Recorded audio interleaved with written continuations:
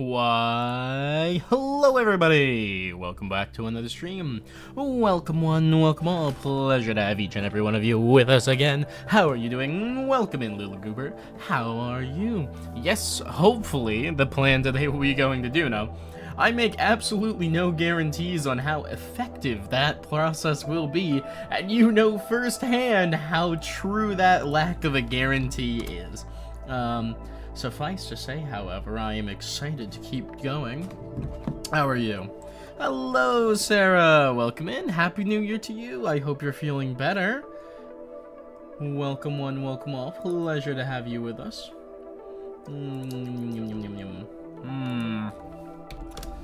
Let's see. Let's put that in there. We'll put that in there. Hello, Argresh, welcome in. Hello, Duna. Hopefully, Duna. Hopefully.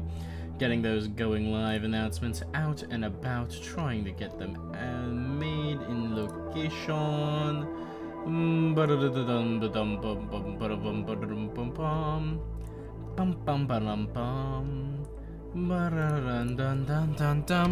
Bam. Anyways, I hope you're all doing well. I hope you're enjoying your, what's it called? New Year's? Happy New Year's, indeed. Happy New Year's to it. Happy New Year's to you as well, Goobs.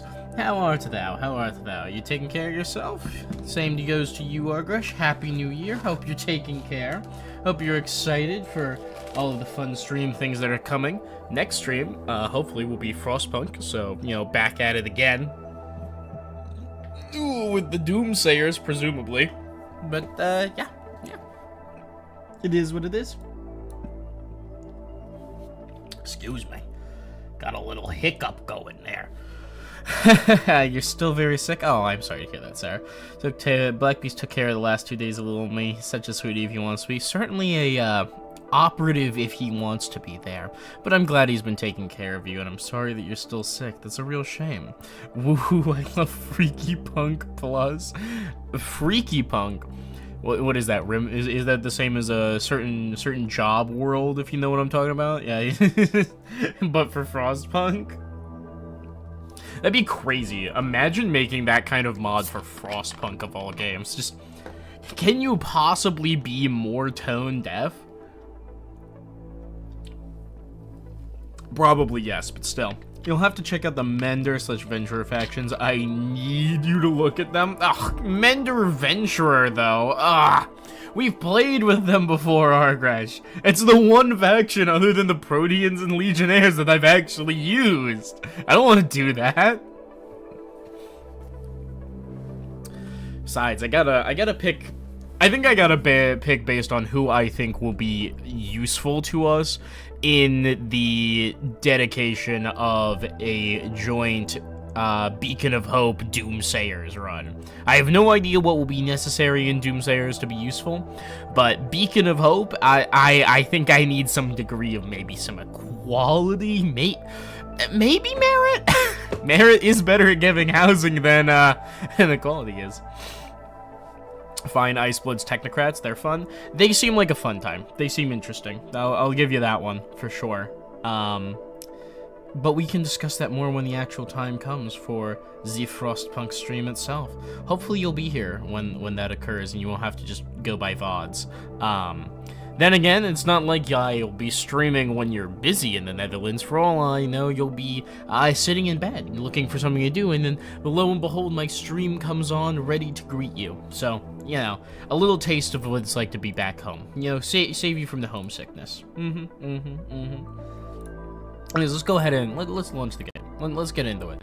I was supposed to start streaming 2 hours ago, but unfortunately I've been playing RimWorld, and as anyone who's played RimWorld knows, that game is shockingly good at sucking away time. You're like, ah, yes, I've only been playing for a couple of days in game. How long could it be? It's been 6 hours of you playing, like... KSP is the same way for me, actually. I'll boot it up, I start playing, and then lo and behold, we're suddenly playing a game that... that is exceptionally, what's the word? Time consuming, if we're being somewhat generous with it. Why is my VOD playback being weird? Don't buffer on me. I need that to be properly situated. All right, taking suggestions now. For one, we need to completely redesign the landing stage of our rocket. It's so bad. It's such a bad design right now. I mean, how many good games make you aware of how much time has passed while you're playing it? You know what? That is very true. That's very true. I think my point with it is more of one of those games where it's not only am I having fun the entire time, and while I'm playing I don't feel like it's been a long time, but it doesn't have discrete stopping points. Much like KSP, much like even Frostpunk, really. You're playing it, and the entire time you are playing it, you are functionally doing something. There is always something going on. Whereas something like Monster Hunter, where I might be enjoying it the entire time, I know I've done 6 hunts, you know, and every time I've done a hunt, I know that's like 30 minutes or something. So you get those discrete stopping points, you know, alright, it's time to be done. Doesn't happen with these more sandbox type games. Maybe you should let Argresh design this rocket? 9! Maybe. I suppose we could crowdsource our rocket, though I feel like that's a little silly. But we could let it happen, I suppose. Make a larger base, please. Also 4 legs and less top heavy. Alright, so I'm hearing more top heavy, narrower base with 2 legs. Okay, cool. But first, before we design anything, we do have 800 science to work with. We should probably spend it. What do we think we should spend it on? I mean, we're at the point where we could meaningfully engage in space plans, I think. 5 legs? I mean, I suppose.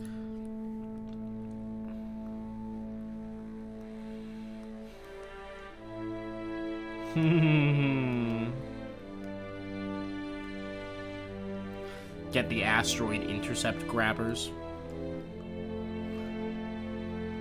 Probes? Suppose we could prop some high-end probes. The cube.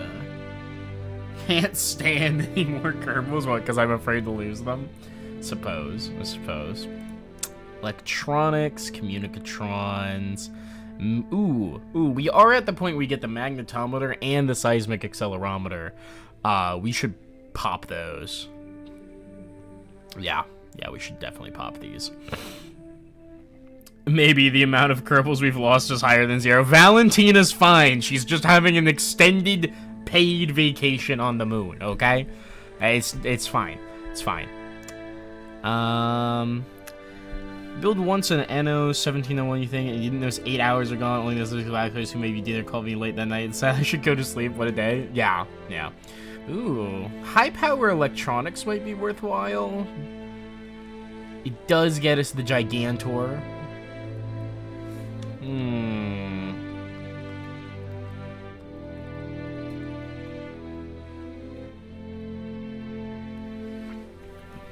Valentina deserves to be there. She couldn't hold on. She was weak.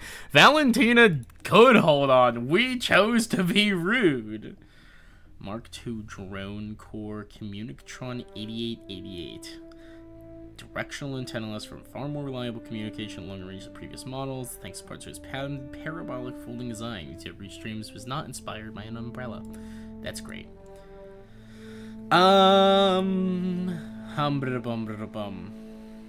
GravMax negative gravioli detector. The ionographer, large scanning arm, convertatron. We could get the fucking stuff. Could be fun. Maybe the mobile science lab. I think we have that, don't we? Oh no, we don't. We do have the mobile processing lab. Scanner resource mapper. Container module. EVA fuel cylinders, cargo storage unit. Jack the science lab to its max. Valentina doesn't deserve that. You should try and misinform us viewers, goober. You should go to Minmus and just stand there and get so much science. This is true. This is true. 2 million science in one trip. We also get the extendable ladders in this one.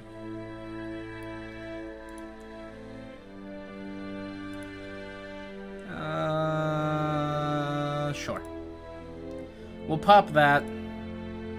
And we'll pop electronics so we can get the advanced scientific studies. What does the science lab need? Does it take electric charge, or is it just put a scientist in it and pretend that it's fine? You need to transmit that science back to Kerbin, though, right? Like, you can't just recover it. You need to transmit the entire time. The pomegranate re-entry module.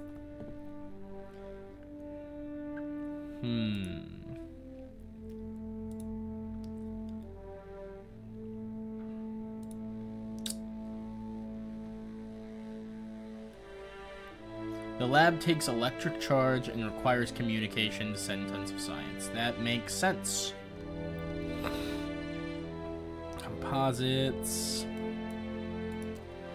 Advanced flight control so we could have actual RCS available could be nice. It also comes with the advanced inline stabilizer, which is, you know, big reaction wheels.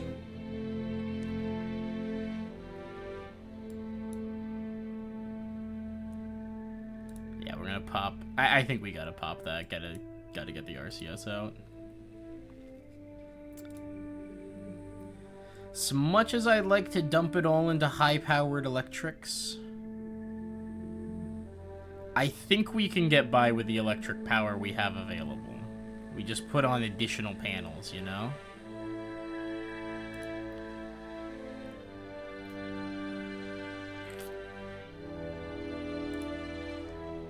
Hi, Elmigon, welcome in. Pleasure to have you. Happy New Year. How you doing? What's up? We're playing Kerbal Space Program. I don't think we need actuators. There's a part of me that wants to pay for the advanced reaction wheel modules. Let's see. Let's pop over here real quick. How big are our reaction wheels? We've got the small inline reaction wheel.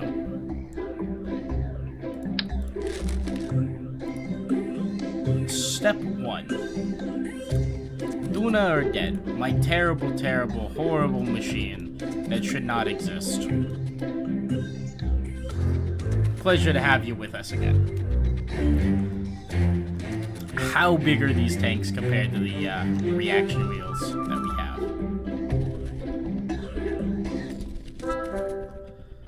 So, small inline reaction wheels, not even close. Advanced inline stabilizers, still too small. Alright. Small radial gyroscope. Higher electrical output isn't necessary for what we're using it for. Nice, good to know. Okay, am I insane, or is it like really loud in the VAB, like the music? Dog ass shit, bro. Shut up. Leave my terrible, terrible machine alone. It tries its best. I'm just gonna drop that music volume down a little bit.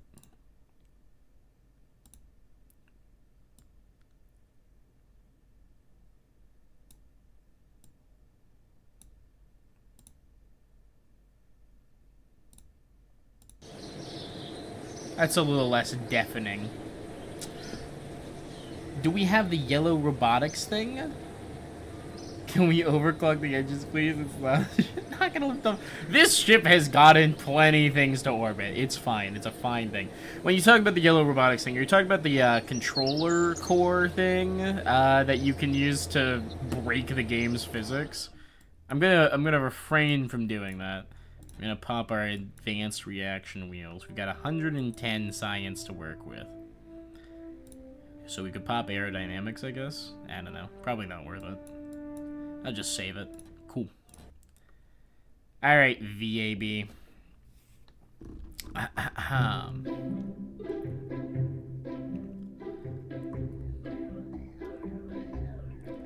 Three Kerbals in one conveniently round-shaped package. Okay. I think in some capacities, we just need to redesign this machine from the ground up. This lower stage, over-engineered to hell and back, but it sure does get the job done. So, I'm okay with that. I'm also okay with this top stage, I think. It seems quite reasonable.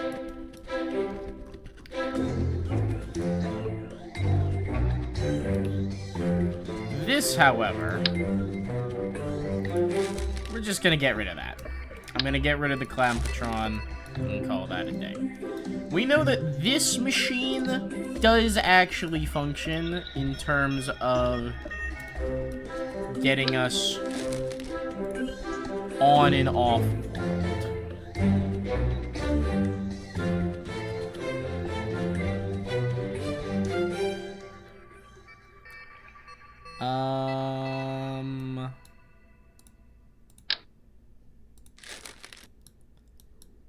just for the sake of this, Zootopia 2 has become the highest grossing Disney animated film ever. Total furry cultural victory. Glad we're back at it again. Tell you what. I'm gonna dump all of the science off the command module. We'll have all of our science contained on the landing machine.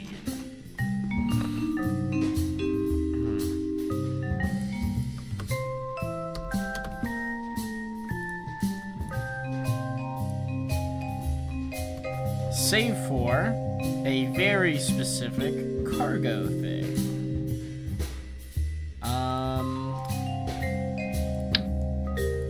God, the mobile processing lab is gigantic. Great for Disney if they didn't release another plot like the last few years. Fanfic artists had a field day with Lisa movie. God dang grammar. True.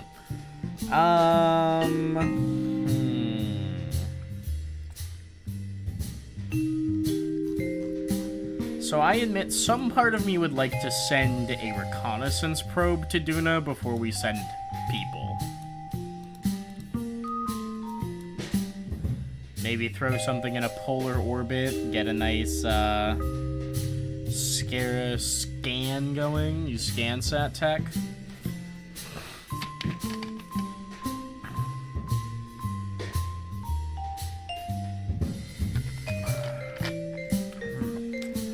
Fanfic artist got everything they could ever want. It was popping. I still haven't seen it yet, actually.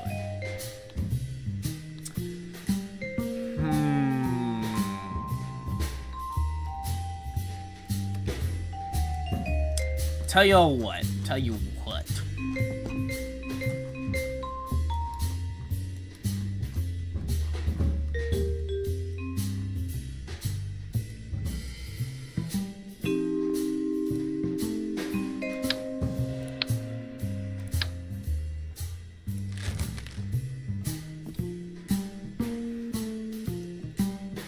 It's a pretty good rom-com.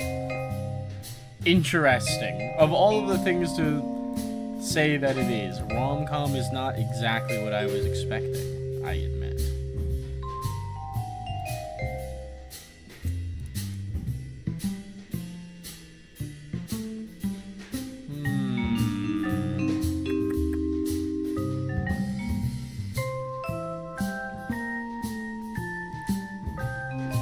Whoops, we forgot to buy a better probe core.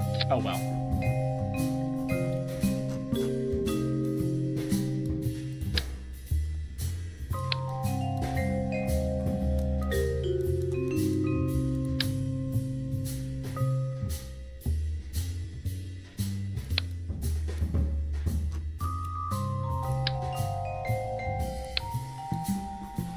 Alright. I haven't seen it either. Hey, Black Beast! No, come on. No, please. I leave now. Bye. Aw, bye, Omegon. Thank you so much for being here. Enjoy your New Year's. Take care. Bye-bye. So going with you. Best of luck on making that happen, Sarah. I believe in you. Okay. Let's see about building out one hell of a probe. It's gonna need electricity to complement its, shall we say,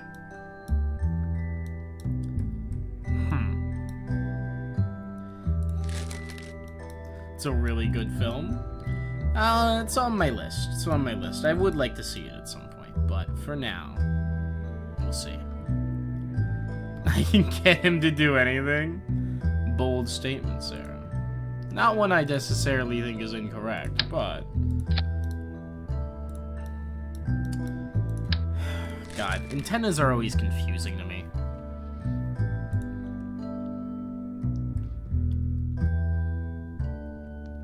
So, we probably need the survey scanner, if nothing else.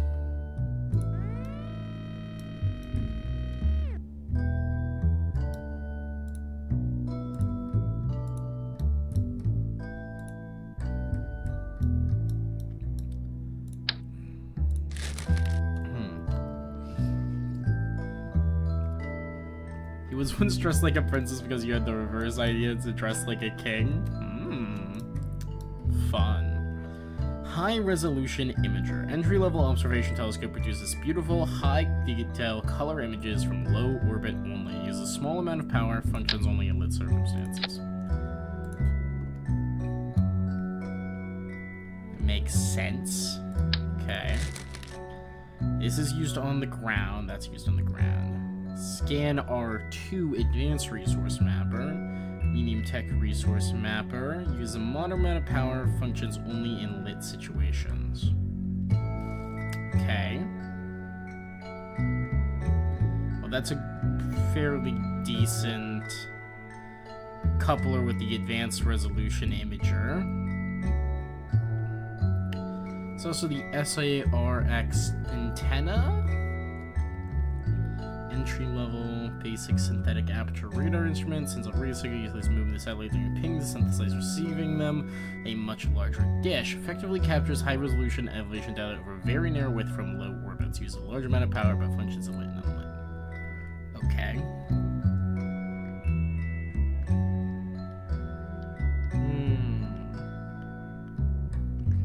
I mean, I feel like we would want high-resolution elevation data, right? What is the multispectral scanner? Jack of all trades, observe light reflecting on plant surface, delivering low-detail color images and biomaps, can even tech surface resources. Improved optics electronics allow for effective operation in higher orbits compared to entry-level products. Only a narrow swath, uses a small amount of power, only operates in the day.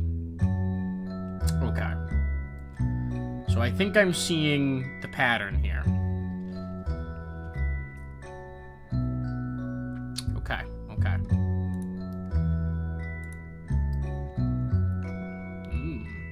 Rotors and hinges, huh?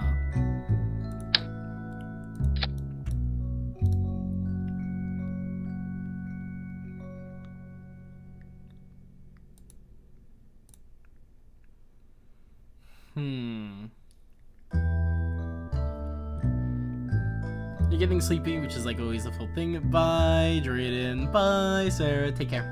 Hello, Pyro. Greetings, Rose. Okay, now launch it.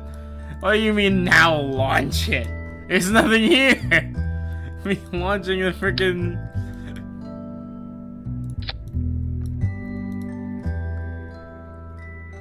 How do these hinges work?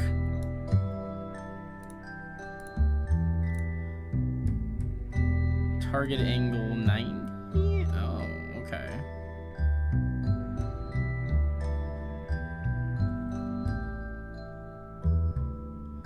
Put that at 80 degrees. Motor engaged, disengaged.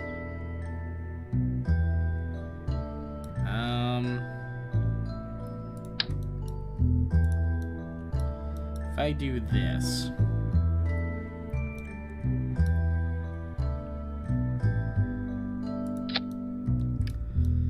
Okay, why are you asking me? Well, you people are the ones who always seem to know how the game works. Rotational servo. What does this servo do?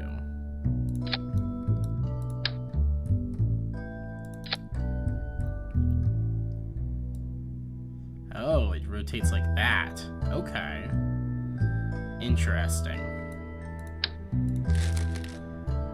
Cooper, what's your favorite place to go in KSP? Lathe for real? Same. Oh, that's like cheating. Everybody likes going to Lathe.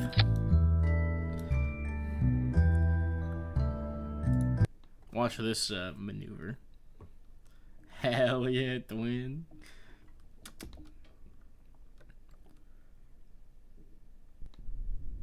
Yo, Goober, I know I liked you, dude. Oh god, you're gonna do the thing. Alright.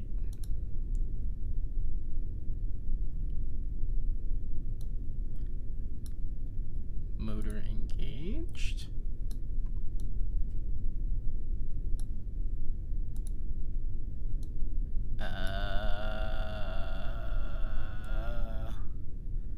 Well, I mean, I can just manually move them in the menu. I hate it, but I can do that.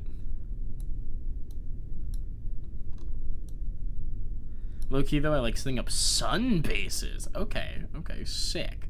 That is actually a cool thing. I would love to... I would love to have this thing move, you know, on its own as a thing, but I think you gotta set up...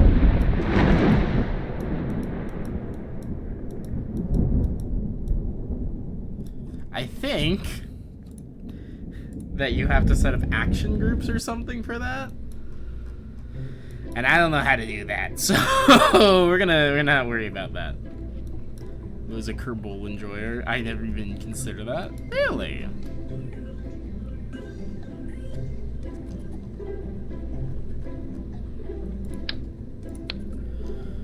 Alrighty.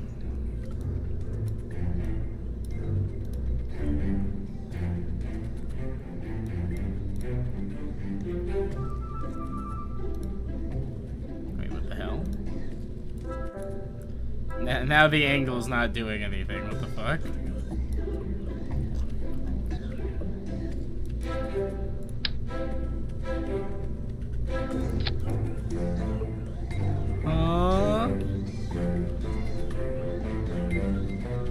Aw, man.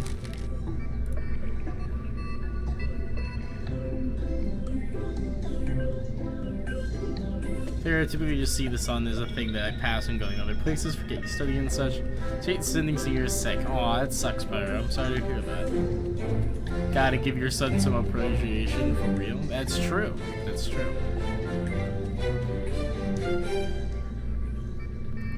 Do I need the Cal controller? There's no way I need the Cal controller for this, right?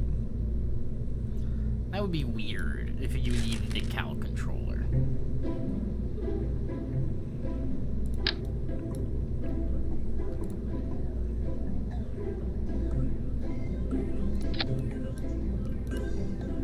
See, now I can move it. How do you activate this thing? To Google KSP how to use hinge.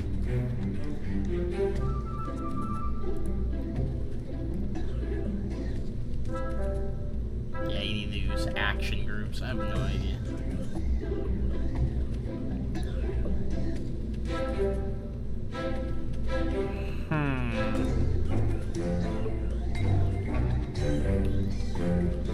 Actions, okay.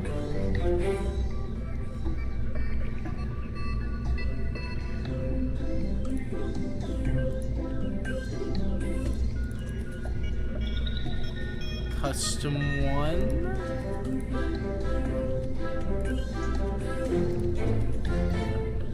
Cleans on hinges. Oh boy. Group actions, stage, gear, lights, RCS, SAS, brakes, sport. least you came really close to being Tricephalos. Good job. Custom 1? Oh, okay. Shift plus click. Selection hinge.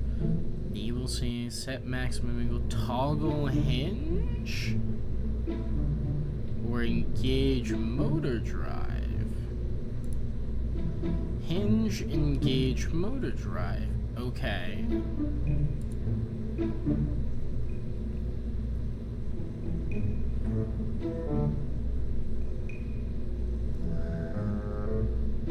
Huh.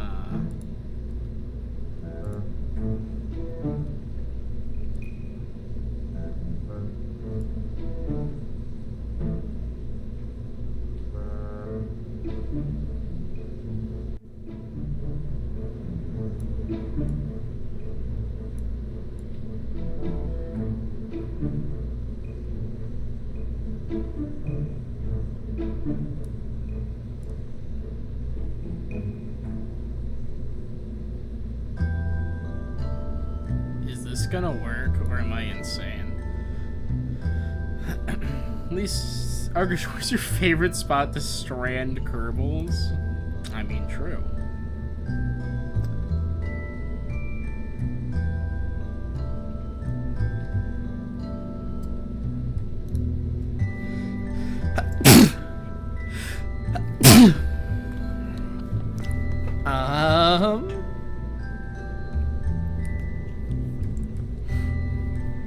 Angle limiter is 81 degrees.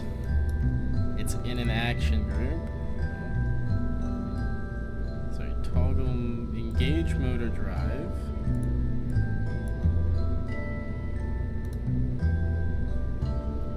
Don't tend to strand Kerbals. True. Real ones don't strand their Kerbals intentionally.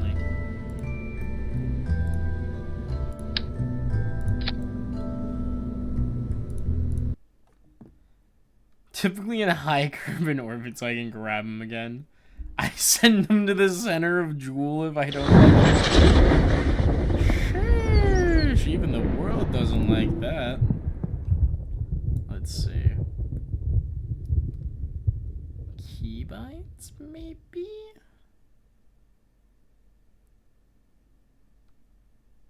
Where do you see keybinds? Does anyone know? How do action groups work? KSP. How to use action groups.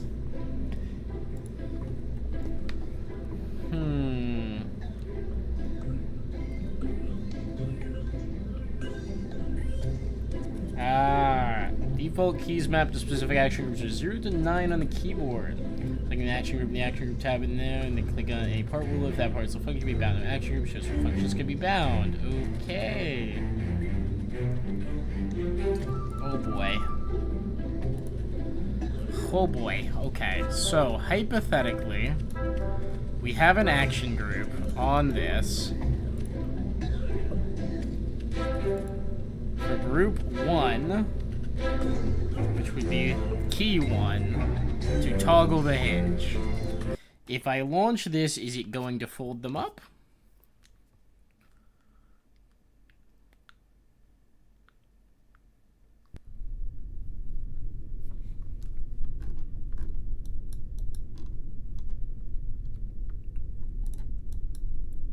One.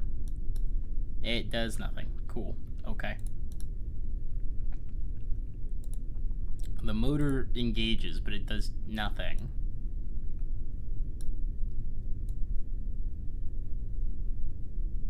Huh. Well, they're upside down right now. I can still just use target angle to move them. Uses a ton of electric charge, which, makes sense, but... Ay, ay, ay, ay, ay. Gotta say, these are kind of a pain in the butt.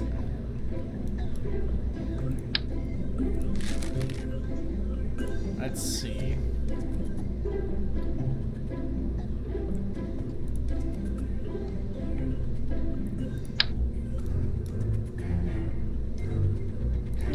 Put on a hinge. Target angle, -90 degrees. Put the angle limit. It's only allowed to go from 0 to -90.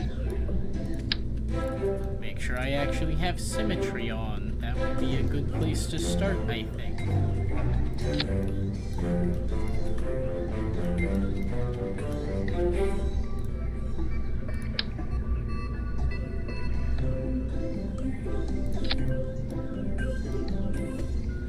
Okay. And then we go structural. Modular girder segment. And then we take this, move the angle, and look at that. We can just have this fold out.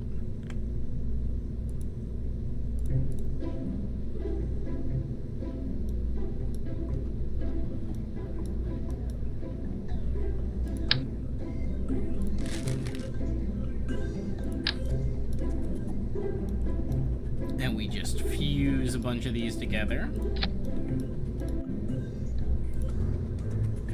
Like so.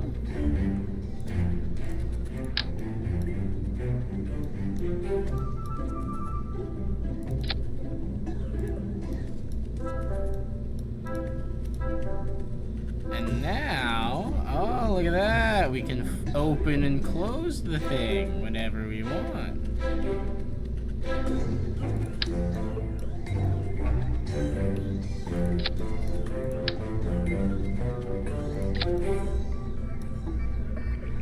Okay, extendable satellite acquired. That'll be cool. That'll be good. So, science time.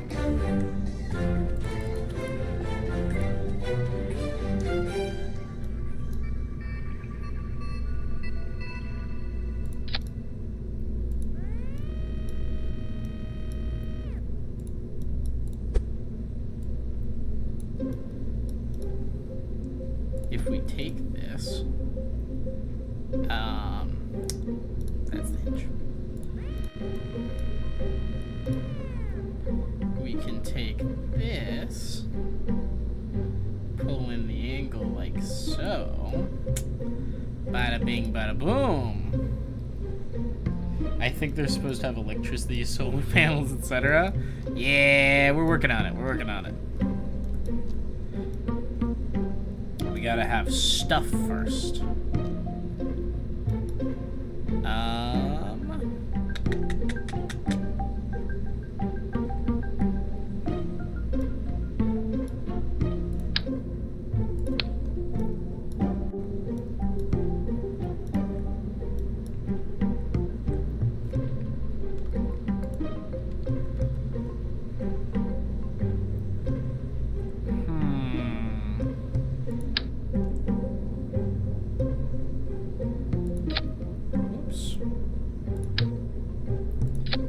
Is there a way to copy and paste parts? So I can just like double the length of these or something?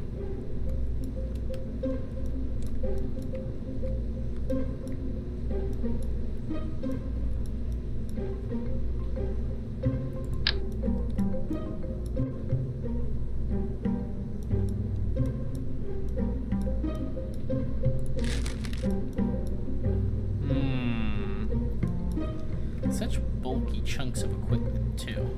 It's a shame.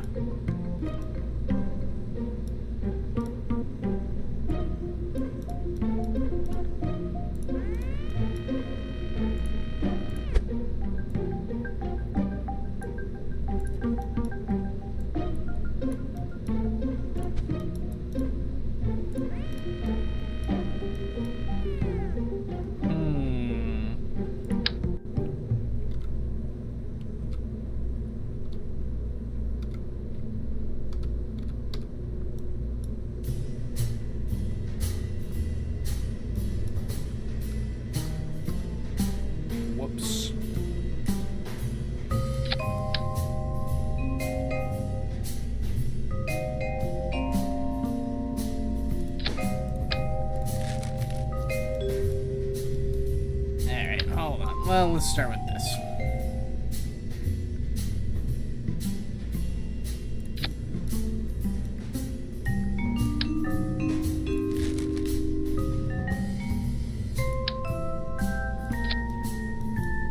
If I do this...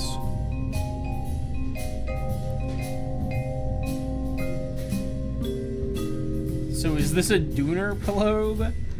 I think I want to test this above Kerbin first, but hypothetically, yes. We'll send this to Duna when we're done.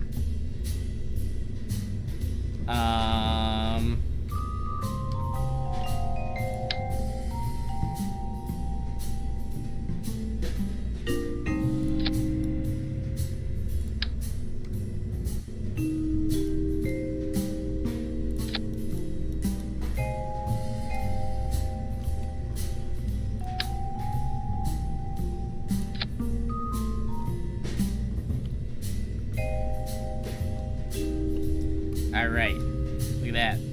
A core. Take this. Electronics. Big honking batteries right in the middle.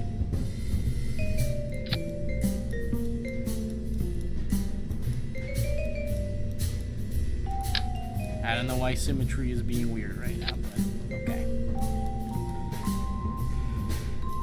Okie dokie. Actually, I can guess why.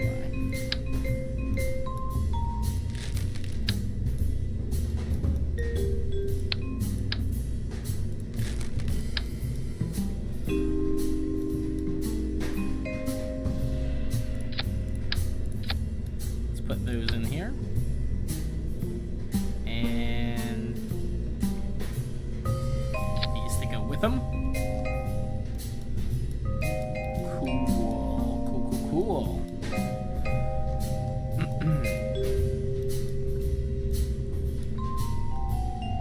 So then, communications.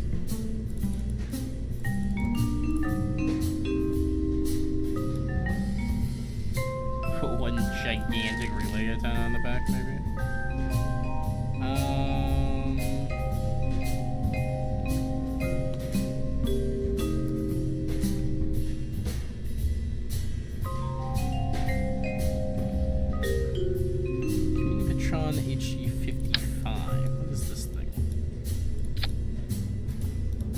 It's on a crazy extendo arm.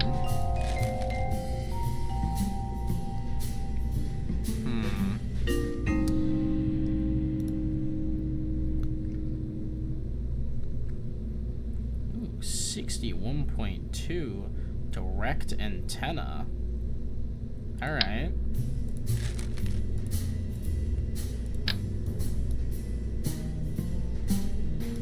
I think we're gonna want one of these too.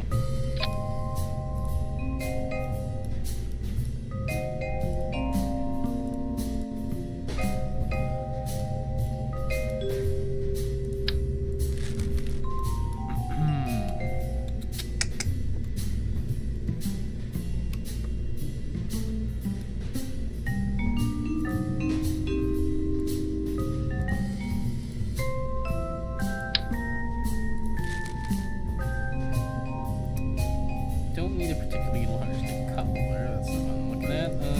Structural, radial attachment points. Yeah.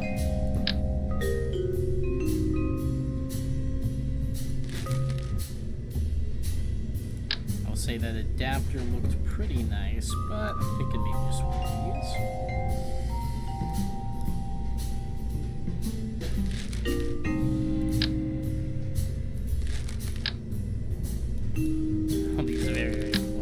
Modular girder adapter.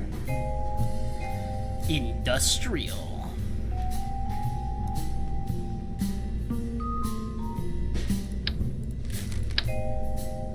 The octagonal strut also gets the job done. Nah, actually it doesn't, like, at all.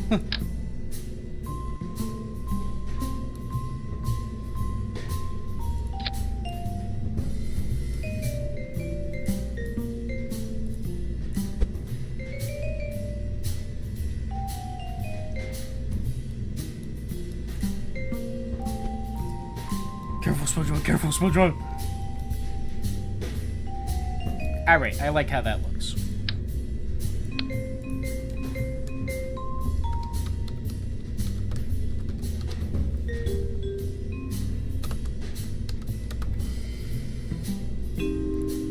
Scanner Pro Mark 1. It needs more stuff, that's for sure. Communications. How about a high-end relay antenna?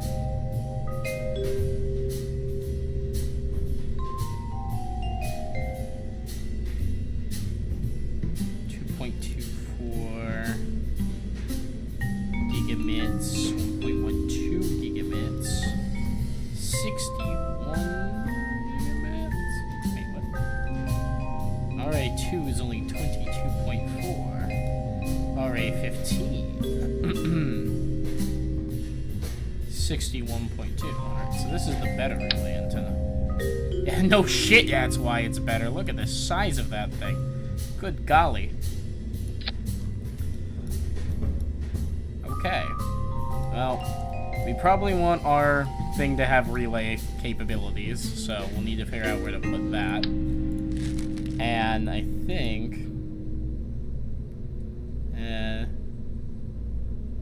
okay. Okay.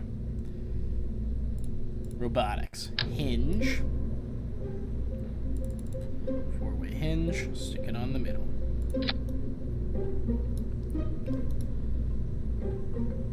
Target angle 90. Yes. Angle limiter. Put that to 0 to 90. Target angle will be 90. Actually, no. Target angle needs to be 0. Can I put the direct...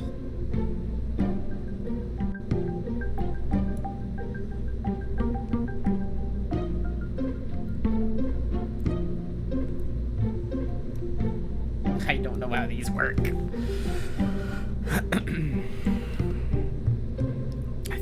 I think I just do it in space. I think we just do it manually in space, call it a day. In the meantime, structural points, grip strips, grippy. Get the modular girder segments. Perhaps the octagonal strut. They are smaller. How much these things weigh?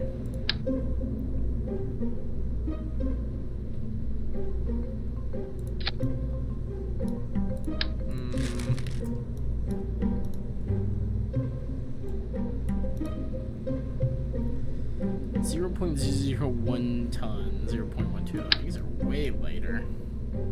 They may be less structurally sound, but hopefully that'll be okay.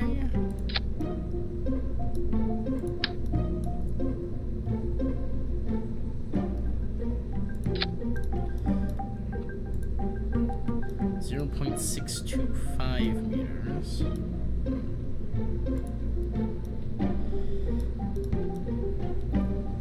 Other than the fact I'm gonna need a ton of these to get length. Structural tubes. I do not need structural tubes. The not Rockomax structural node. Scoot. Modular girder segments. Slot on, scale them down, hope it tweaks the weight down in our favor a little bit.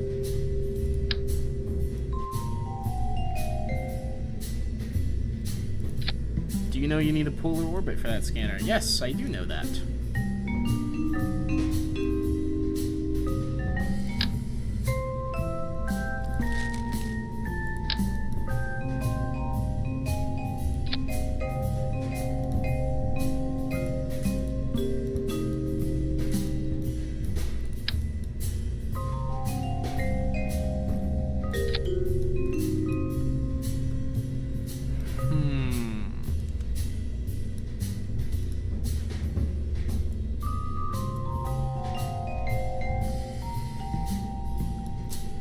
let's see here.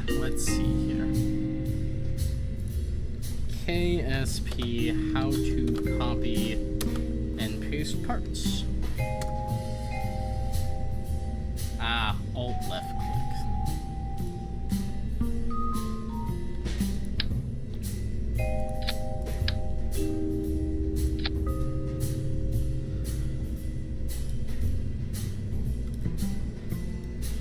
Nice. Then these can extend out, giving us a substantively larger satellite footprint once we're in space. Cool. I could ask you. I did ask you guys! I asked you guys if there was a way to copy parts earlier, and none of you said anything. I assumed that meant you didn't know.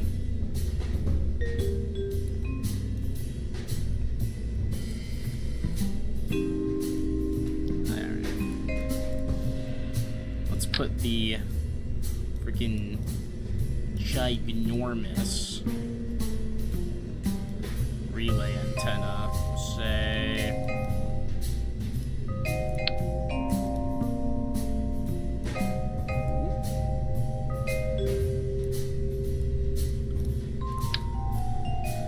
let's put it on the back of this one, maybe,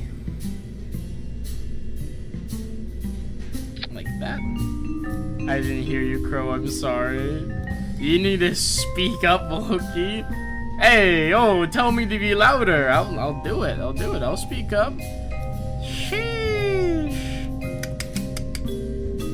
You people. Mean to me. Mean to me island, I swear.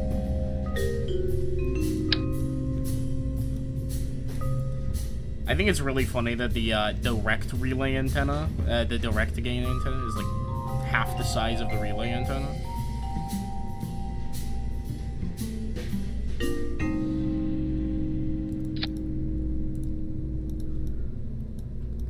Itty bitty tiny regular ass antenna. Okay.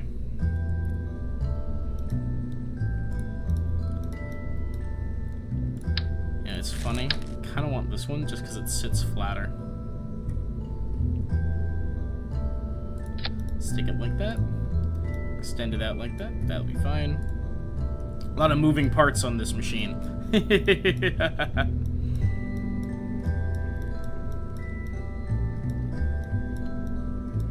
Is the game too loud or am I too quiet? Like, either one it could be. You guys just need to let me know. Alright. So that should give this satellite all the communication functions that it needs.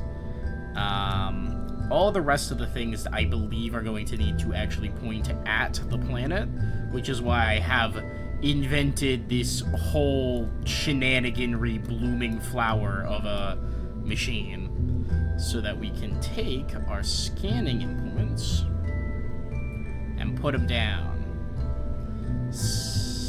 Put the maybe an enhanced multi-spectrum scanner too while we're at it.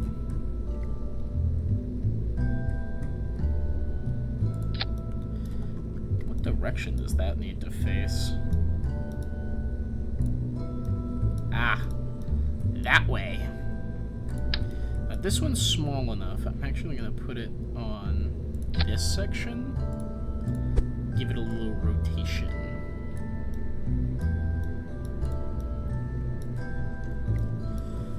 Oh, that's going to be behind this when it deploys. That's fine, that's fine. We'll just give it a little...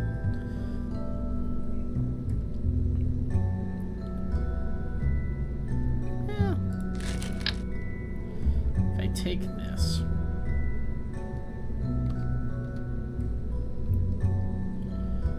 Put it like that. Scoot it down.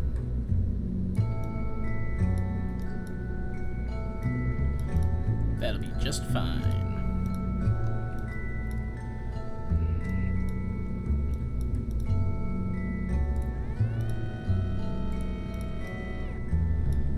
Just gotta make sure everything, when deployed, won't be interfacing with each self.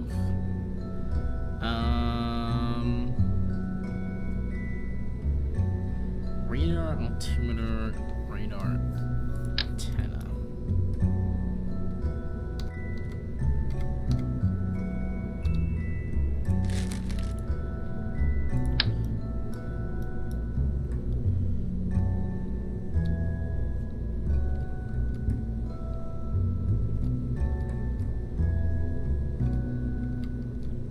Can I rotate this the way I would like to?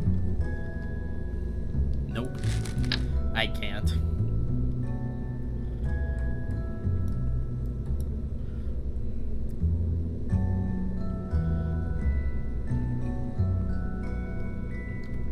There we go.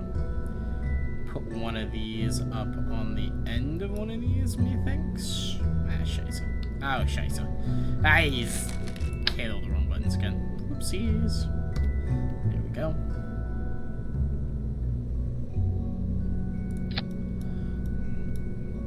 Put the big old SARX antenna on the end of that one. Slot it like that. Should be just fine. Wonderful.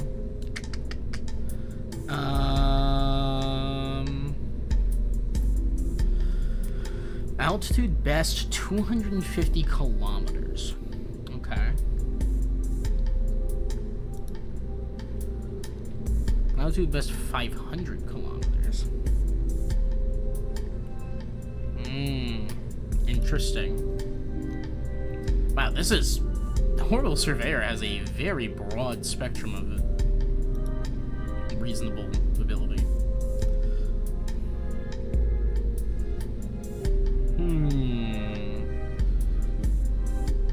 Science Junior, Radial Science Junior,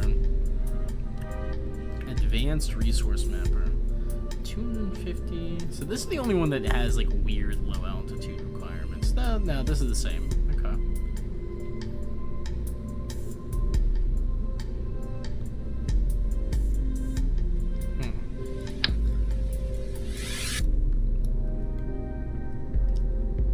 Alright, Advanced Resource Mapper. How do you deploy? Like that? Okay. Let's put you on this arm then.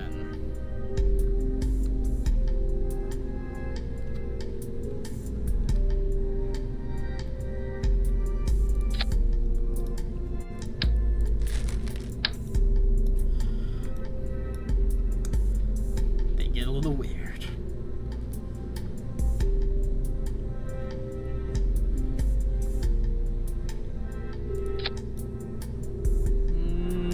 Love it, but it will work.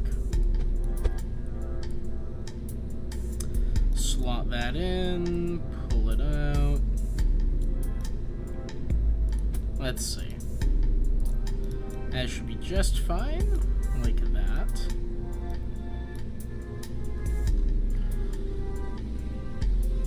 Okay.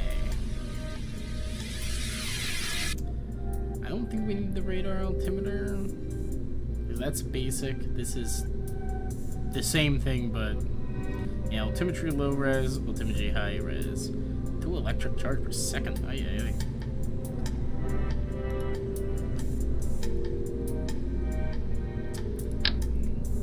Oh my.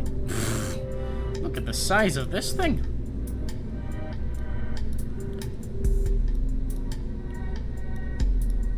This one's also very picky about what it can attach to, huh? Interesting. How much does this weigh? 0.1 tons. This does not weigh much. Cannot be placed in storage container, but can be manipulated in EVA construction. Interesting. Altitude max of 250 for the high resolution imager. Interesting. And at least this one wants to cooperate.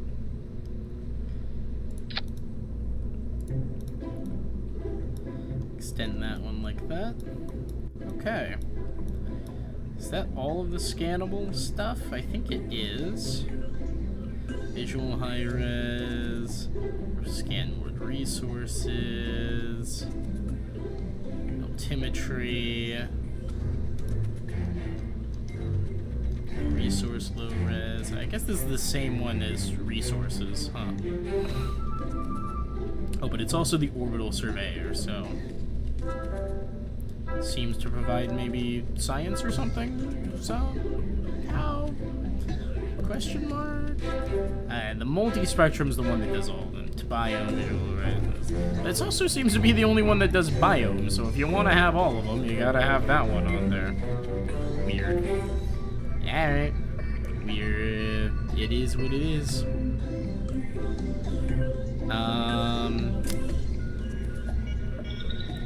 Guess I should probably bring all of the science stuff.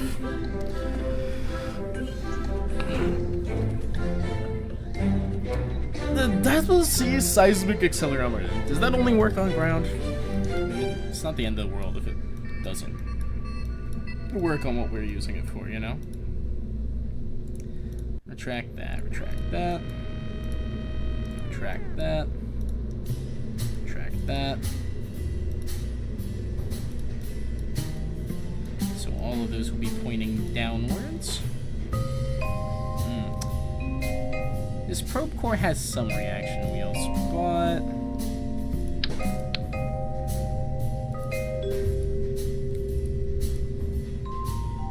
advanced inline stabilizer. Oh, that's good.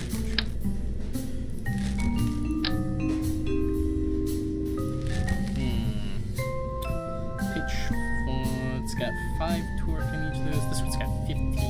Where's the? Just close. Oops. Didn't mean to shut that down. Whoopsies. There we go. Nuh-uh. Oh. Okay. I have no idea what you're nuh-uhing. I'm so sorry. Ba-da-bum, ba-da-bum, bum, ba-da-bum, ba-da-bum, ba-da-bum. Probe core.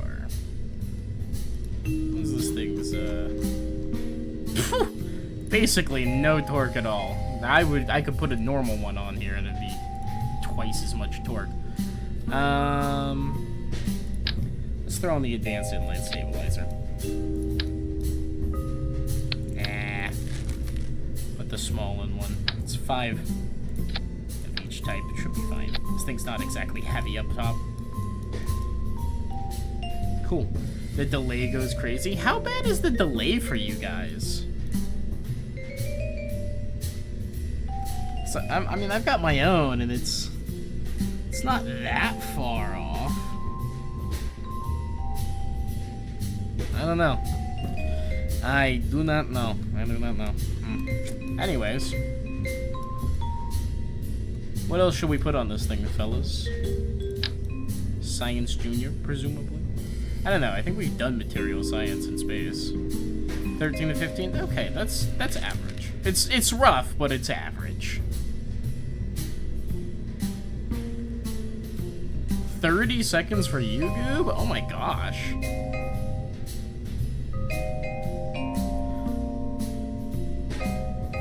Yeah, that is in fact brutal.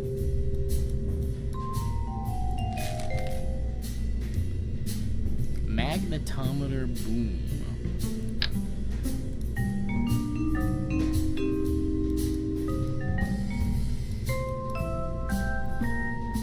For the sake of the bit, I'm gonna put it on the end of the already very long arm so the magnetometer goes all the way out there. Just world's longest extended piece. I do think I've overbuilt the probe a little bit, unfortunately. Probably because you're in the west. Oh, good lord. Do not do that. Okay, lesson learned. Lesson learned. We can downsize this later if needed. But honestly, what's the harm in being a little upscaled, you know? If the magnetometer, I mean, fuck it. Let's throw on the seismometer while we're at it.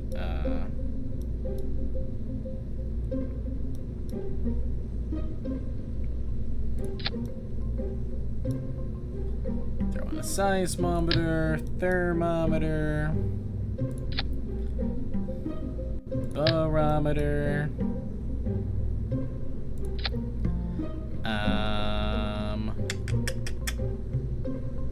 Anything else? Fuck it, throw on a mystery goo, why not? We've probably got mystery goo for all of it, but we can grab it anyways. Am I missing any science experiments that can actually be run? Because I don't think I can actually run the atmospheric fluid variometer.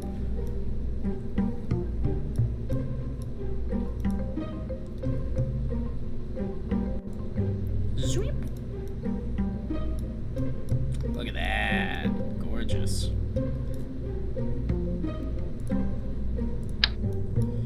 And go ahead and take strut. Or not. Hello. Any particular reason we can't attach a strut here? There we go, that strut works.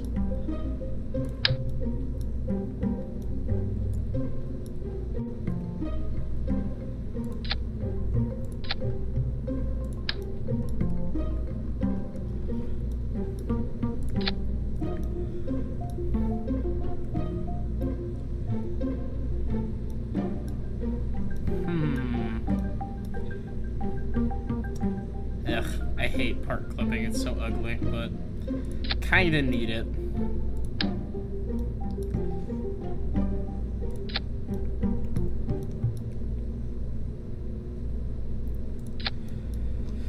And we'll just disconnect those things in orbit, and then we can pull her down. Should be just fine. Alright, we've got a pretty sizable probe now.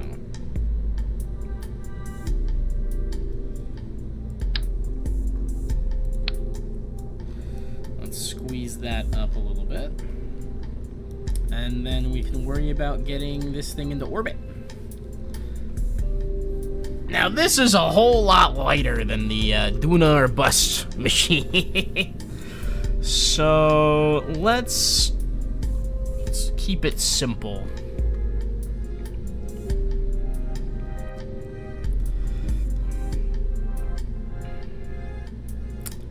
You know what? Ditch this whole shenanigans. Coupling.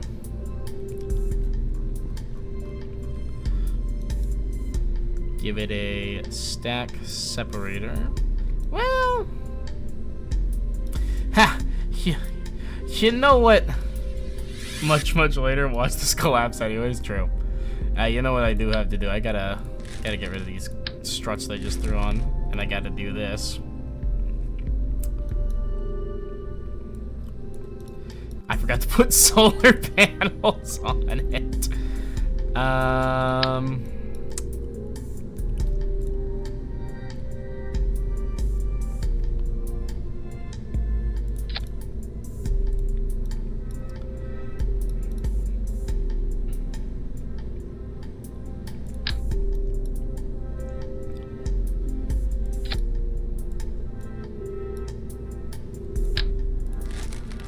Can I get a Gigantor panel, Mom? We have Gigantor panels at home. The Gigantor panels at home.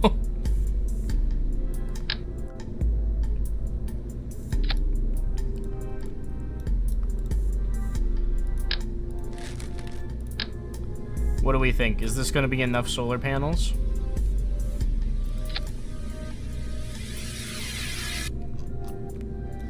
Why is why is the last one sitting at an angle? You're not that special.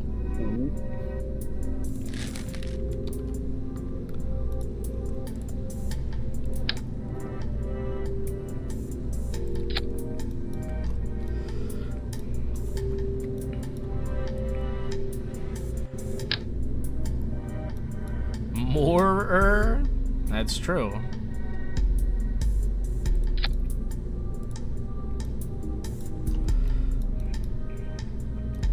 What do we think? Do we need more solar panels than this? I mean, in day, each of these puts out a wonderful 1.6 per second electric charge.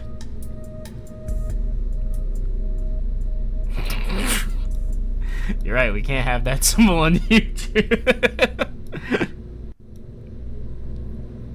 We're not. Fear not, it will not last for long.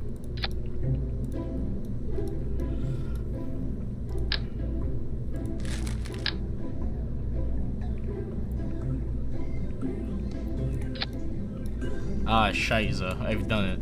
Accidental Hitler.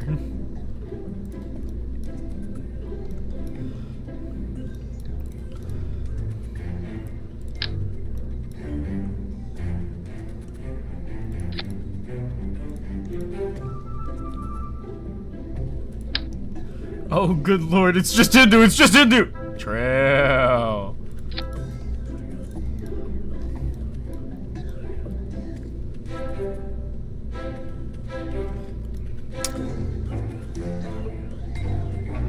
Alright, watch this little maneuver. Can't fit in the long ones on the inside anymore, but I can put out one of these to fill that hole. And look at that, that's just a regular old satellite, no big deal. Actually, slight big deal, this one's too big.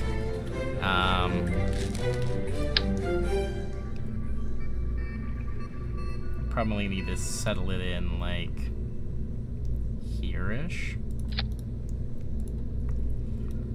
And I don't think those are gonna collide with each other. No, they won't. Wait. Yeah! Look at that! Perfect. Now, as long as they don't do anything weird, it should be fine.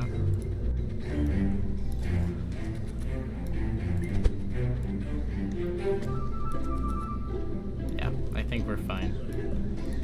I mean, hypothetically, I should just...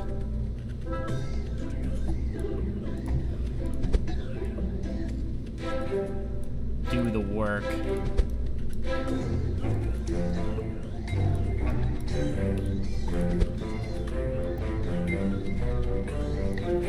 Turn them all horizontal anyways, just so I can be sure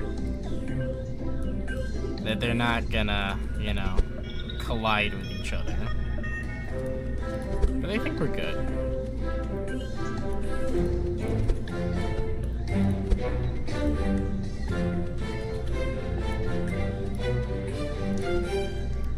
Though admittedly, this one is intersecting with that piece. I should be able to fix that easily enough by just actually slotting that into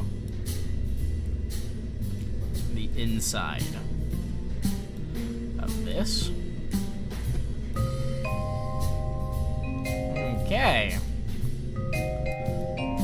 Cool.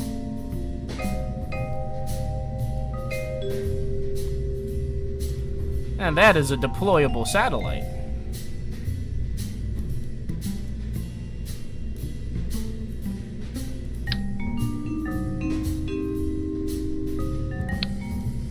Did not mean to grab the whole thing.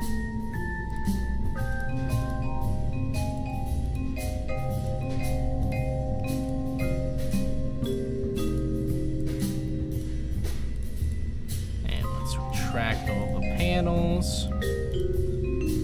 Hopefully that produces a ton of electric charge for us. We've got decent electric charged storage with these batteries too, so it shouldn't be too bad. I don't think we would be remiss in giving it a little extra storage, just in case.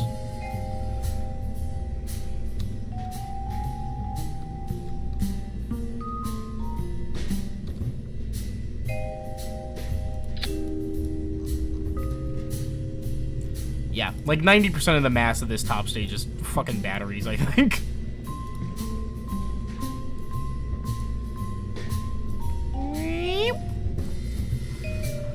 Alright, Scanner Probe Mark 1 I think is ready to go. Let's save that up and let's give it a proper top stage. Argresh, my friend, what do we think?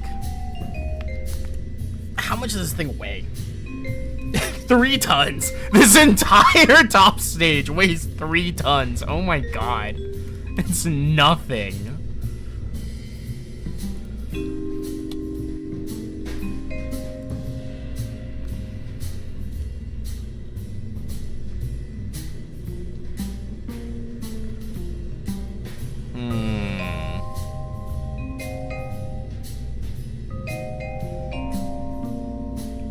Get a super light, tiny liquid fuel. Only 3 tons? Not terrible. Yeah. What do we think? I should probably give it a, you know, a hunk of some kind of,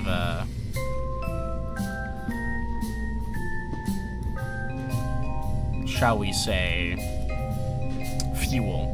That way it can adjust its orbit and all that. 2 total liquid fuel is hilarious. Why does this tank even exist?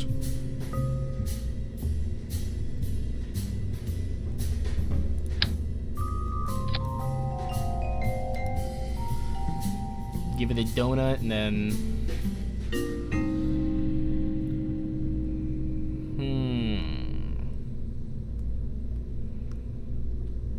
What's like the most efficient liquid fuel engine?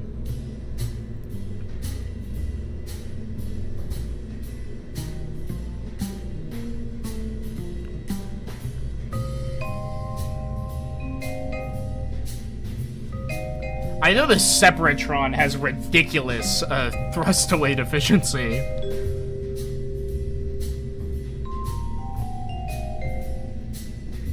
I want a top stage that can move itself around pretty easily, you know?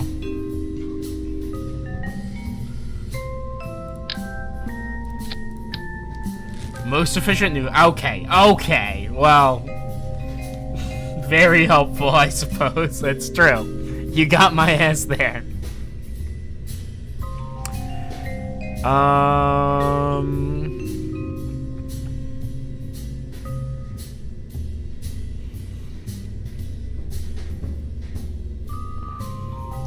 Is this spider good? There's a hilarious argument to be made that I should have 4 spider engines at the very tips of this, and I just up like that.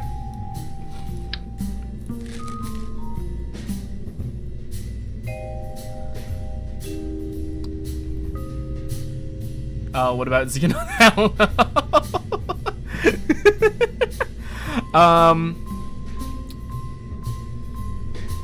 What about Xenon? Unfortunately, we don't have Xenon currently unlocked. Otherwise, that would be my top choice, just because I know that Xenon is stupid efficient, and this thing has a lot of electrical charge potential. That way we could just, you know, oh, we need to raise our orbit to be in a more optimal position for something. Well, let's just pop Xenon for it. But we don't have Xenon, so we can't do that. I mean, the Pug's pretty good, right? Or is it Terrier? Pug or Terrier both could, I think, get the job done.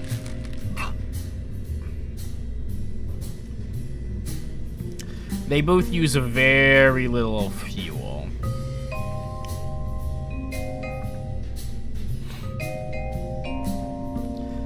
Pug drops the least, I think. Comes with an itty bitty tiny amount of fuel for itself as well.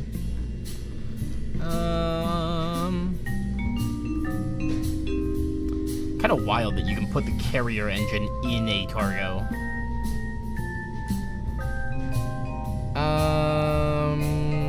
We definitely don't need any of these.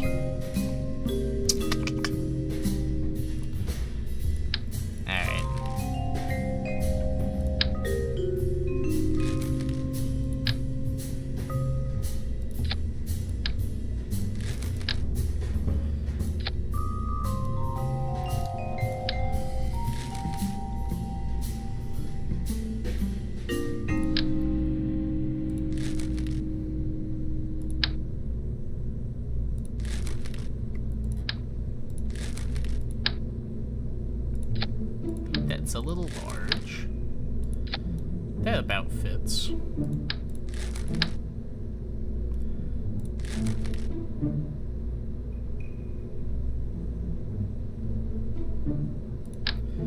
This gives us 72.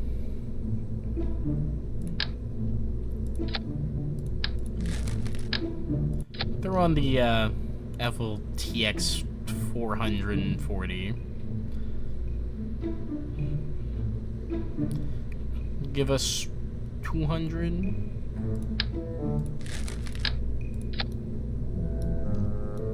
Yeah.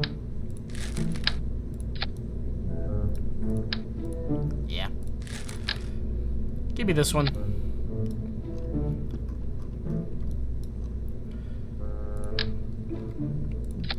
Drop that down. Does this thing have gimbal? It does not. Does the Terrier have gimbal? We shouldn't need it, but yes, this has gimbal, so we'll just throw the Terrier on that. And that's actually too tight of an adapter.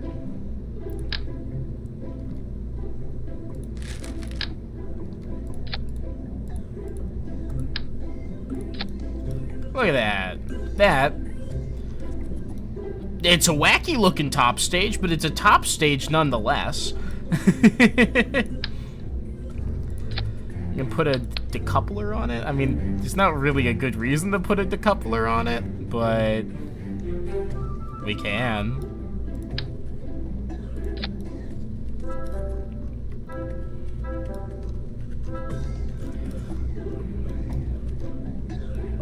Alright, cool. Put your decoupler on that.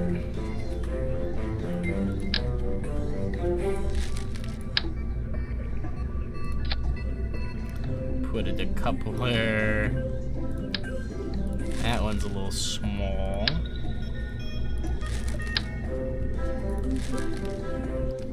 Where am I there? There we go. We're on the TD12. And then payload, get that Airstream protective foil. This is the 1.25 meter. Yeah. Alright. And then, oh, can I not angle this out further? Oh. Huh. I see. Size limited by base. Okay, okay, that makes sense, I suppose. In that case, I will need this one, I think. Yeah. That one is small enough that we can encase the entire satellite in the fairing. Oh. No, it's not actually large enough. The gigantic relay antenna is in the way. You know,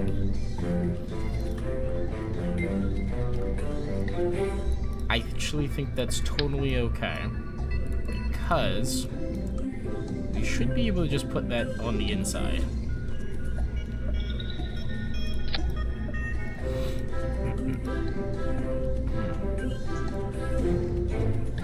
Oh, look at that.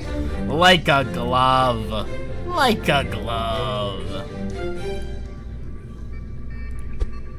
Can even squeeze that in a little further.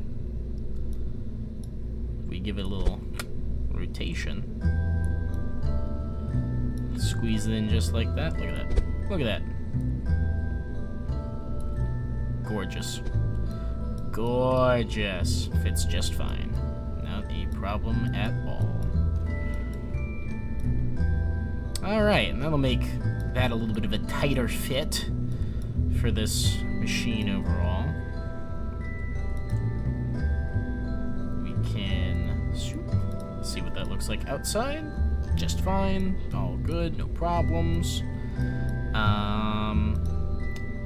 Swoop, pull that in.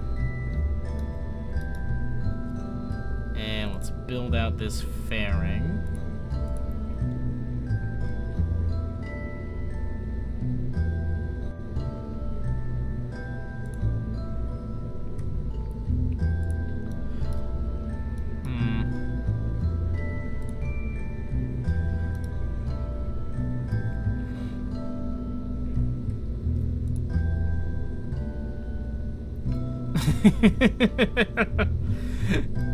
Does the shape of the fairing actually matter all that much for the way it calculates aerodynamics? It'll be fine. Okay.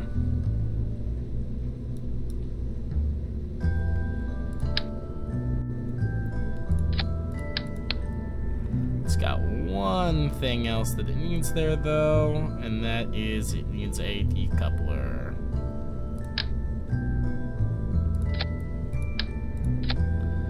There we go. Easy breezy.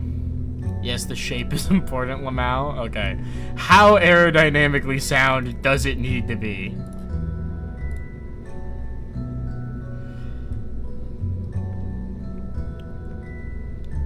Like, is that little bit of extra math that I used to put it up into that nice sharp cone worth it for the aerodynamics?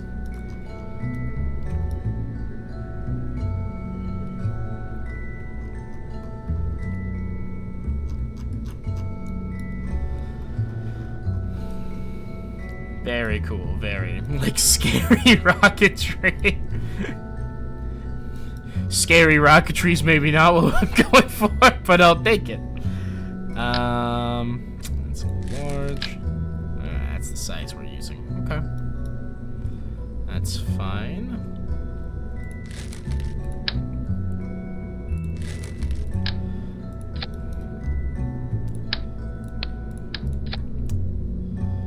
I don't know how many of these we need. That many? Stage 0. Its thrust to weight is... It's only got 553 meters per second in delta V, which is fine. A little bit should be okay. Don't overdo it. Cool. Gotcha. Good to know. Good to know. But it's got a thrust to weight of 0.7. What is good thrust to weight? Do you want it over 1 or under 1? By the way.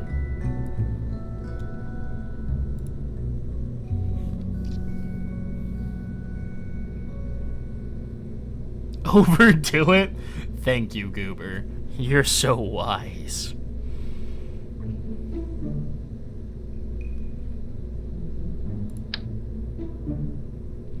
$1.67. Okay.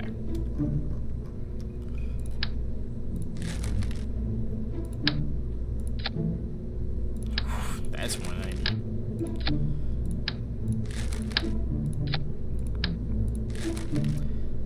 Valiant's a little closer. Best thrust rate is above 1. 1.67 is good. Okay, got you. Then we need the cheetah. It only puts it up to 1.5? What? Why? Bobcat is 4. Towards 0.74. I think we need these ultras. But the Kodiak 3?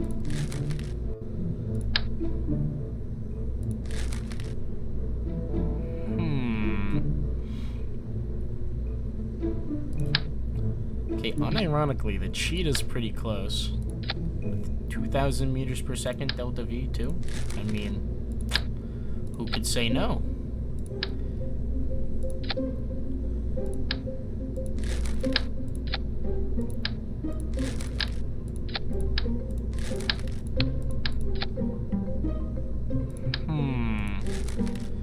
Okay.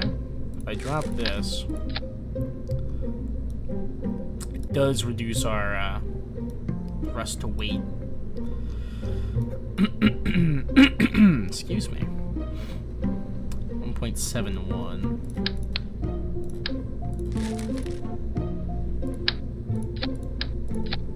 1.27. Gets closer to the proper thrust to weight as it drains, though, so I'm actually not that concerned about it.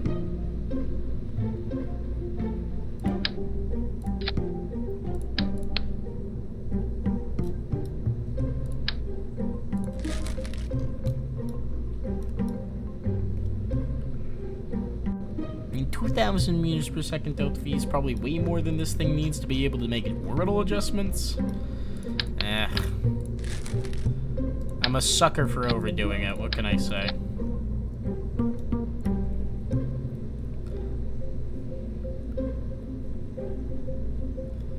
Let's give it that one, go to coupling.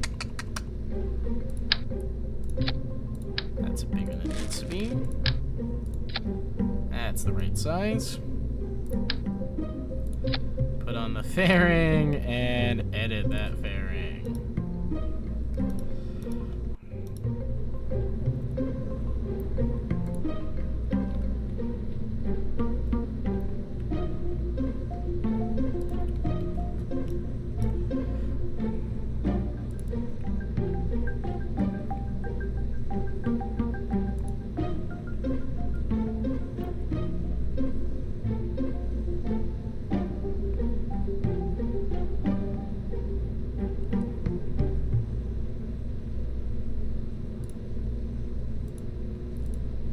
Oh god.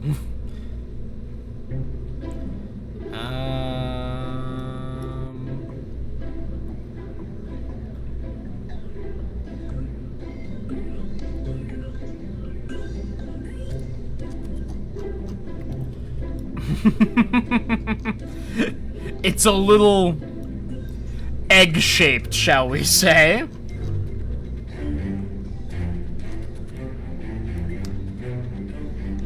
Let's give it some nice big booster. Thanks.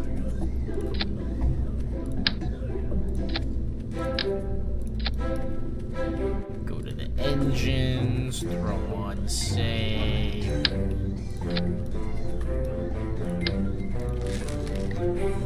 We love our eggs more scary.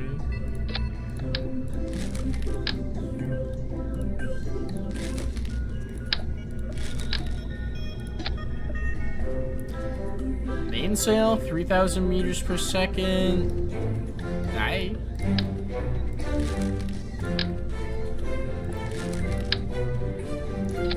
Could also give it a cheetah. That's not nearly enough. How about the bobcat? 0.78, 3,000 meters per second delta V. That's pretty based.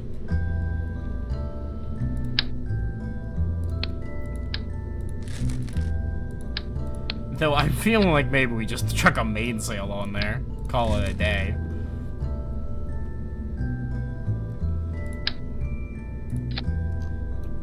Good thrust away at decent delta V. Throw on a couple solid rocket boosters and it'll be in orbit, no problem.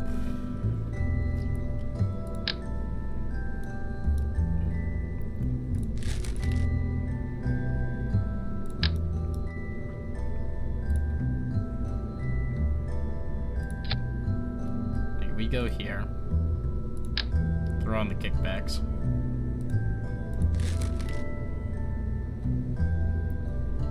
Wait, which of these has more thrust? 2,600, 5,800. Give him the Pollux. Oh yeah. Oh yeah. Now that's what I call over-engineering.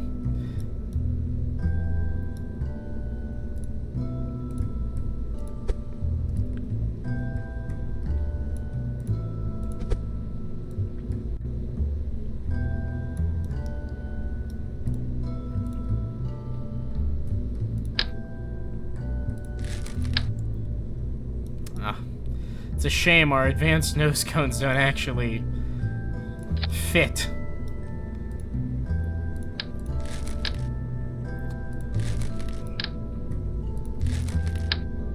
There we go.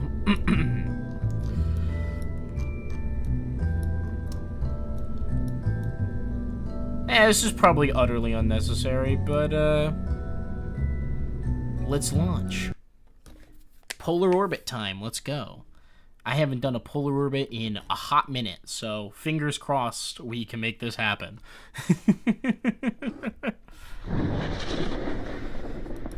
Throw on SAS, throttle it up to, say, quarter, and, you know, actually all of those should be in one spot, and,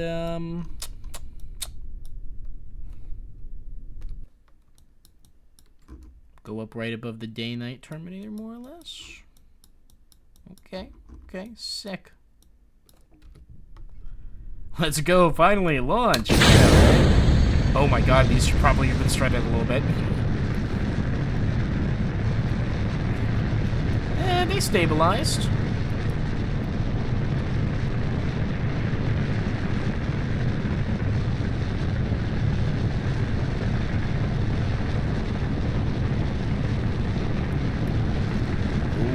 Oh, the wobble. Oh god! Oh god, it's falling apart!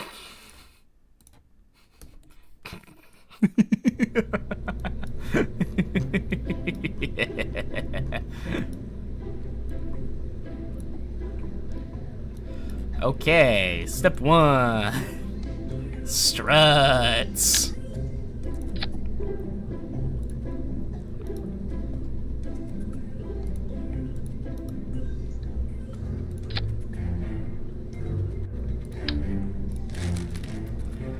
Wait, there's no fins! yeah, that's a good point as well. There are no fins. I should probably be concerned about that. Similarly, I forgot to restrut the top of this, so these things are wiggling around in there like there's no tomorrow. Yeah, you know what? Let's turn symmetry off and do these one by one.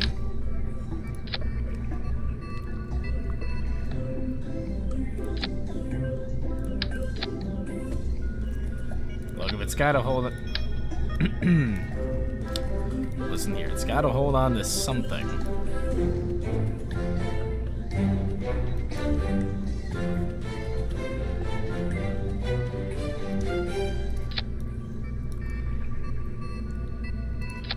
That'll work.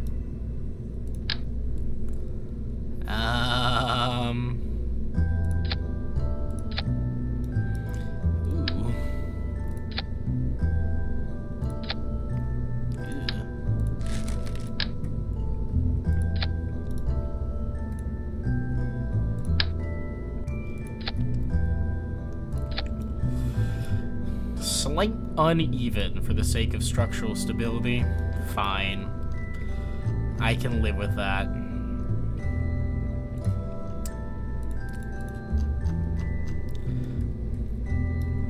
Yeah, we should probably give it some wind, some aerodynamics.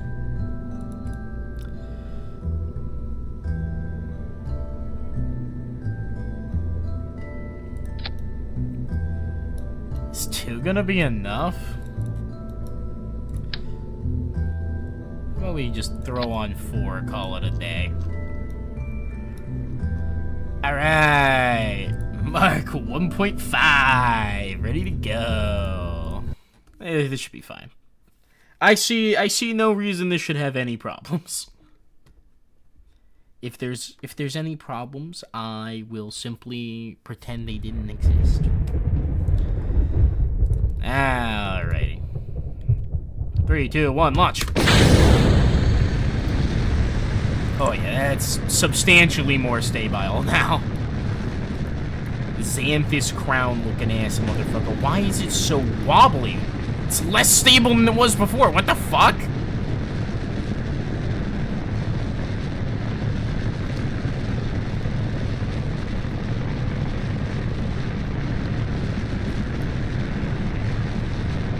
How is it less stable now?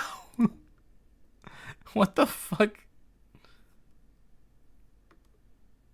Why is it so unstable?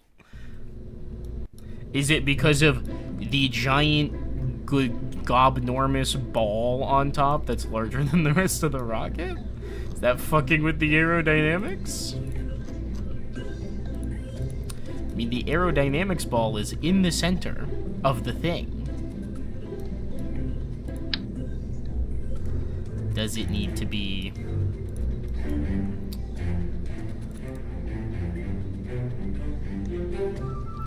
right on top of the thing?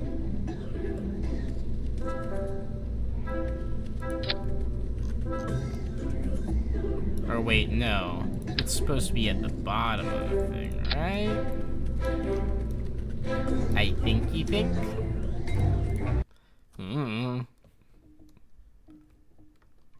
I think, therefore, I launch? Maybe? I'm open to suggestions on why it flipped.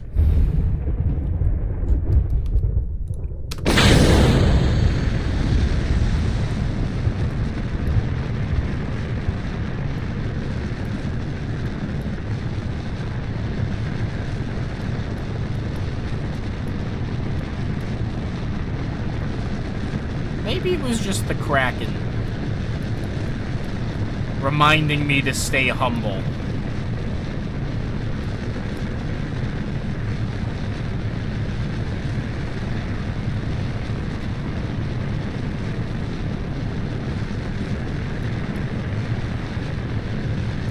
Yeah, now it's fine. Okay.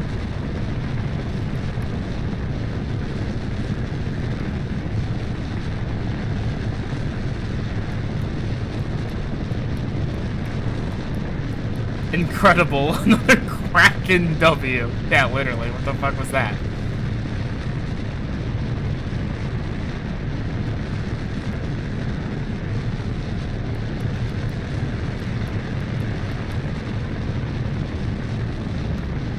I fear we may have more thrust than is necessary.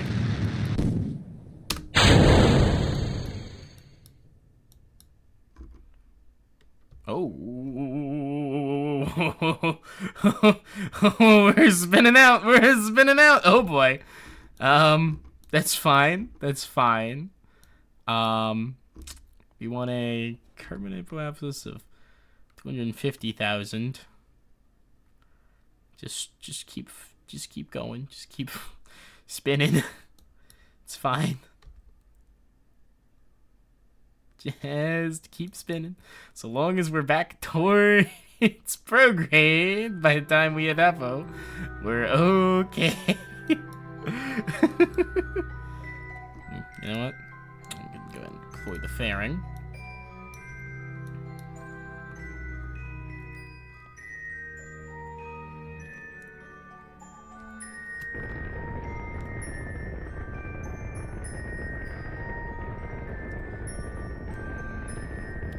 Alright. Let's speed up our orbit a bit. Just keep spinning, just keep spinning, spinning, spinning. Indeed, Pyro. Indeed. Alright. Speaking of spinning, let's get out of here. That is a heck of a rocket launch, fellas.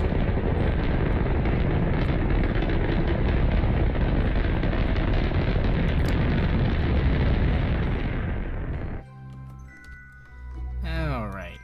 How close are we to apoapsis? We've got some time. That's fine. Hi, Val.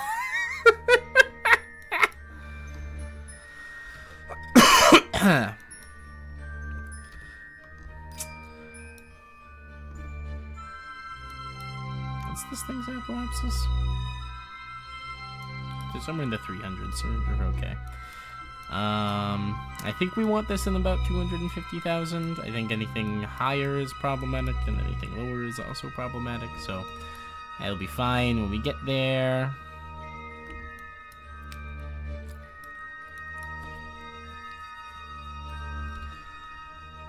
Okay.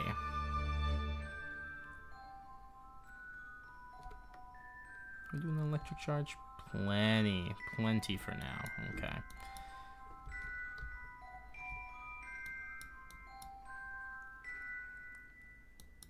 I think the vast majority of our systems are not currently functional, so yeah, we're good. We're good.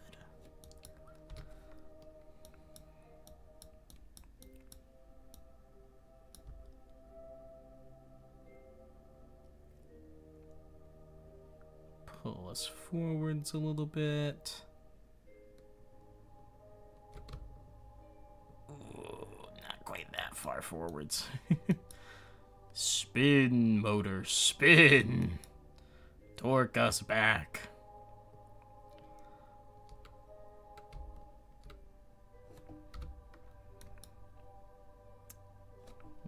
tell Apoapsis I might start burning a little sooner. Just to try and get us closer. There we go. Yeah, I'm gonna go ahead and burn now.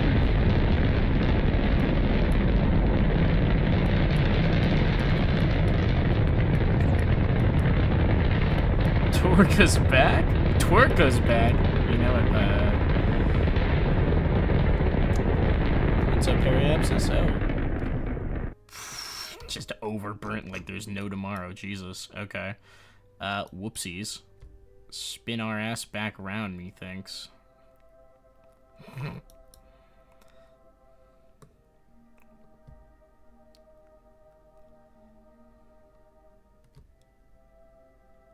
Well, that's a lot of Delta V we won't be getting back, but we are officially in a nice polar orbit, so sweet. Doing a little electric. You know, keep this up.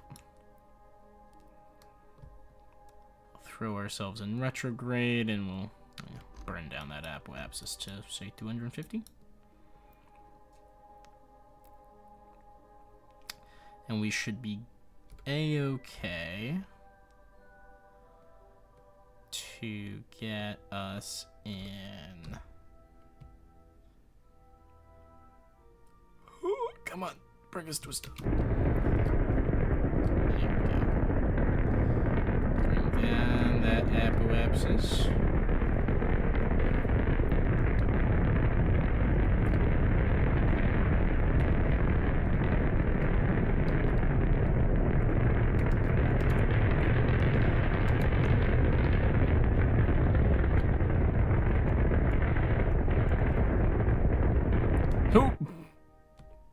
Uh-oh.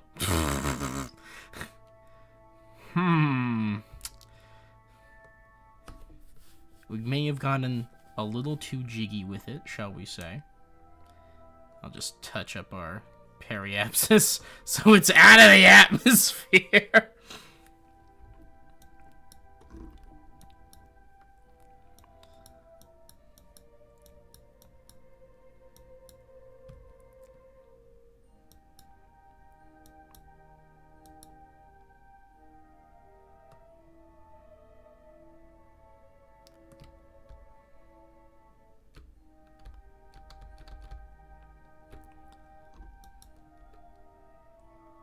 And boop. Alright, we're good. Cool. Very nice, very nice. I'm trying to decide. Should I go ahead and deploy everything now? I fear for cutting the the cord, shall we say. It has... I'm not sure what the structural stability of this will look like in flight. But we should be fine on electric charge, methinks. So I'm going to go ahead and spin us around to here through time warp.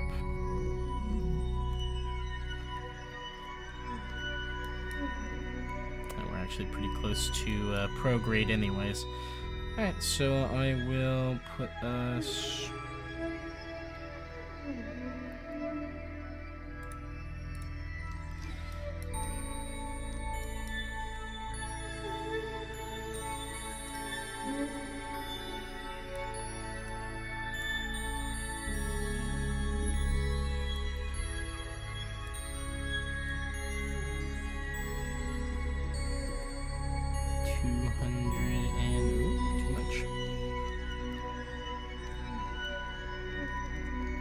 Just a touch at a time. Let's go. Come on.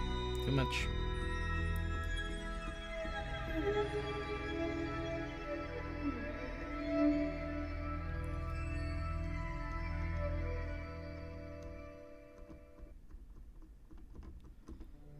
$250,022 meters. Swanky. Oh, start burn in 36 seconds. That's almost certainly not gonna happen, but we can try.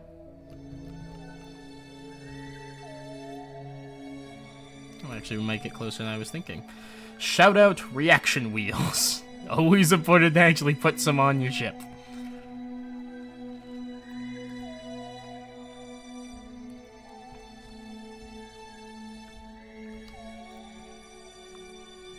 Five, 4, 3, 2, 1.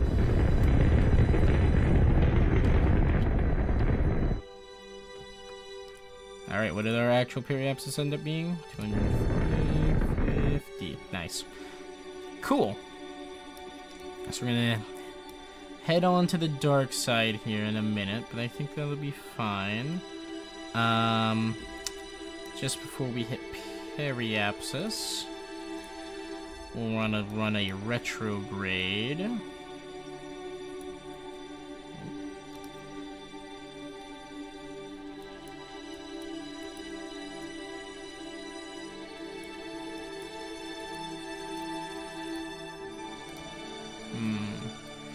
Let's get this to like 250, 252.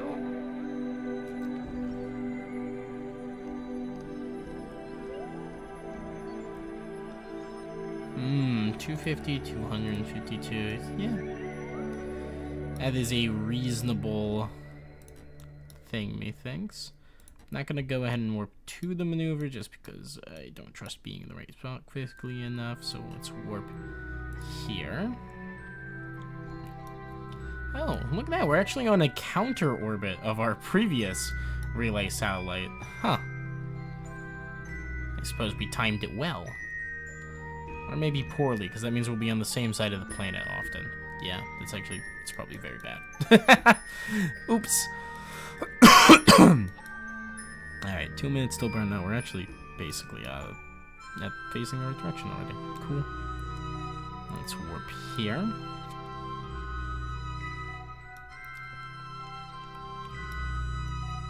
Hell yeah.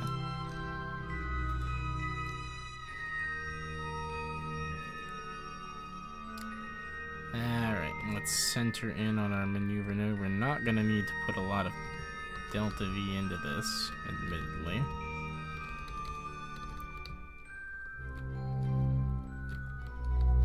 Okay. 10, 9, 8, 7, 6, 5, 4, 3, 2, 1.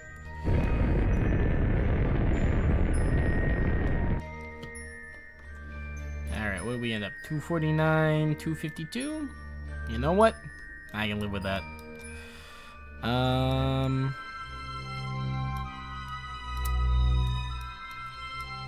Also, you know, while we're here,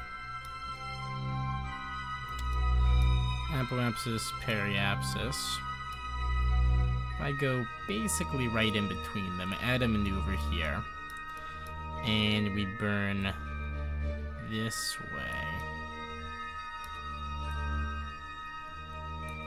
Nope.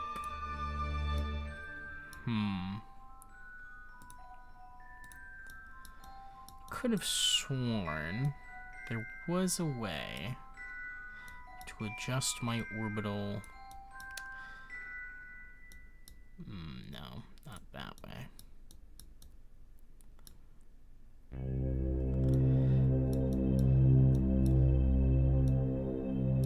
Maybe it's different on a polar orbit?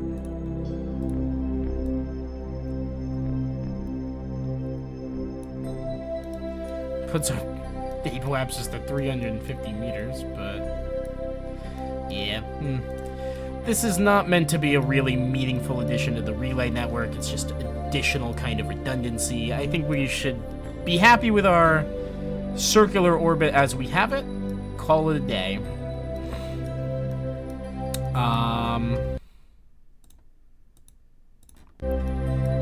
And let's see about turning our ship to face the planet.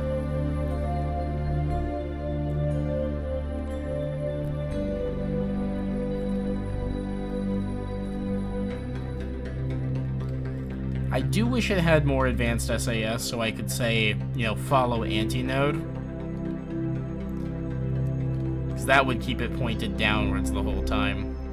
I actually don't think that this is capable of maintaining a downwards angle of its own, now that I think about it. That's a shame.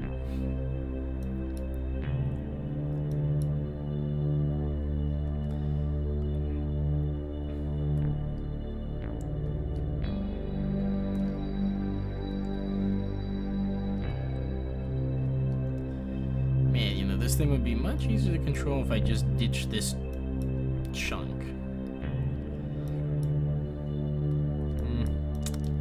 Oh well, it is what it is.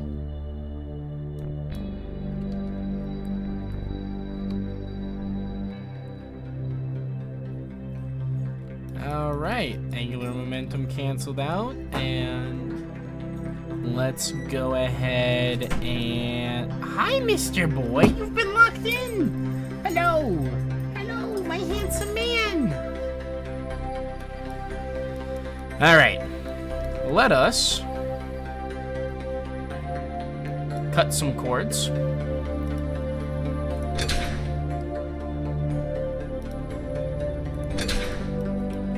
And nice and slow. Let's slowly pull down our angle. Wobbly ass maneuver here.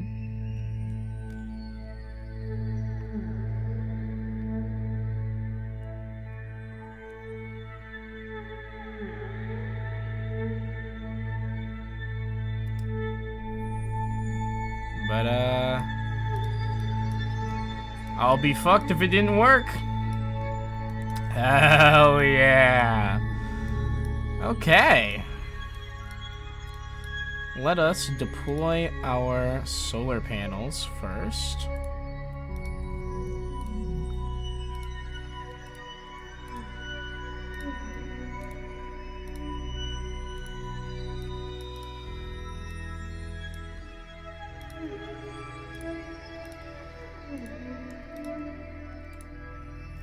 So that we can get our electric charge regenerating on its own.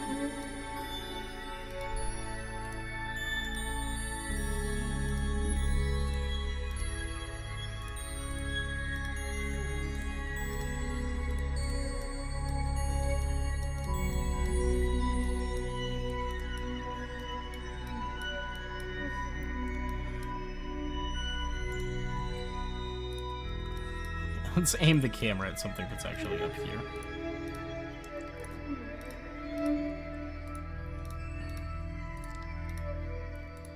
It's funny, most of these are not currently pointed in a way where they can collect, like, any power.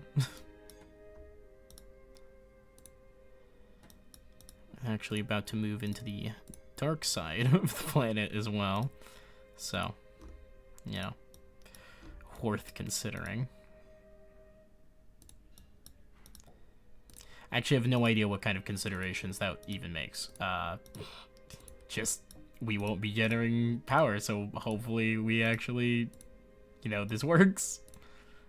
And we have a lot of electric charge stored, so I'm not that concerned. Okay. Is that all of our panels extended? No, we're missing a section over here. Always harder to see the panels in the dark.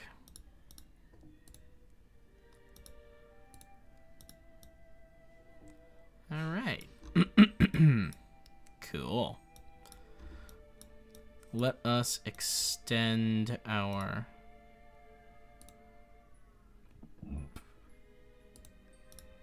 antenna. Swamp. Full probe control, 100% Kerbin, can transmit science, direct connection space center. Alright. Cool, cool, cool, cool, cool.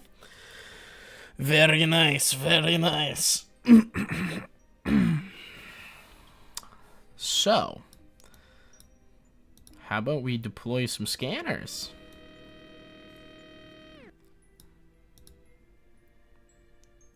So if I open up ScanSat, And look at the globe. Hello. Oh boy. Scan altimetry map of Kerbin. Yeah, I don't know what I'm looking at here. How's our electric charge doing? We are stable. Is this thing working? Perform orbital survey. Starting transmission, uploading data. Okay. Received orbital survey data for Kerbin. 10 science. Communicatron done. Oh, cool. Cool. What about resource? Or 5.1% at... Whoa. We are scanning something, that's for sure. Let's point this back down at the actual planet. You know what? Scan sensor. Start scan resource. Surface and daylight check. Okay. 250 kilometer ideal. Okay, so things are working here. That's cool. That's good. That's awesome. Alright, Resh, I have to say, you were the person who recommended ScanSat. Do you know how any of this actually works? Am I doing this right? Is my rocket gonna explode for no reason?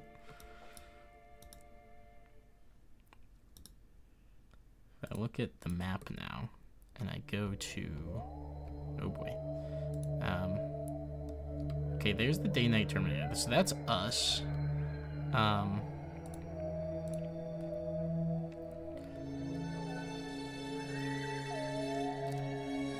Resource overlay. Are we generating resources right now? Maybe?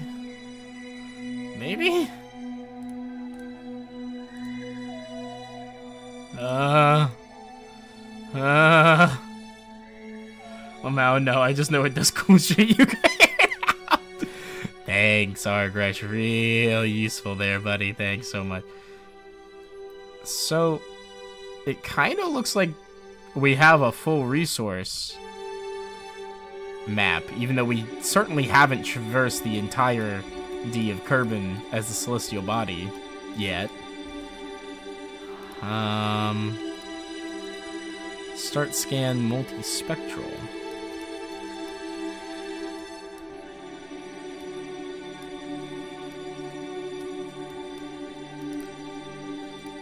Start scan SAR.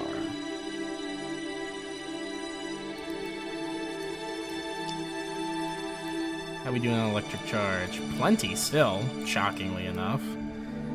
I say shockingly enough like I didn't overproduce the amount of solar panels this thing would need by like 10 bazillion on purpose.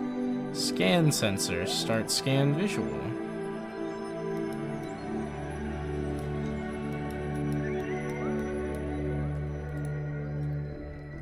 I mean,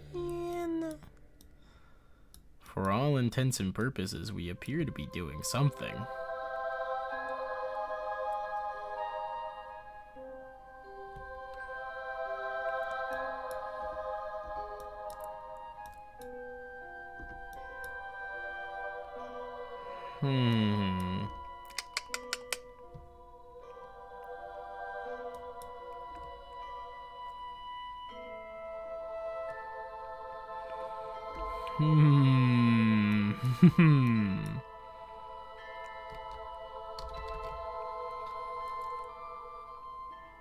Oh boy. Okay. Alright, so I technically have nothing new to do, but I can start with a mystery view observation, I suppose. Seems to have clumped to a brittle sphere. Transmit value, nothing. Alright, well. Guess hopefully we can get something else. Magnetometer report. Well, let's do it. Love the magnetometer. Report while in space near Kerbin. Kerbin has a strong magnetic field for a planet of its size, shielding sun's blast of radiation even from this low orbit. Cool. So 37.8 science we can transmit. Uploading data. 38 science added. Communicatron done. Cool. Oh, you can run it again? Sick. Still hypothetically has value for us, so we might as well. Ah, no, never mind. We're not transmitting anything new on that. Okay.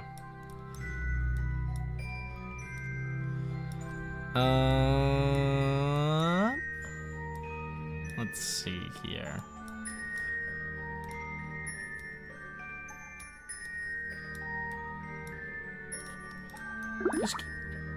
Just keep the boom extended, methinks. No reason to have it opening and closing. Seismic accelerometer. Cannot be done right now. Yeah, that makes sense. Nothing new on the temperature. Nothing new on the atmosphere. That makes sense. Okay, so hypothetically, we're doing science. If I look at scan overlay, draw overlay, biome map. Oh, terrain map? Oh, look at that. We actually do have a scan pattern. Look at that, look at that. Oh, sick. Finally, we're getting something. For some reason, we just know all of the ore, and we know all of the biome. No, we don't know all the biome. We're getting biome data now. Okay, okay. Scan is happening. Scan is happening. Scan instruments. Sure, okay. Hello, general settings. I'm gonna turn you off. Ah, okay, what is this? I don't know what this is, but we're actually getting scans for something here. Another scan sat one. This is the map legend. Oh, this is our altimeter. Okay, okay. We can turn on the day-night terminator. We can see we're moving in towards that, so that'll be a shame. But for now, yeah, that's our orbit. Prograde, retrograde. If we wanted to, we could say, oh yeah, be in color.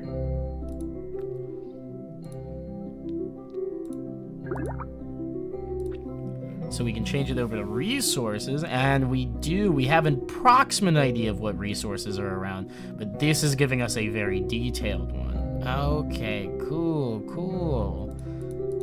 And we can zoom out, and we can see we are, in fact, painting a swath across the landscape of scans. Yippee! I think perhaps the ore map is just not very useful. So you turn this off, and it's like, oh, look at that! Now we can see there's a proper one. Turn the orbit overlay off. Look at that. That's a terrain height map we're getting right now. Hey, sick. Very cool. Very cool. Another scan set W indeed. Another scan set W indeed.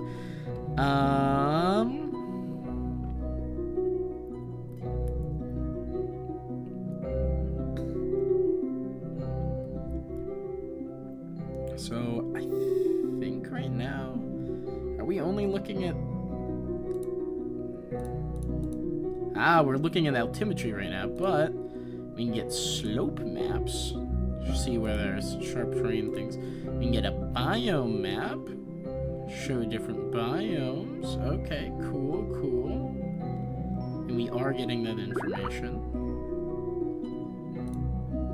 And there's also the visual map, which we are also getting. Okay, cool, cool.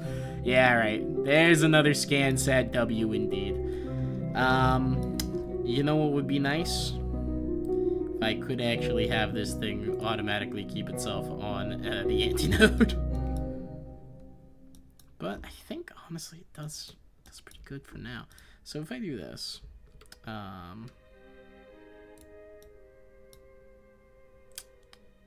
toggle overlay.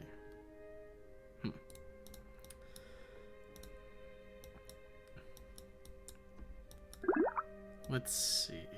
In space over. Ooh, magnetometer report. Kerbin's magnetic field is weaker out here, but still easily detectable. This instrument maps the field fluctuations as they radiate into deeper space. Ah, cool. Let's get that uploaded. 57 science added just for that. Oh, sick. So it's no longer daylight on the thing, so we can stop the scan, and we can instead analyze the data. Biome data is truly stunning. You just hope that it's crumb resistant, as you remember eating a particularly messy box of snacks the day the sensor was installed. Huh.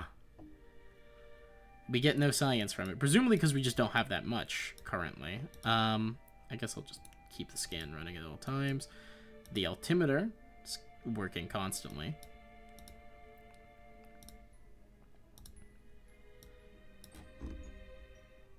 Yeah, this one is at a maximum altitude, so it's working inefficiently, but it is working. Okay, sick. Coolioskis. I am gonna bite the bullet, methinks. And I'm gonna stage this. I know, 208 meters per second delta V lost. It's a real shame, but...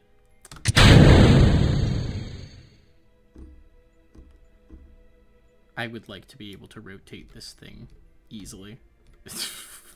Yes. That's a whole hell of a lot easier now. Now that I'm using reaction wheels actually designed for this thing.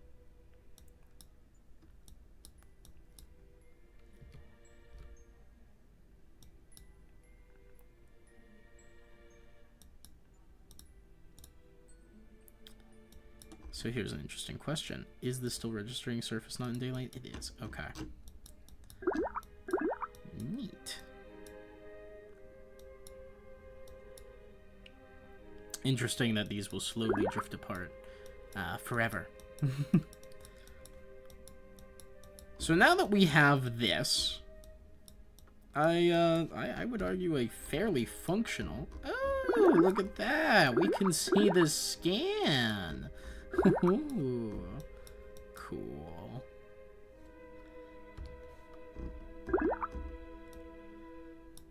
So let's select our... Oh. Can we even get to the probe core anymore? It's so deep inside this thing. There we go. Let's rename it. I guess this is a probe more than it's a relay, but it is a relay.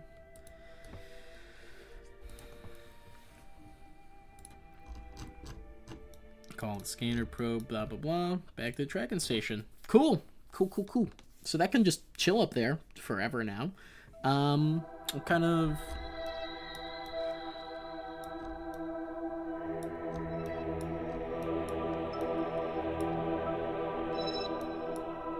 Makes me think I should put one around some other orbital bodies, you know? Just get that passive presence, the passive work done. How close are we to a decent transfer window? You know? That, I think, is a good question. KSP transfer window map. What is the transfer window map? Okay. I presume the blue one is Kerbin. Oh. This is a hell of a chart that I've just found. What am I looking at? KSP Planetary Transfer Quick Reference Chart. Starting at Kerbin at the 3 o'clock position around the sun, you can see where all of the other transfer windows are, with a Kerbin angle to the outer planets. Huh. Okay. Well, I'm examining. I'm learning here.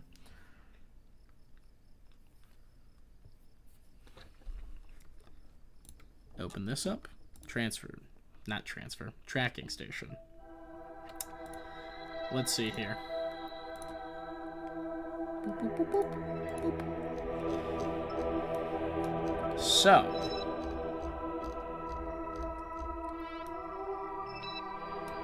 put Kerbin in the 3 o'clock position. Yeah, we are well and truly past a Duna transfer, admittedly. That is a not great orbital path. We can make it happen, but it's not optimal. Let's see, are there any planets that are on a optimal carbon trajectory with us right now?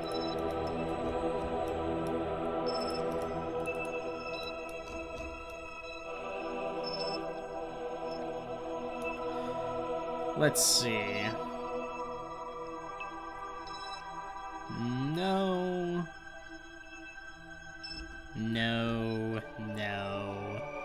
No. No. Literally nothing is on an optimal transfer path. Transfer window from us right now. Ooh.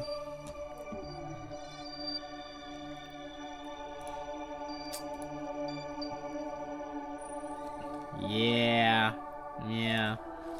None of these are in the proper angle for us to get a decent transfer to.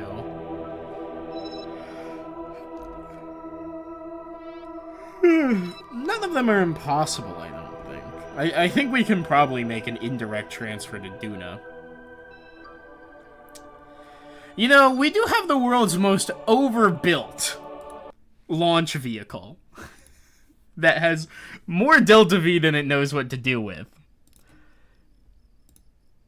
Hypothetically, I'm going back into the tracking station because I keep rethinking my positions.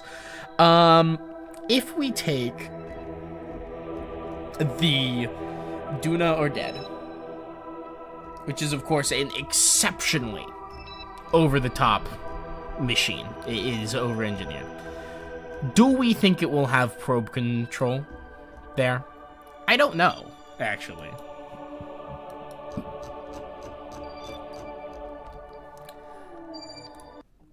What if we go and put a relay out by Minmus? I know. We were doing a lot of launches, but we don't need to reassemble this thing. I think we can throw fucking 2 more Pollux boosters or something on it. It'll be fine. Like, I think we can literally just use this and do it, and we'll have no issues.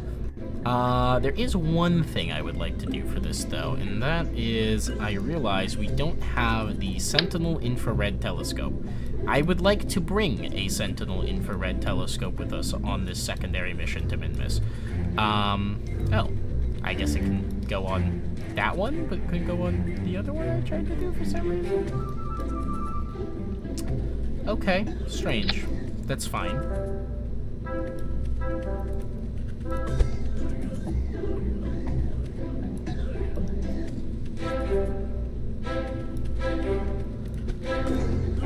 A little large, and maybe a little heavy on a portion that shouldn't be, but I think that'll be fine. I think that's okay. It's just gonna do its own thing. Oops.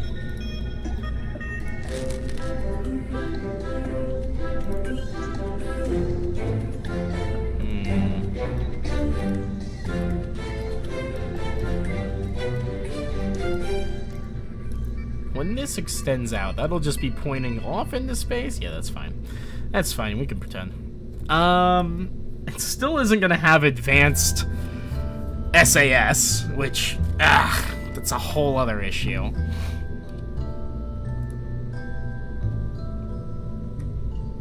Unless I want to put a person in it.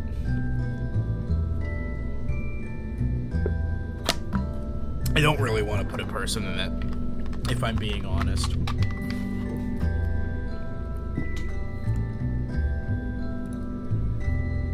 You know what? We've added the Sentinel. Let's call this Mark II.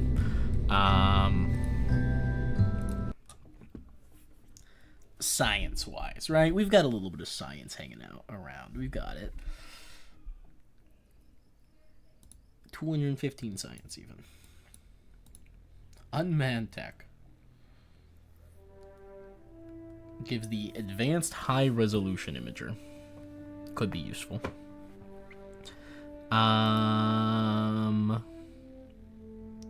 Oh, can identify unique surface features. Actually, that would be quite nice to have.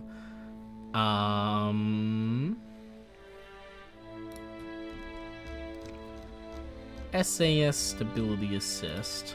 Open an OK2. Ah, this has SAS Prograde Retrograde Hold and Radial Normal Attitude Hold. Okay. So we need 90 some odd science. Anyone got a good way to get 90 science fast? I've got a good way to get 90 science fast. Maybe. I don't know if it'll be 90, but if I was to go...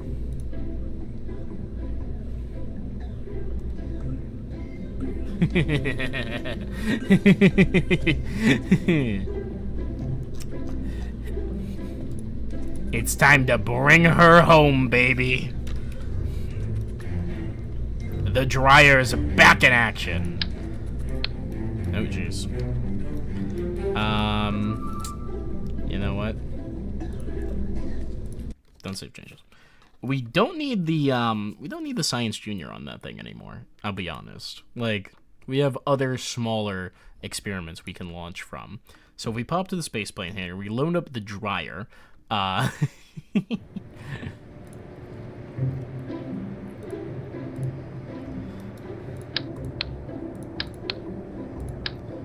Get rid of all this. Put it together. Easy peasy. Alright. The dryer.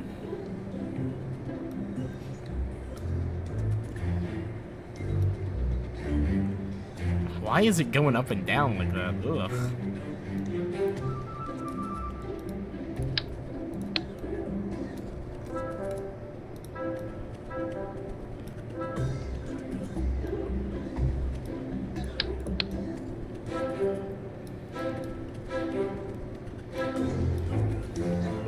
Space plane hangar is gonna give me a fucking headache. What the hell is this?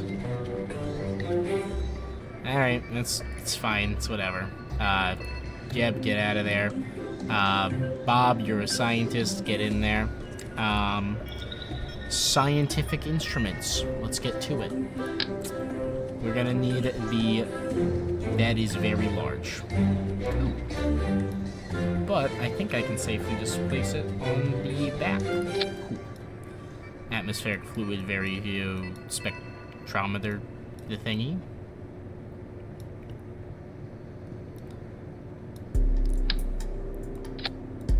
We got a barometer.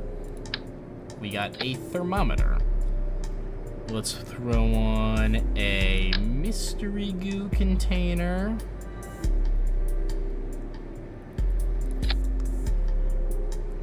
Actually, slot that in on the outside too. Yeah, slot that in on the outside too.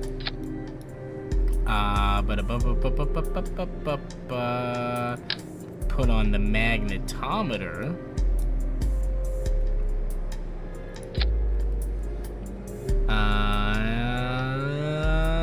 The seismic accelerometer. Actually, put that one there. That should fit inside. Cool. Spin dryer 2. Slight downgrade because it can't do material science. Slight upgrade because it's just going to be more mobile. And we can just go ahead and launch this at the regular old place. It should be good. Should be wunderbar. We'll get some nice, tasty science. Look at that. Right at the launch. Ooh. Oh, we're out here. Seismic scan. Gather precise acceleration data while subjecting the vessel to the situation. Yeah, sick science, man. Atmospheric science. Good day as any for flying. And we've done all of those. Okay, well, I don't know if there's anything...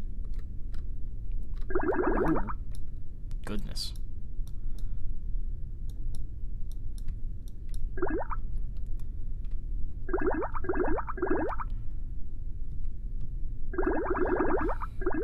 I keep entering a brief time where I am not considered landed and I'm flying low, quote unquote. Which is its own whole issue.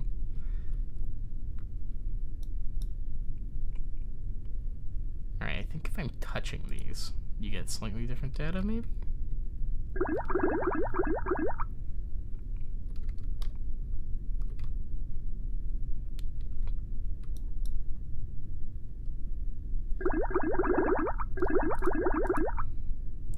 Nope. Alright, well, that's fine. That's still a chunk of change. Recover that vessel. Bam.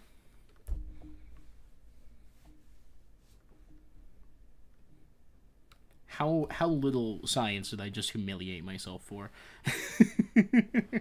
Like 12? Ooh. I was right. It was exactly 12. Alright. Spin dryer 2. Put Bob in the seat.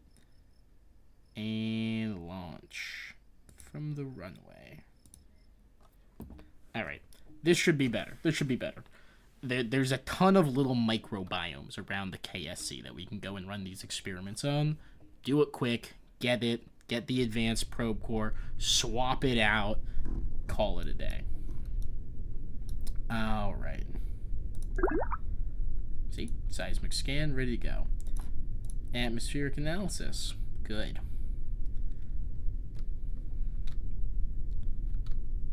Give it a little spin.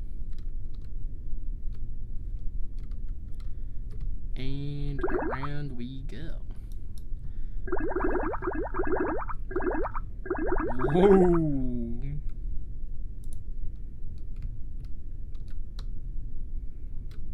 Don't want to overdo it, that's for sure.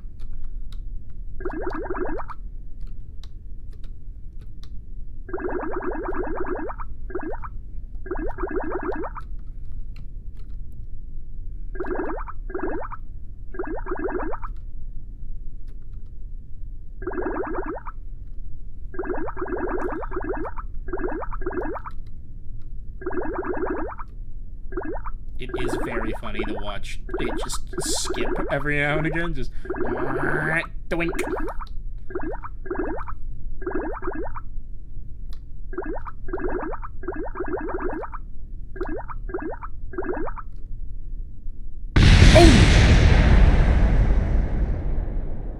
Okay. Nice. Good to know. That exploded quite violently.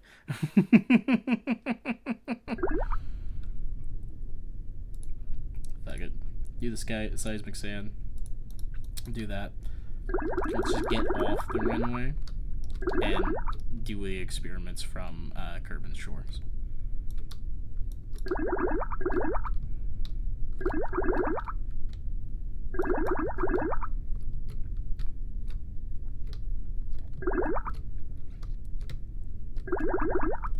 God, this thing's so hard to control.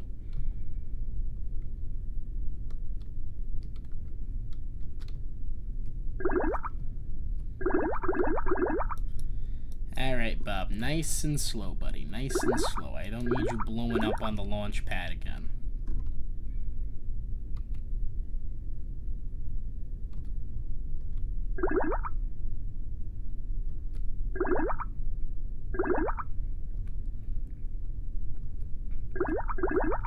There we go. Crew report. Bam. Temperature scan. Bam.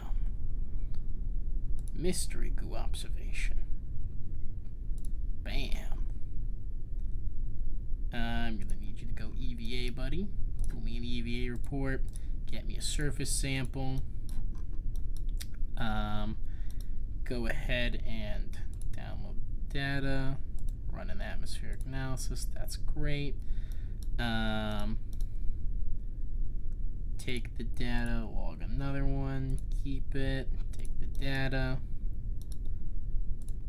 log pressure, take the data, log temperature, take it.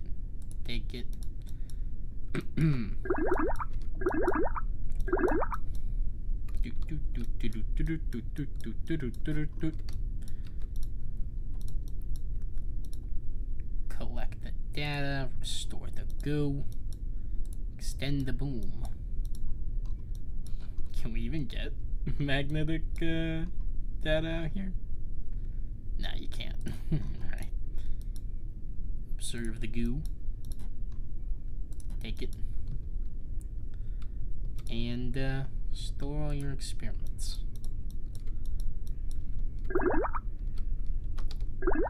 Oof.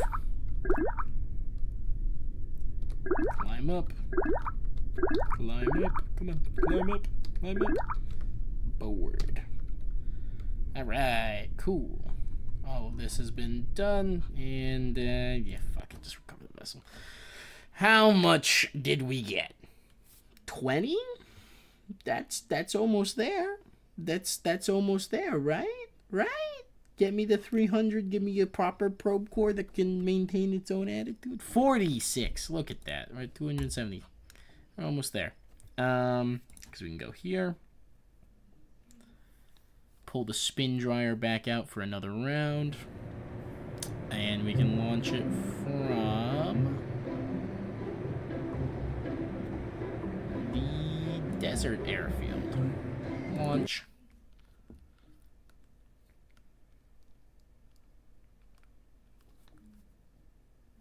Bada bing, bada bam. Maybe. Maybe. Mayhaps. Maybe. Oh, it's daytime out here. Wait, actually, there's no science to be done here? None. The desert airfield. It's supposed to have 6. Okay. Check the atmospheric analysis. Log temperature. Yeah. Nah, yeah, we've done this before. So that makes sense.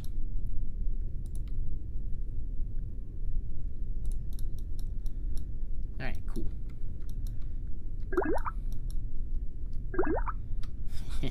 Flying low over Kerbin's Desert sure has a lot of available science. If only we could make a plane. Huh. The desert hangar. Never actually been over there. Gentle Bob. Very nice. Alright. Landed at Kerbin's Desert. Crew report. Temperature scan. Large plumes of heat are rising from the surface of the desert. Atmospheric model. History goo observation. The goo seems to hate it here. Interesting. Considering it thinks it's right at home on the moon. Guess that kind of makes sense. Take a surface sample. Lots of sand and rocks here. You're thinking that you've been in a climate-controlled environment because your sure looks hot out there. The sand is dry and loose and looks like it's going to take some effort to clean your gear afterwards. It's coarse and rough and gritty and gets everywhere. Alright. Download the data. An atmospheric analysis. It's very hot and dry out in the deserts. The sensor is getting clogged up with dust. I suppose it makes sense. Take data. Take the data. Take data. Log seismic. Doink.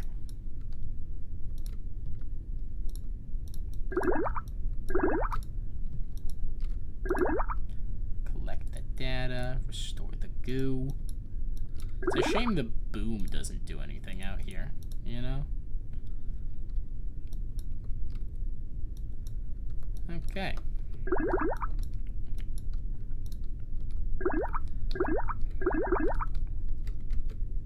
Grab hold, board back up. That's everything. Cool. Recover the vessel.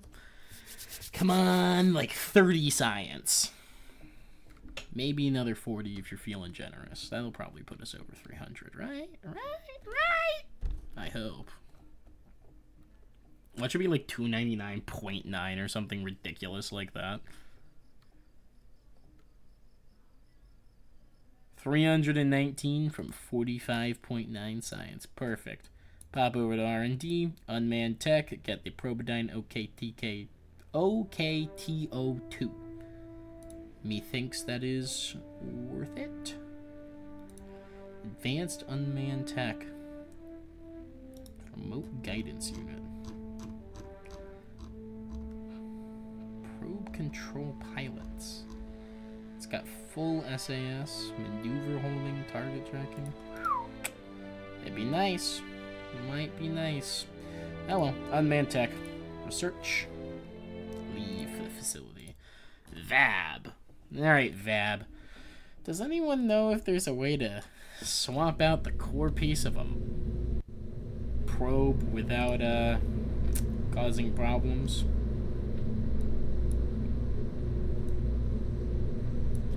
Scanner probe Mark II.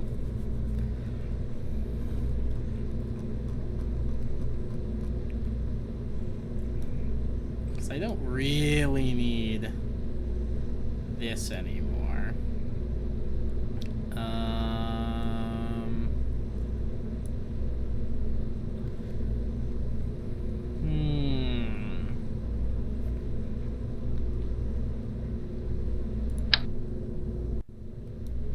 I mean, it's not like it weighs much.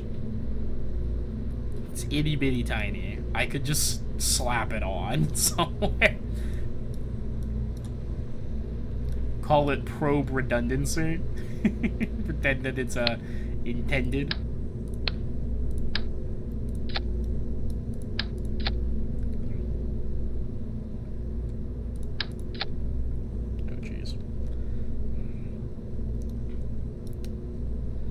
Yeah, I mean, it's the root part. That was the big L, was making that the root part, because that was very stupid of me.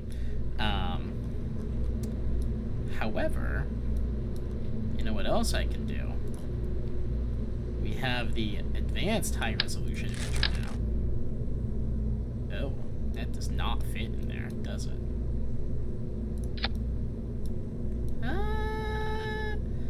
You know, that part clipping is minimal enough, it might not even be a problem. Okay. Scanner probe, let's call this Mark III. Now that it actually has SAS on it. I will also just go ahead and... I'm going to launch it, but we're going to do a fake launch. I just want to see if I can open it up and not have it instantly explode. Probably throw a launch stability assist on there, because I am going to deploy this fairing. Seismic scan. Alright. Deploy the fairing.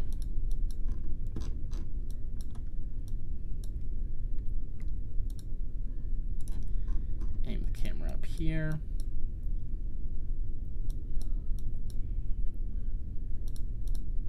Let's see. Just like that. I think the entire other strut is actually now completely contained within other parts, so that's maybe an issue. Oh well. Target angle 0. Oh yeah, it's trying to rip itself apart right now. Because I can see that strut. I can't actually open up around it. Okay. That defeats the purpose of this test in so many ways. That's a little funny. Right, can I squeeze my mouse into the interaction node for that strut? I can! Oh! It threw itself open like there was no tomorrow, but it did in fact work, so I guess we don't need to be that concerned. This thing will work. Okay, cool. Let us revert flight to the VAB. I guess I don't need to actually move the the glitched. Yeah, I don't actually need to move this glitched thing, so that's fine. I suppose we can leave it. I will get rid of the seismic accelerometer, what with the fact we actually can't use it out there, so that's cool.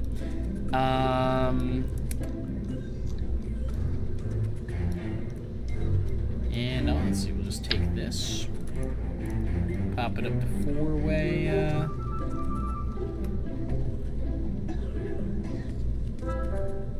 Stuff. Put that like that. Go to structural.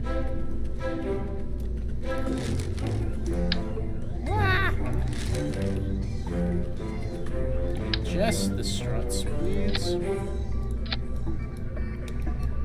Everybody gets a strut.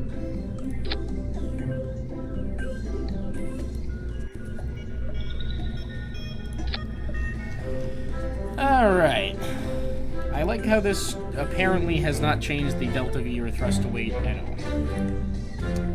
What if I have the main engine only activate after separation? 22,000, 2.0. Oh yeah, that's maybe even better.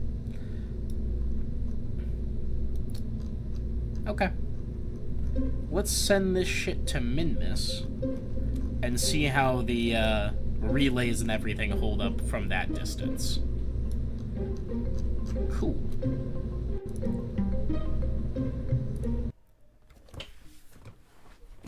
Another Minmus trip. It's actually our first time back to Minmus, so after our near complete disaster of a first visit.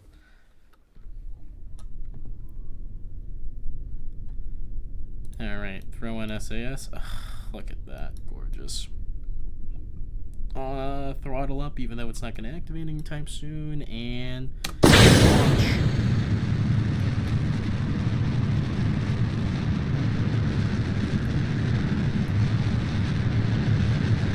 Up we go.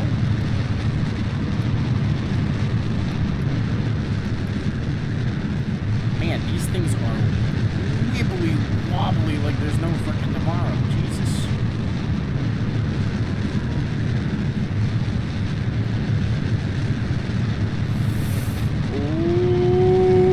Okay. Okay, good to know. It does not have any stability without at least a little bit of thrust from the liquid engine. Revert to launch, that's fine. We could just reorder that on the launch pad. Hey guys, last minute, activate the main engine, by the way, and when you're working. All right, just move that down there. SAS, throttle up to a quarter. Launch.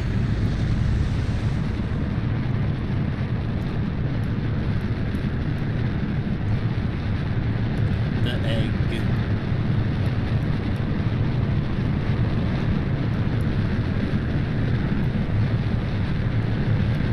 Up we go.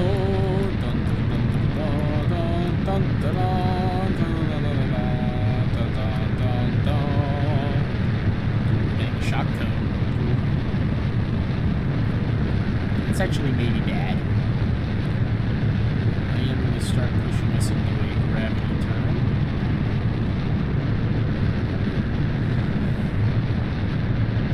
Okay, it really doesn't like making gravity turns that early. That makes sense, actually, when I think about it even a little bit. The aerodynamics of this thing kind of demand a late stage gravity turn. That's fine. That's fine. We can make do with that. Just put that back in there. These all go off. Middle.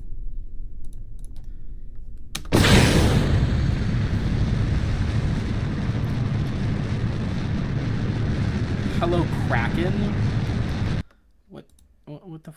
What the fuck was that? All right, you know what? I think it's these weird strutted out decouplers that I'm using. I'm gonna turn those off and go back to standard radial decouplers.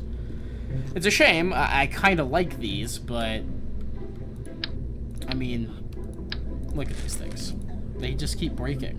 They just keep causing things to break.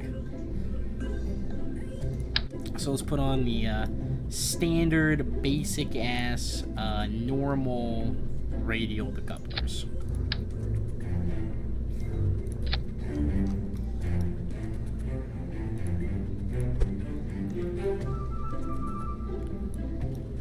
Offset those things down. Push them out. And goodness.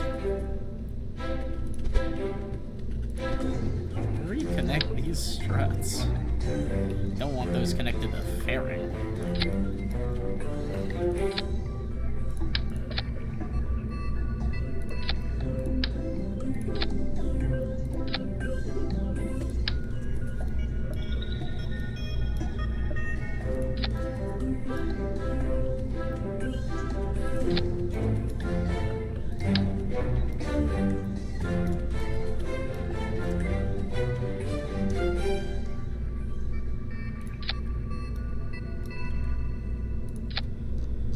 Those are some much more sensible struts as well. I don't think I need lower struts. I think it's fine as is. Hopefully I don't need launch separators with this alternative version. I'll call this the Mark 3.5 for safety. Save up, launch. Let's make this actually happen.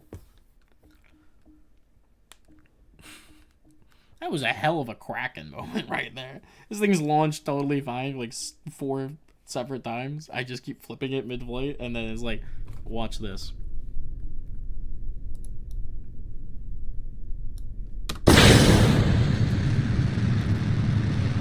What?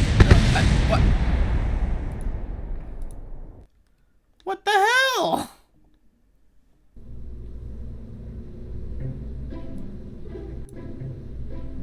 Why are they getting so wibbly frickin' wobbly? Do they need struts? You know what? Fuck it. There we go. Auto strut heaviest part. Launch. Launch, damn you! Stop being freaky!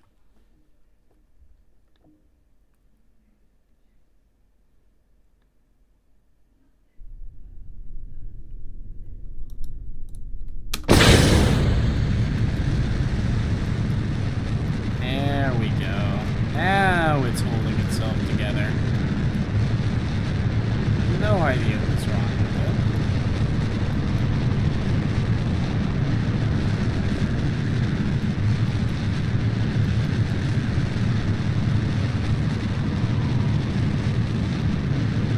Go up.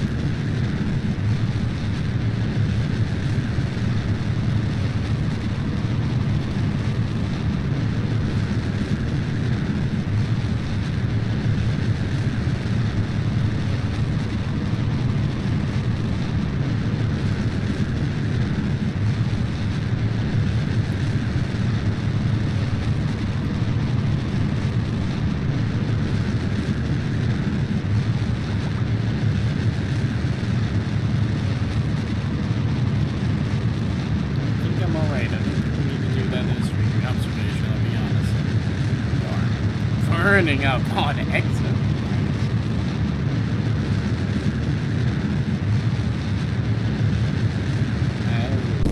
Oh boy. Okay, we're gonna flip. Cool.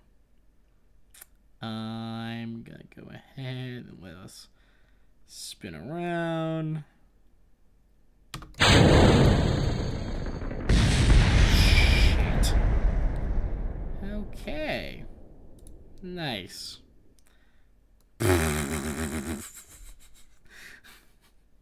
Another failed launch from me spinning around in midair. Stupid frickin' pilot. Alright.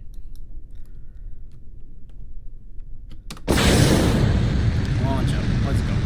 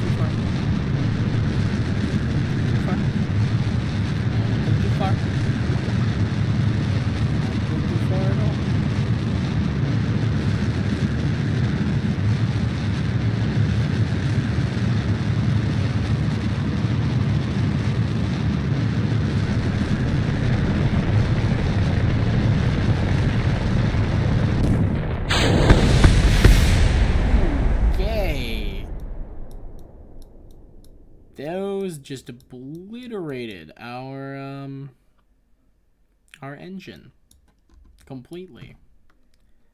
Okie dokie. Let's add some separatrons. Let's make this easy. Where the hell do we put them?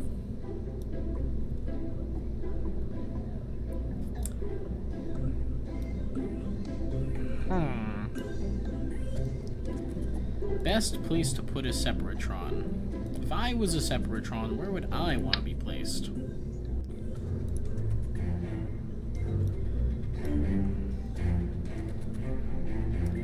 Maybe here? And then just give him the old...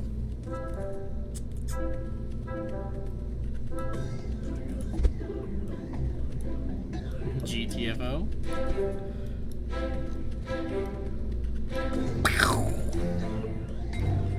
That'll pull him out and move it up.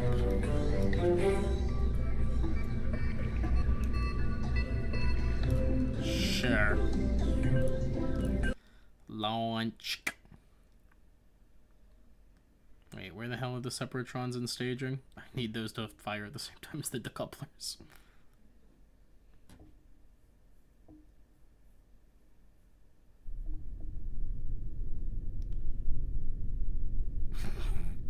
Yeah, let's just put those up here. SAS, throttle off.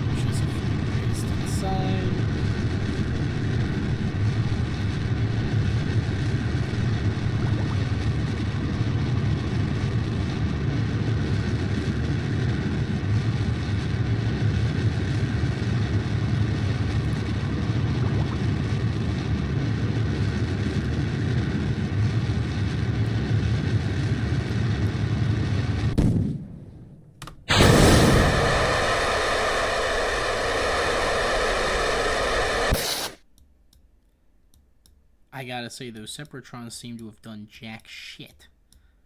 But they're still going up. So we didn't blow up. It's good for me.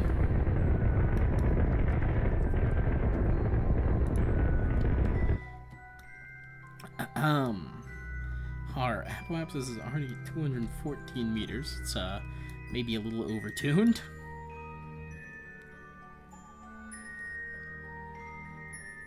I think, honestly, we're probably good to start pulling our ship over this way.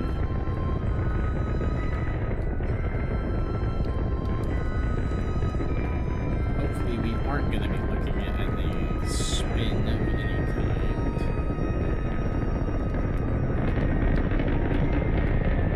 Let's see. Just go ahead and push this way.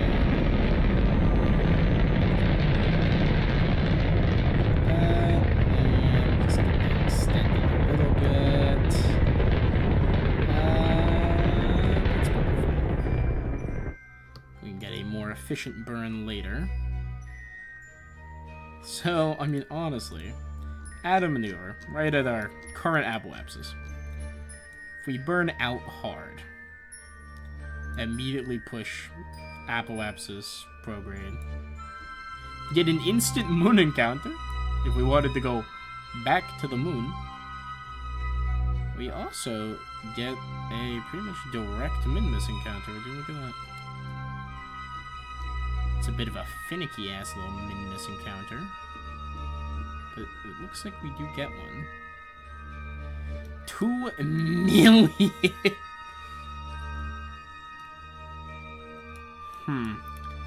I think we have a maybe better min-miss encounter when it actually crosses the plane.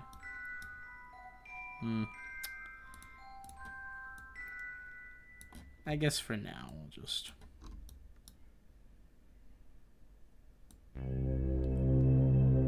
worry about burning until we hit orbit. It's probably fine. Yep.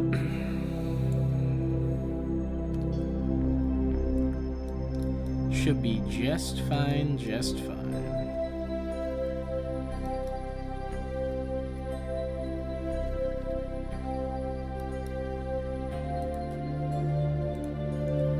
Warp ahead a little bit.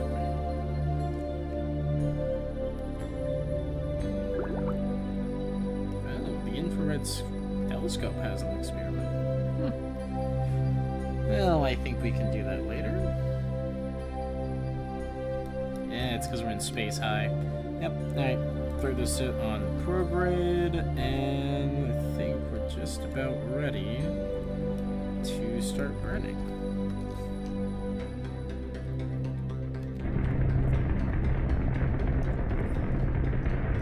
And burn it up.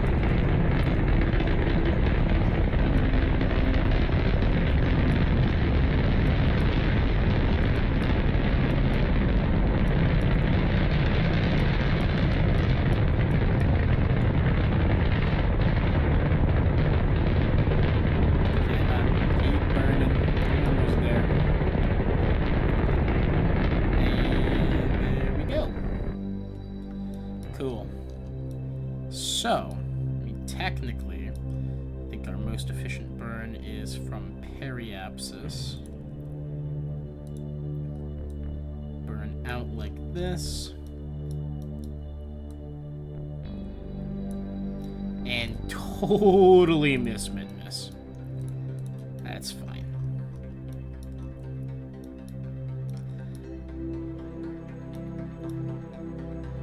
What do we burn here?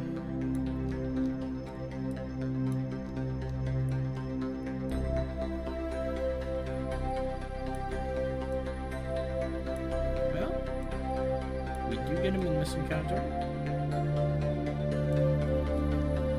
Small one, maybe.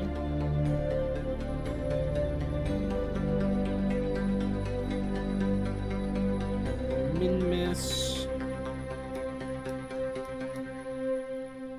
1.4 million mile min-miss. Nearly directly polar, though. So...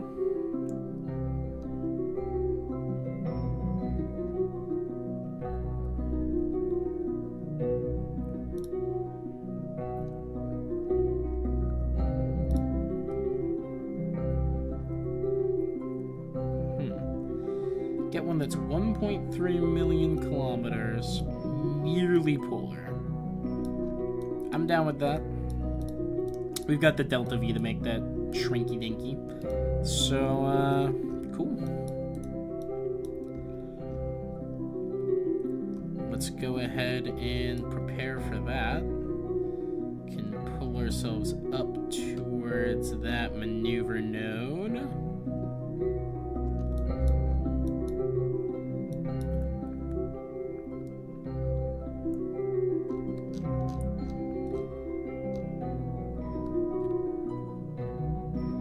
Wait, that's a 70-day before we get that min-miss encounter. Do I have a encounter planner mod or something? Light engineer maneuver tool, yeah. Current orbit, yeah. Target, min-miss.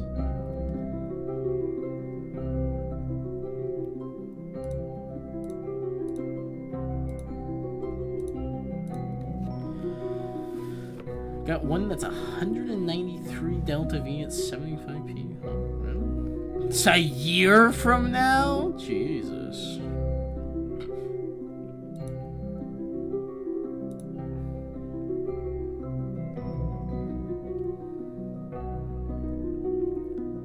Kinda wish there was a way to say, I don't care you know, what the delta V cost is. Please get me there ASAP. Alright, so Minmus basically doesn't move in its orbit compared to us, right? So I'm guessing we just kind of want to aim it directly at it with our orbit. In which case, I don't know, burn here.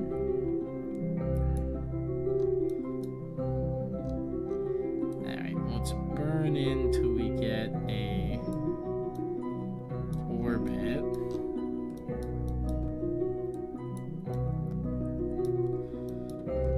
And burn anti-normal, maybe?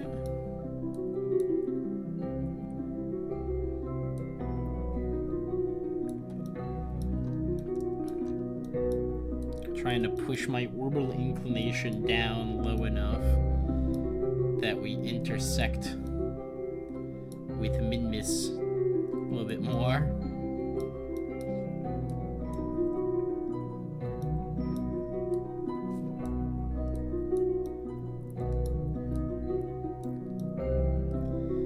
I mean, that is pretty much towards Minmus. It's an expensive as hell burn, but...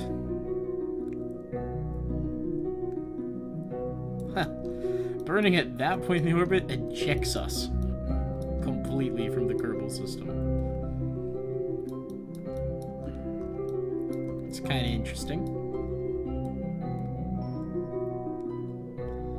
But no Minmus encounter on this.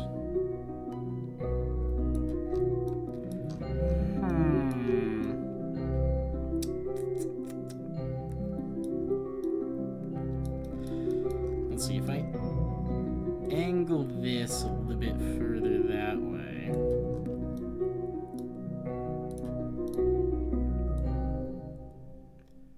Pull a harder retrograde. Pull that in, prograde it. Too much prograde.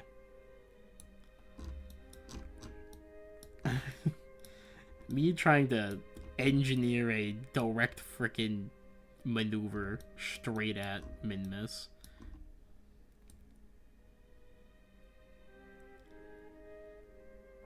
Oh, it's funny. It's because it's got such a fucked up orbital inclination. You know? It's like, how are you supposed to do that? Add a maneuver here. Burn this out a little bit. Prograde it. Huh. Meant burn this out. Not that hard. You know what? What if I set this as our target? We got ascending nodes, descending nodes. If we do at the ascending node, actually no, it's faster if we do the descending node because we're pulling this way.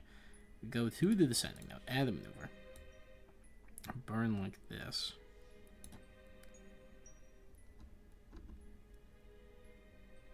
Wait, what is it currently? -6.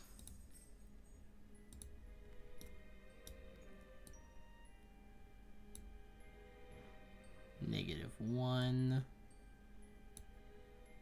4.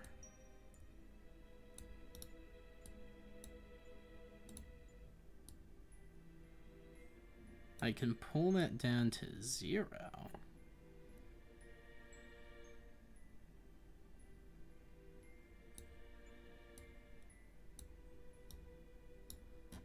Oh, that's up to 0.9 now.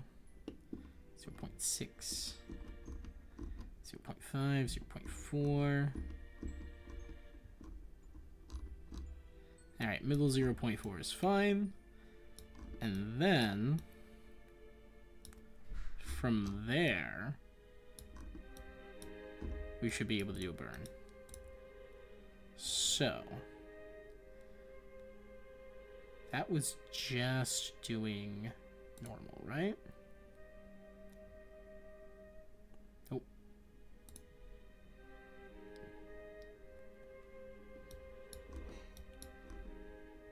Alright, so this will just pull us... Hey, you know what I don't need anymore? The frickin' fairing. Whoops. That'll save us some weight that we don't need to be trying to spin around or move with. I'm so bad with my fairings. I always forget to actually deploy them. Alright. Can go on to normal. Wait till we maneuver node. Then do some shenaniganry.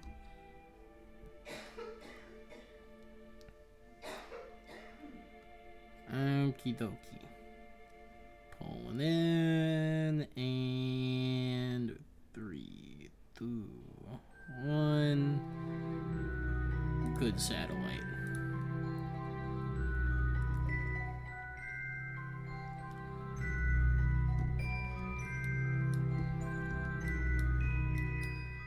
Okie dokie. I'm coming in.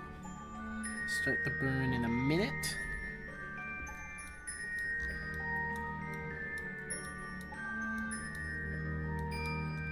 Funky little machine we got here.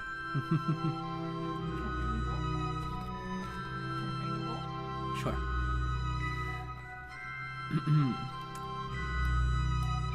And speed this up a little bit. 10, 9, 8, 7, 6, 5, 4, 3, 4, 3, 2, 1.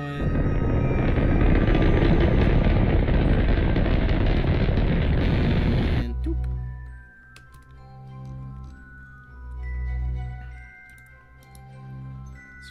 .4. Alright, very nice. So now that we have a different orbital inclination,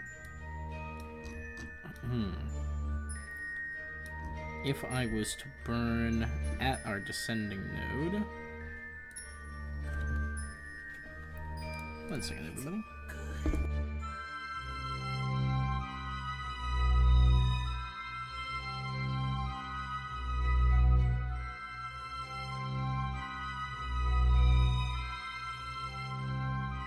I am back, everybody. Welcome. Hello. Alright. From descending node, add a maneuver. We burn pure prograde.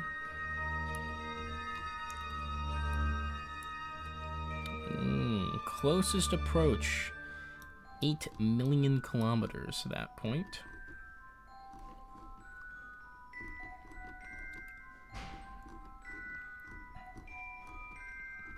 Alright, I don't wanna dump 10 bazillion Delta V into it. But I should be able to. Oh boy. I've set min-miss. Hello. Please. Let me look at Kerbin again. Wait, tilde. Haha, focus back on the probe. There we go. Good. I forgot about that trick. Alright. Add a maneuver. Prograde out. And we're just gonna wanna prograde out until we hit min-miss's orbit.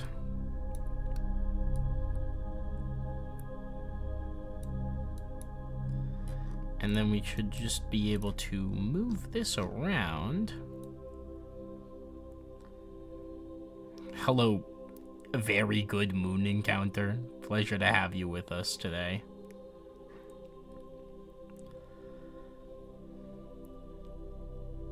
Wow, really goes to show how much more efficient a movement like that is. But if we pull this in like that and then prograde, yeah, closest approach 4,000. Pull this in. Min-miss encounter. Engineered. Perfect.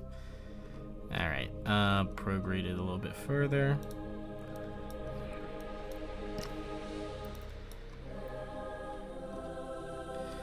So, not Kerbin apoapsis, min-miss periapsis. Looks like it is 440,000, 300, 120,000. 120,000. Is that kind of in a... What is this orbital movement. I think this pulls us towards a polar, but I truly have no idea based on this. I think, actually, if we set this as our focus, yes, we can see much more clearly that what we are looking at is a semi-equatorial. Let's put this up at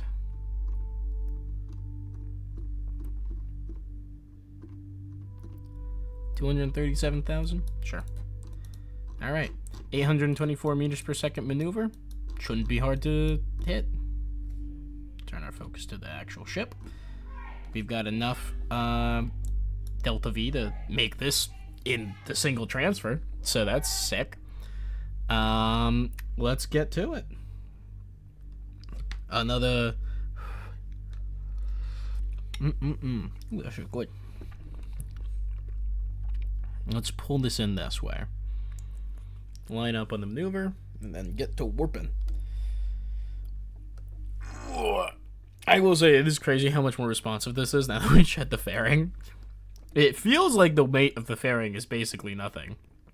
It really is there, though. Truly, I do wish that this machine could align us on the maneuver node itself. I hate trying to do it myself.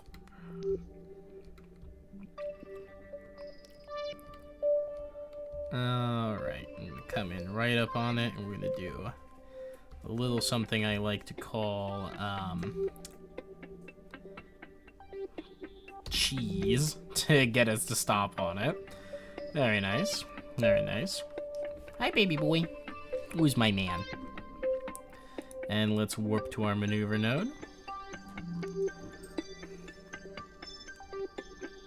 Maybe pull a little bit more towards prograde with our machine here. Whack it on SAS about now.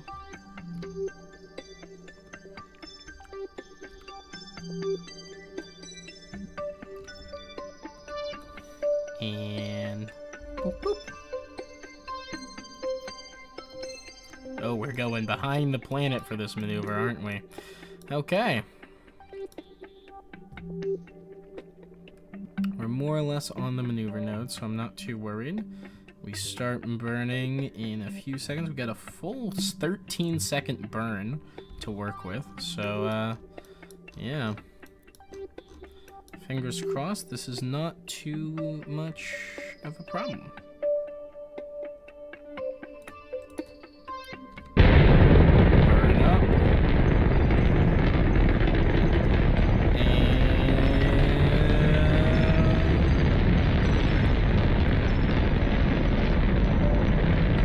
And cut the engine.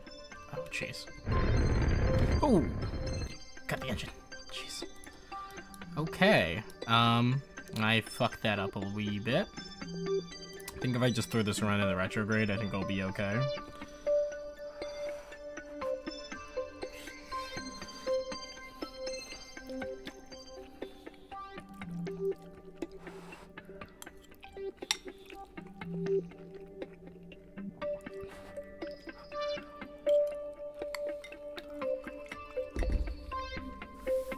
I gotta say, pretty fun though. Hi, little goober. What are we booing at? Why are you booing me? I'm right.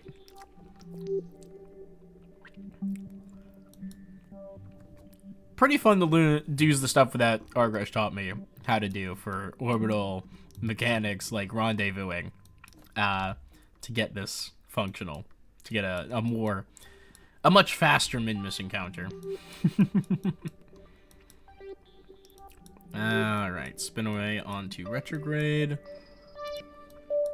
And ooch. Really does not need much.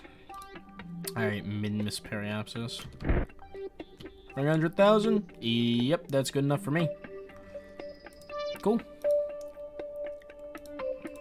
Gonna unset it as a target. And yeah. That's a decent encounter, if you ask me.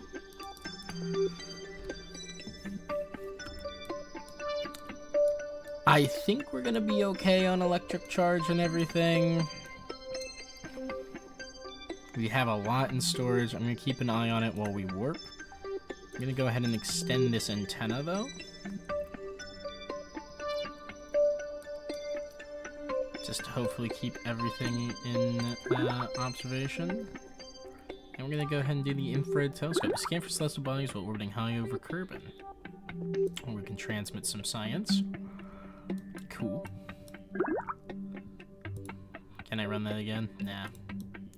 Probably need to be in a particularly new situation for that to work. Oh well. Still cool.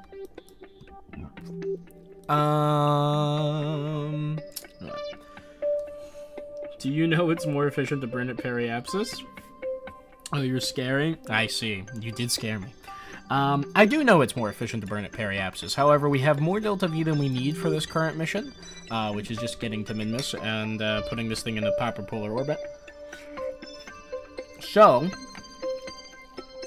it was more fun for us to go ahead and set up a orbital rendezvous, where we align our orbit and get it in with a little trial and error. So we don't have to wait 70 days for our encounter.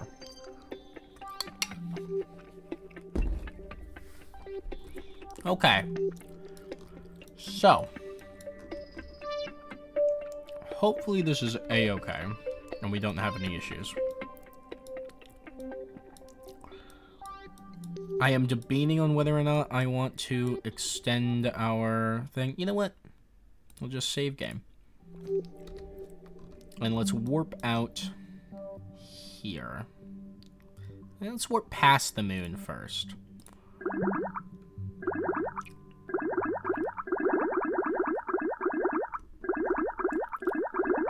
And see what our range looks like. Okay, I'm gonna need you to shut up. We are definitely bleeding through our electric charge. I think we're gonna need to, are gonna want to turn it on. So, hopefully this does not cause some issues when it comes to having our systems.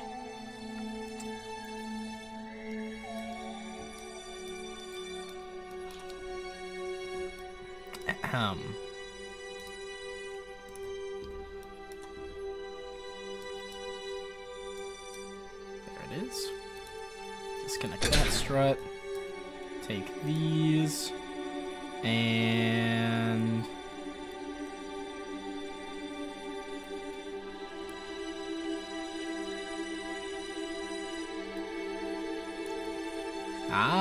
turn that down to 1 degree at a time, and it opens nice and slow. Look at that!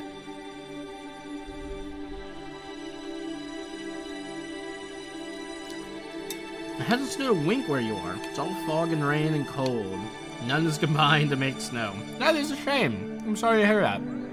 If it makes you feel any better, I am in the exact same boat. Though without fog. Just cold and rain.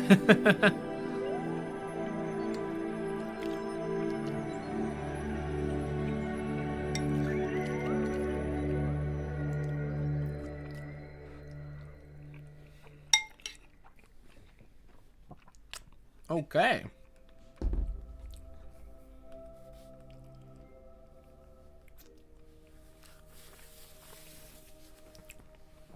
Look at them all go. Awesome. Very cool. Wonderful, even. I'm gonna go ahead. I might up this to like 2 degrees of motion.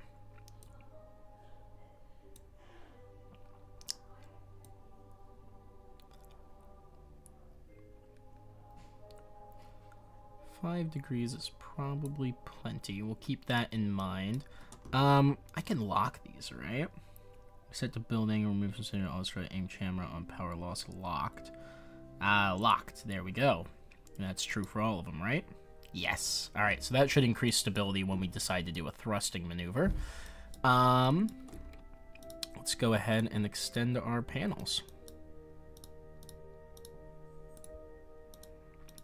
Gotta get our electricity generation going.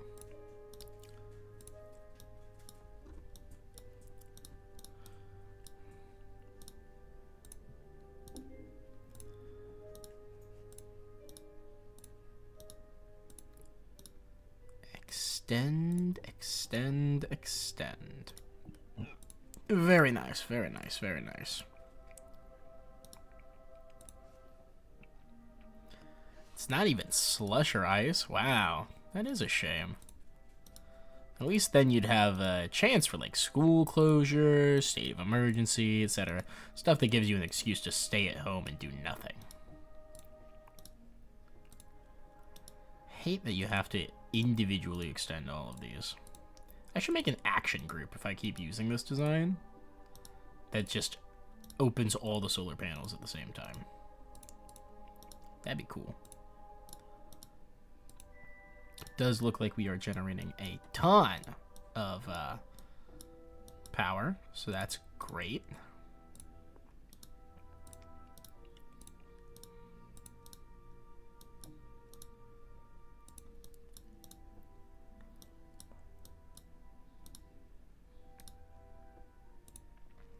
Extend, extend, extend, extend, extend. I think that's all of our panels extended. Yes, indeed. Look at all that power. Perfect. You don't have to be worried about a thing. We've got plenty of communications ability on this. We're still connected, not only to Kerbin, but also relaying with the moon. So that's very awesome. Question. ScanSat. Oh, look at that. Our satellite is in a good position. It is working well.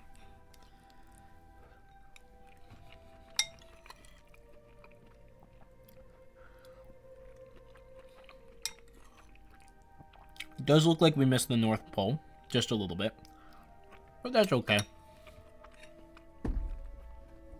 We can fix that later. For now, we do get the poles, which is important.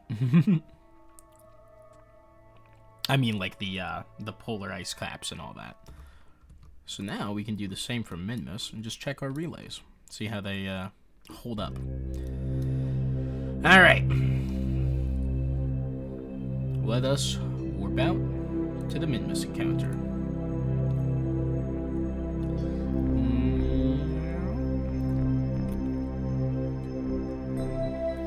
Ooh, data received in the surface deploy mystery goo.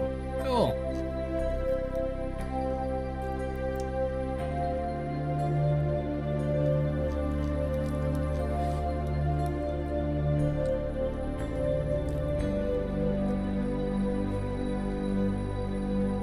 Let's go ahead and put ourselves out. We're already on retrograde. Perfect.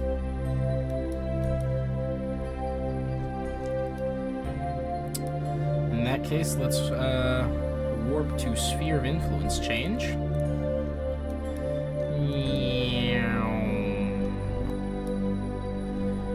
We seem to have good connection. I was worried we wouldn't, because I seem to remember us having pretty poor connection the first time we went to Minmus. But I think we just have good enough communications tech that it's no longer a problem. So that's awesome. Very good. Crash into Minmus. I would prefer not to. We are kind of doing this on purpose. Alright. Warp ahead a little bit further. And Minmus Sphere of Influence achieved. Awesome. So, burn at periapsis, hard retrograde, get captured, and we're gonna really need to switch that orbital inclination.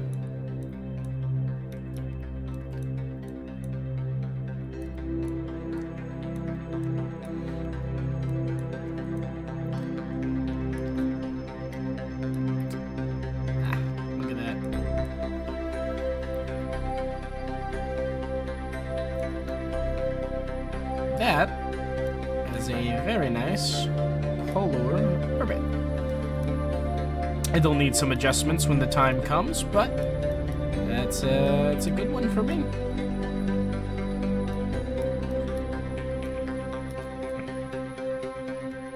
Okay. Still wish I could be actually, you know, engaged on the maneuver node, but what do I know?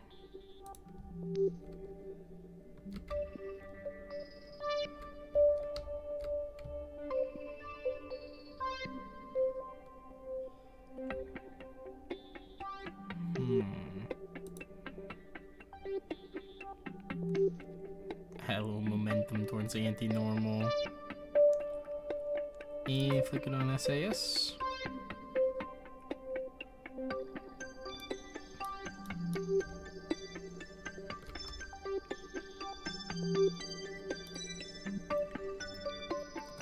Very nice. Play Just Cause 3. I'll be honest, I think I have actually zero interest in playing that game. I would need to look into it, but if it is the game I think it is, I don't really think it's a game that I enjoy. Alright, let's work. We've got solid relay connections with the moon, so that's awesome. That's good. Time warp complete. 10 minutes till burn. Time for some readjustments. I am trying to push us the wrong direction.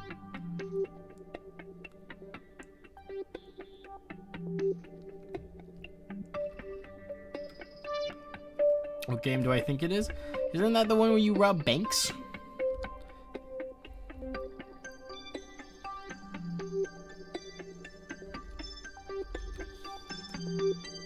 I'll let the auto time warp take us in nice and slow. And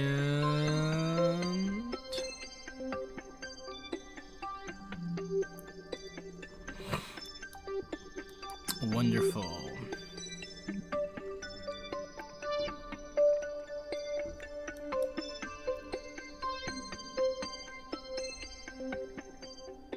Gotta push up just a little bit. Not too much, not too much.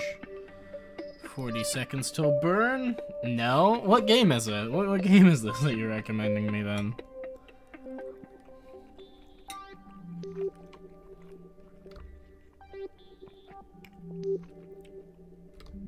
Shit. Shit. Going the wrong way. Shit.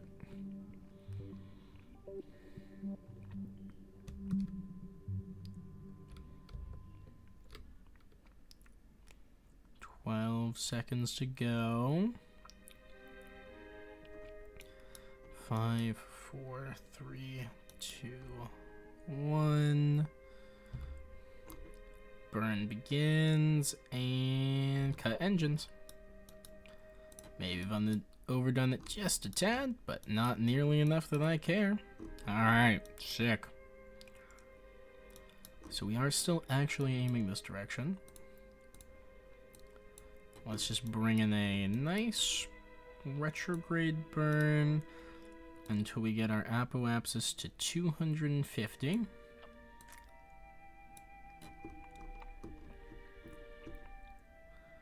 Easy peasy. 20 meter per second burn. That's so little. Oh my god. Alright, put us on retrograde.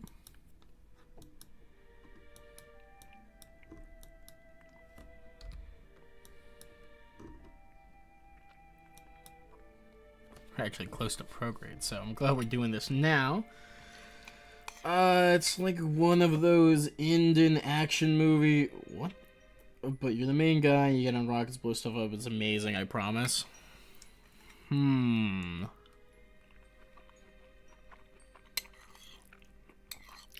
that the one where Spider-Man, the guy who plays Spider-Man, was the guy who played the main character in the movie? Or am I imagining it again? Am I imagining things?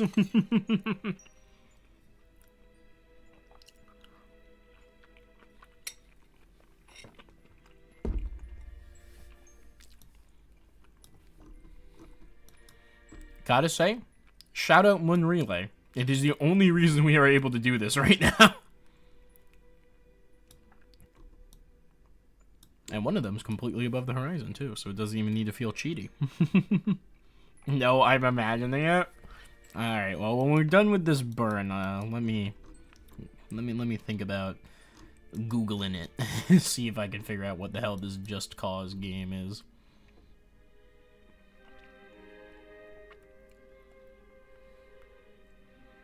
Okay. 18, 17, 16, 15, 14, 13, 12, 11. Is this no time warp? No, this is time warp. We're just right about to hit the burn, so I didn't want to push any of it. And there's a very, very minute burn, so I am going to be cautious with it. There we go. Maybe even went a little over. Still, that's totally alright. Cool. We come around this way, so let's put a maneuver here. And we're gonna want a nice, delicate circularization prograde burn. Anyways, hello, bricks for brains. Yeah, you describing my landing procedures right there. How are you today? 109. Why am I doing it this way? There we go. 200. 241, 243, 255, 253, 252, 252. Oh, a little too much. Alright, 250. 10 meter per second burn. Sheesh. Okay.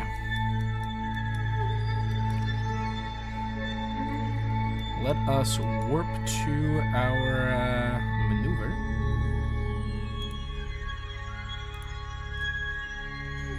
Schwam.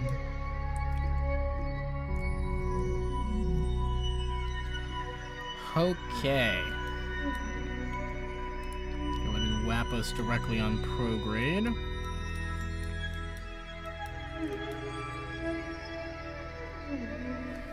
You're good. I'm glad to do it. You can do the burn early. For big burns, better start 50 seconds early. We've actually got the advanced burn timer on in the bottom right corner next to the nav ball, which from what I understand takes care of that fiddliness of whether or not you want to start your burns early or late compared to where they actually are.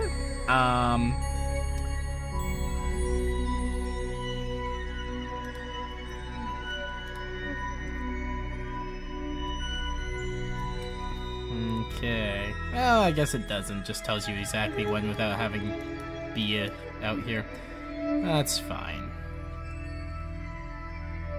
Alright. And burn up. Burn down. Whew. Oh my god. 1 meter per second extra delta V pushes up to 262. Jesus. Can I throw us on retrograde real quick and bring that down? What mods they're on? Ooh, quite a few. I'll have to go through all of them. We've got Flight Engineer, we've got Mech Jeb. I generally don't use them for things beyond, like, regular old stuff. We have ScanSat. That's kind of the big one right now. We are currently doing a bunch of stuff with ScanSat. You'll see when we turn this machine on completely, but our satellite here is outfitted to be essentially a pure ScanSat device. It is both a orbital relay and science communication engine with the intent for us to get a probe in orbit around Minmus for a mapping experience. So that'll be good. We're also kind of just killing time until we get access to a proper Duna encounter, as well as maybe any other planets. They're just not on any good trajectories right now. I am not good enough at this game currently to just ignore transfer windows, so kind of working on that. Honestly, I am gonna come down here and I'm gonna put my thrust limiter to like 10.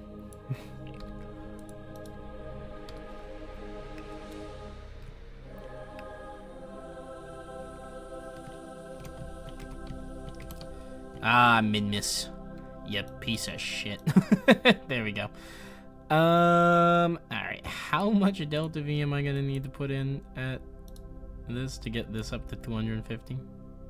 I put it up to 272. Good lord. 248, 249. 250, 250. 0.7 meters per second. It's freaking, I don't know. Thrust limiter 1. Hope it's good enough. Let's put this shit on prograde.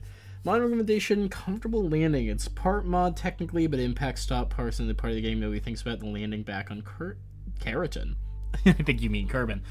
What does it do specifically? We've got, I think Restock and Restock Reloaded, or whatever its companion mod is. I've got both of those.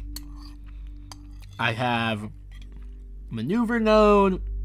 We have Eve. We have Volumetric Clouds. Very fun on that one. Love me some Volumetric Clouds. What else? Not much. Not much else. Alright.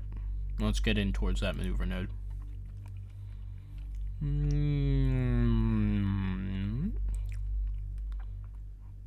Hopefully our reaction wheels are enough to get us there. You know, now that I'm thinking about it, maybe I should just deploy. I'd be wasting all 48 meters per second that remains in this tank, but it would give us a lot more maneuverability.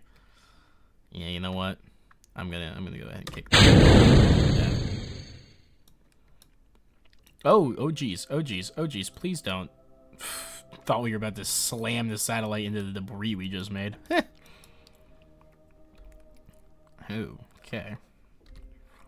Now we need a 0.2 meter per second now. Burn. That's so little. Thrust limiter. Still gonna put you at 1. Ooh, 0.5. Even better. Almost certainly this is still gonna be too much. You know, I'm gonna tap shift control. Like, exactly.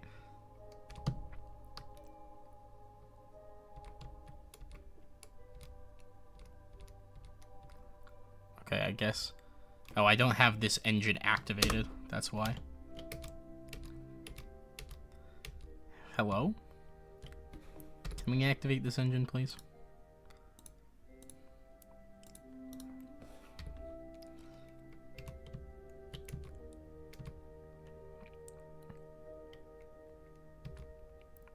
Okay. And 250. There we go. I think that's it. All right, 250 by 250. Perfect. Perfect. Love to see it. Okay. Now, I believe we want to throw this on radial in, and that will put it on a permanent maneuver to face the planet. So that's cool. Very good. Very cool. It adds floats to the Gemini and Apollo command capsules. Okay, cool. And it also adds airbags. Interesting. Why would I need airbags? Question mark. Like, airbags to just collide directly with Kerbin? Like for litho braking? Alright, let's deploy our scanner.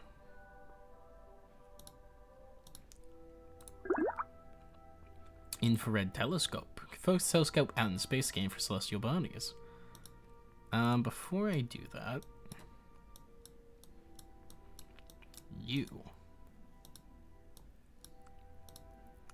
require complete. And then if we do this, it's still worth 21. Oh well. Upload the data. 21 science. Nice. Magnetometer report. Let's do that. In space over Minmus's lowlands. Measure the interaction between the solar wind and magnetic field of this body as it deflects charged particles. Whew, 94 science. Ooh la la. Gorgeous. Scan sensor. Start the visual scan. Surface is in daylight. That's fine. Not a problem. Scan resources. Scan sensor. Start scan for resources.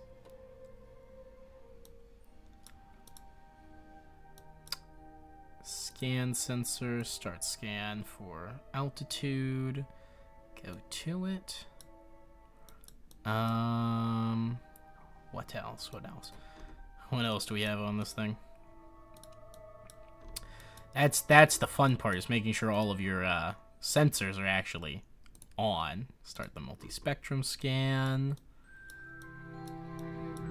I think that's everything. And now, if we go to scan set, we look at our map, we change the Susso body to Minmus. We're in the dark, so the only thing we're gonna get is resources, I think. Maybe? Let's just see. We are scanning. We are scanning. Alright, cool. Perfect. It's gonna be scanning for a very long time, I think, but it is going to be scanning. So that's cool.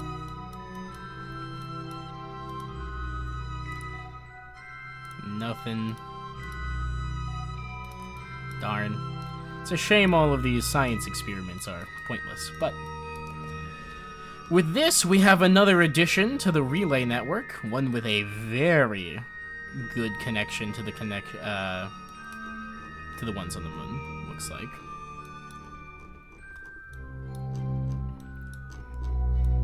And we've got a scan going. Can we look at the altimeter? Yes, yes we can. Perfect, perfect, perfect.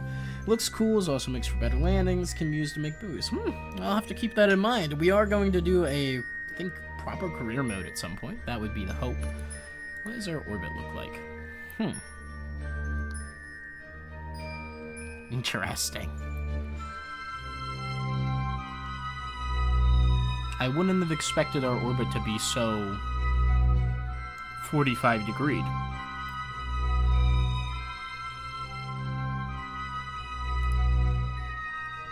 I think given enough time, we will, you know, pass over pretty much all of Minmus. But we'll have to see. We'll have to see over the long term, won't we? For now, though, we got what we came for, which is testing our range of our probes, which seems to be good compared to what it was previously. We can communicate with Kerbin directly. Hello, Moho. Let's see here. Anything in the transfer window at this point? No, not even close. What do we think about the fact that nothing is in the transfer window? Well, maybe dress. Is dress in the transfer window? Hold on, let me look.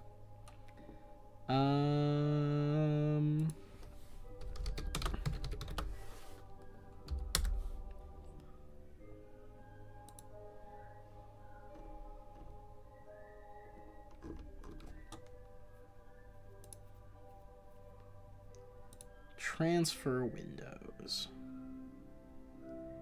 Compared with our stuff. Dress ain't even close.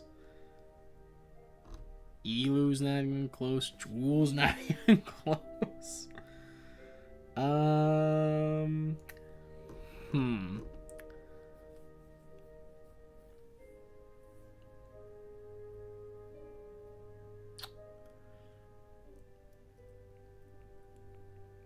I suppose we could try for something? I don't know. All of these are terrible positions for us, actually. Duna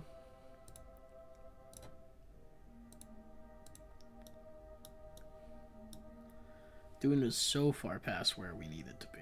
We could maybe get to it, but I don't know. I don't know.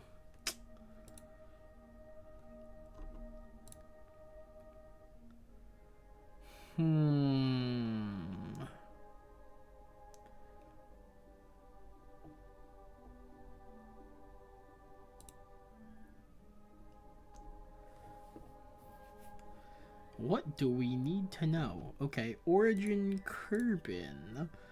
Destination Duna. Sure, 100 kilometers is fine for a parking orbit. Do the math. Huh.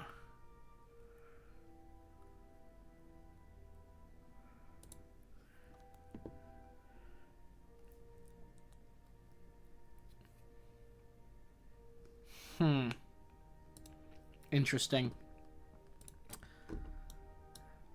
I'd like to make a proper encounter. Maybe we just go to frickin' Eve.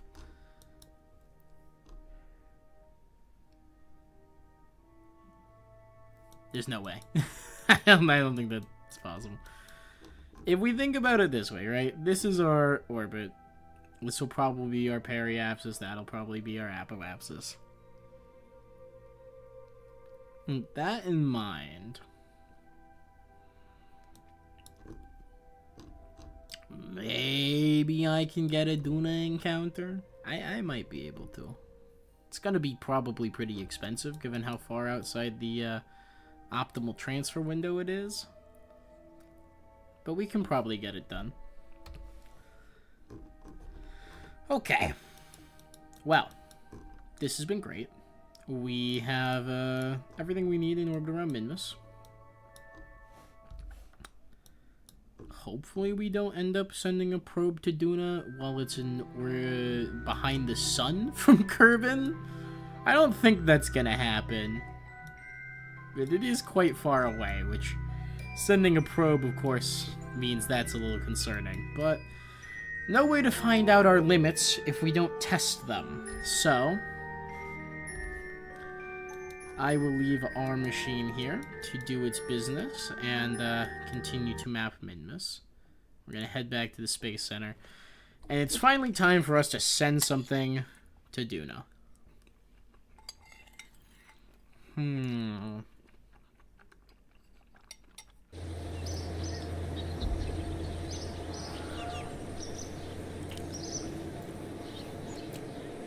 Let's pop into the VAB. Take a look. What's the best plot forward? Well,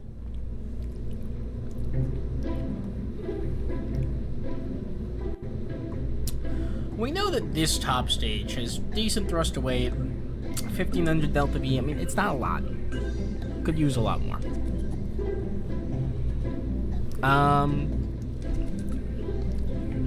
Let's see here. What if I pop off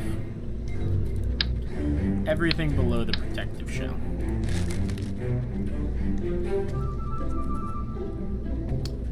And then open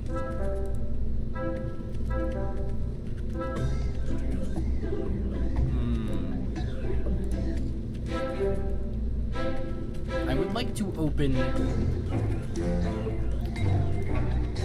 I would like to take a portion of the craft without removing it. Does that make sense? I have no idea if that's possible.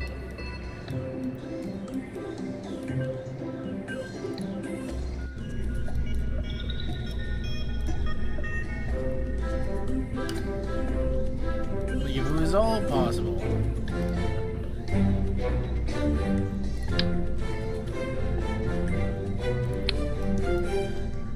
I'd like to just keep all of this. I suppose, hold on, what if I was to...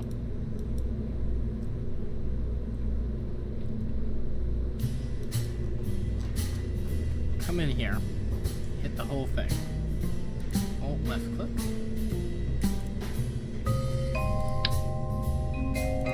You can't copy the whole machine. That's a damn shame. Okay.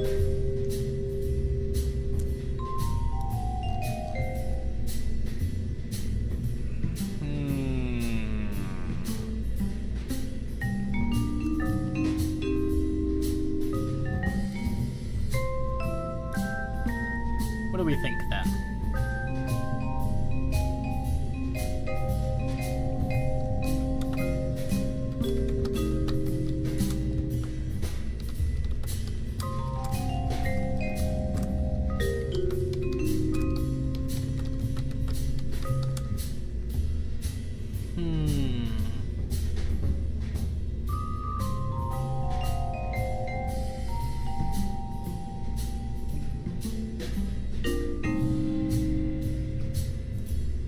There's a mod for it. Oh, boy.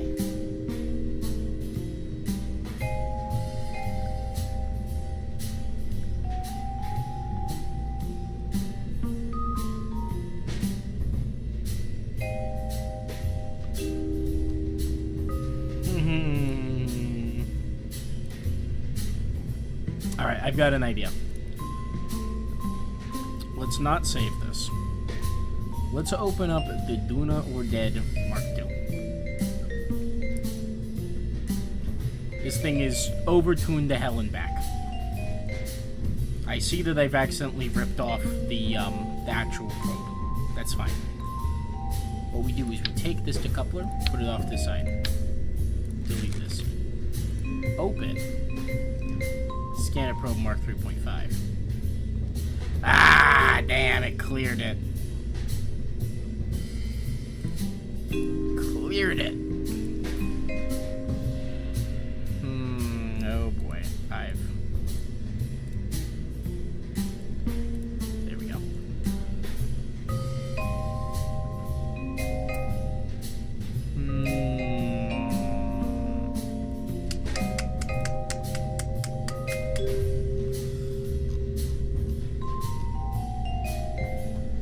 I see I've accidentally completely deleted the original Duna or Dead. That's a shame. Oh well. It was kind of a piece of shit anyways.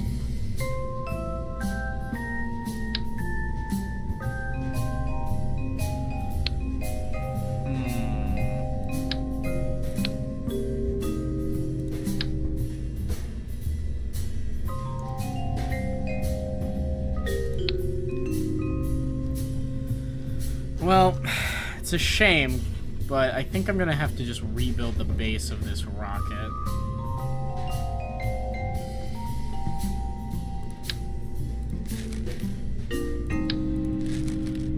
So, there's a bunch of Rockomax fuel tanks. Honestly, I should probably not use those.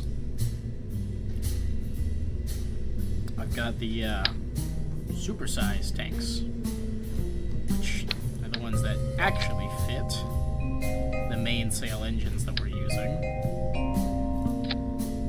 Hey, you know what? Let's retool this. Fuck it. Retool the whole thing. Duna dead. Boy, howdy is it dead. Load scanner probe Mark 2.5. Mark D1. Take off everything below the stack separator. And honestly,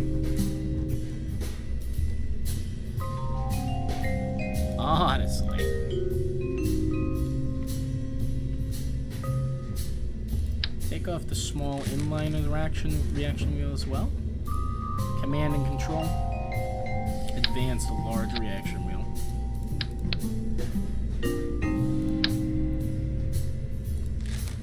Yeah, let's not cut any corners.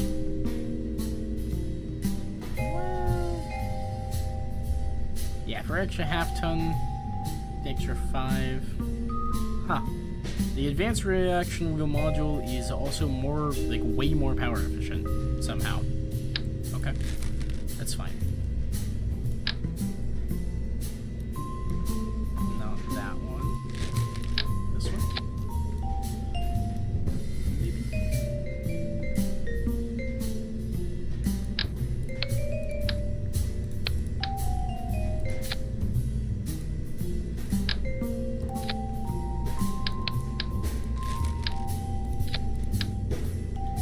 Okay, I need one of those.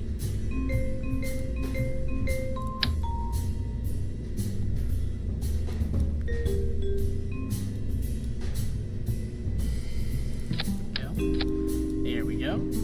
Okay. Makes it tall, but those have a decent bit of fuel in them. And we get the reaction wheels a little bit lower down on the machine as a whole. I keep calling it the machine. I don't know why I've picked that up of all things, but I suppose it is what it is. Put in one of these extra ginormous tanks, I think. Engine.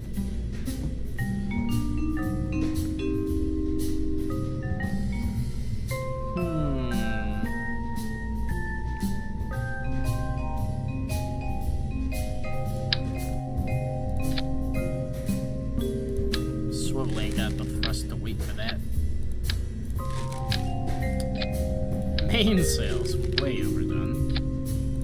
There's only a 0.76, 1.9, 0.9. Skipper might be good then.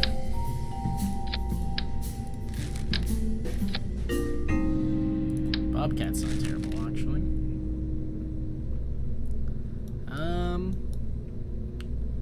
What of a engine plate? Double attachment node, engine, the double swivel. The mystical double swivel is actually a 1.25. That's kind of funny. Those torches ain't getting this thing anywhere.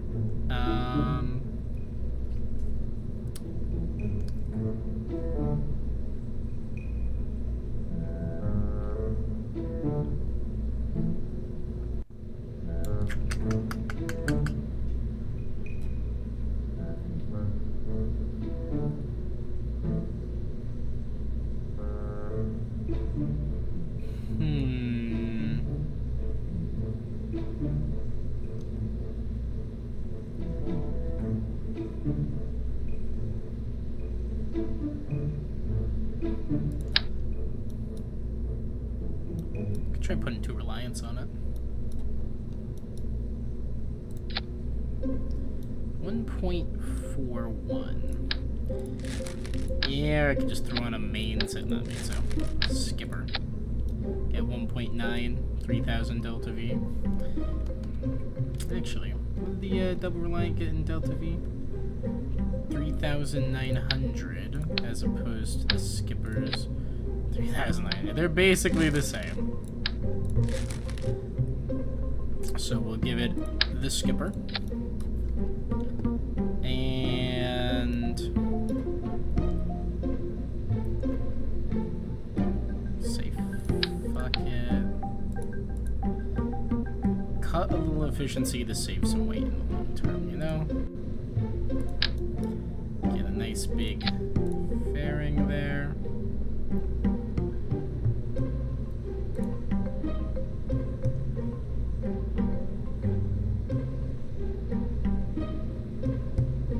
What? Why is this being wacky?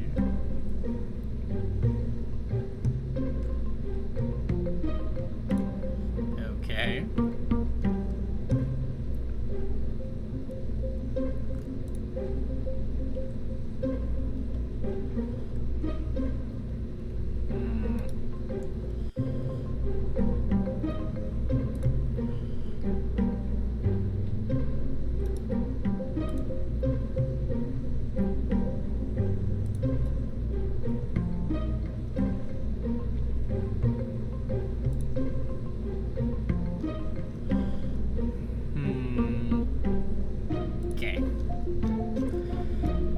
It's still basically one gigantic egg, but it should be fine.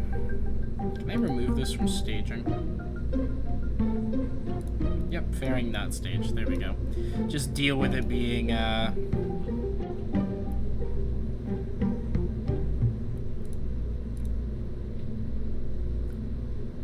what's it called? Clamshell deploy, fairing expansion, truss structure on, interstage nodes.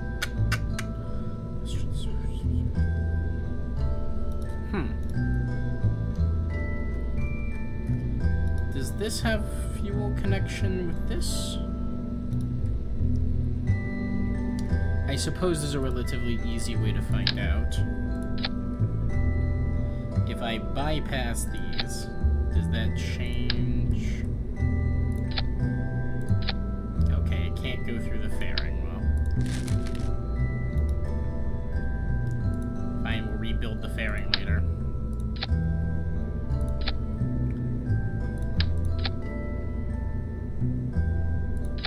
Really? Fine.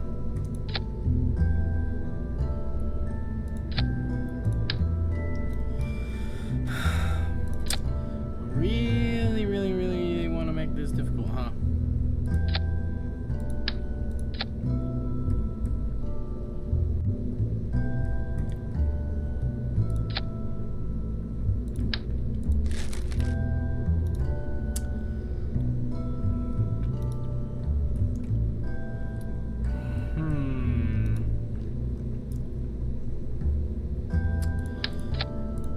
find this out. We'll say it'll be a little bit higher anyways, but only up to 4,000. Whatever fuel is in those is not worth worrying about.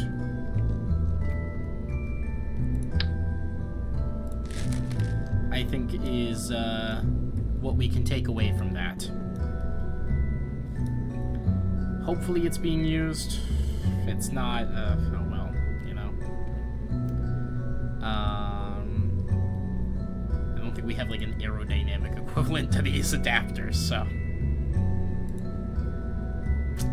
I mean, I guess there's structural adapters.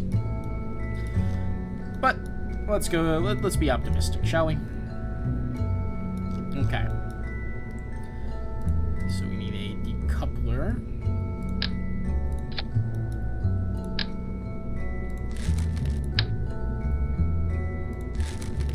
Stack separator 0.21, 0.04. Why are they different? So weird. Let's see. Alright, so from here, let's say, I don't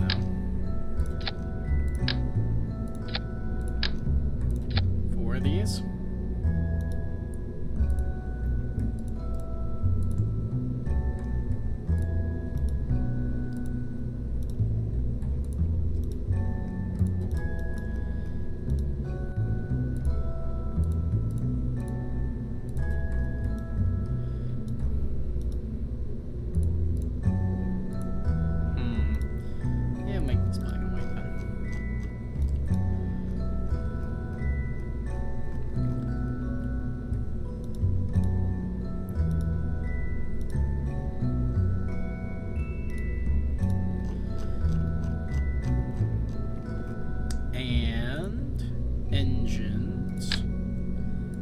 Sail 1.35 main thrust with that already.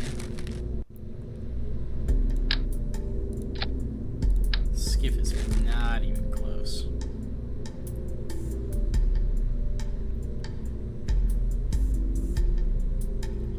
And I guess the skiff is supposed to be having high vacuum efficiency or something.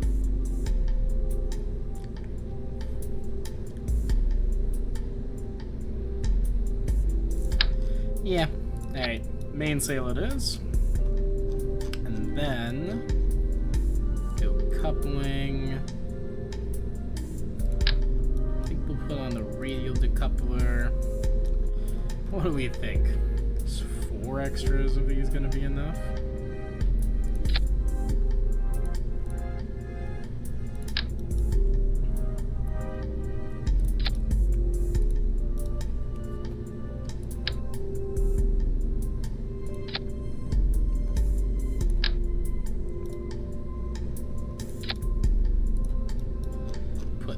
On. Same down here. Put on the mainsail. 1.2. Oh wait. The main stage will be burning during that point as well.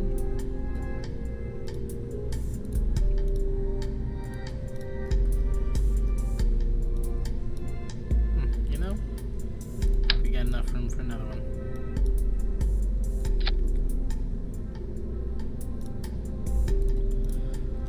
So these will burn. They got 4,000 meters per second delta V, and we can asparagus stage them. So let's worry about that real quick.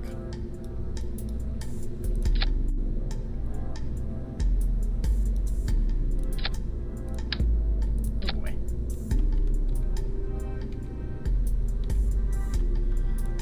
Turn off symmetry, grab this, and we can put this one here.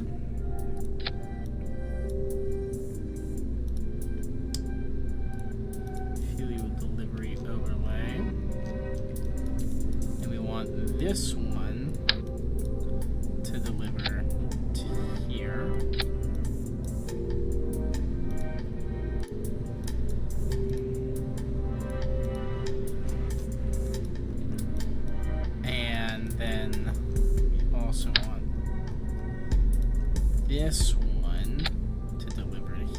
here. We want this one to deliver to here. Show that fuel delivery. Cool.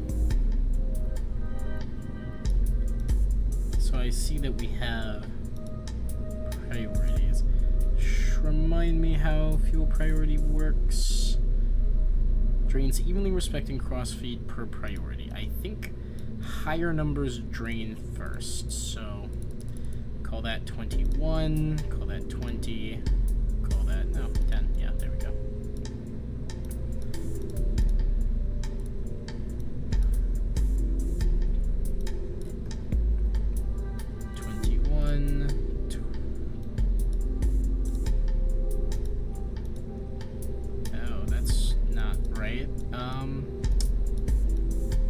Okay, you.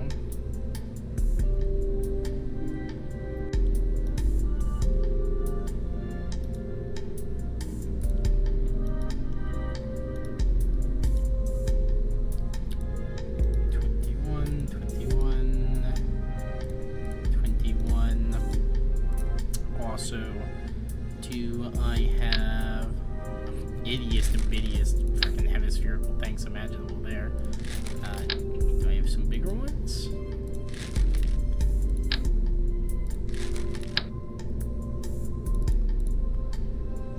I put these on, and then these. And that's extra fuel.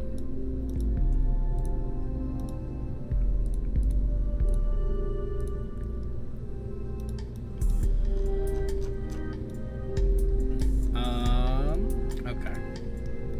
21, 21, 21, 21, 21, 21, 21, 21.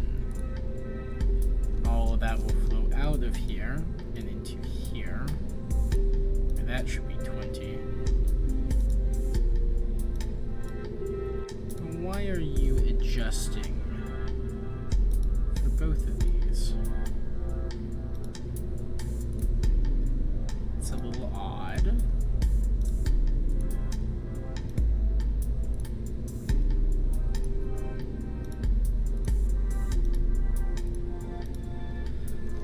Okay, so now all of these are draining synchronously, except for these two. Huh?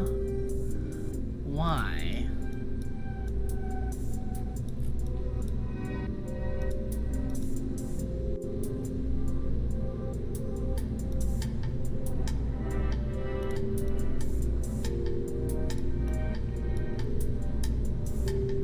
What if instead of this,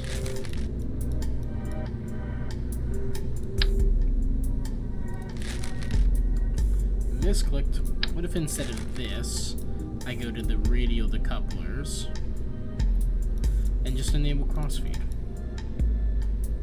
No, because then it all flows uniformly to everything.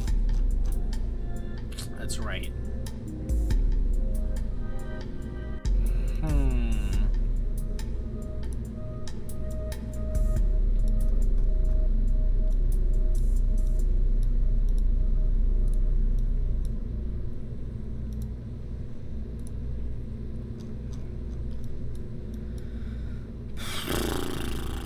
Strange.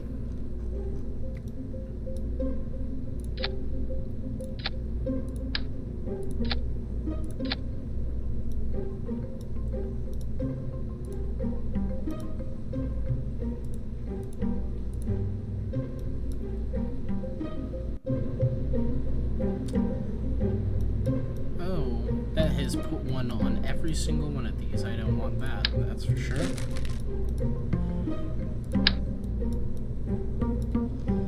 Okay. Fuel flows from this one to this one, and from this one to this one.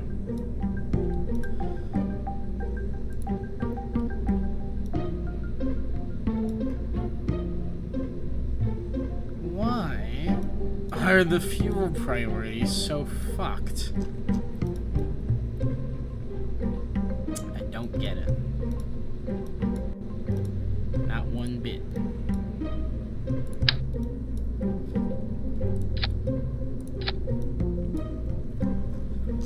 I mean, hypothetically...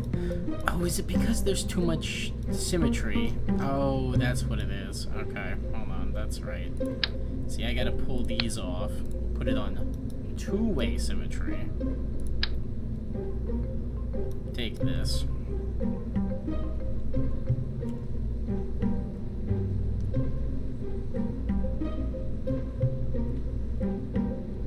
Slot them in like so.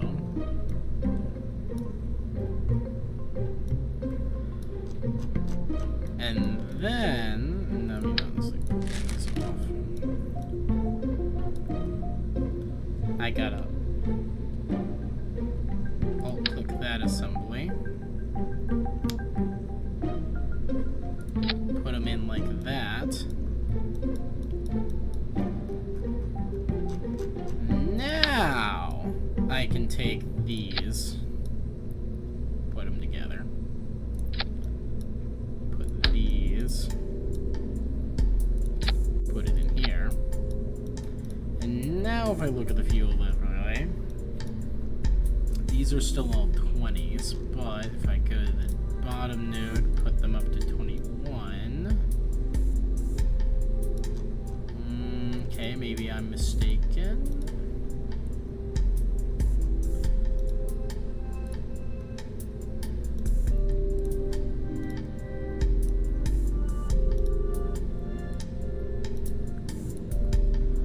These are all 21. These are all still 20. Except for this one, which is now 20 instead of 21. If I look here, same system. Okay, finally! Alrighty. Alright, all of my engines need to go off simultaneously at the very beginning. Except for the one up there. Turn the fuel delivery overlay off. So these all go. And then these need to detach first. Then these. Then the main stage. And then we have a top stage. And hopefully, I mean... it's a fairly decent amount of delta V there. Could be more, I think. But it's not nearly as overbuilt as our previous one was. How much delta V are we supposed to have to get to Duna?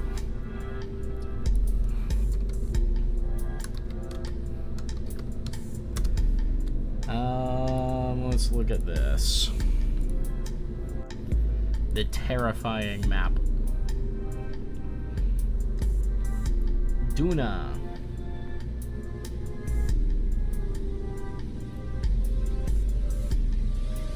Alright, it is 3,400 to get to Kerbin orbit. That sounds about right.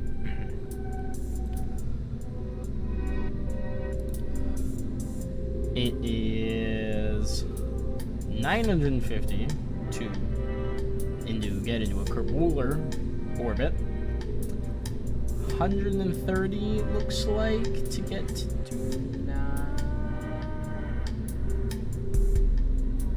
I don't know what these symbols mean.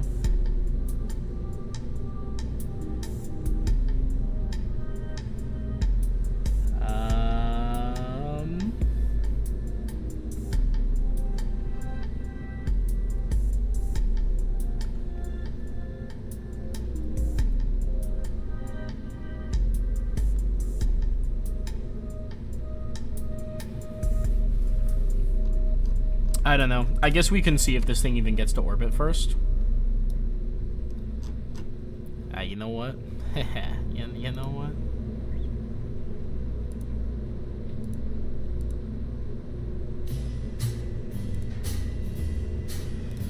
Let's auto strut this stuff. Hopefully that's enough. Build our fairing.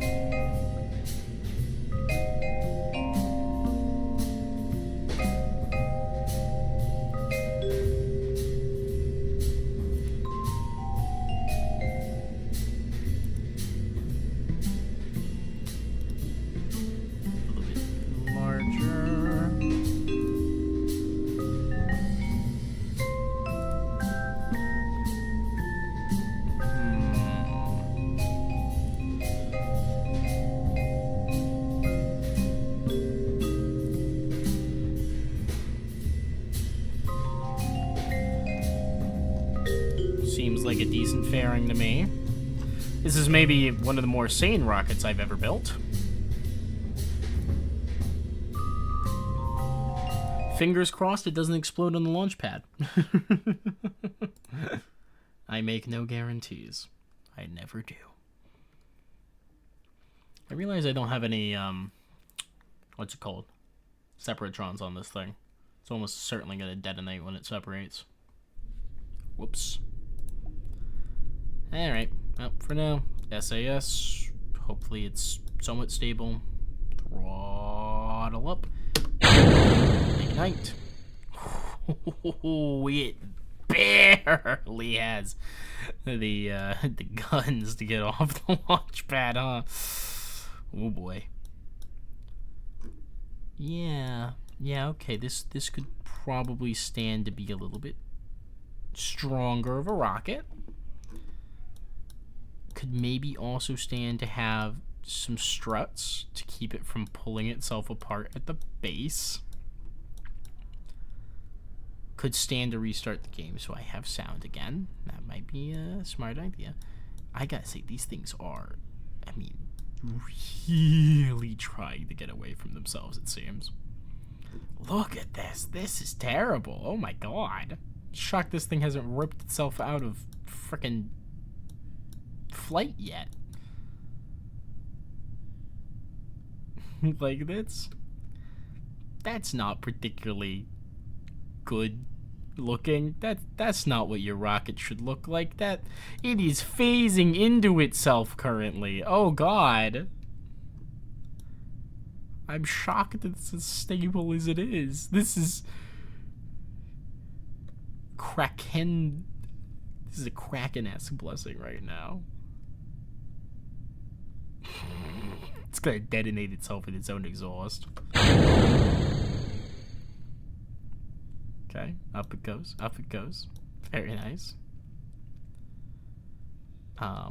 Let's start turning a little.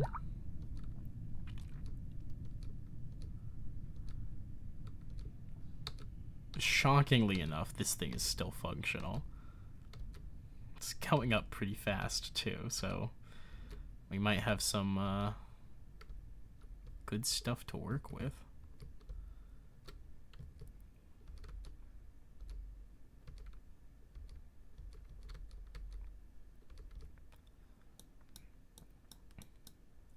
I just realized this thing has no fins.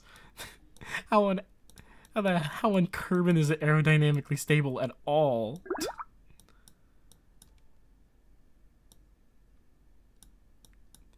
God, I don't know if these mainsail rockets are stupid efficient or what, but we're going up. We are going up, up, up.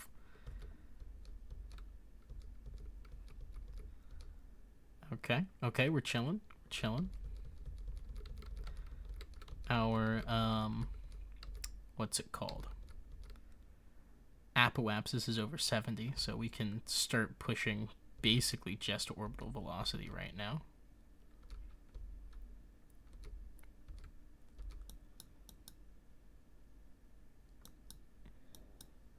Yeah, we should be okay. I mean, honestly, could probably wait till we're at apoapsis to keep burning anyways. Is this the power of high-end reaction wheels? Alright, we're in space. Very nice. Which means we can deploy the fairing. Get that shit out of here. Wait till we're a little bit higher up. Then keep moving. Oh, look at that. Oh, it runs out of total science that it can make. It's at 54 out of 180. Good to know. Sad that it's not permanent. Sensible that it's not a permanent infinite source of fresh science, but a shame nonetheless. Okay. I think go ahead and throw this onto prograde.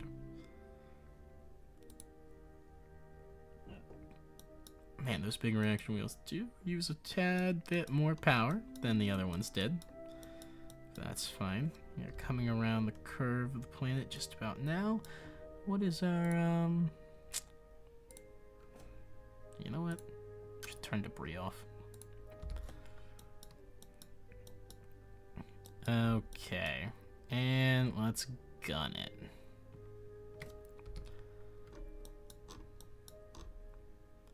Throw on trajectories while we're at it, just because it looks cool to watch it loop back around the planet a couple of times. I'm gonna throw this on SAS instead of on prograde, just in case. Oop. There we go.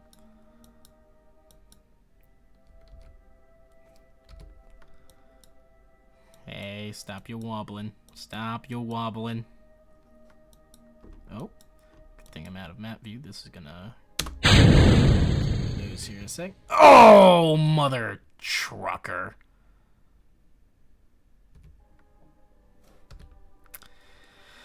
Well, that's gonna put a damper on any potential Duna mission, ain't it? Stupid bastards. Phew, flying away like it's no big deal. Cut my frickin' engine. They cut my engine off! Okay. I think the Delta V cost to give them a proper... What's it called?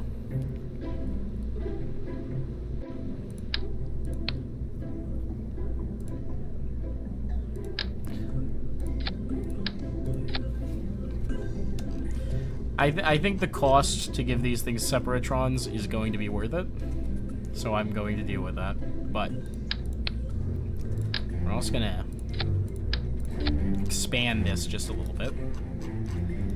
I'm gonna expand this one while we're at it.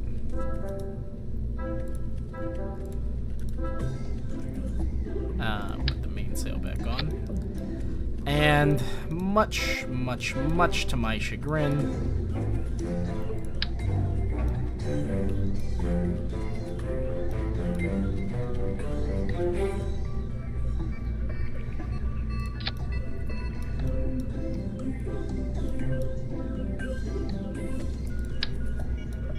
let's pump this up to 8.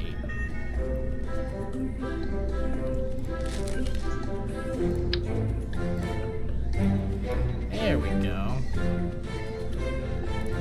It's like something about this feels a little off. It was because I was only placing 1.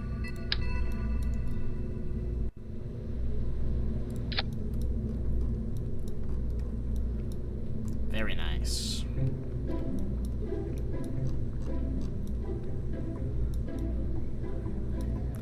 Okay. Pull those fuel ducts off.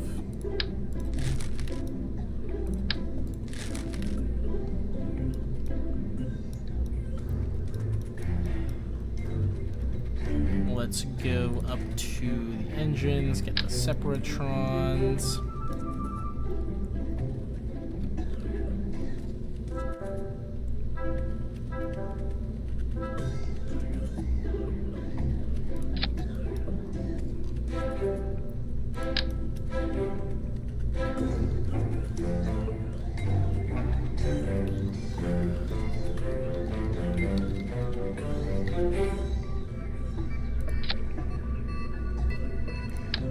Question.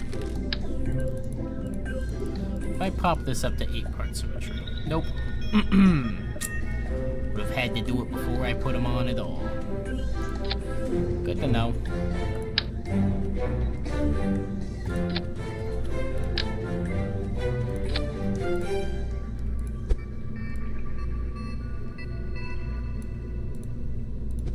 Let's roll these around.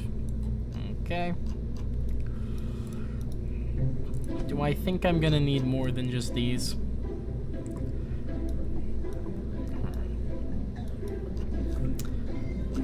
If I do, we'll see. We'll see.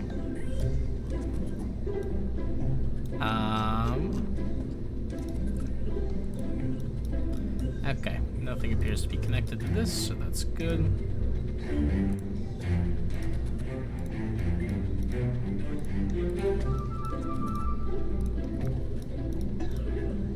Let's just, you know, sure.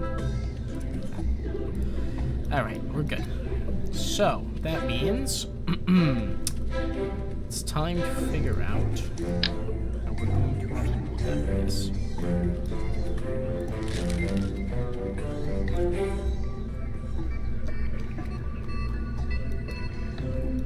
Oh boy. Separation time.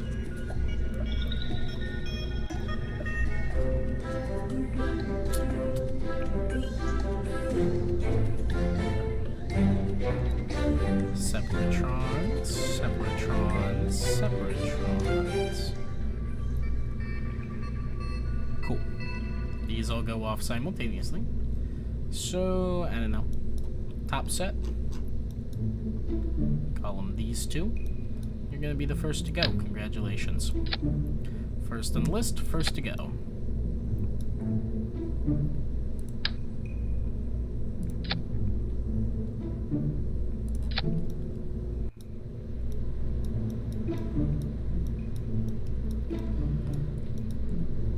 Fuel delivery overlay. These are currently set incorrectly. You know, instead of doing that, what if I pop over here? Go this one to this one. That's a 21 to a 21. Got this one to this one. 21 to 20. Okay, and what about over here? 21 to 20. Perfect, perfect. Okay. I think they'll still have to drop that one, unfortunately. Here's what it is. So let's show the fuel delivery over here. 21, 20, and we'll just drop these down to 19.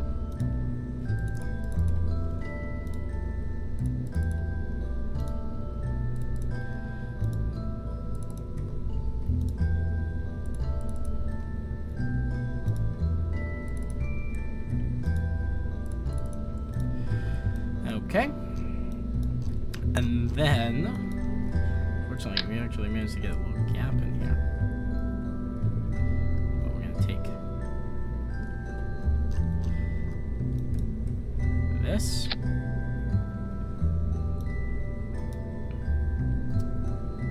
Connect it like that.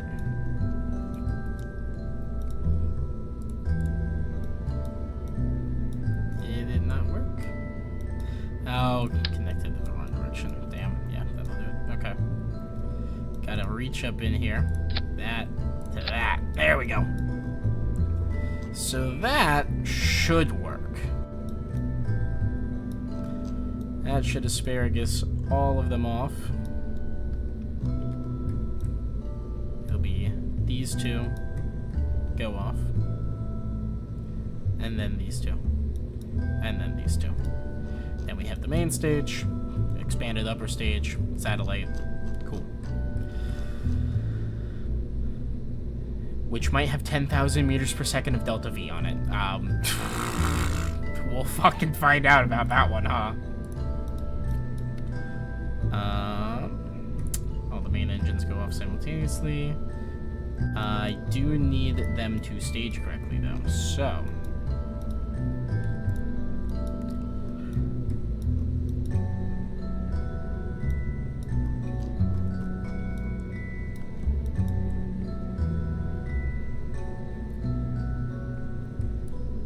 these are going to be the first to go. And these separatrons are going to go there. And then it's going to be these. And their separatrons. And then those will be the ones that remain. And their separatrons.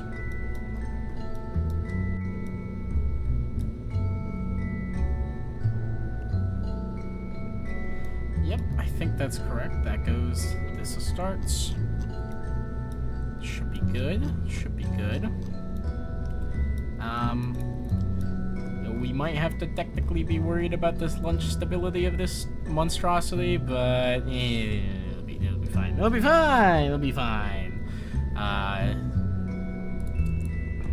This is the Mark D2, methinks.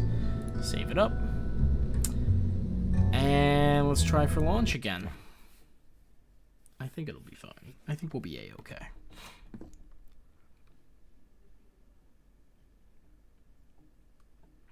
Hopefully, it doesn't cut my engine off again, because that sucked.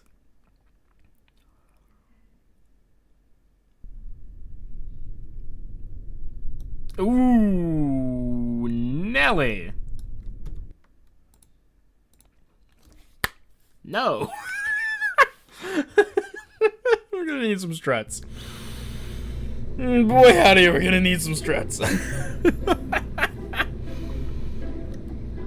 Let's see if we can keep our strutting simple, though.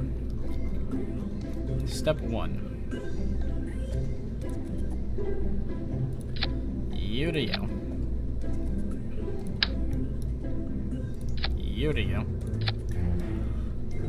You to you.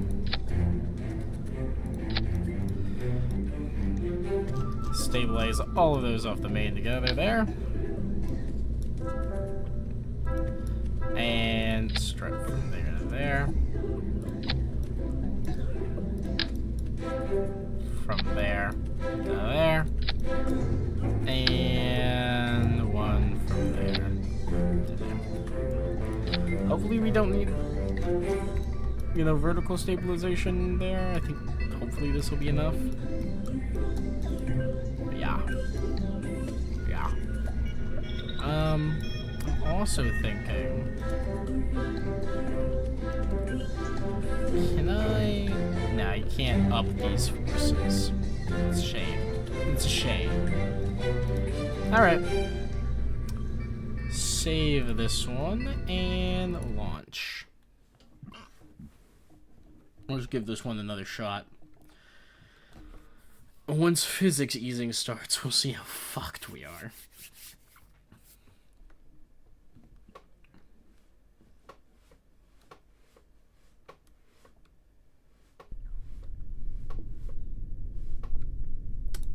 That is much better. Does bounce a fair bit, but I think we can deal with that. Okay. Throttle up.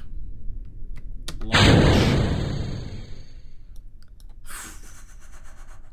It's still barely able to fly.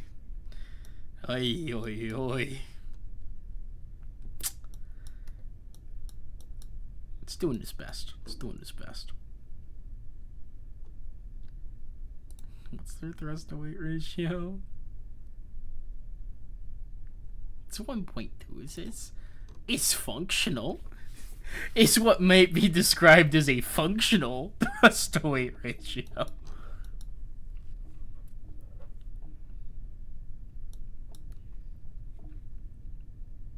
Okay. It's going up, though. It's going up. We're gaining speed.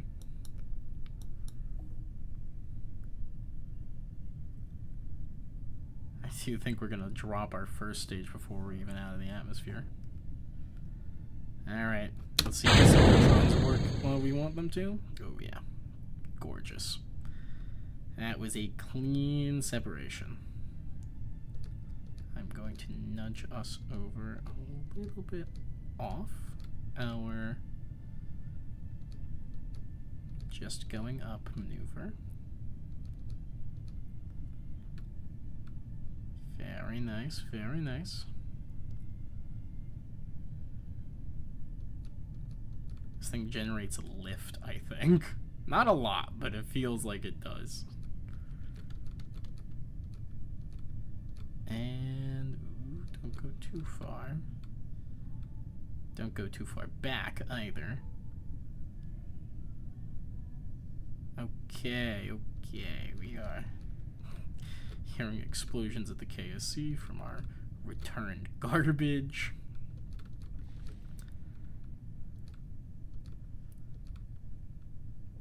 Okay, I should probably stop pushing to the side. We'll need to worry about our apoapsis not being high enough if we're not careful. And engine burnout. That's great. Separatrons do their job. as expected. We are flying, flying, flying, flying. I'm gonna actually throw us onto prograde at this point, methinks. Because that 45-degree angle should be pretty tasty. And we should hit space soon. Okay, don't go on to prograde because it is sweeping down to the right a little too fast for my tastes.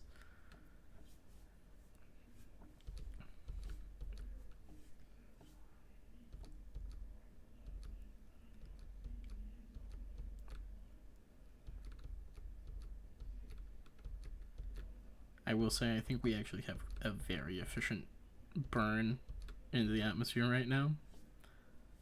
I think we're good. Gonna hit 67, 68, 69, and that is a 70. I will throw us onto prograde now. Direct. Just hold us there. Till we hit maybe 80,000, 90,000 up. 80,000 sounds good. Lower the throttle. Oh yeah, we just barely peek up out of the atmosphere there. But that's good, that's good. That means we have put most of the energy that we have burnt so far into sideways momentum. We are already going quite fast. Alright.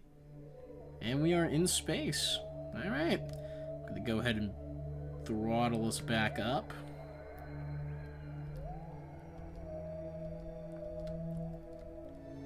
Rotate us a little just for the fun of it. Look at that. Yeah, it's a sick launch profile.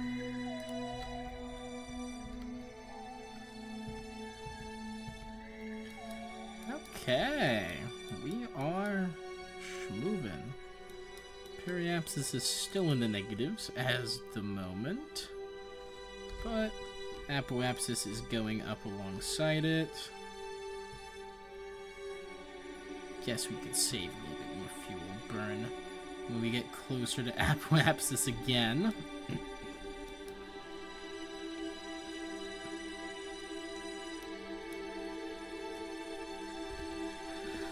Alright. We are nearly out of here. Be heading over into the dark side of the planet here, so we will have to rely extremely on battery power, but that should be fine. Well, I say extremely. We should have plenty of power to get where we need to go. We are behind Kerbin compared to Minmus, so yeah. Not much good to be done there. Throw us on the prograde and warp up here. You know what? Should also deploy this while we're still on a sub-orbital trajectory. Hey, can we aim towards prograde, please? I know we have reaction wheels strong enough for this.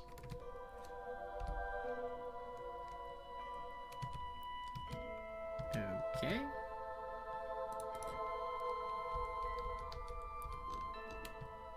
And burn. Burn, baby, burn. And orbit. Gorgeous. Okay. So. Well, I guess we're putting this debris into orbit instead of leaving it suborbital. Oh well. Zebratrons, get them out of here.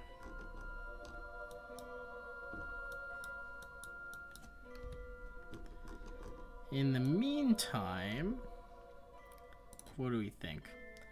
Current orbit. Put me on a maneuver the Duna?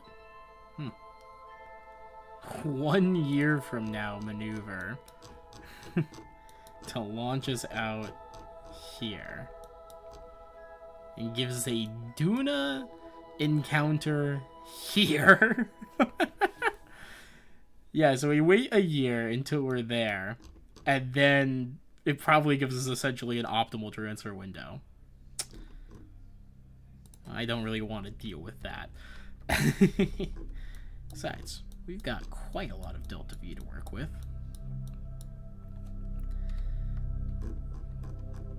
Let's see.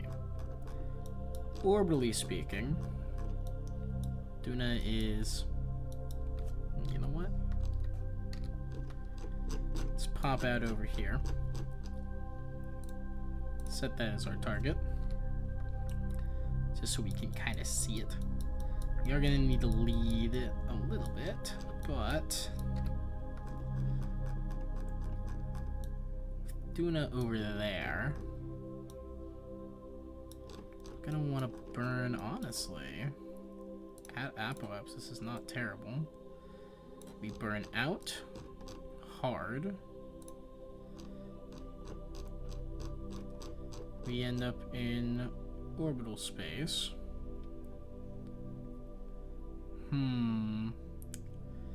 We burn harder, and we actually still have its target position there. Yeah, let's burn just enough to align our orbit. And then...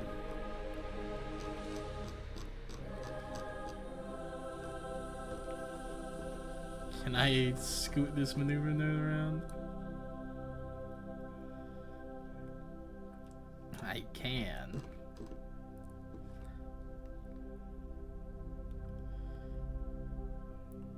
Huh. Interesting. We can turn this maneuver around and try to aim for the other planets, but we can see that no matter where I burn from to align ourselves with Duna, we are not really close to it.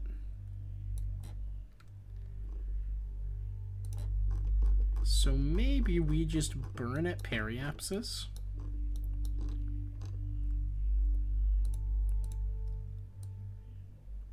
Until we get a Kerbin escape.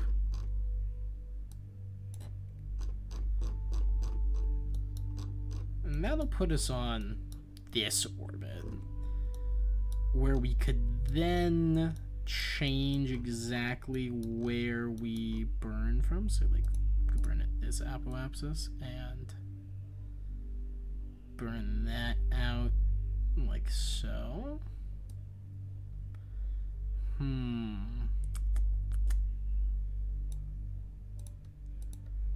Okay, unironically, hold on. It's a bad idea. It's a wasteful idea. But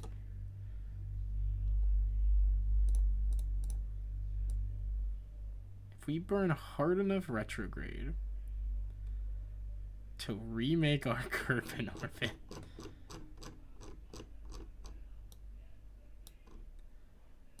we would then need to still burn fast enough to completely swap. Yeah, no, that's not happening. 100,000 meters per second of Delta V. Yeah, no. Damn, those transfer windows are no joke, huh? Let's see here.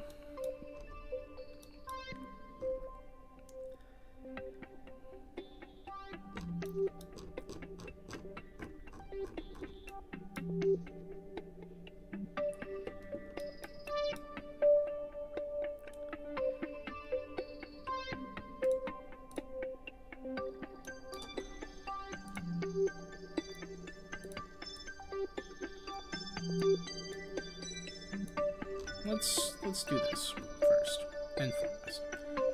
Burn periapsis. Kerbin escape.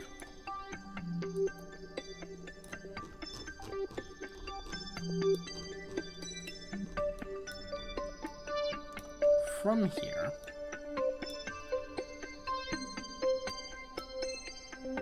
we want to raise this as soon as possible. So what if I was to then add a maneuver like here? Burn orbital out.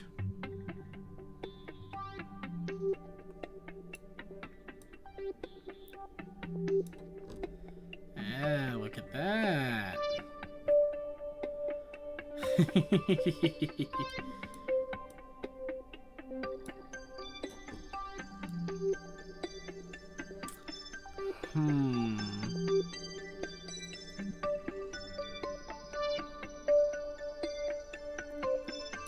It's a shame that maneuver there doesn't have a encounter with any of the inner planets. That would have been kind of fun.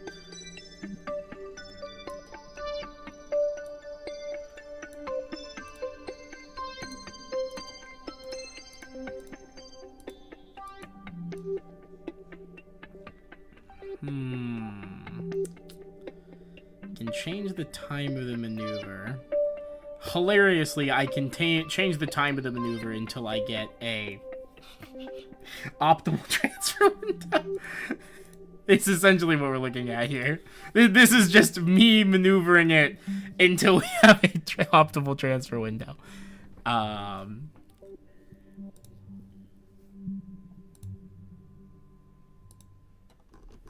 Okay. Hold on.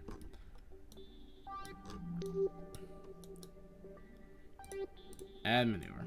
Burn at periapsis. Carbon escape.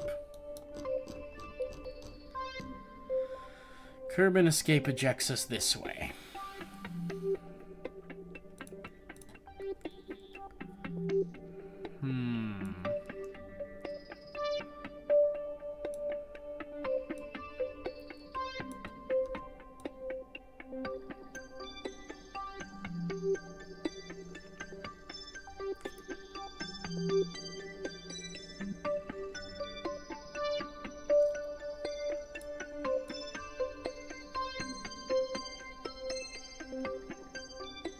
Oh, hello.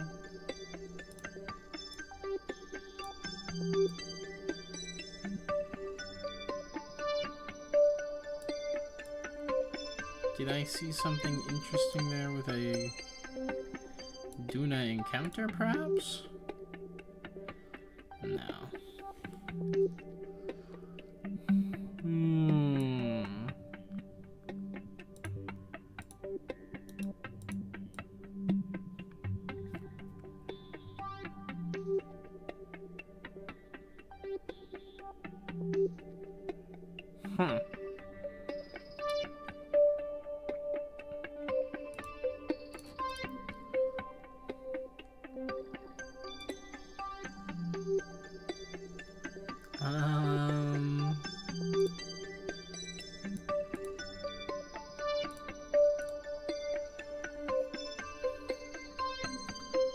Selected target Duna, reference orbit Kerbin, phase angle, time the relative apoapsis height simulation.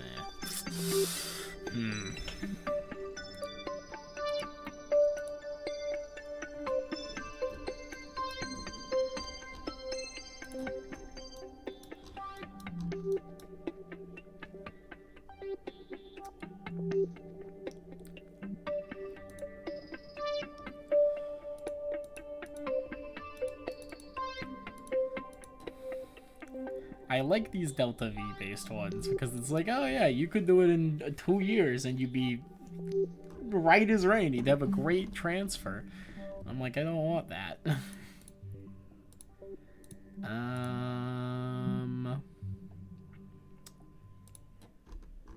Let's see. There's gotta be a way to push our orbit this way so we intersect Duna directly.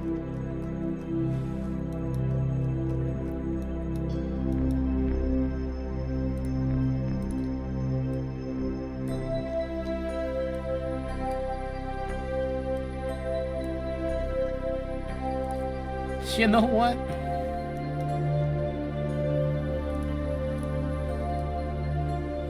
We got a lunar gravity assist.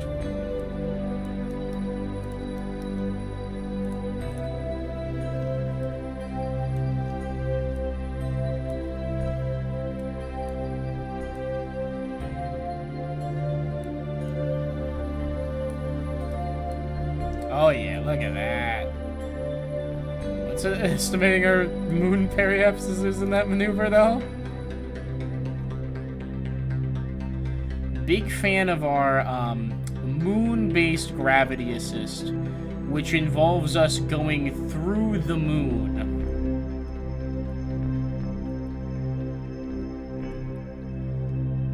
832 meters per second, get yeeted out of the Kerbal system.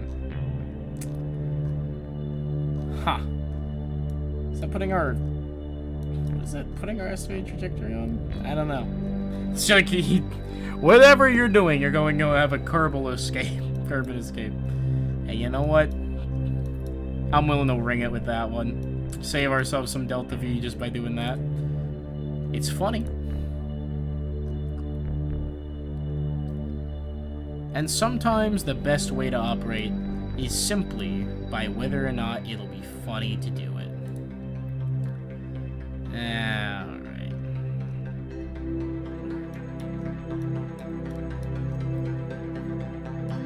Hi, Val. Maybe we'll rescue you while we're waiting.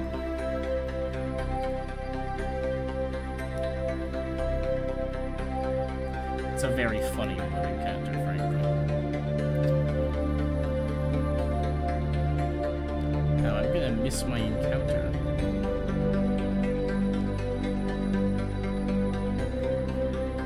Because it's such a slow burn. Yeah, it'll probably be okay.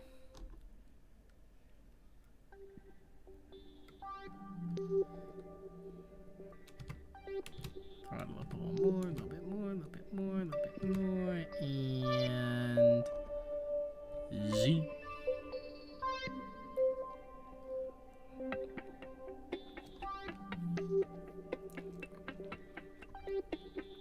I'm not that concerned with how effective this gravity assist is, frankly. The important part is I'm doing it. Hell, I don't even know if this is more efficient than just letting myself get out of the system normally.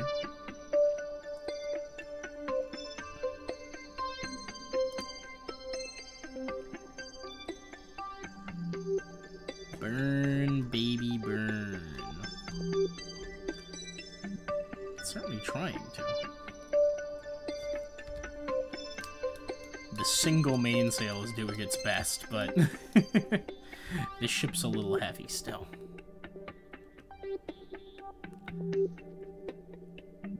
Alright, up it goes. Getting closer and closer to the moon encounter that probably maybe is still gonna happen. Hopefully it's still gonna happen. Alright.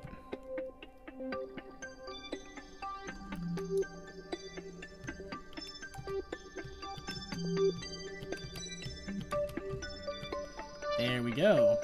We are going to zip right past the moon. Very much right past the moon. But we are then going to get yeeted out of the Kerbal system entirely. Awesome. And, I'm going to go ahead and save.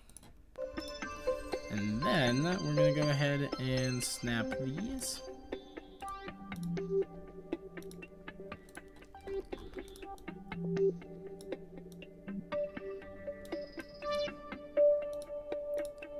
Here we go.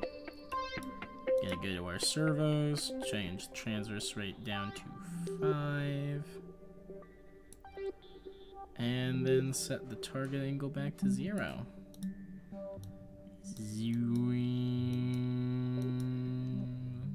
Look at them go. Ah, I love deploying things.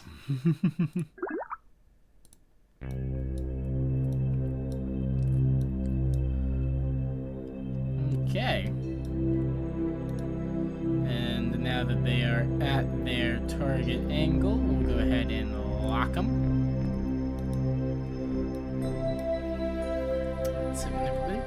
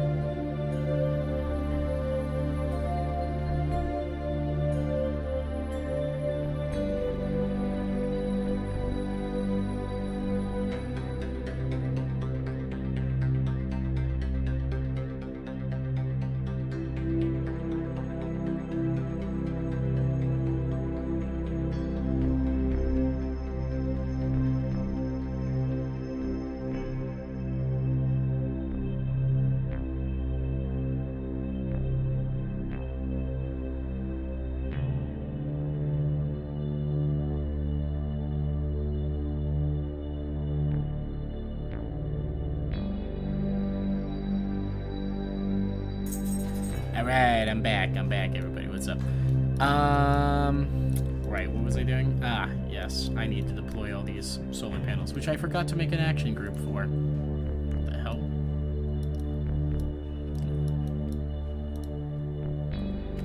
Whoa. Huh. If I hold shift, it moves the motors.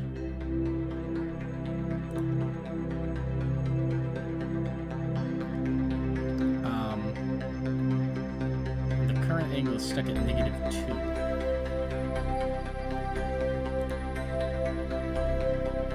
Okay, I've turned the motors off. Why are they still going to negative? Oh, it's because I'm throttled. It's because I'm throttled. Oh my god.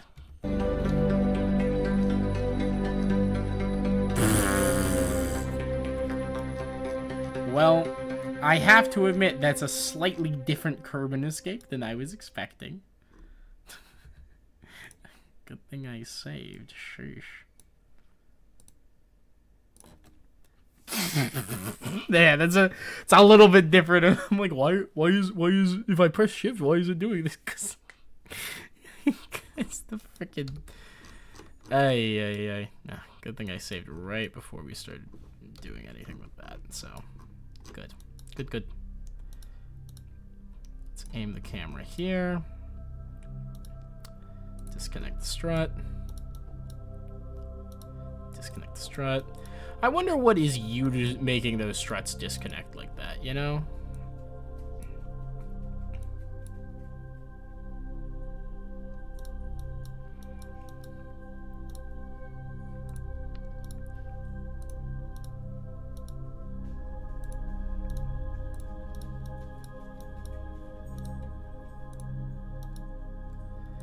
Extending out the solar panels.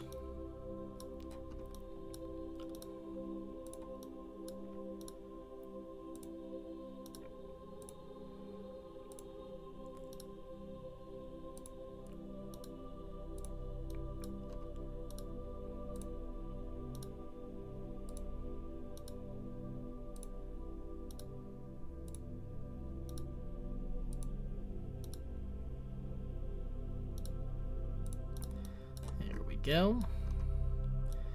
That's half of them out.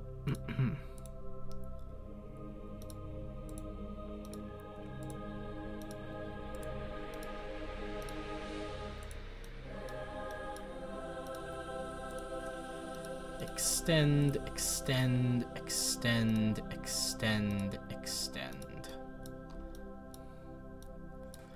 All right. One last set of panels to turn on. It's funny, if the probe is facing into the sun, those panels are basically useless. Because they're underneath the giant radar dish.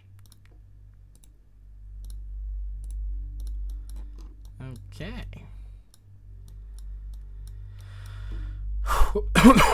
Oh, I should be able to go ahead and extend this transmitter as well, just to be sure it's ready to go. Well, it's nice to see that this rocket does actually, the hinges do have some degree of acceleration that they need to be prepped for. Okay, I think that's all there is to it.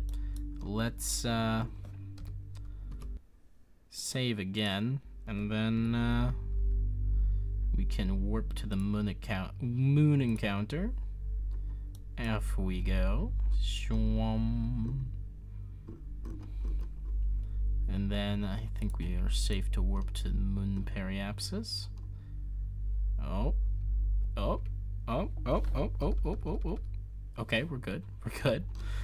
Still got caught. For a second, the game was not sure we were actually going to have our moon encounter. What's our periapsis look like? Still 96,000. Cool. Valentina can have a good time with that one.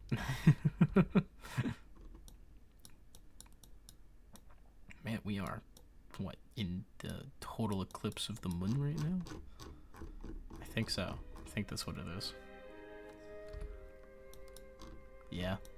We are in the moon's ecliptic. Cool. Alright, well, we shouldn't lose any altitude here, so we can just go ahead and warp to Moon Escape. Not going to make any corrections here. We've already got the escape trajectory we want, so we're good to go ahead and just speed things up again till we get our escape back to Kerbin orbit, where we will yeet on out of here. Very nice. Okay. Then we'll be on this orbit here, which is quite an interesting one, actually.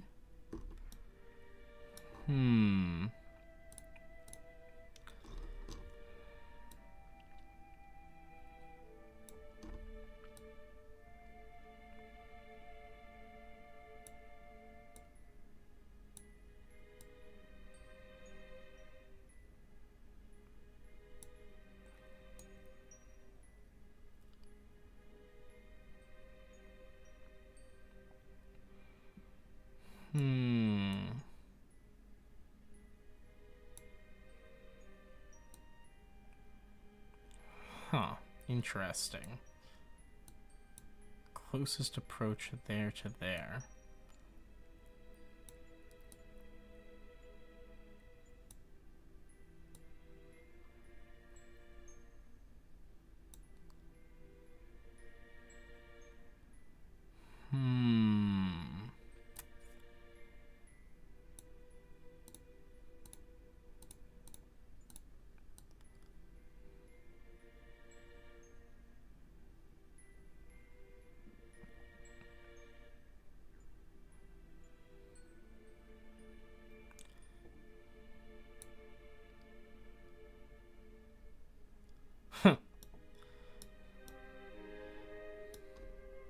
Interesting. Terrible maneuver, but interesting nonetheless. So, I mean, here's the thing. What if we start burning the moment we leave Kerbin Sphere of Influence, basically? Add a maneuver here. Just burn prograde.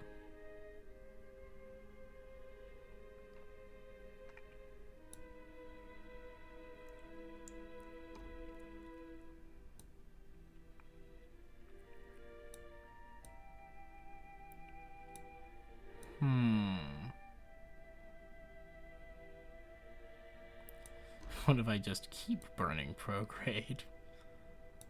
Am I gonna hit anything on the way out? Oh. Did I see that right? Did I encounter something on the way back in? Oh, I do. I get a jewel encounter on the way in. Huh.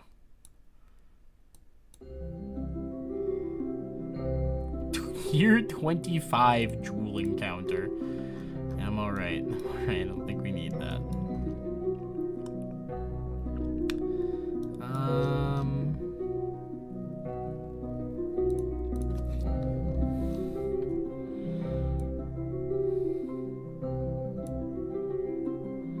Yeah, that's just gonna make getting an encounter with it worse. Really, the only things I have to play with are orbital in and progrades.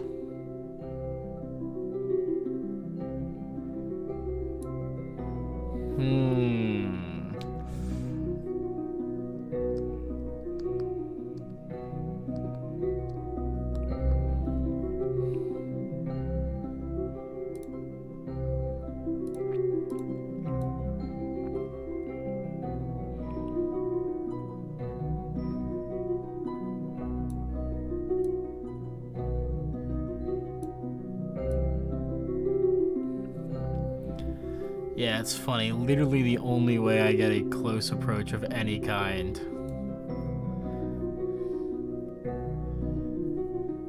And even then, it's like several million kilometers just to burn there. Whereas I can burn prograde.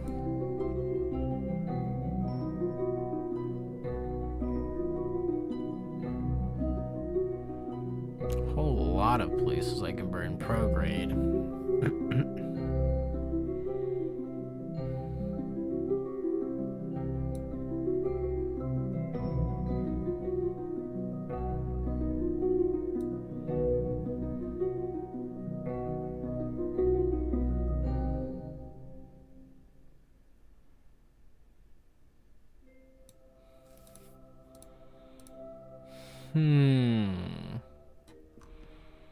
I mean, we can get a 44 million periapsis, only expending 1,000 meters per second, to be fair, to get a Duna encounter all the way out here 10 million years from now.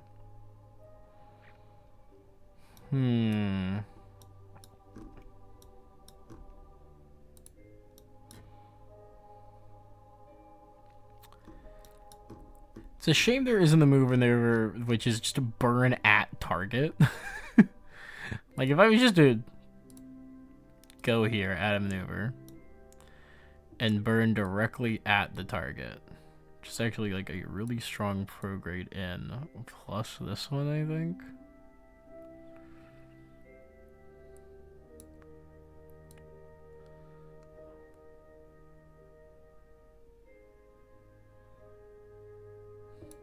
Like, I defy you, orbital mechanics.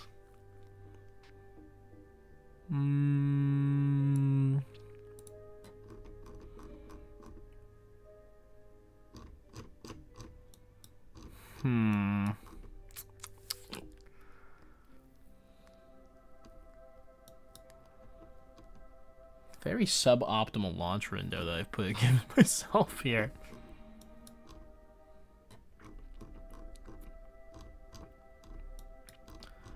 What if I was to...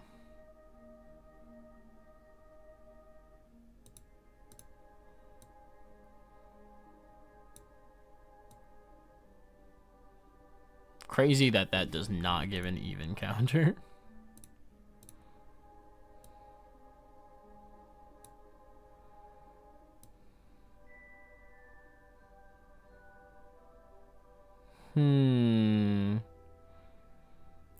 No such thing as a Moho encounter along that path either. Man, when I said I didn't have a single optimal encounter, I didn't realize just how correct I was.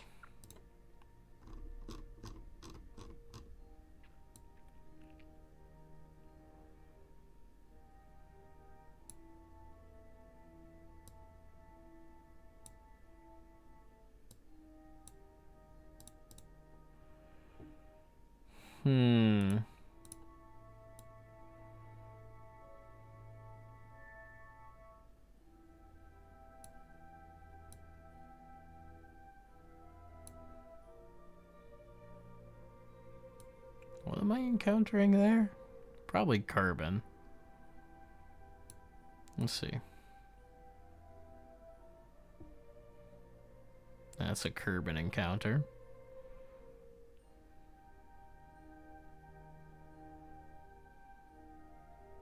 Oh, what is this? Is that also a carbon encounter? That is a carbon encounter. Huh.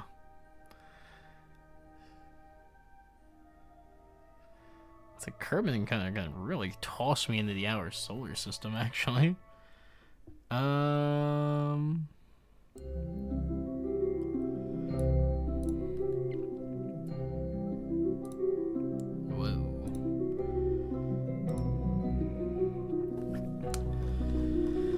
Alright. Let's go ahead and warp to the carbon escape.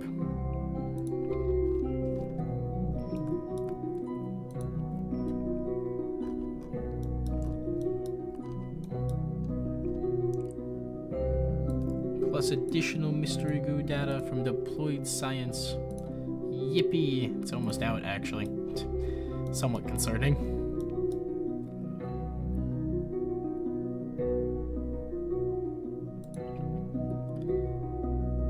Yep.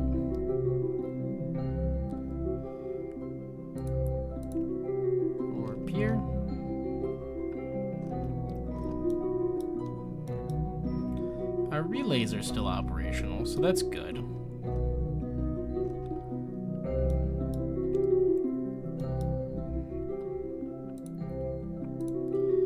Alrighty. And time warp complete. 2 minutes till curb and escape.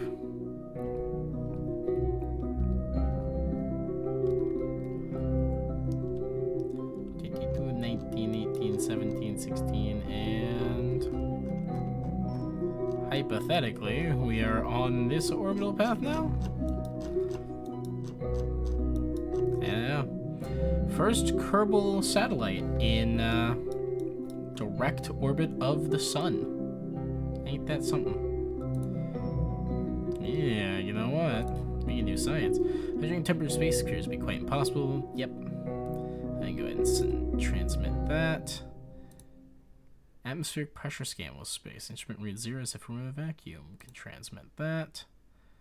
Infrared telescope. We can transmit that. Magnetometer report. We can transmit this as well. I like ones that you can rerun. Measure the interaction between the solar and the magnetic field of this body as it deflects charged particles. 75 science. Hello, baby.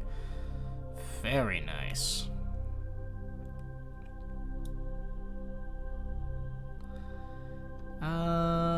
I'll save the mystery goo and anything else that's not operable until we get to Duna.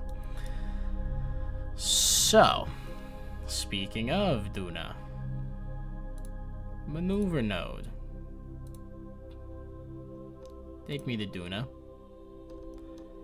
This one at year 3 on this one. Year 2, year 3. Duna. Dress, year 2. Jewel, year 2. Elu, year 2. Dang.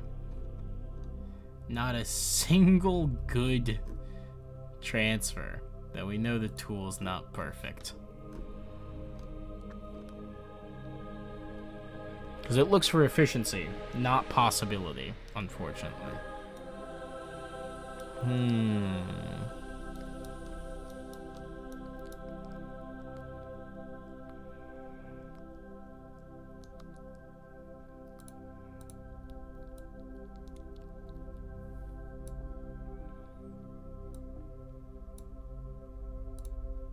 Whoops, wrong thing.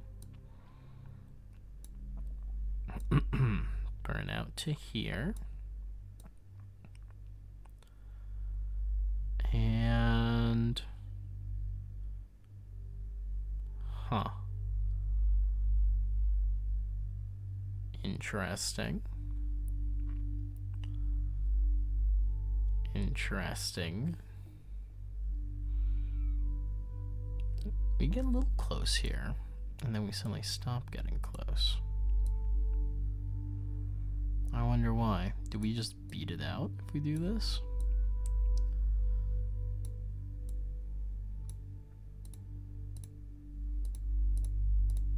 Come on, here we go.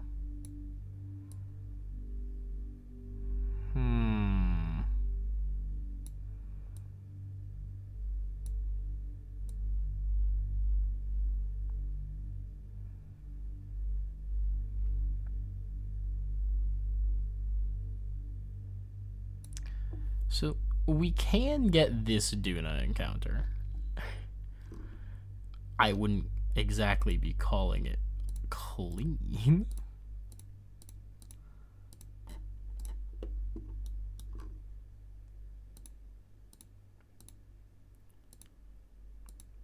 Can I actually edit my maneuver, please? I guess not. Okay. We have this maneuver, burn prograde here.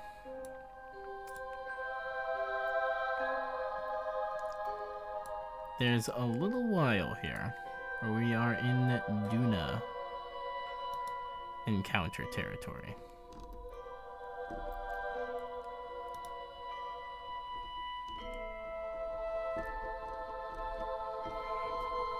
And get within 39 million meters of it as well, which isn't terrible.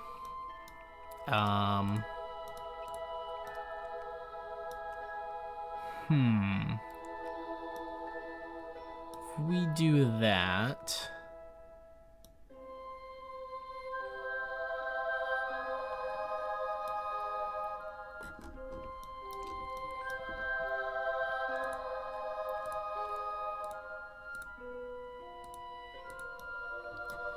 What is with this maneuver mode becoming literally inoperable once I stop fucking with it?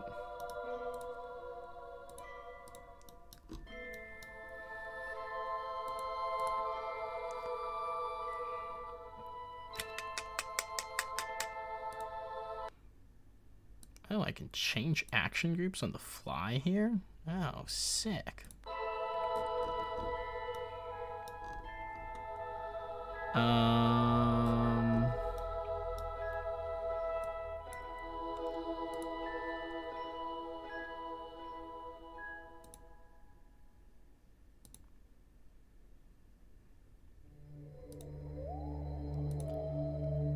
Delete the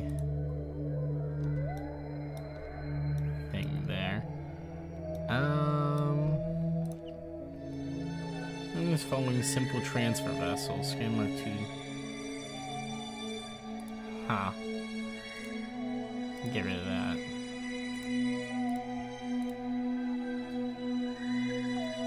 Get rid of this.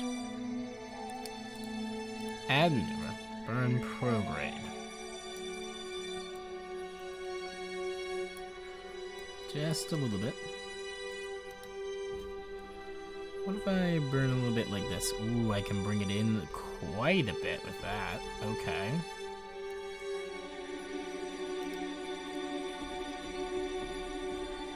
$38, $37, $35, $34 million. Bring it down to $37 million with a little bit of finaglery.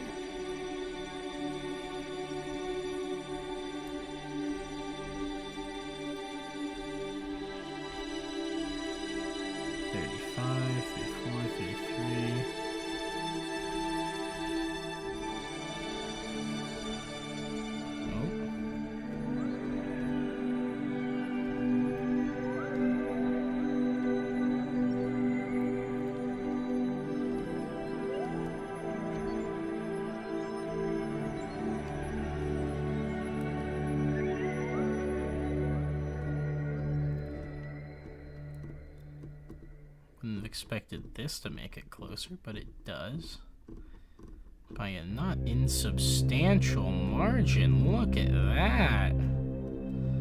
That's an orbital eccentricity challenge right there, more than anything. Okay, okay.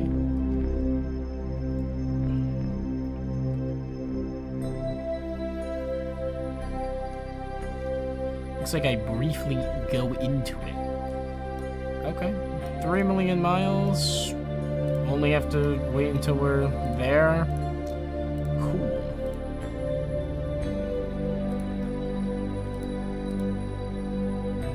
I'm gonna be honest, I don't know what is going on with this being out and about right now.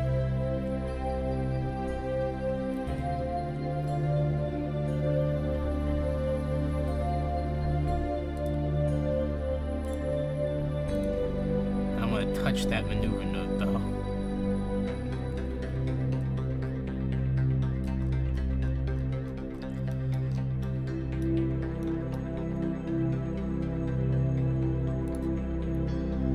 All right.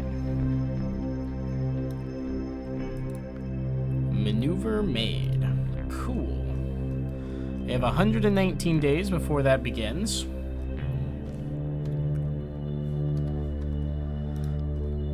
So, yeah, this thing's in for some travel time, shall we say.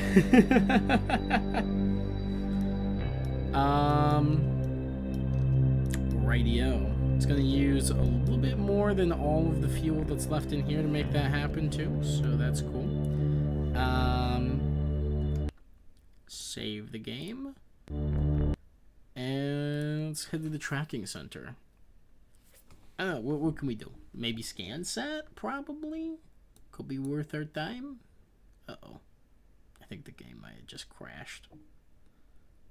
Oh, nope, we're good. We're chill. We're good.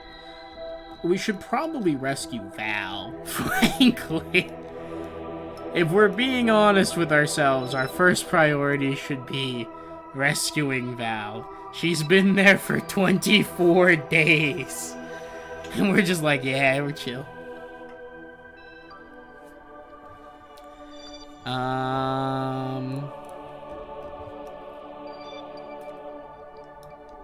Let's see.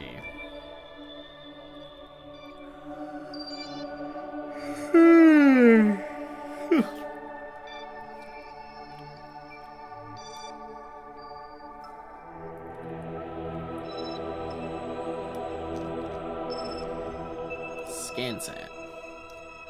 Scan altimetry map of Midness. Look at that. It's working. Perhaps quite well, even. What about, Kerbin?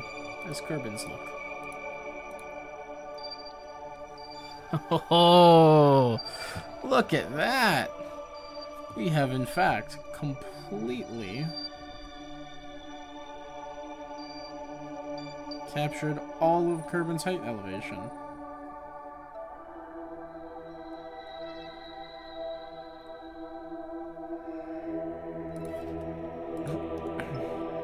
You can see where all the harshest slopes are. You can see the biomes. Where the Badlands Desert Mountains are. Tundra, the northern ice shelf, southern ice shelf, cold ocean, cold shores. And of course, you can see the visual map too. And we can see the small yellow weakness in our scanning satellite, which is that it does not have the capacity to see in these lines. Or at least it just hasn't passed over them yet.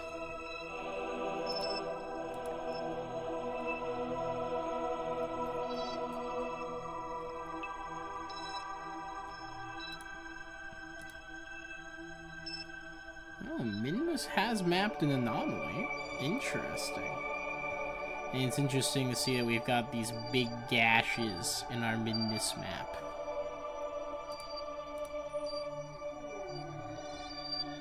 Interesting and mildly fascinating.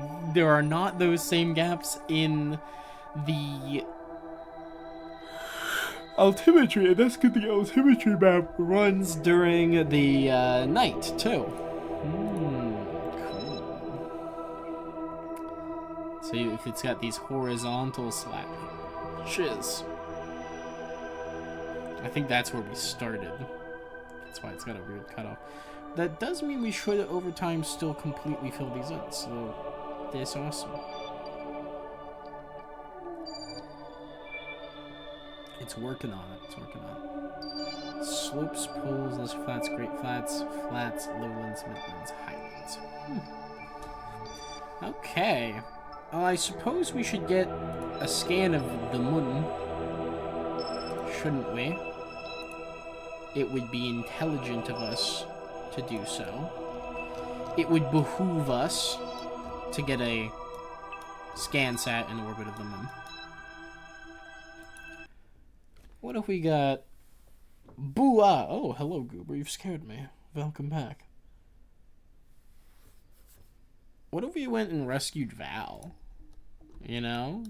Maybe make that the final thing of the night? Scanner mark to D2 debris. Modular containment. Advanced metalworks. The modular grid segment XXL might be nice. Protective nose cones. I don't think we need any of this stuff.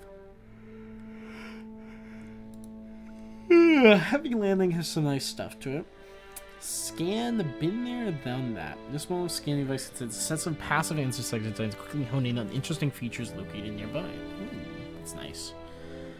External command seat, the rove mate.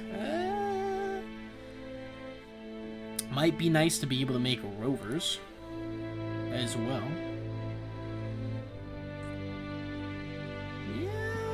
down with that. I could be down with that. Don't know if any of our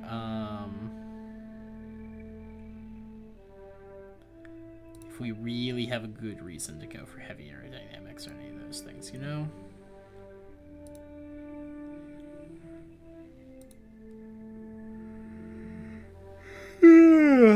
Excuse me.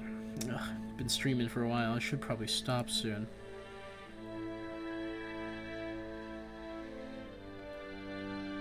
One by 5 photovoltaic.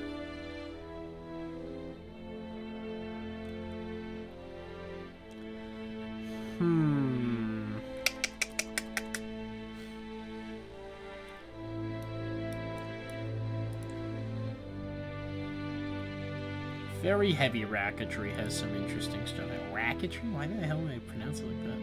So is advanced fuel systems, though. Get some nice big rockets. Nice huge fuel tanks. There's also large volume containment, which offers similar expensive but useful components. Having actual landing gear could be nice as well. The 10-meter heat shields are wild. I don't know.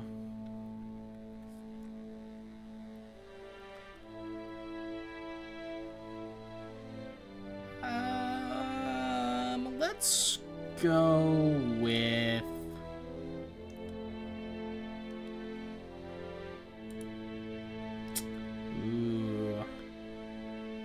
ion engines, though.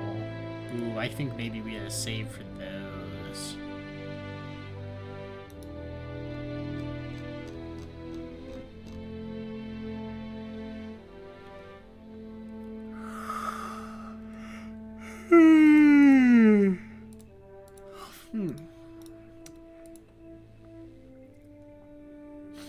Yeah. I wonder what the range is on this thing.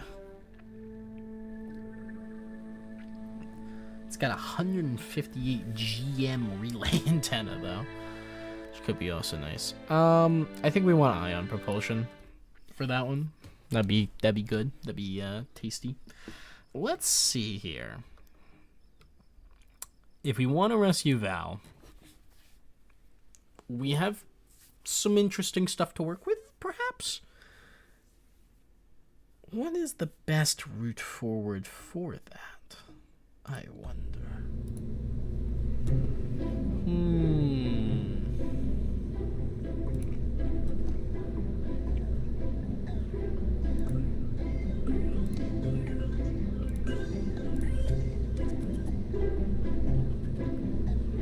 Hum diddly hum hum him. Alright, back over here.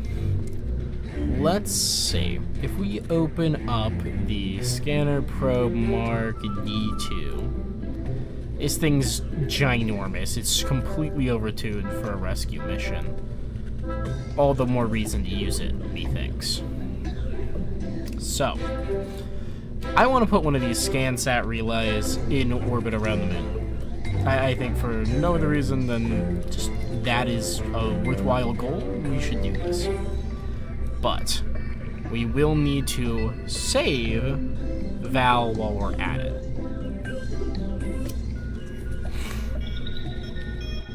It needs to be a simple rocket that can go up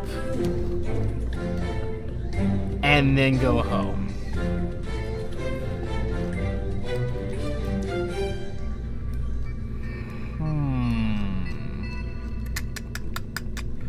So if I take this rocket, right, and we go coupling,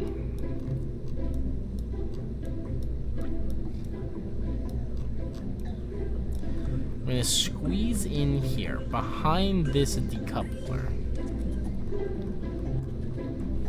Well, this can absolutely load and get us to the moon.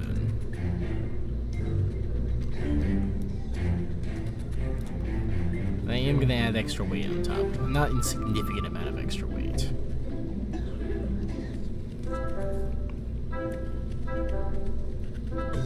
if I put this in a permanent orbit, I could then decouple it and then use this as a rescue vehicle.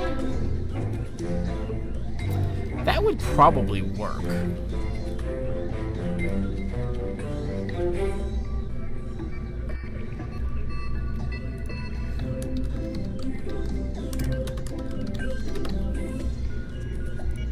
Let's not lose our quite good probe design here.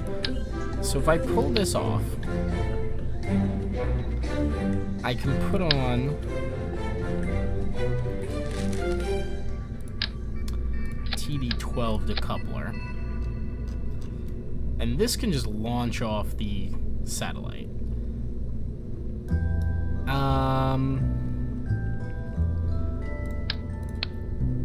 That will leave the satellite with only its built-in reaction wheels if we do that, so I will be nice and I will give it a small inline reaction wheel to boost its torque. 5 ought to be enough. But then this whole setup, the whole top stage, can become a lander. This whole top stage is maybe a little oversized for being a lander.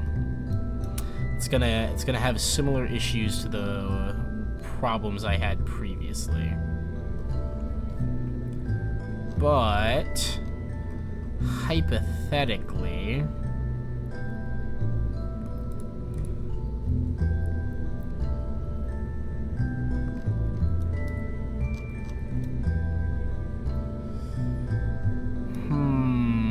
how do I do this? If I could manage to pop this off and just use this like secondary top stage as it, that could work. If I pop this, go to coupling,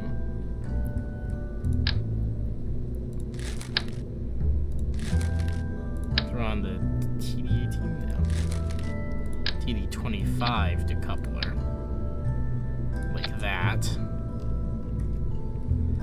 Then I decouple this entire thing and just land the little thing. Right? Right?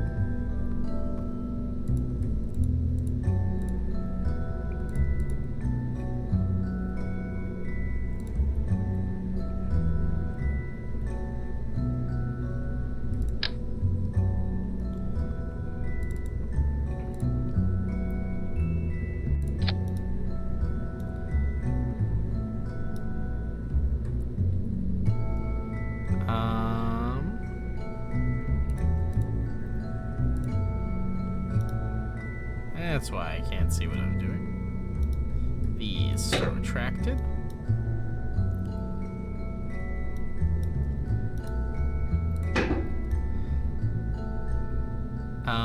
Nice white base. Move the decoupler. Engine.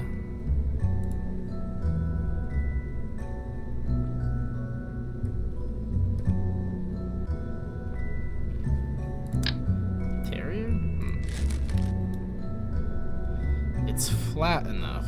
I can give it a spark? No. Wait, isn't the spark kind of shit at this point? Yeah. So he's only 4.2.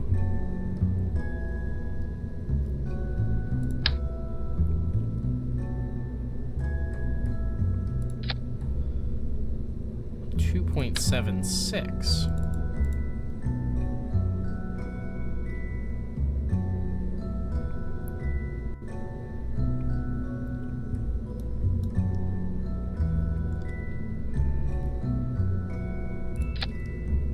.54, and that's with it calculating all of this on top. Okay, okay. 2000 Delta V2. That might even be enough to get back to Kermit. Jeez. Okay, start retracted. Use this as the landing vessel. Reconnect that like that. We'll have to rebuild the fairing. That's fine.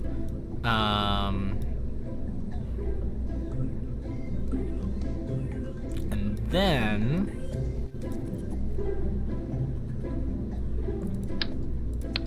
instead of using a coupler here.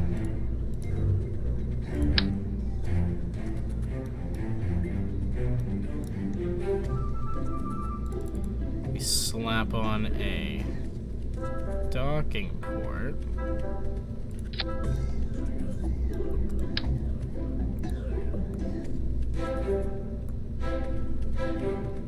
Well, no. Attach that like that.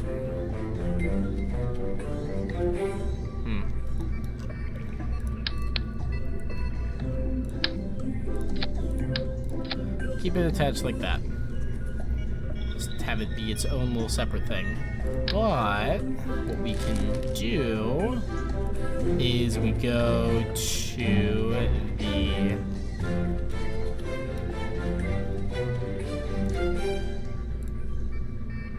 coupling, yes. Clampatron docking port. Maybe just put one on the side, maybe?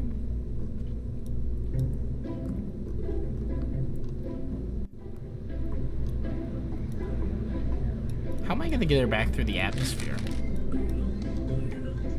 And obviously this ginormous tank has the Delta V to slow us down to a crawl. It can make us a little lighter doing this too. In which case, this top fuel stage probably makes sense to have a, what's it called? Heat shield on it.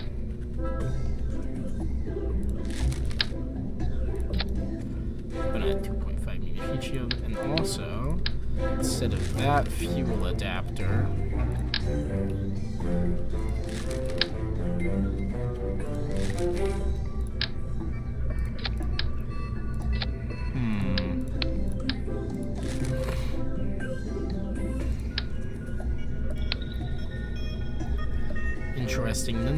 Interestingly, none of those work very well, but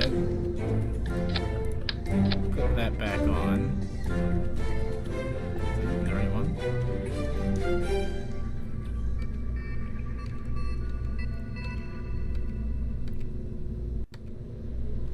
Yeah, it looks like it.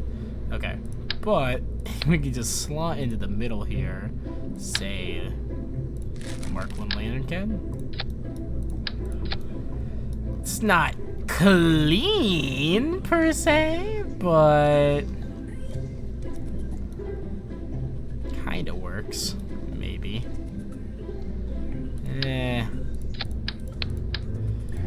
Kinda feels like I'm jury-rigging a solution that doesn't need to be jury-rigged. Could just slot in a onion re-entry module.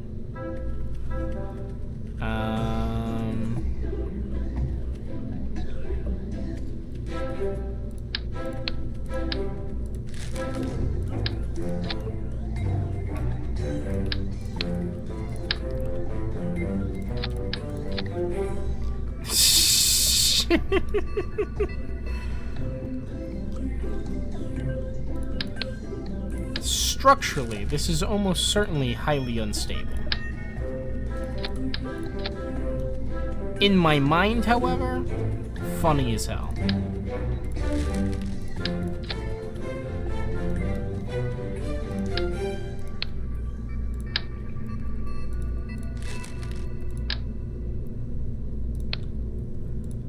Alright, 1.25 meter heat shield, put that on.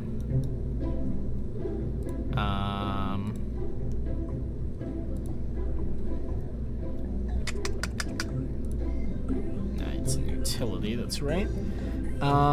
Give it a nice big radial mount drag chute. And a nice big radial mount parachute.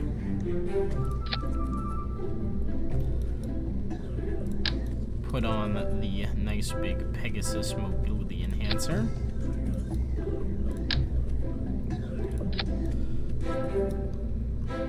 Ah, I see.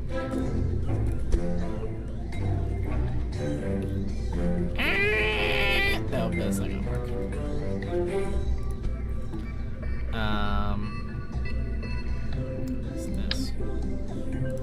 I have a TD12 coupler sitting inside there.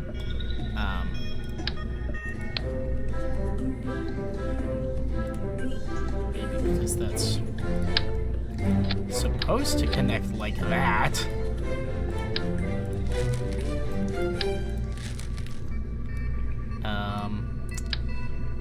Just gonna take these and put them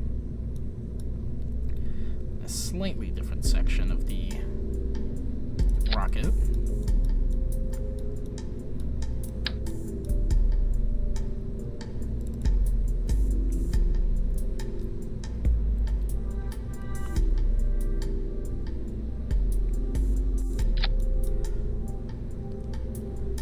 Alrighty. Let's go ahead and give her a nice big ladder.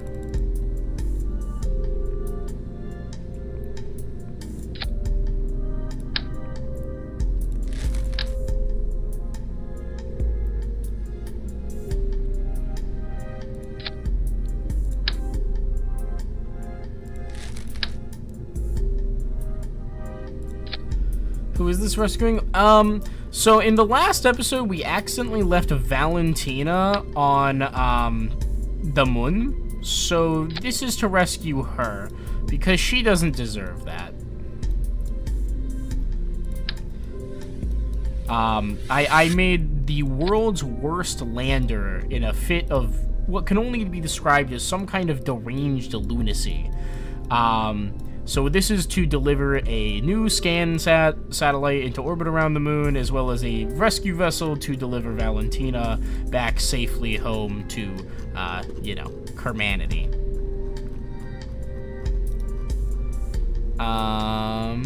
Is this gonna work?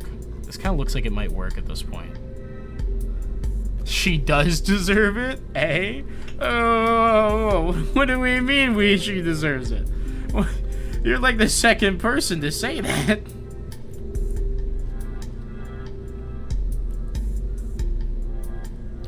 Why does everybody say Valentina deserves to be, in a, what's it called? Deserves to be stranded on the moon?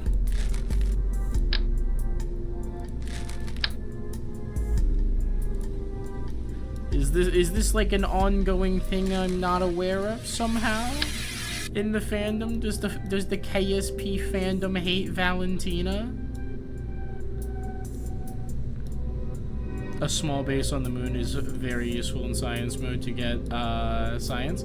This is true. It is. We actually have one of the breaking ground science things set up on the moon currently. So I am very much with you on that one.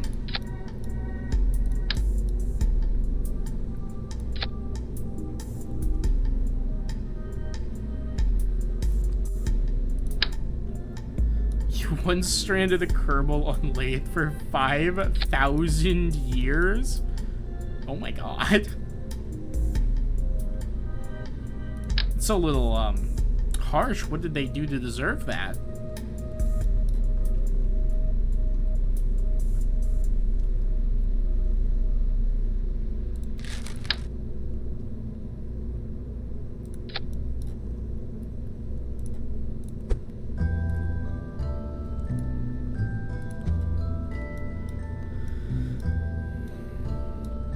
Look at that. It's almost comfortable. Watch this thing be utterly incapable of landing still. I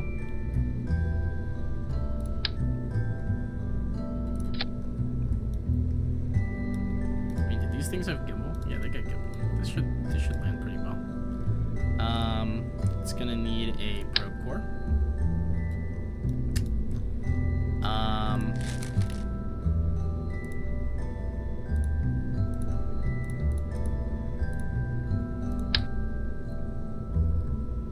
Hello, not Rockomax micronode.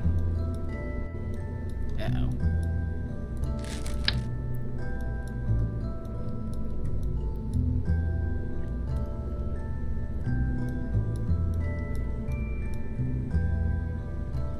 Just slap this in on the back of it.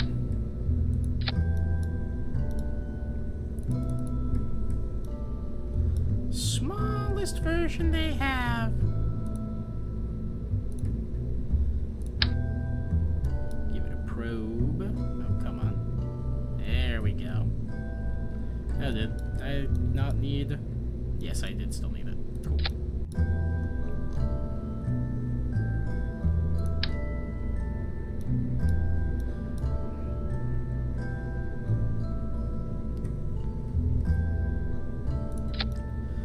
Definitely is not necessary for atmospheric re-entry, so, you know.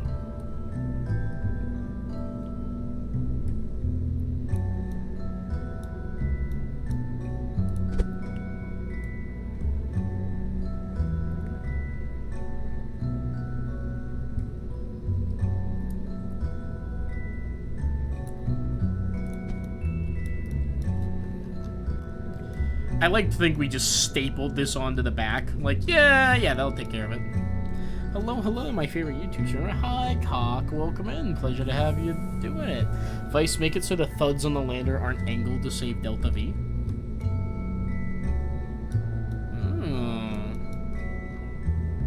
Alright. I like the way you think.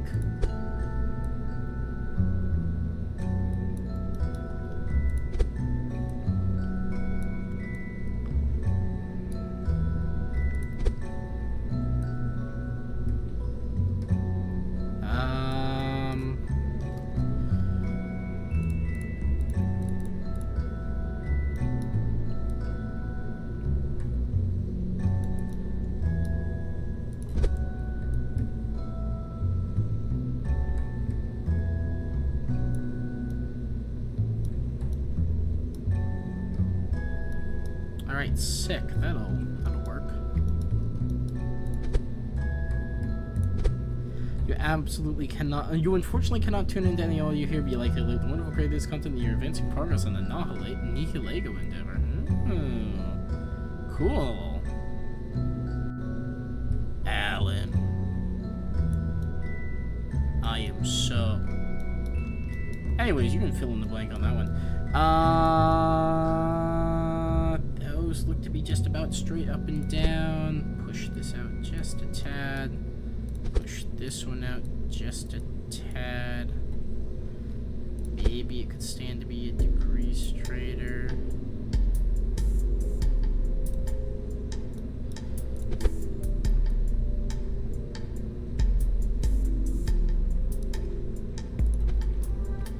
Alright. Cool.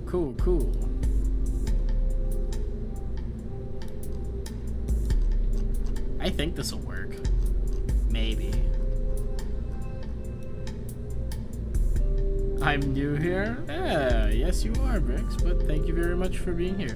Good luck on potentially succeeding. Oh, you know, actually, we've had pretty much nothing but success tonight, so that's been awesome. Okay. So this is pretty much ready to go. It should have no problem getting to the moon. Let's go ahead and rebuild our fairing.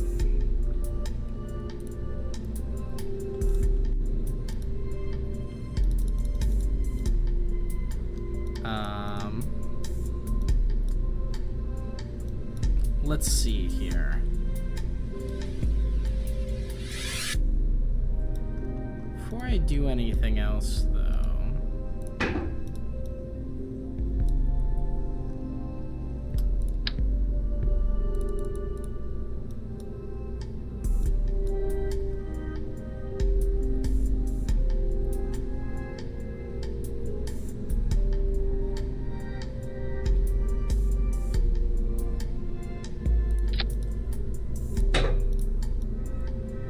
Okay, cool.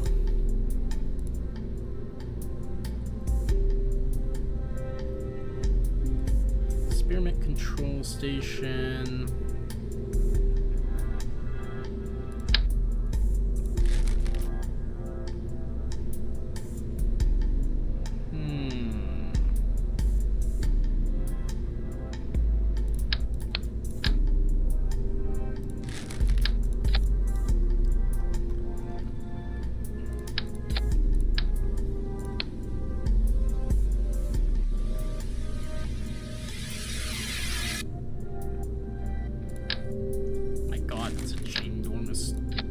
cargo unit. I would like one of these.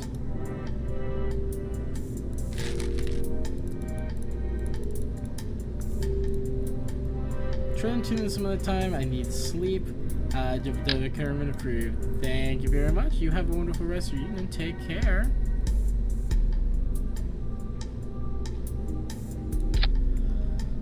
Let's see. This does not want to sit on straight, I'll tell you that much.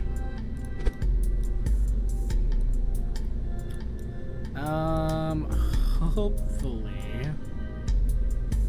that is close enough to the command mod to latch that she can just climb up there. Doesn't need to fly. If she needs to fly, it's certainly not the end of the world, but... Cargo. Cool.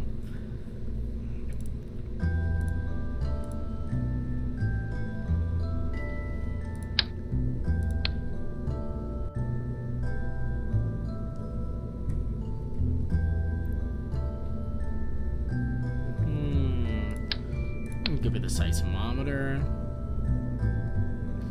The weather analyzer doesn't do anything there because it requires an atmosphere.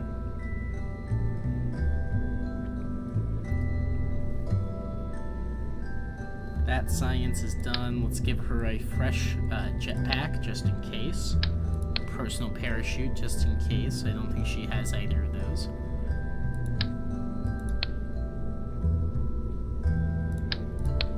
Some lights, sure. Neutron, passive seismometer. Weather analyzer can't do anything. Experiment control station.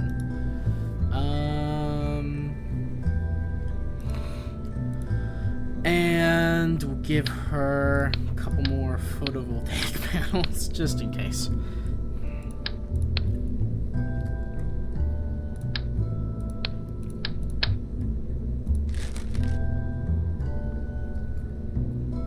Alright, cool. That's good cargo right there.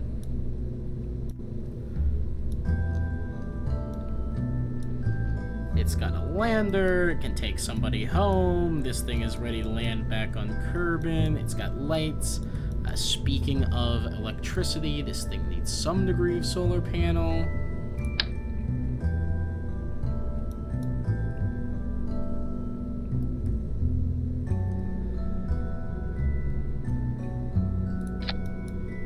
Not to imply that,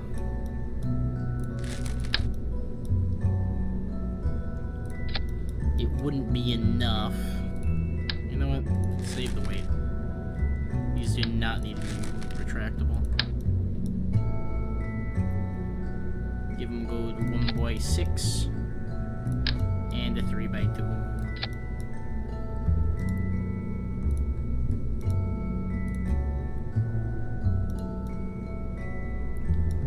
Should be fine.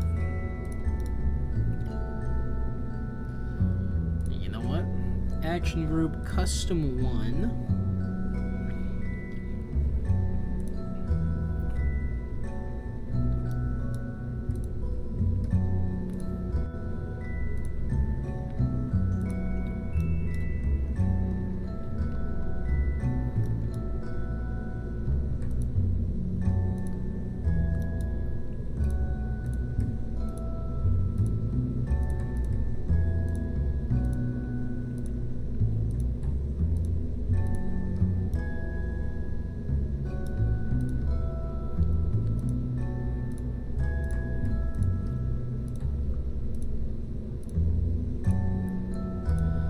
Hypothetically, now if I press 1, it will extend all of them on this, and then if I press 0, it'll extend all of them on the lantern. So that's cool.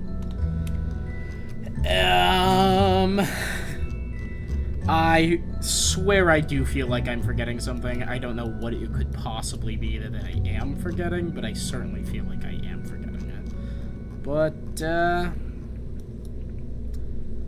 I mean... do we think this thing has enough Delta V to get back to Kerbin on its own? If it doesn't, which it very much probably doesn't, then what I need to do is get this decoupler,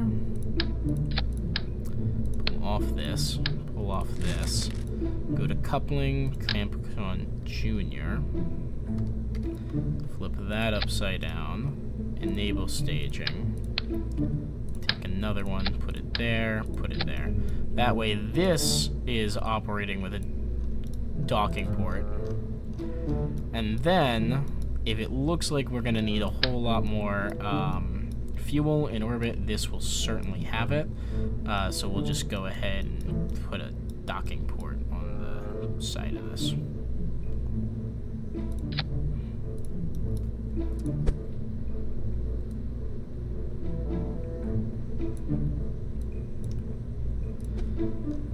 There we go. Now this can redock with this in orbit. It's got, both of these have good reaction wheels.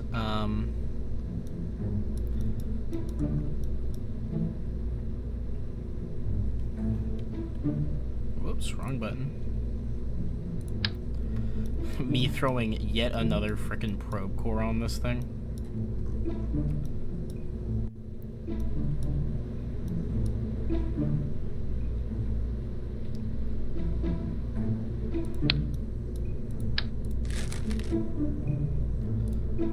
Structural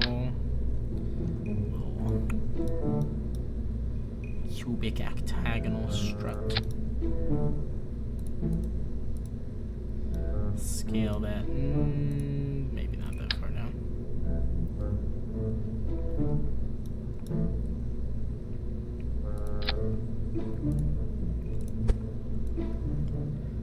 Have it pushing straight out.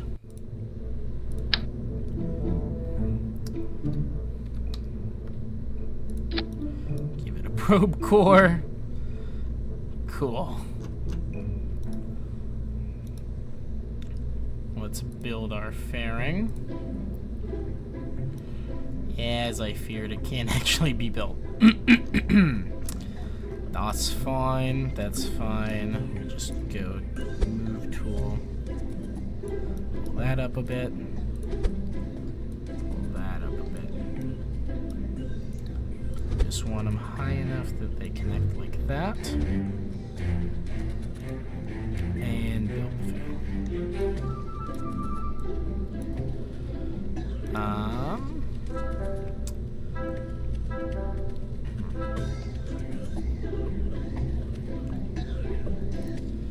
Let's go like this, methinks. Do I go straight for the full tube? I think I go for the full tube straight up.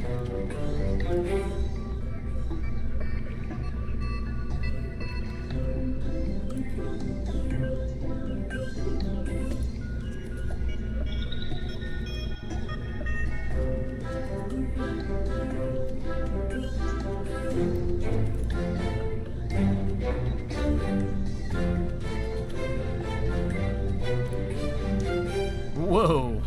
Whoa.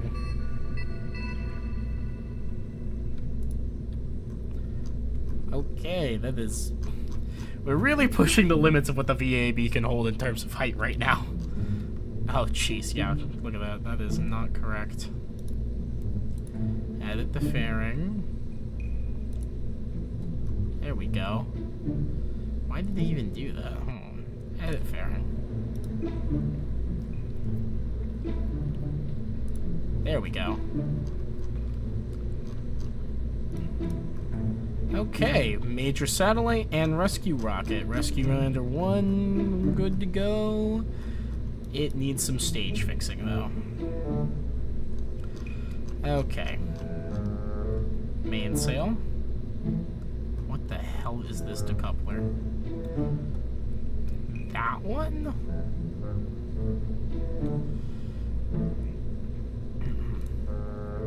That one should be all the way up. Okay, there's all the mainsails. Separatron plus that decouple. That should not be occurring there. Separatron plus those decouple, Separatron plus those decouple. That engine and that engine should not be going all the way there.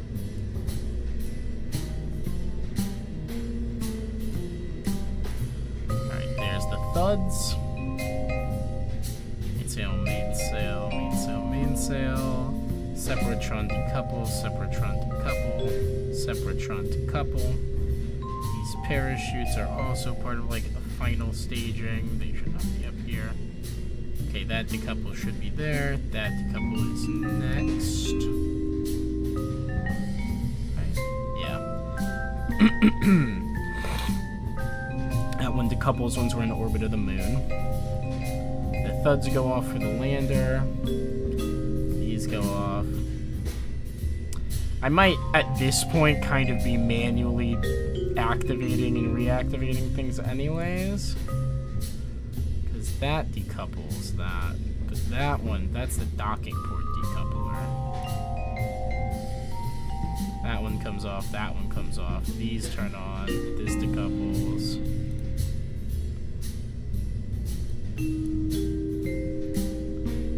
Oh, hello, that engine. You should not be all the way up there, huh?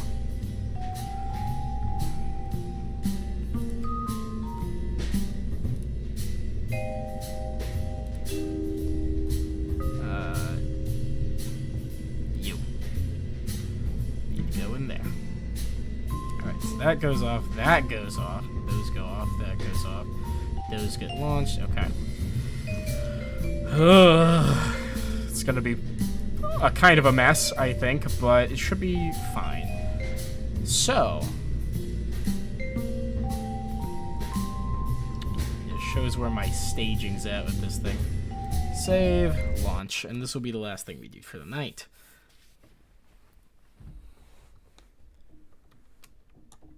Oh my god, it's 10 o'clock. Sure does siphon away my time, doesn't it, KSP? I've been enjoying it. That's what matters. And hopefully I can redeem myself and land on the moon. Ooh, night launch. Cool. Throttle up. Ooh, yep. That fucked with our thrust to weight ratio, that's for sure. Should be fine in the long run. We've got more fuel than we need, but ooh boy. Ooh doggy. It goes to show how quickly we're burning fuel that our thrust to weight ratio is just actively increasing during this phase of the flight. We are sucking away fuel like there's no tomorrow.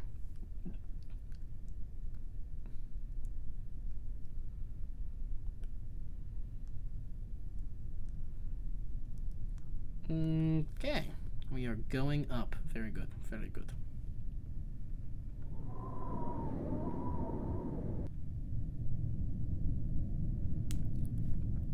Thrust to rate ratios in the positive, so that's good. And engine phase out, which means it's time to start nudging slightly off center.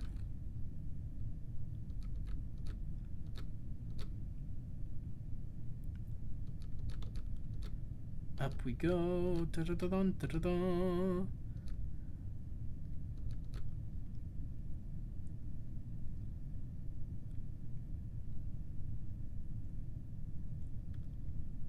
And we're going to pull.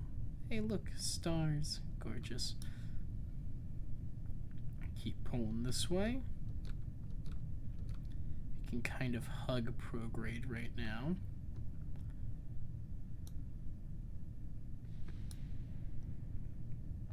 I wonder if those pieces of debris landed right next to the other piece of debris from the prior launch there. Over there. Given the additional explosions I'm hearing, I wonder if they just collided with each other. It's entirely possible.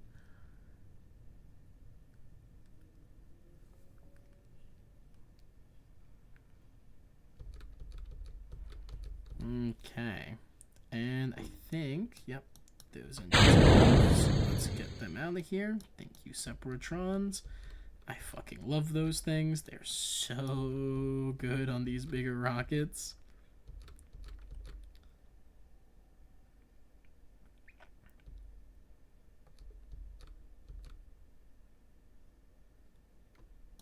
And we are making good turns right now. Very nice, very nice. Gonna hug a little bit off orbital. Don't want to push too far. I think actually I can just set our SAS to prograde, and I think we'll actually attain orbit. So that's pretty sick. I think that's the sign of a good gravity turn. We are not out of the atmosphere just yet, so I won't deploy the fairing. Oh, look. Coming up towards sunrise. Most of the time we're launching into the night, so this will be nice. Nice change of pace.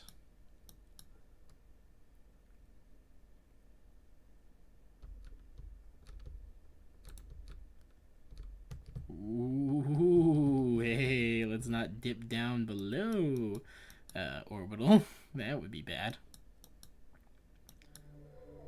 Alright, now we are in space, which means we can deploy our fairing, shed that mass, boost our thrust weight by getting rid of the weight. Yeah. And the sun rises over a grateful universe. We should stop burning before we exacerbate our apoapsis too much.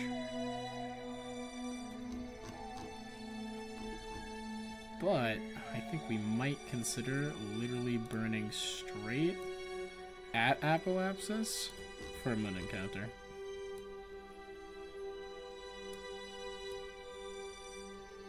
Nope, I'm wrong.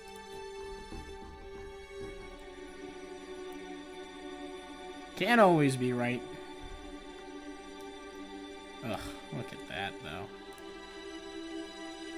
Alright, orient us prograde, would you please? And I think maybe once we hit 100,000 meters, we'll set up.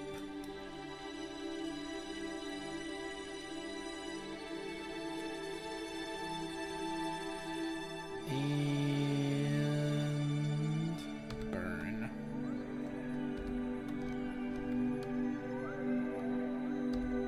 Eh. Maybe not yet. Not quite at apoapsis yet. 108,000 meters. 50 seconds to apoapsis. Speed things up just a little bit.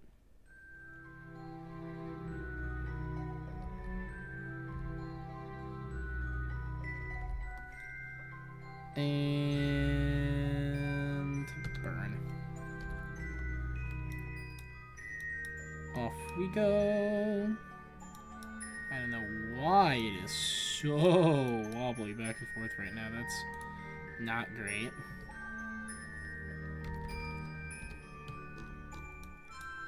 And but here comes periapsis and got the engine.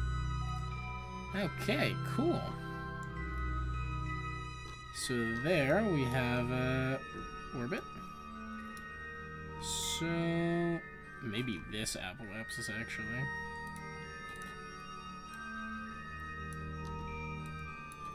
Yep, instant moon encounter. Sick.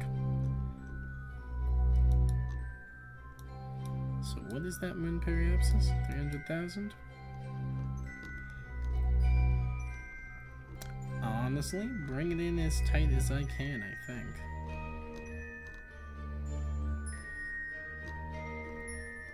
$1 million, collide, 100,000, 20,000, 8,000, 4,000. Let's go for the 100,000 meter lunar orbit. Seems fine to me. That's a pure prograde burn, so we can just set up on that. Yeah. I'll have to ditch these orbital stages here in a second, which is fine. Still doing okay on our electric charge, so that's good. Might extend one or two of the solar panels. Satellite's not fully deployed yet, so I'm not sure I want to pull that. 37 seconds till burn.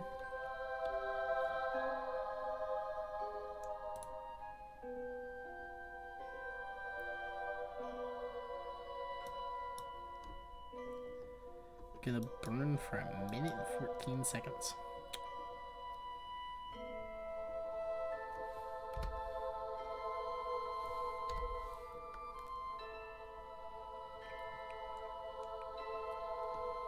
I don't know, this burn I think is gonna be kind of weird because this is gonna get ditched in the middle of it.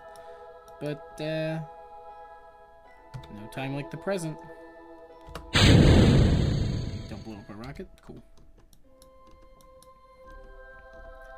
Alright, Apoapsis is rising up.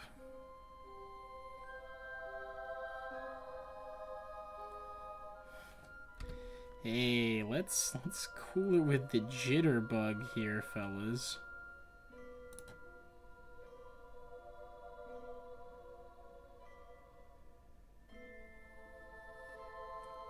Hey, we're wasting our Delta V by swinging us around like there's no tomorrow. Why are we going in circles? Why are we orbiting our own prograde momentum? This is very unnecessary. Like, you know what it is? It's because that docking port is ridiculously unstable. And always will be. A little bit. It's actually getting exasperated. Let's see if I can try and get us slammed back on the prograde.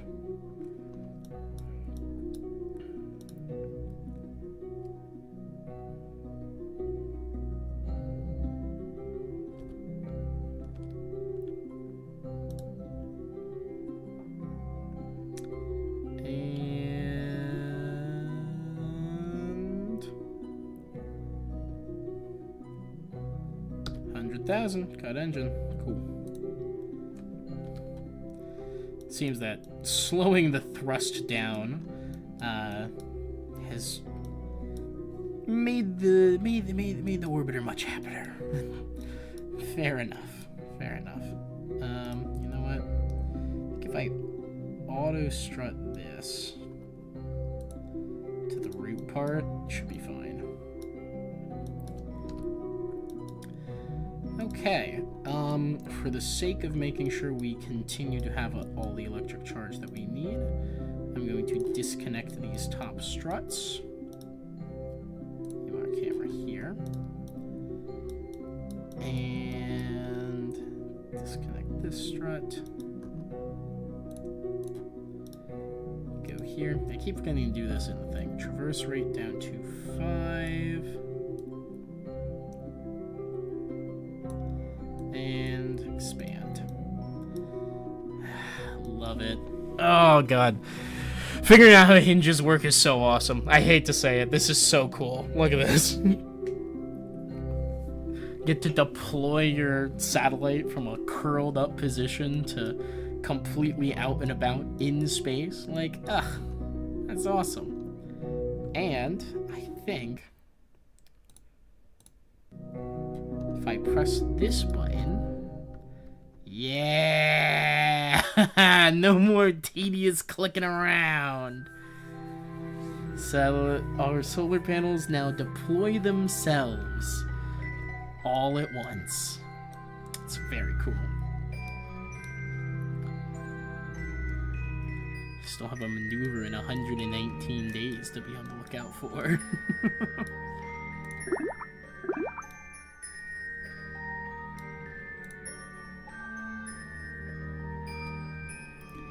Do I get any science if I transmit another magnetometer reading? Nah. Oh well.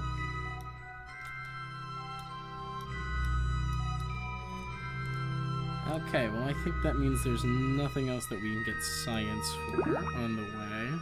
So, I don't know. Let's warp to the sphere of influence change.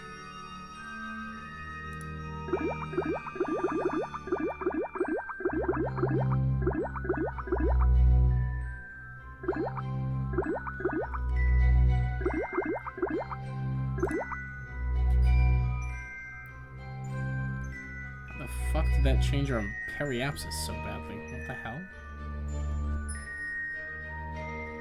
I mean, it doesn't really matter all that much, but weird.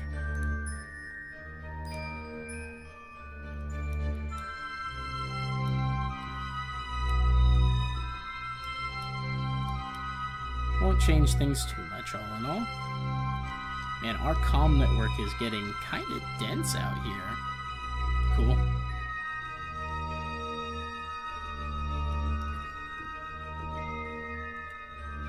Alright.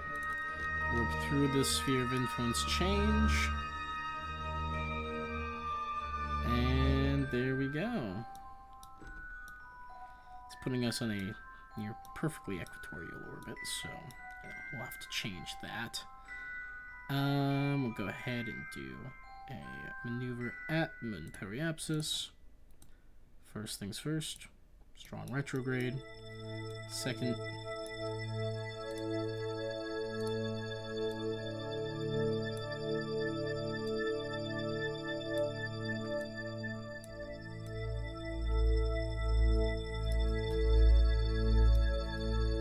gotta change our orbital inclination.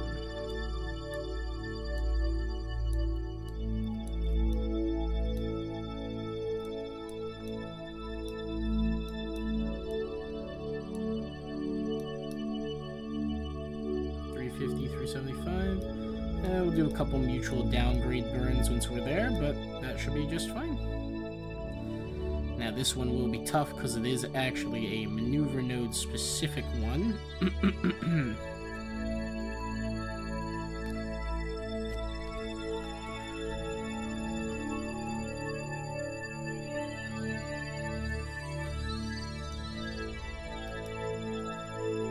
Gotta love watching the solar panels and whatnot. Oh, you know what? It's because these aren't locked. There we go. That damps movement against them fairly well. So we can spin this back to the point where it is actually facing things that matter.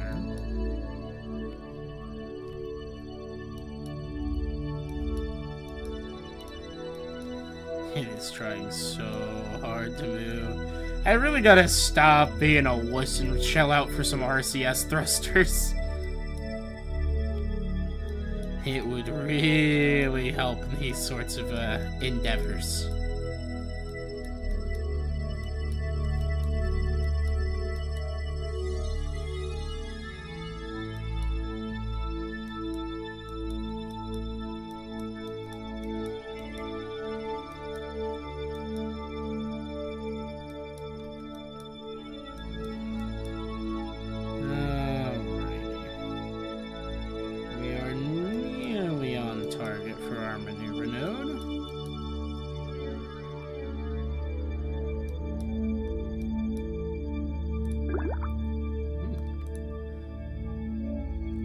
Transmit our infrared telescope data. Oh. Is it deploying our communicatron for us? It is. Awesome. Oh! The game just crashed. Oh no. Oh no. Oh no, the game just crashed. Oh, Scheiße. Scheiße, I wanted to get at least in the orbit. No, actually, I wanted to land. Alright, hold on. When was our last save? It wasn't too long ago, admittedly. I think we're going to be okay. I think we should be able to put this back together. Not too, without too much difficulty. I'll probably have a little bit more aggressive warping involved, for being honest.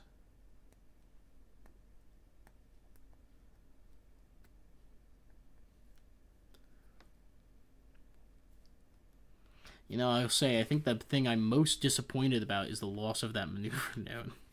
It won't take that long to get it. I'm getting better at them, but ay. Alright, I'll be right back while the game loads. I'm going to use the...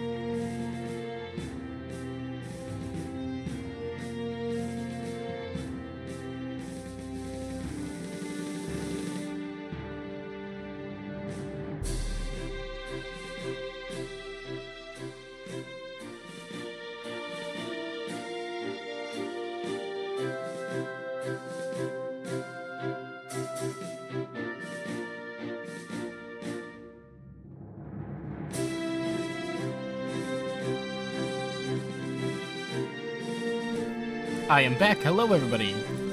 Alright, let's see what the damage is. Only day 192. Oh, we've gotten so much done.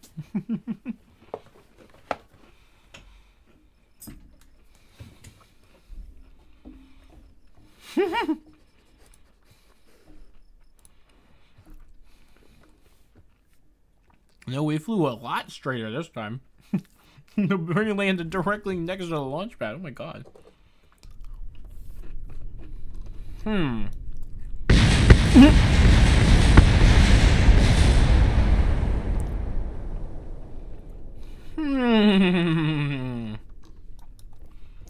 Interesting.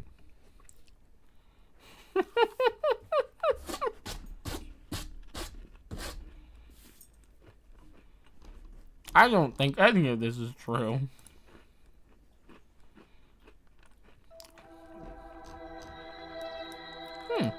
Oh, look at that. We had a fairly recent autosave. Awesome.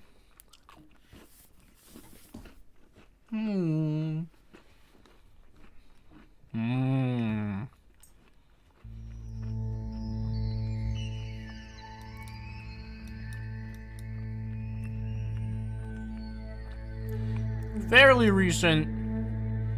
Still pretty far away from the maneuver node, though. That's a shame.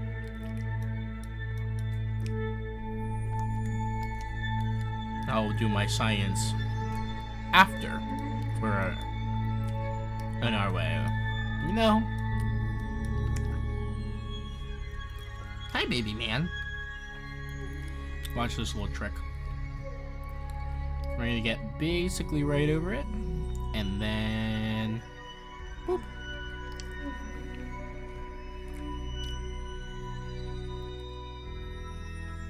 Now we're gonna go this way. The wrong direction.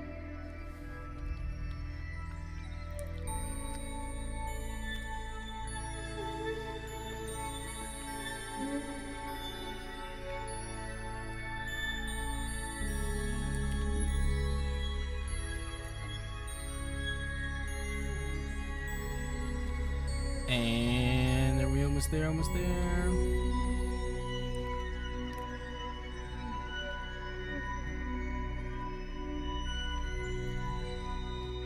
Awesome. Okay, we should be pretty much in line with that maneuver though. I don't think it's going to need to change at all. Go ahead and save. And let's warp in.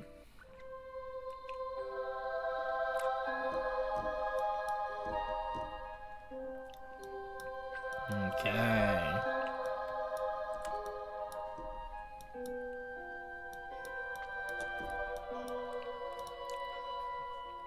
We're gonna extend our antenna. Excuse me. And we're gonna pop our infrared telescope. Transmit. Do a magnetometer report.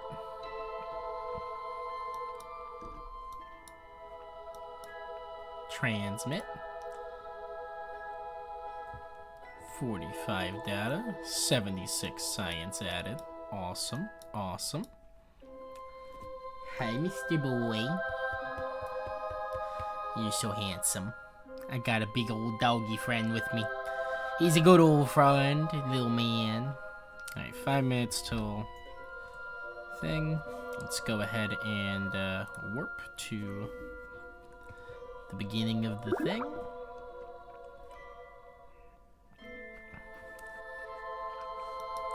Let's get rid of that, just so it doesn't fuck with us. Alright. 1 minute to go. Up here. Alright. 12, 11, 10, 9, 8, 7, 6, 5, 4, 3, 2, 1. Start burning.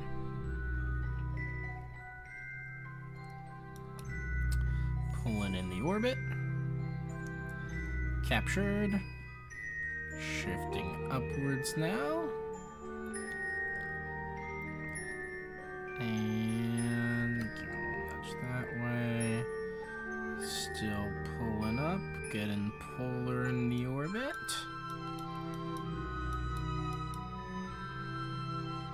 And our maneuver was highly incorrect.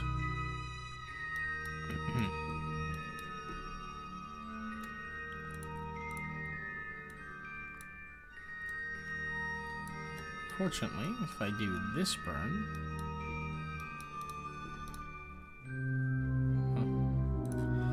that's pretty much where it wanted me to go anyways, okay. Normal. And throttle up a bit, and throttle up that way.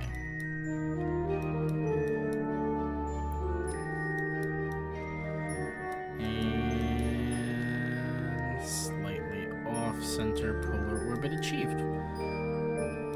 42,000 meter periapsis.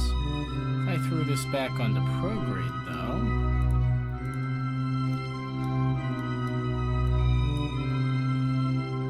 I want 250,000.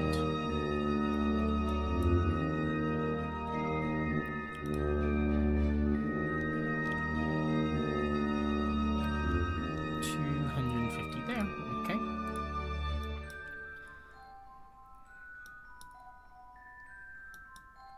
Sure, I could start the burn in an hour, or I could just do a prograde now and get us pretty close.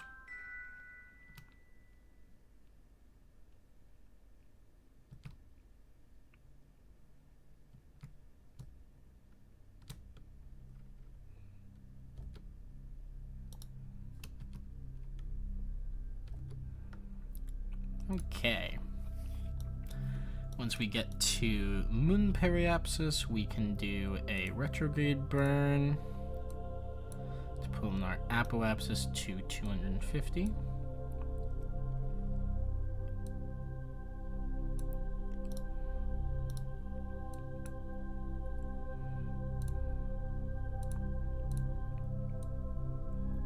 I think if we burn a little after periapsis, it'll work better.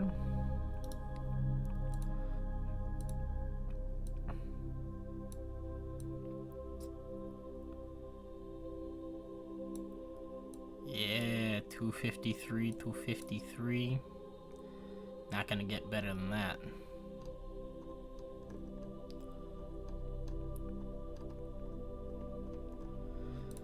Okay. Throw this shit on the retrograde. And warp around. Swam.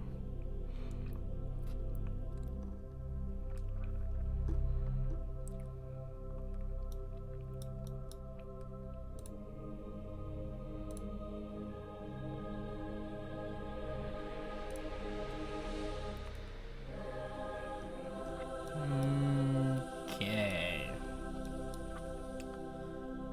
Seem to be good on all things important. Wow, we've got relay with midness right now. Sick.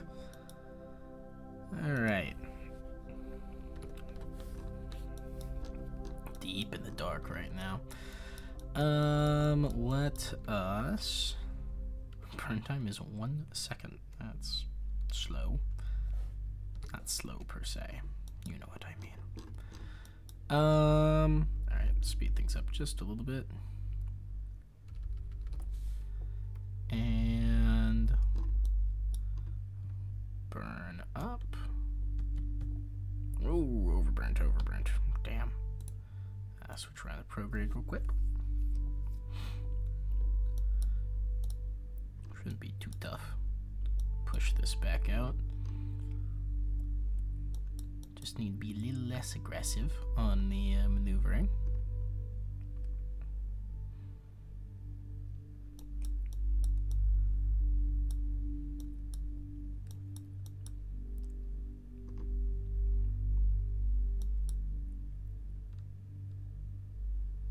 Come on.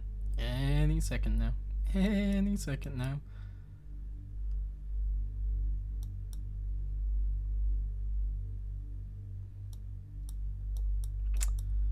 Come on.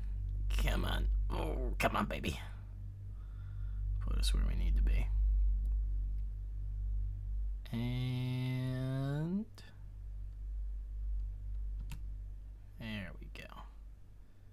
A little past where we should be, so it's fine. But... there we go. Okay. So... at this point, I am in the orbit that I want the satellite itself to be in. If we aim our camera here at this, this is where it needs to be. So I think I am perhaps willing to save the game and just undock it. I don't think it ever needs to move.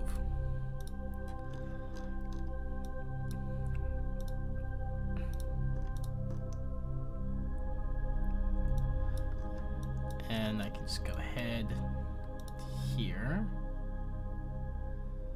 to control from here. Okay, looks like I am on that one. Can I switch to this other vessel now?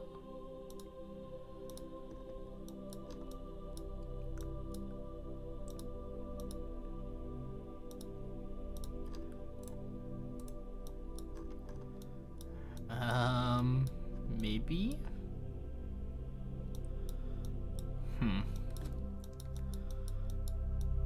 Hello, moon or sunrise.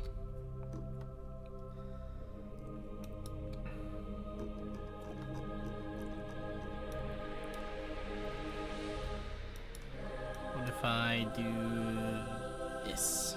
Aha! Wonderful, wonderful, wonderful. Okay, so this is, in fact, its own ship. That'll go off. That still gets to go off. That fires. This decouples. Those fire independently. Cool. Okay. With that in mind, I need to figure out how in the hell To best get this to Valentine, I mean, honestly, I could just spend 10 bazillion delta V and reshift the orbit back to being semi-equatorial and land on her that way. Hypothetically, though, she will come underneath this ship, just on its own. So, if we do that, I'm gonna go ahead and shift this slightly off where we are at, though. Just, you know, we're heading this way. So if I add a maneuver, say, that way, dope.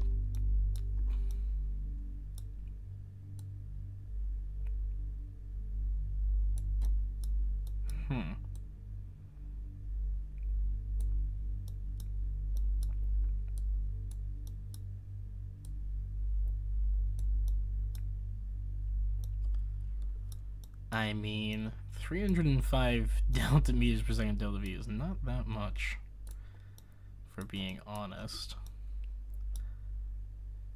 If we're being honest, actually, add a maneuver here, where we turn this way. Not that far. Burn retrograde simultaneously.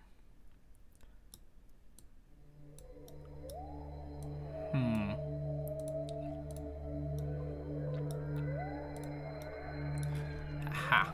Alright, descending node. Add.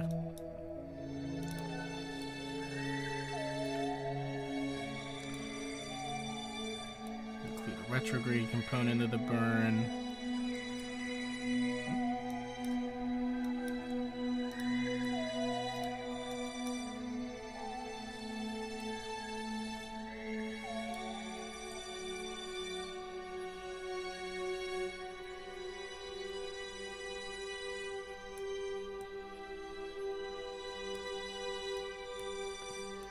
Okay.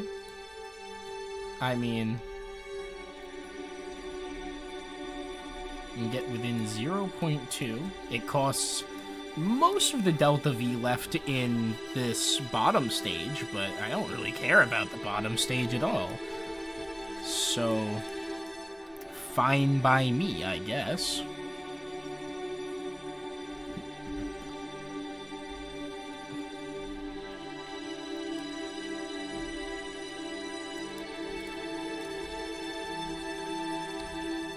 See if we can't move this thing. Yep, it still moves. Slow. You know, still built like a truck, but gets the job done.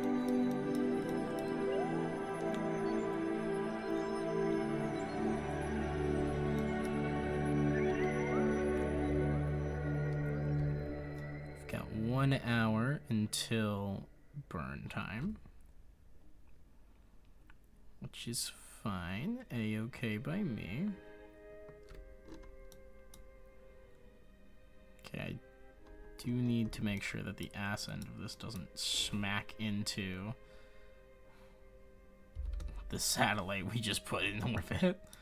That would have been bad.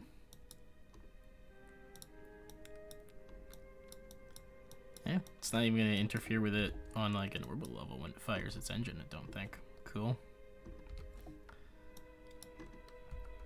Let's go ahead, throw down a save, and then time warp to thing. Yep, we're gonna drift even away from the main thing. Alright, 1 minute till time warp. I don't know where the other satellite went. Presumably it's, yeah, it's really close still.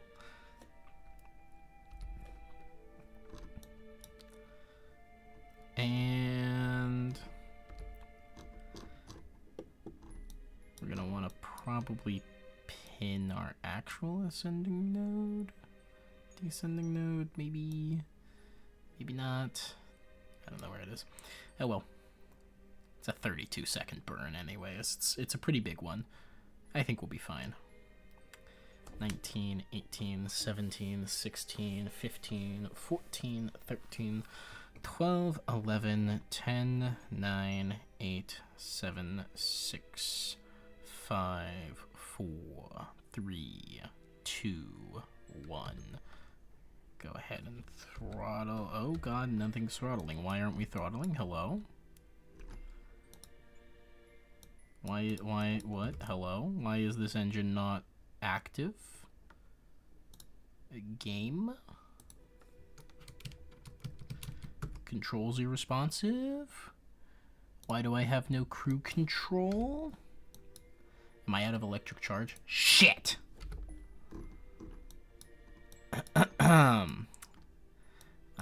I've had a little oopsies here.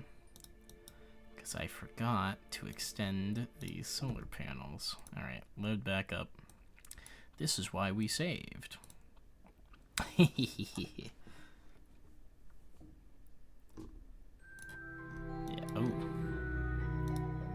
oh, that's not good. We were out of electric charge right when it happened. Okay.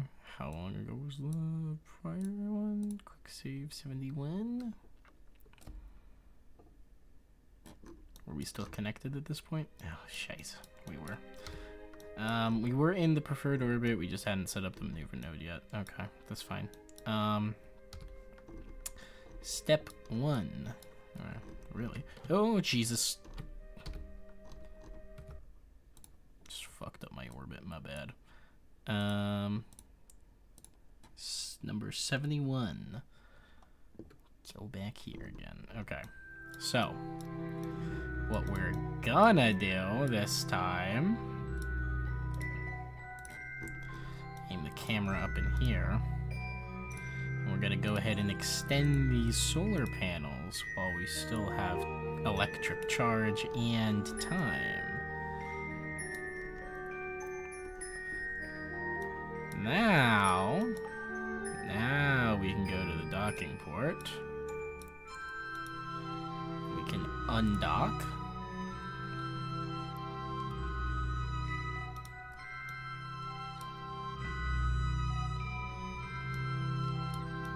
And we can switch over to this ship. And we're going to go here. We're going to set Valentina as our target. We're going to go to our... See, that's why we warped so long, is because we actually sent our descending node to be the when we interacted with. Let's go to the ascending node, add a maneuver here. I'm going to burn this way, add a retrograde component.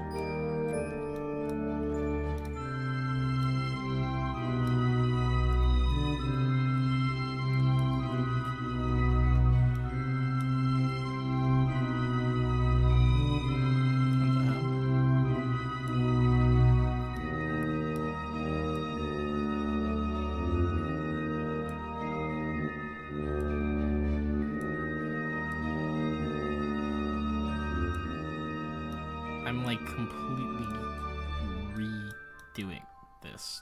What? Okay. From the ascending node, burn normal, add the retrograde component, burn normal, burn retrograde. Normal.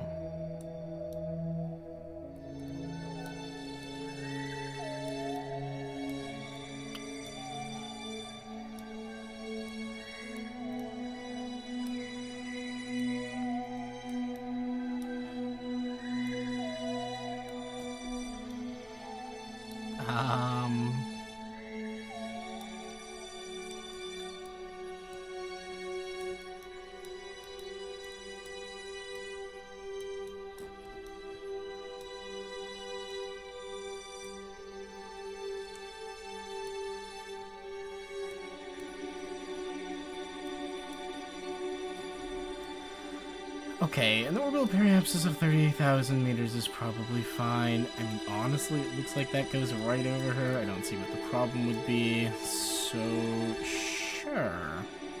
Let's go with that as a reasonable thing to do.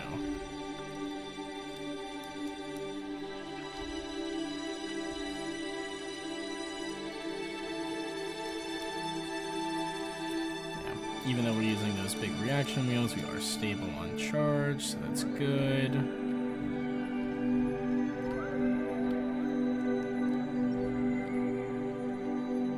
And time warp.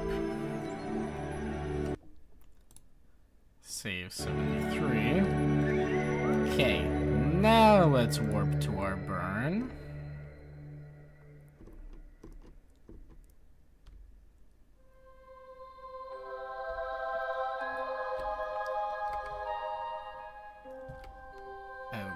Okay. And we are on it. Wonderful. Speed up just a tad. Unspeed up.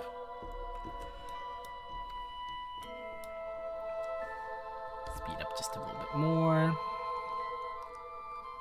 And unspeed up. And burn. Burning is working, thank goodness.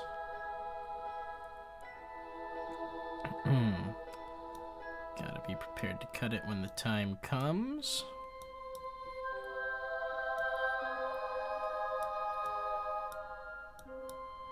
And cut it. Close enough for my tastes.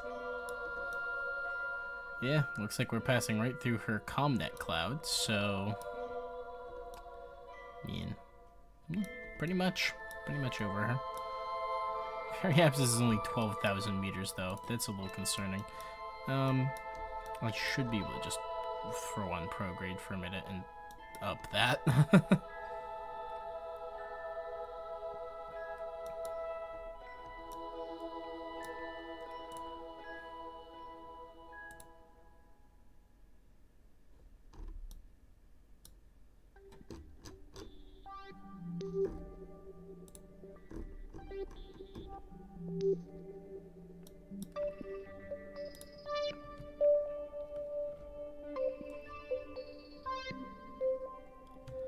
30,000 is plenty. Alright, cool. Let's switch over here. Actually get our scan sats up. I realized that we warped over a huge section of the moon and didn't even have them active, which is a real shame.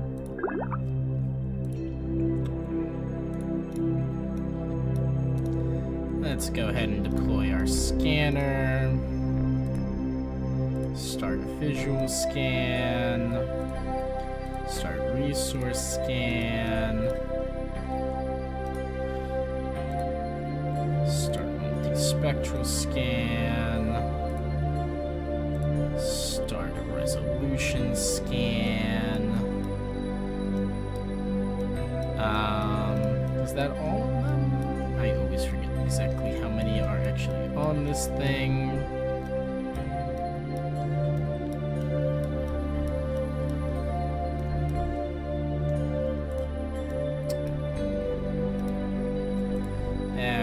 This is not Rescue Lander 1, this is Mooner Scanner 1. Call it a probe, accept.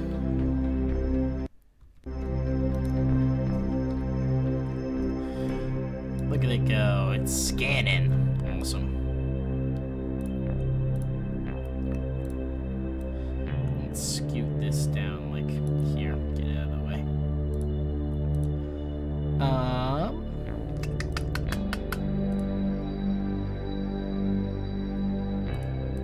Surface of the moon. Scan, visual scan of the moon.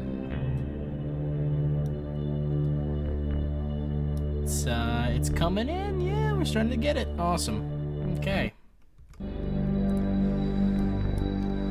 All right, so we have a scanner in orbit of the moon. Let's switch back to Rescue Lander 1. Where we can finally retrieve Valentina from her glorious exile.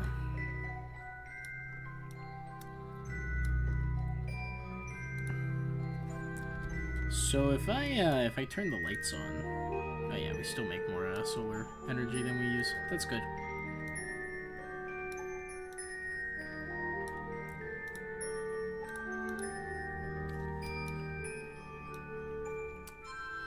Nice broad landing legs that appear to be on backwards.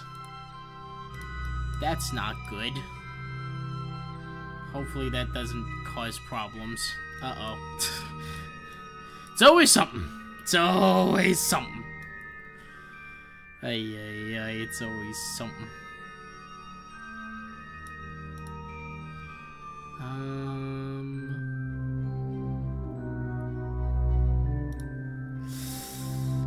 Yikes.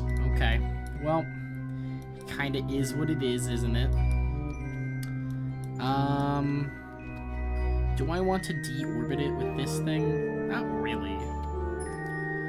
Honestly, it's probably best if I just decouple this and burn from directly over her.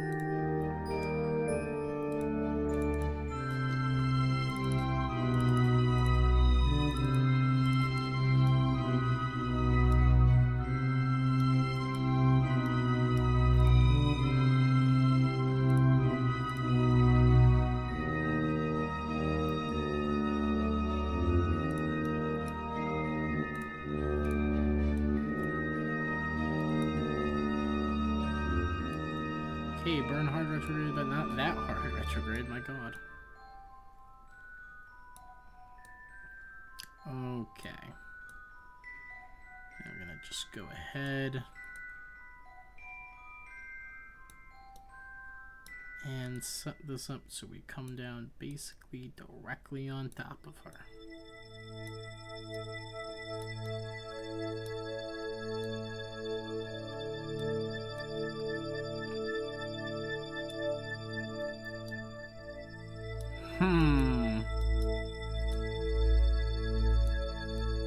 Looks like we can't quite get that done. We'll be close though. We can land 20 clicks north. Honestly, if the landing goes well, we should have enough Delta V in that top stage to hop over to her position, but yikes. Alright.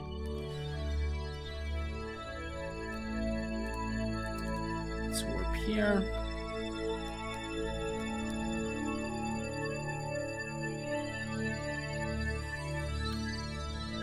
And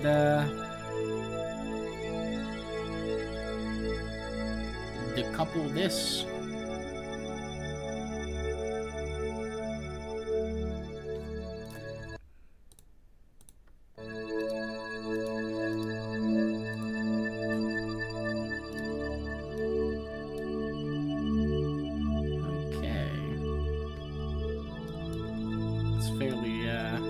Agile on control. Still can't set it to maneuver, unfortunately, but we can throw it on retrograde because it was pretty much a just hard retrograde burn. Please don't slam into the other ship. We'll let it drift a little bit before we go. There we go. Now put it on retrograde. Shit, I start burning. Okay. Hopefully I don't hit anything. And off we go. We are burning. Burning. I repeat, we are burning.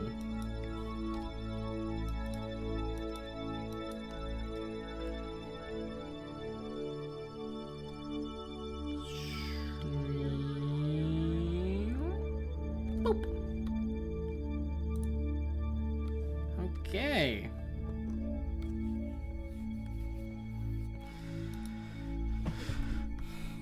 We are on our way down.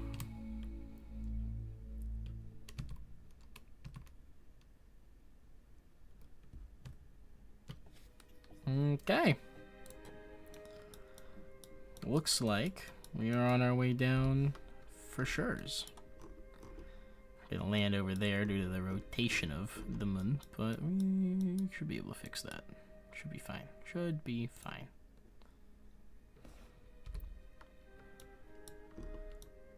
We've got a fair bit of fuel left. We've got a fair bit of charge.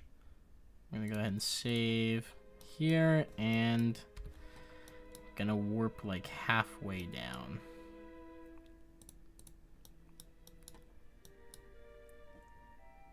We're not.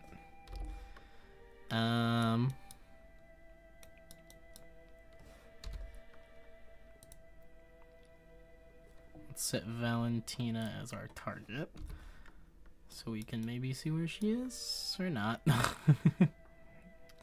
Oh, we're kind of coming down towards her, so that's good. Let's speed up things a little bit.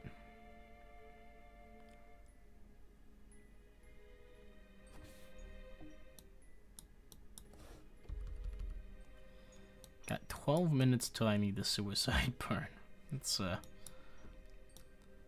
seems like a long burn. 30-second suicide burn is a lot.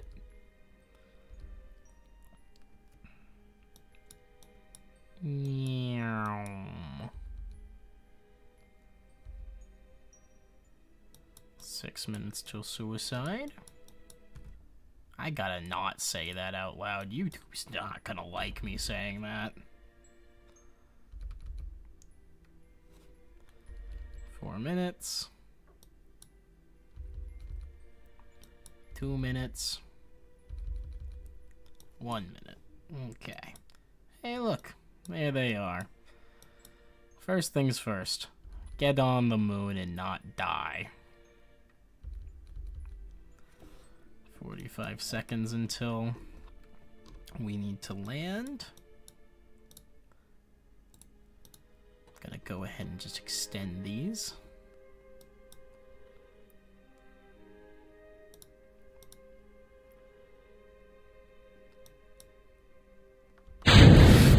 Shit. Wrong button. Extremely, extraordinarily, and massively wrong button.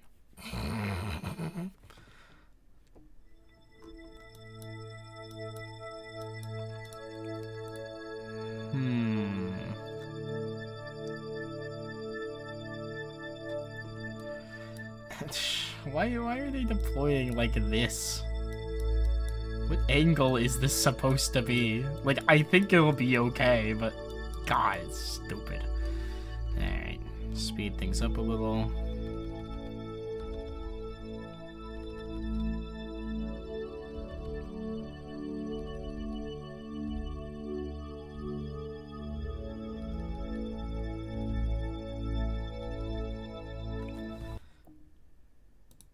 Pop a closer save.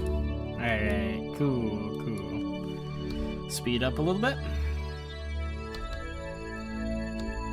50 seconds remain. 37 seconds. 34. 32. 30.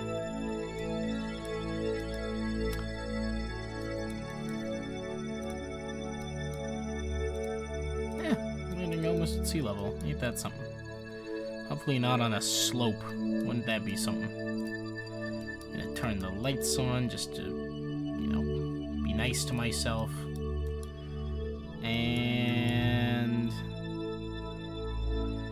3, 2, 1. Burn. Burn hard. Burn very, very hard.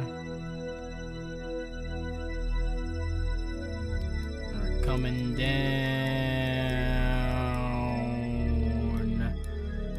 Nice and easy. Nice and easy. Val watching yet another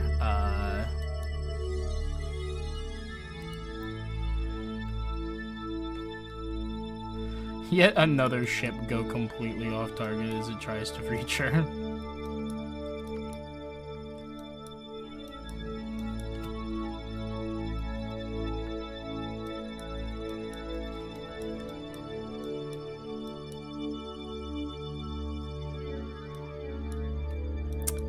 Gotta say, I am not loving this landing spot that we appear to be aiming directly for.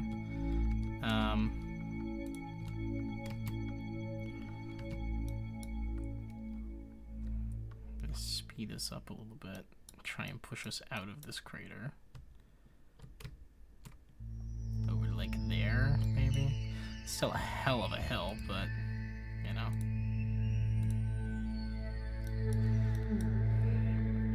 Maybe a nicer hill than the literal sheer canyon wall.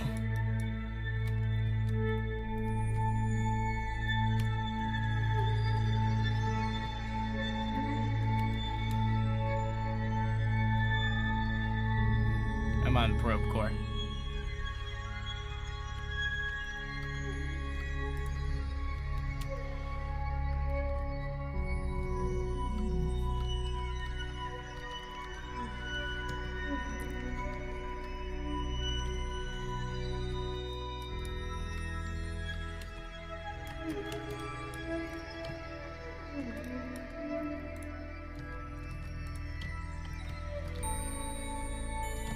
Oh god. Oh god. Why am I not...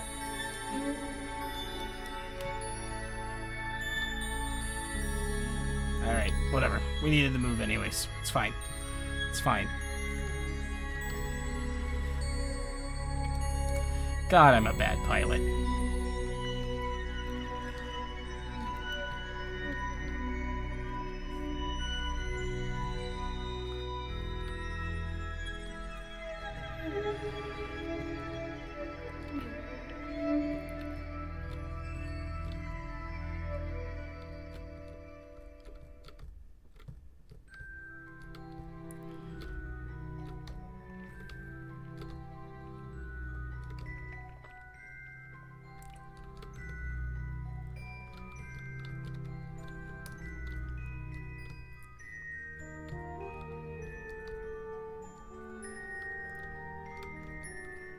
Alright, you know what?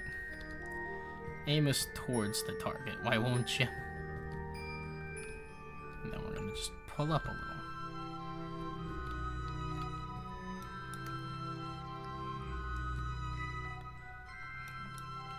We're gonna aim ourselves over this way.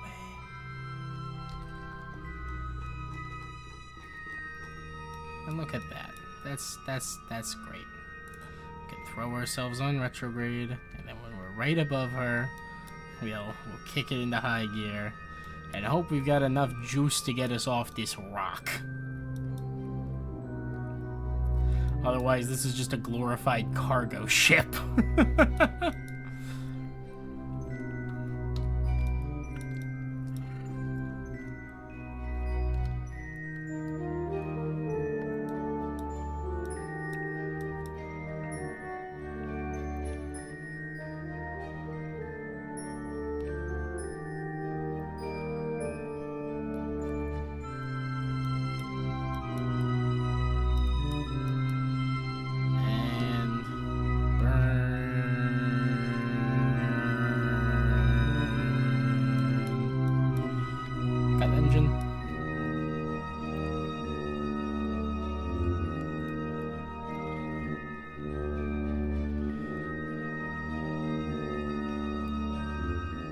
Gentle one will hug in retrograde.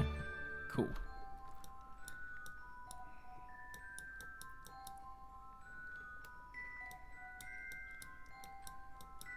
Exceptionally poor landing yet again.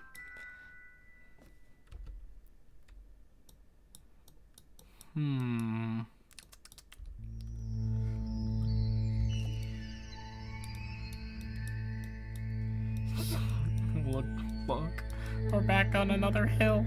Yahoo! Alright, burn it. What the hell disable clutter? Is that what I'm looking at? Interesting.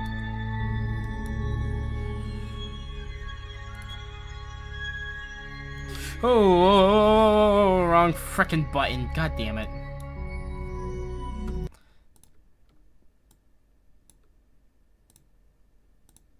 Right. Let's fix this.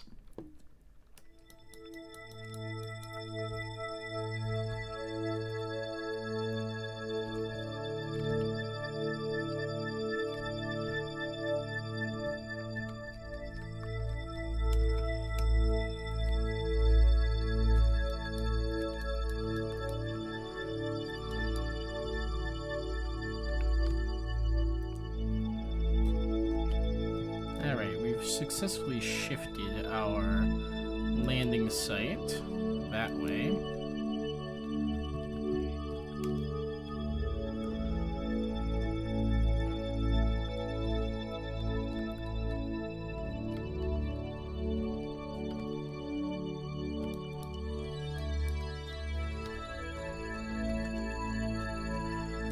We're certainly closer to landing next to her.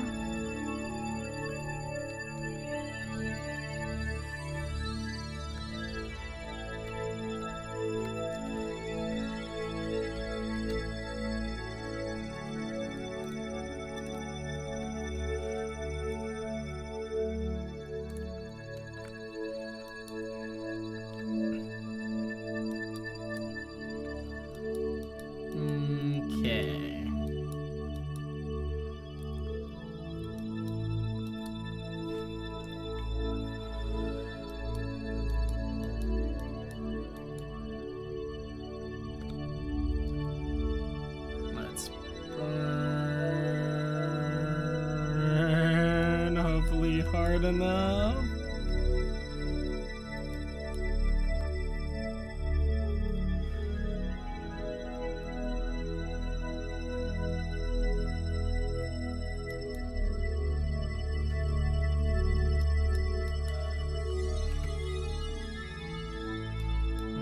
Okay.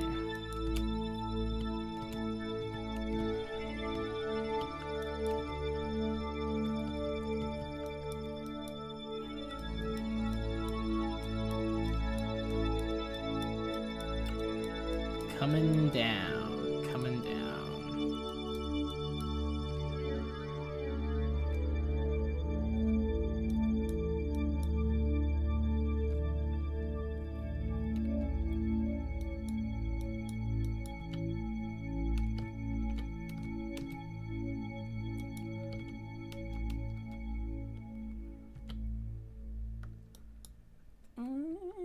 It's gonna bounce. Is it gonna turn? Is it gonna turn? Yeah, it's gonna turn. Oh boy. Oh boy. Okay.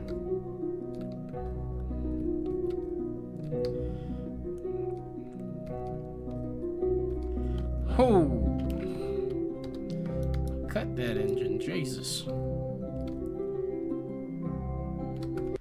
Holy smokes. Really goes to show that without atmospheric drag, a little bit of thrust will take you a long way.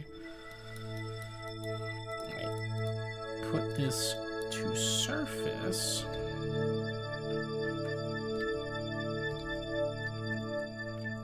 Aim us towards Val.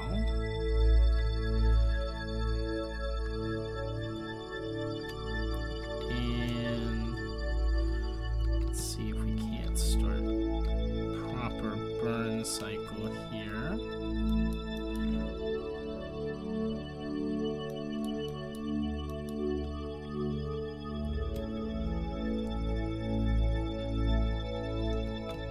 Oh, there's the landing reticle.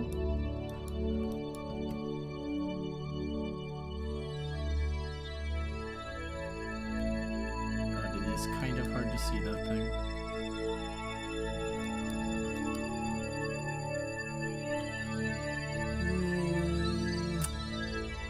As much as that flat plane looks nice, that is actually in the crater, where I'm trying to get to. Spin around and hug retrograde. And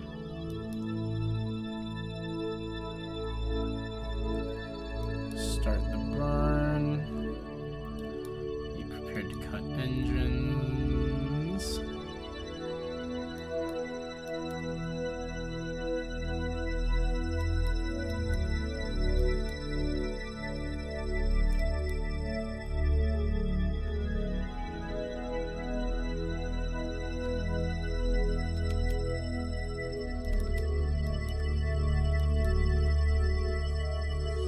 And of course, I've set us up to come down on yet another hill.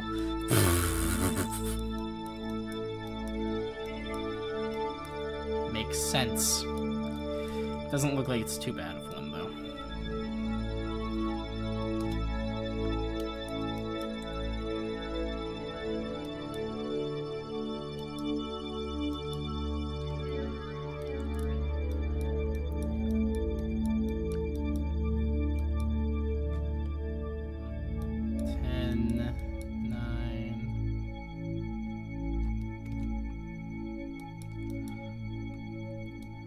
I am gonna spill this Delta V like there's no tomorrow to slow down.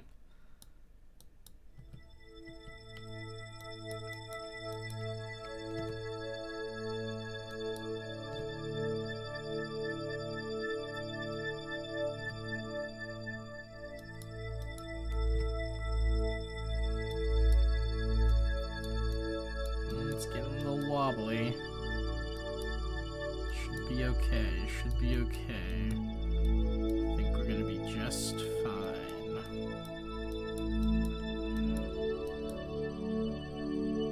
It's getting a little squirrely.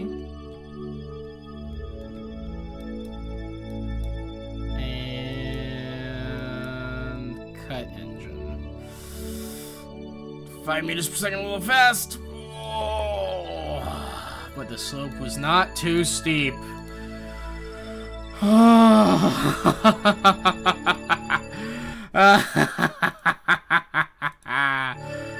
It finally happened. I finally made another successful moon landing. Took forever, but we've done it. Val, you stood a valiant watch over our wonderful units here. We're very proud of you. It's time for you to go get some equipment, and then you get to go home.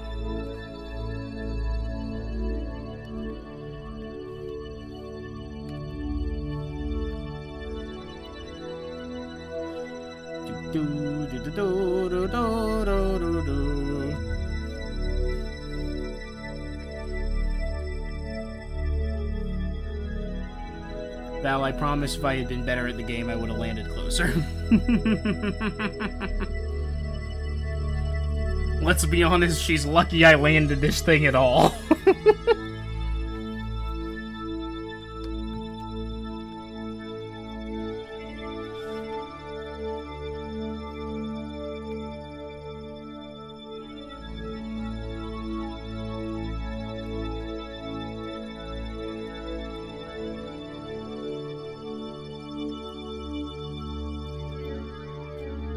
It would certainly be nice to fly the ship over there. I might give it a shot. I mean, after all, we're not exactly coming down from orbital velocity or anything. We can just do a nice slow hover across the surface to get there.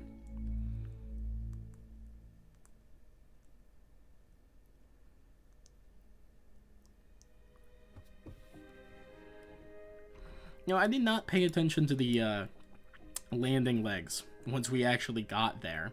Did they actually redeploy back down? Hi, little gamer00. How long have I been playing KSP for? Several years now, maybe close to a decade, technically. I played KSP back in the day when it first was kind of coming out, back on my school computers in like high school. But it has since been something that I stopped playing pretty much entirely. I never really got past Min-Miss. I think I mount one mission to Duna, and I stranded my Kerbals there. I did not do a good job. So now we're playing my grand return to KSP, relearning some of the more advanced mechanics, learning new mechanics overall, and just getting in touch with some of the stuff, playing the DLCs. I never touched Breaking Ground or Making History. None of those were ever really an option. So here we are. Rescuing our lovely Valentina Carmen, who I trapped on the moon for, as you can see, 26 days. So she's been here almost a month by herself in nothing but a spacesuit, watching the watching the mystery goo in the breaking down thing that I had her set up. But at long last, we've managed to put together a rescue ship that I actually was able to land, while also delivering a... Oh, it did land with the things out. Isn't that nice?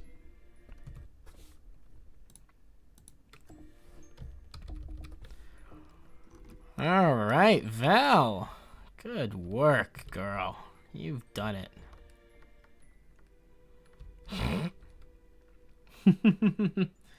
Have I considered sending Jeb to the sun? I haven't actually considered that. Hello? Hello?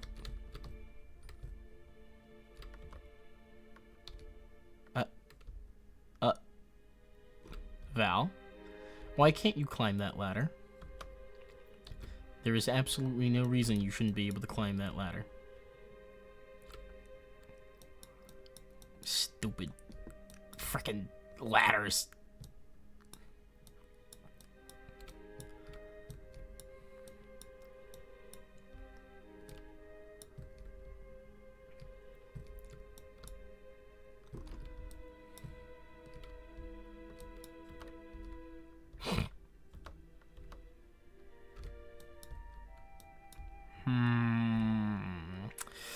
That's not good. Her replacement EVA pack is in the cargo module, which is up here.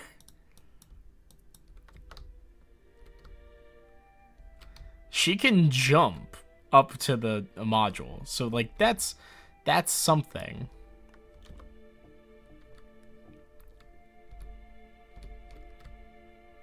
Okay, these work. Ay ay ay.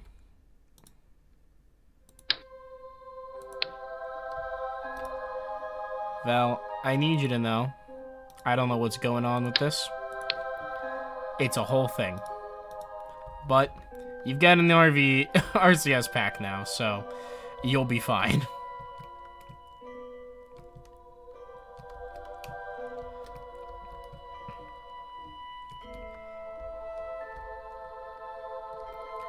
As we all know, anytime the ladders fail you, you just whip out the RCS pack and you're okay.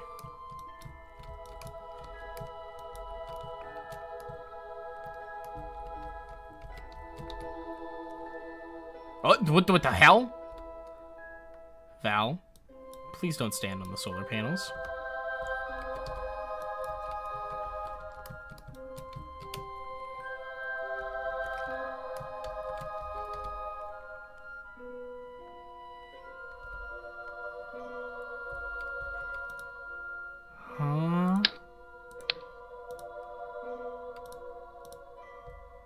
Why can't she enter the command module? What is happening here? I should send you my Apollo vehicle. Sadly, no rover. Yeah, that would be fun. That would be fun. I might take a look. Right now I'm more concerned with figuring out how the game works and getting the designs I make to actually be functional. Is it the fucking light? I swear to God, if it's that light, your stupid head is hitting that light.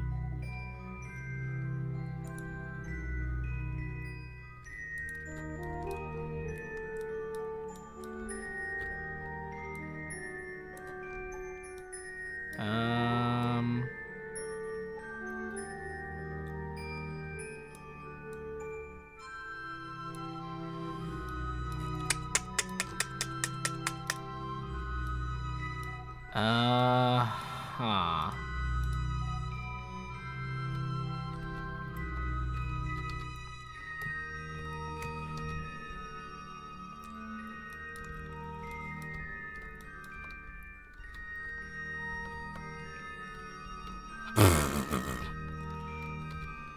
Val, are you trying to say that you want to stay stuck on the moon? You can stay stuck on the moon. You just gotta tell me.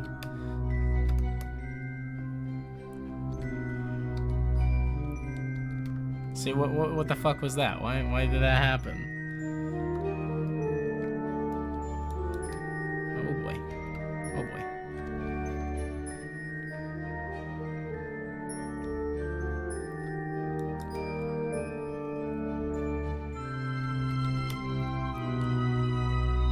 I gotta say, I feel like the Kraken's not happy with me.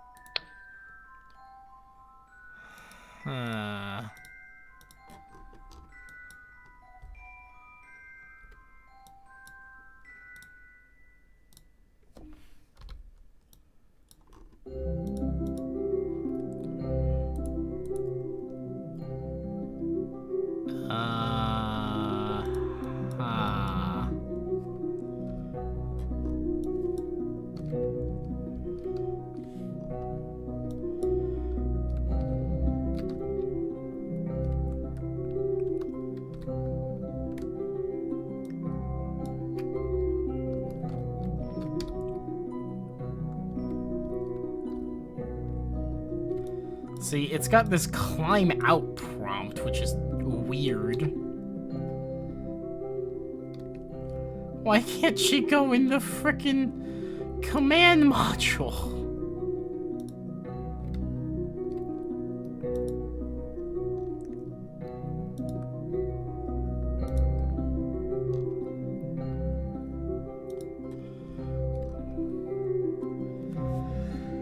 Try turning the vehicle from the probe and get a better angle? I mean, she's right on it. I don't know what the issue would be. Alright, you know what? I've got to save. Hold on.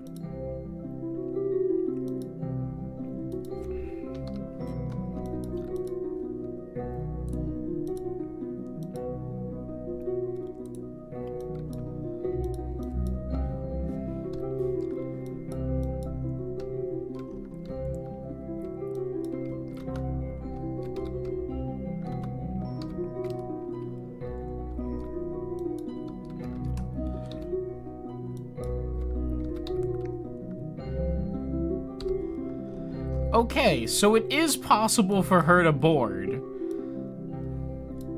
That's all I need to know. I can make this work then.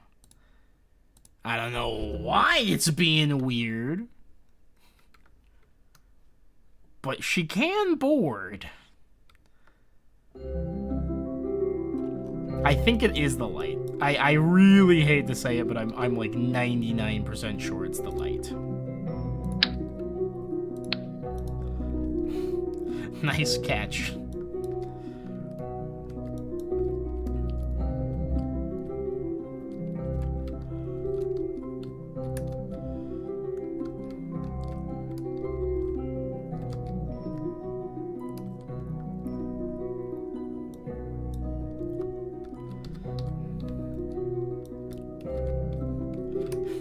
Oh shit! Broke a solar panel. Is the command module supposed to be like that? You know, great question.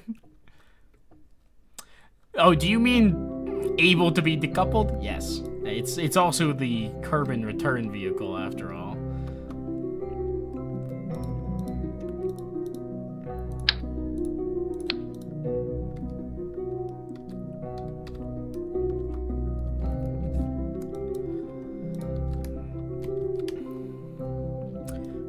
can I, perhaps, board through the docking port? Maybe?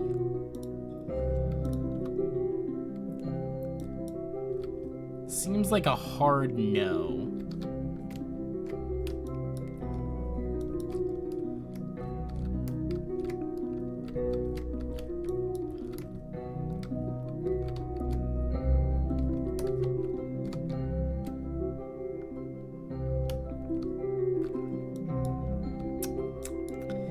There's something Kraken-y going here.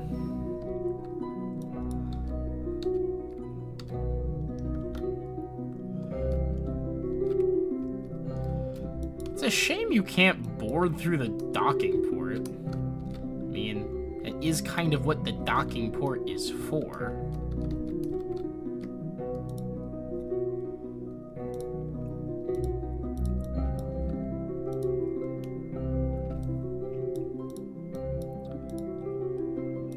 I am almost certain it's because of this light, more than anything. But she's not an engineer, so she can't move that on her own. Put the craft on its side and then board.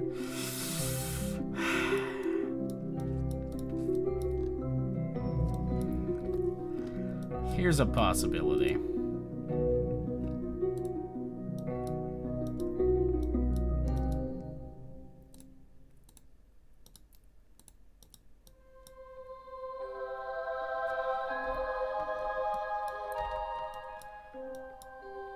What if we just tilt it? No need to get a little crazy with it. Just tilt it.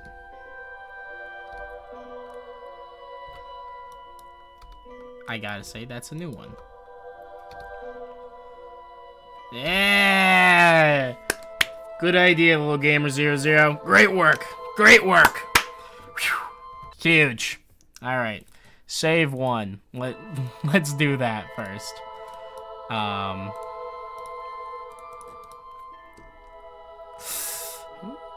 Okay. It doesn't love it, but we can do that. Alright. Val, guess what? You get to go home. But first, you still have more work to do.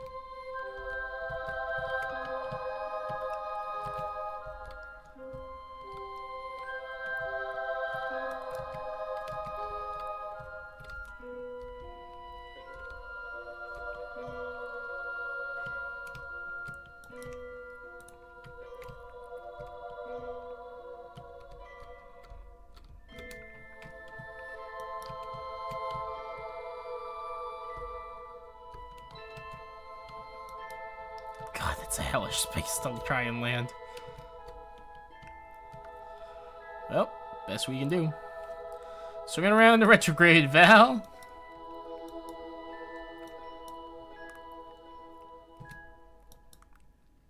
And try not to land on the equipment. It's expensive.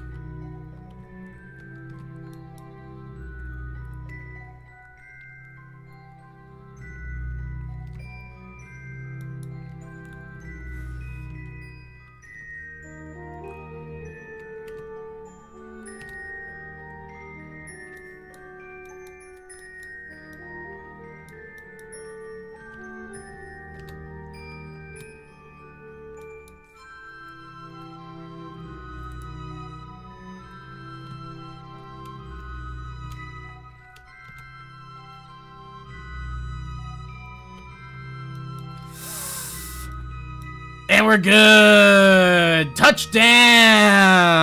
Okay. I'm gonna track this one. I think, okay. Ooh, okay, we're good.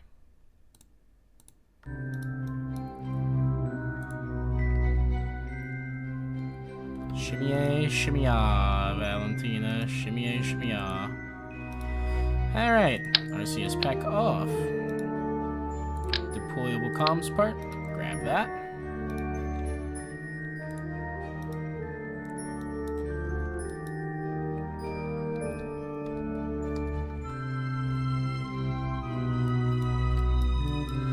Alright, let's get this set up.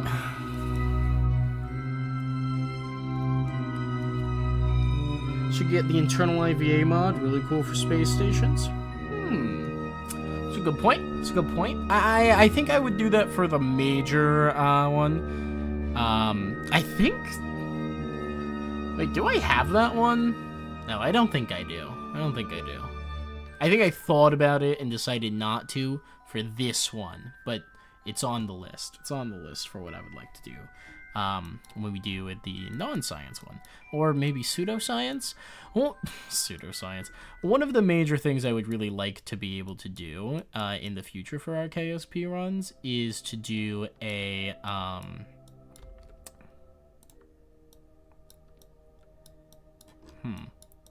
thought carbon was pretty much always in the same place. Ah, yes it is. Given that it's pretty much always up in the sky,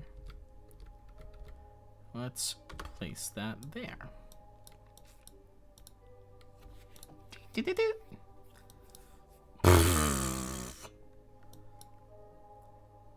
Great. Good to know that it goes the opposite direction that I'm expecting it to.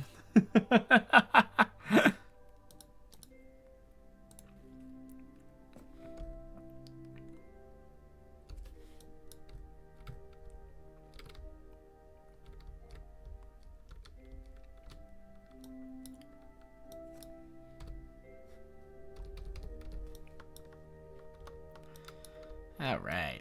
That can hang out there. It's gonna need the power source. Real pain in the butt, I gotta say. That,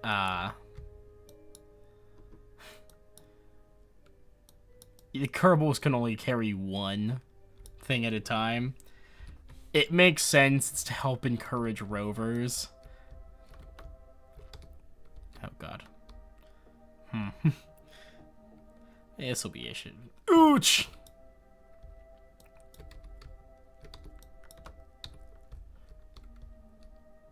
Val, you're a dumbass. Please don't knock over the rocket. It is your only way home. Nice catch. Is this the seismometer? Yeah, it is. Which also needs... also needs to be put down. Imagine you're stuck on the moon for a month after your crewmates leave you behind. You manage to get the attention of, you know, of command. And you're like, hey, I'm still up here. It takes them a month to send a craft to come and get you. And before you're allowed to go home, they're like, oh, by the way, we need you to set some stuff up for us at the base camp. Would you be so kind?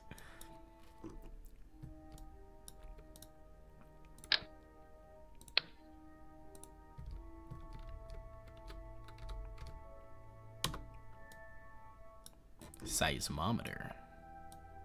Ooh, it expands. Is it gonna actually go thump? I guess not. Ah, maybe because it is currently unpowered. It's getting no power, and therefore can't do any science. That would cause problems, wouldn't it?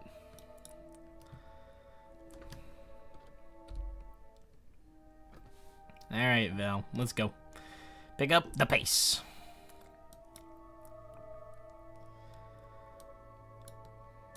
And good work, Val.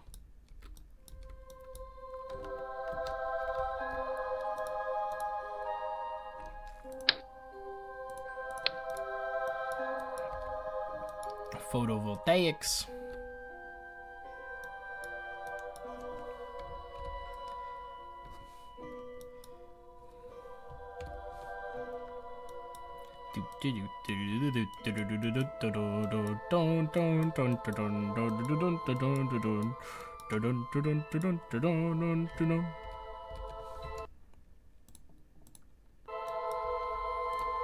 Alright.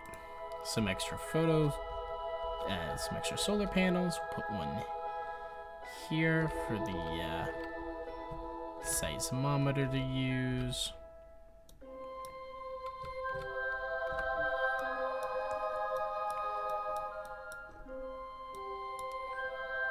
Look at it go. Deploying the wrong direction. Connected unpowered? Can I stay unpowered? Huh? Experiments connected to 2. Power needed 4 low voltage. Power units produced. Power units required 1. Oh, it got powered. Huh? We got 3 things of power.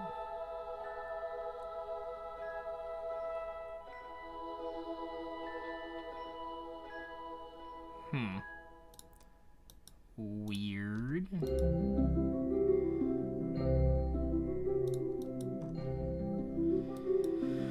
Alright, well, back to the grind, Val. Back to the grind.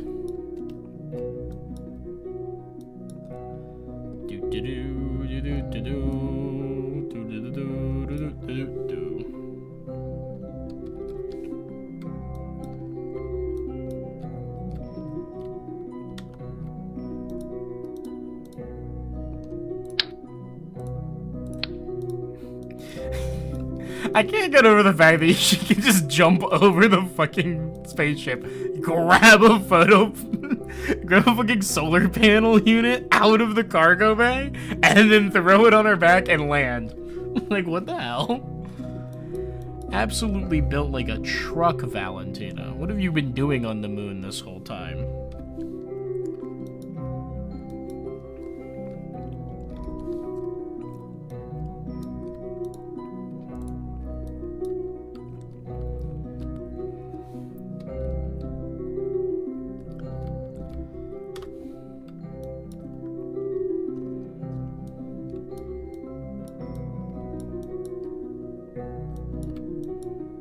Alright, now is it making power? Power state powered. Total power needed 4. Okay, cool. So now it is hypothetically properly powered. Science rate 5%. Science clear 0. Transmitting connection power. Connected powered. Okay. Looks like the whole system's working. Cool. Cool. I'll go give it an extra solar panel since we've got it. I might as well.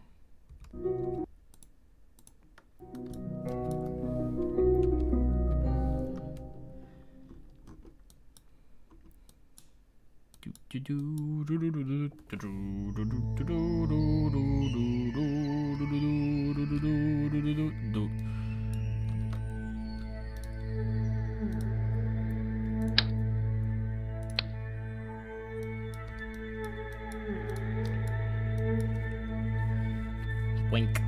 Boink.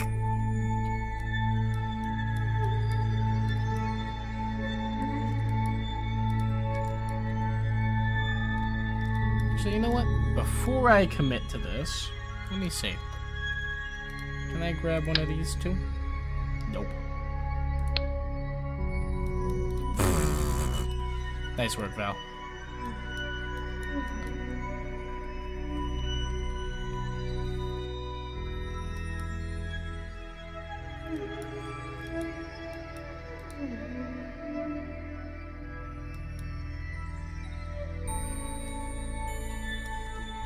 It's like its own little solar farm.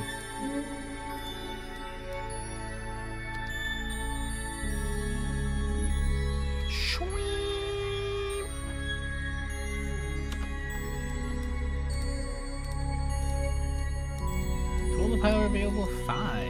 Okay, cool.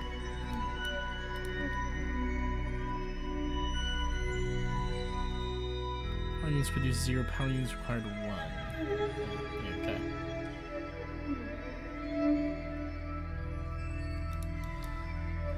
Seems to be working just fine, just fine. Head on up and around, back to the ship.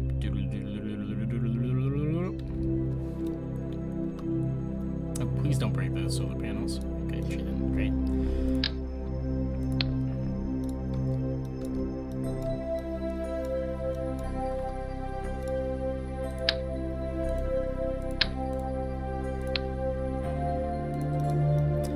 Yeah, let's pick the big one. Something tells me only the big one's gonna get powered by this.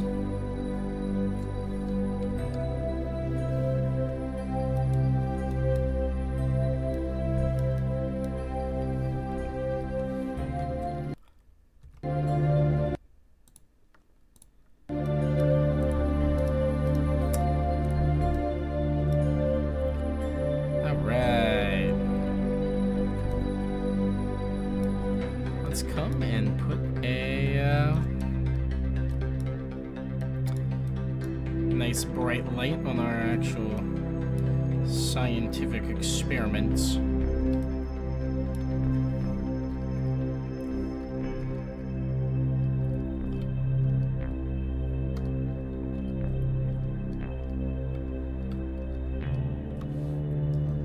Oh, is it gonna fall? Nice. Good work. Val, I'm so proud of you. You're about as good as operating on the moon as I am.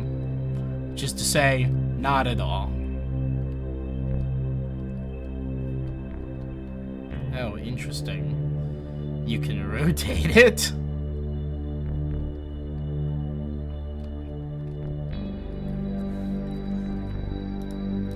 Let's return that to default.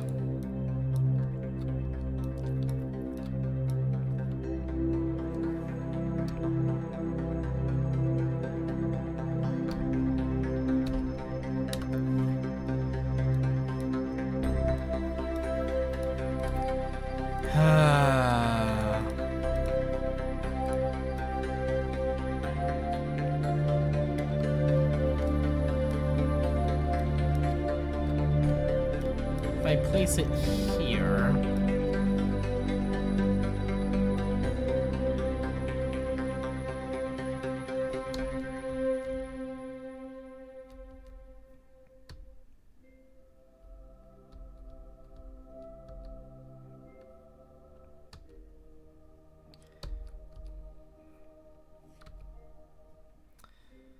These controls are horrible. I hate to say it.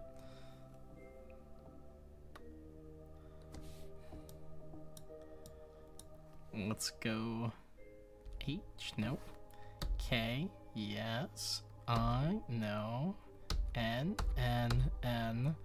I, nope. H, maybe, no. N,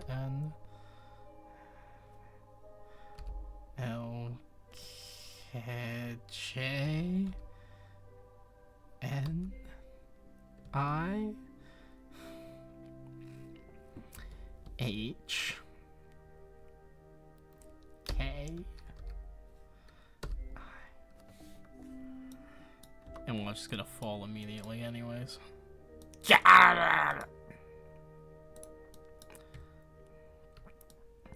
It's more sensitive to being on flat ground than the frickin' spaceship was. If I try and slot it in over here.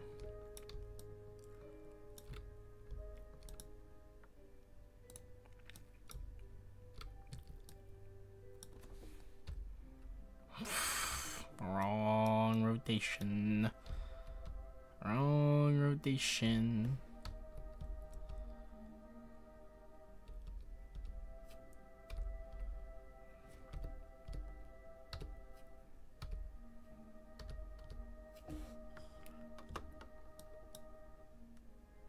Oh my god, it's on. Okay. Lights on. Look at that. Change the color too. Red, green, blue, yellow. Make a nice sodium vapor lamp. Let's make it white light.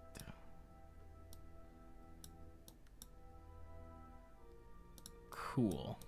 Now, Val, I need you to never touch that thing ever again.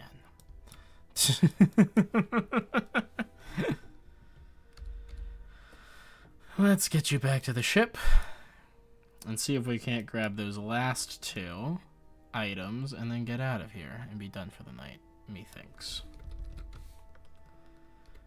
Otherwise, God, 8-hour stream.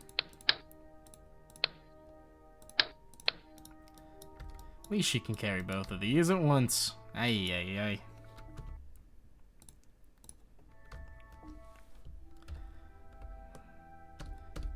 Speed it up.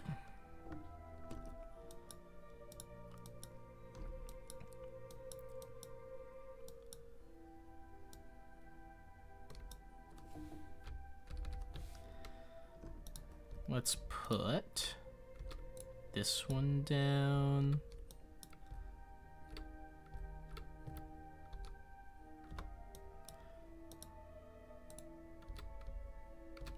That one's just fine there.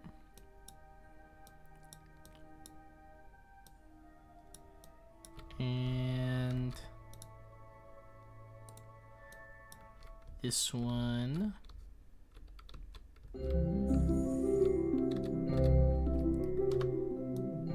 Just fine there. All right, cool. Oh, look at that. Bathes the scene in light, even if it's dark. Perfect. Beautiful. Gorgeous. Val, let's get you home.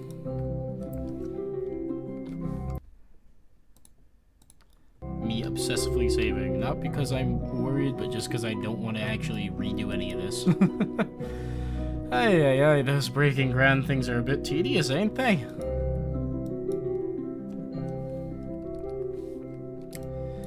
Alright, Val.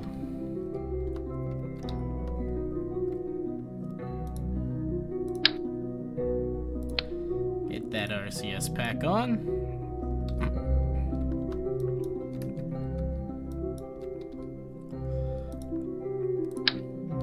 Put on your parachute. And board.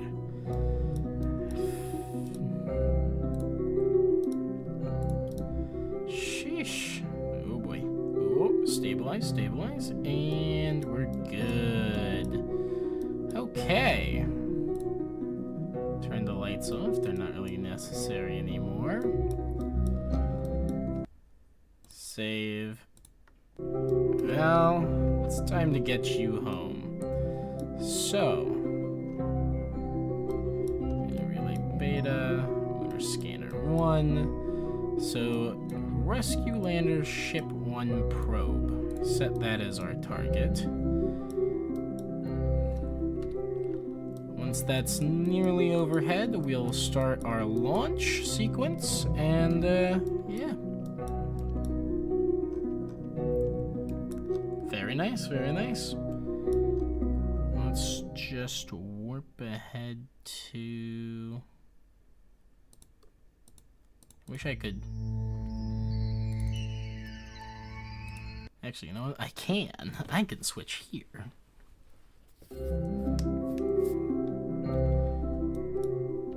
I can then go... I want to be here.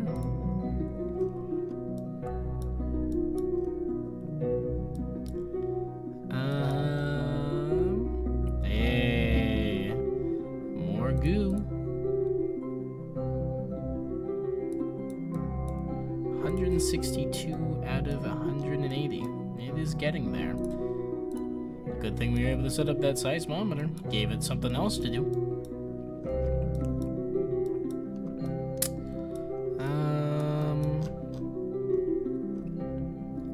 God, this is not a very circular orbit, is it?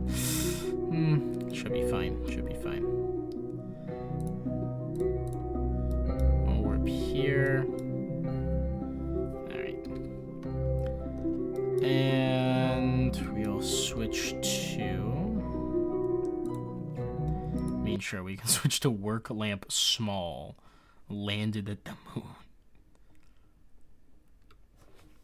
It's really not that important of a device.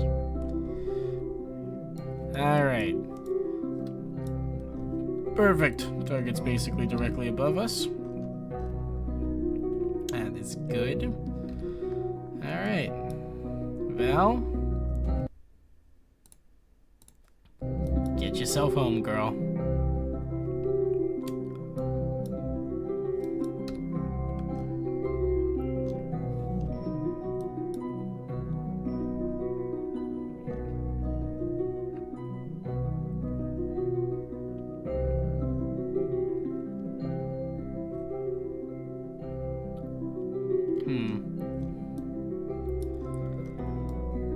I waited both too long and too early. That's funny.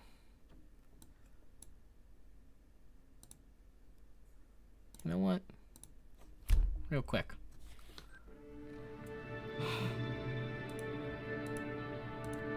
Let's see if we can get engine sounds working again. I should try and reach the speed of light. That sounds tough, given the limitations imposed by physics.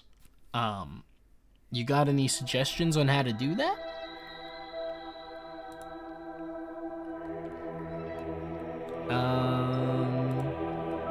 Oh goodness.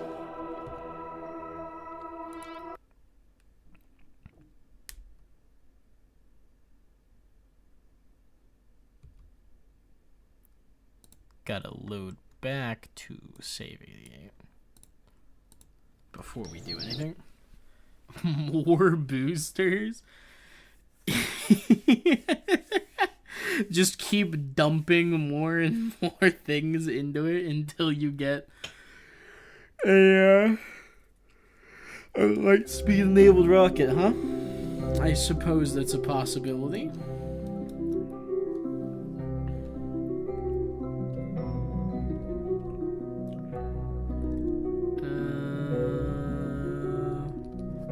That's a reasonable time warp for me, thanks.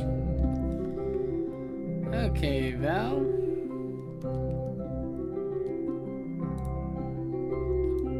Take yourself home, girl.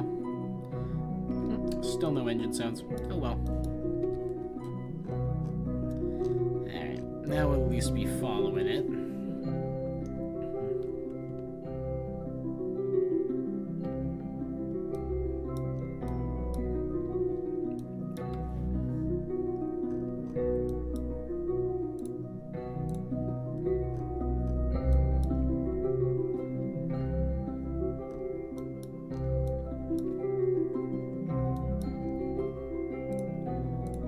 Up to here and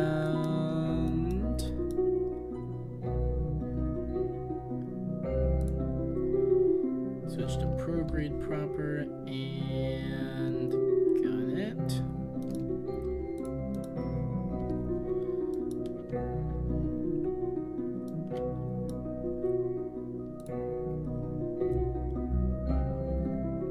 Let's warp up to here.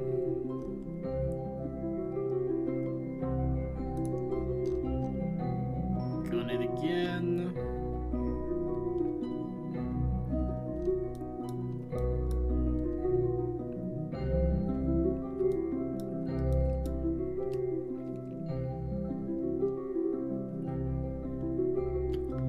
Okay. We are in orbit, so that's good. We've got 614. Hi, Fishman. Hey, Tintang has the KSP. It's good. It's coming to an end. We're almost done for the night. I want to get maybe this orbital rendezvous done and then call it a day. Let's see. So we have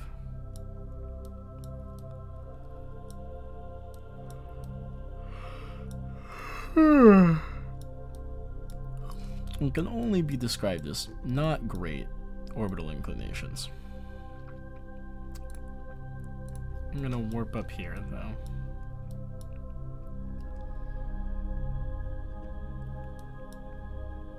And burn this until our periapsis is, I don't know, a little bit nicer.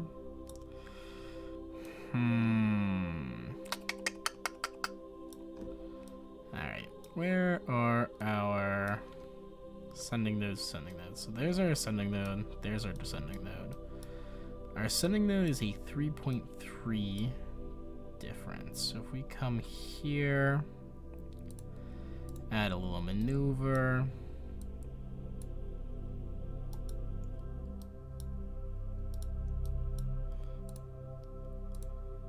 Burn this to be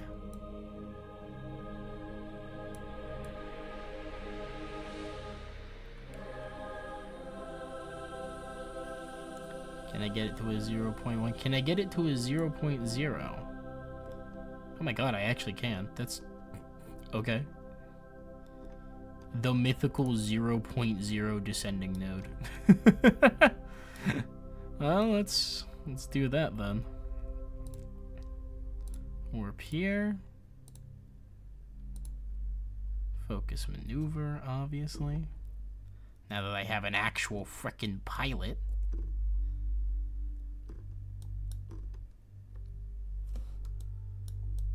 Okay. Can also retract these shitty extra things. Am I still going to do more Utopia in Frostpunk 2? You are in luck if that is what you're here for. We are going to be doing more Utopia in Frostpunk 2 on our very next stream, in fact. Whenever the time for that comes around. Okay. How did I do? Sending node 0.1. Yeah, that's good enough for me. Okay, so now just gonna put a maneuver node somewhere to try and get one of these to be close together. Neither of them are particularly close together at this point.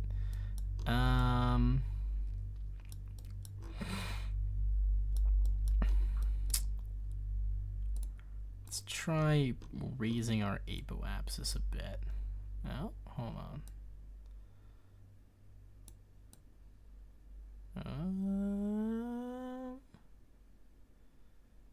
Expensive as hell and doesn't actually put us that close together.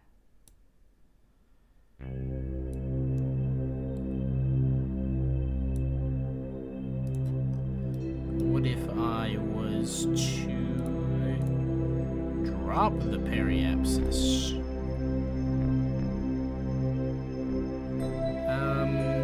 I crash into the moon before we rendezvous. Okay, not an option. Raise periapsis.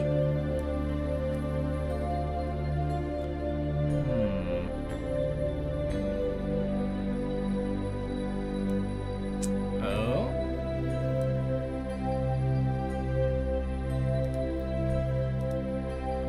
Intersection 2. Separation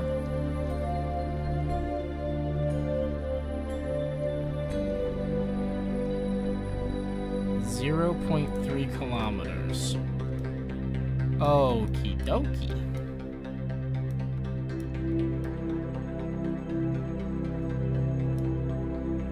Relative speed 200 meters per second. It can be done, I think. This is a messy rendezvous, but it can be done. Alright, warp to the next maneuver node.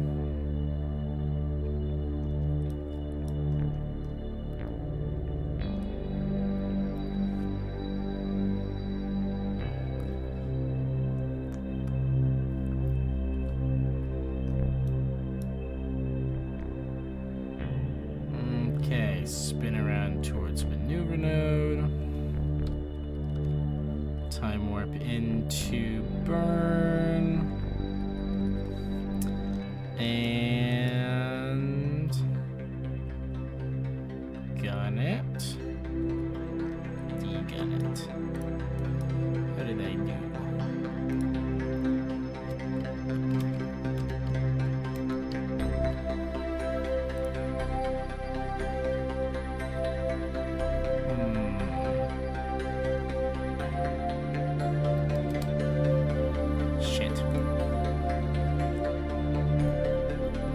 I'm burning Delta V to do this, unfortunately.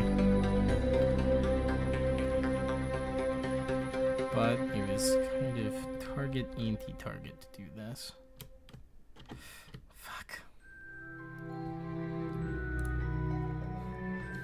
It's so easy to overcorrect on this one.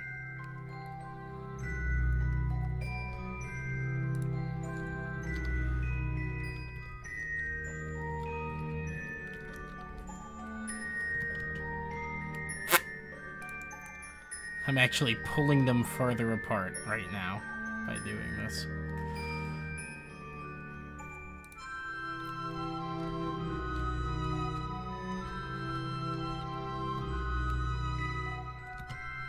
Got it. Nailed it. 0.3 kilometers. There we go. I will have enough delta V to cancel my momentum, so that's big. So yeah, let's warp in.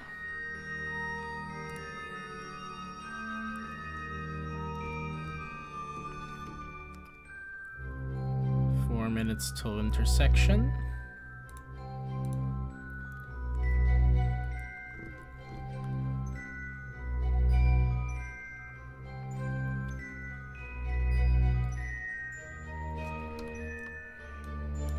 There's our other ship, Valentina. That is your ride home, should you dare to choose it. Let's warp in real close. Throw it around the retrograde. And gun it.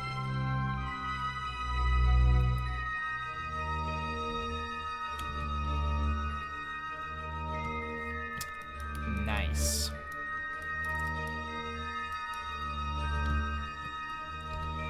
Okay, we now have a matching orbit. We can actually... We are approaching the target 0.3 meters per second, so we can probably, what we want to do is put these thrust limiters down to like 10.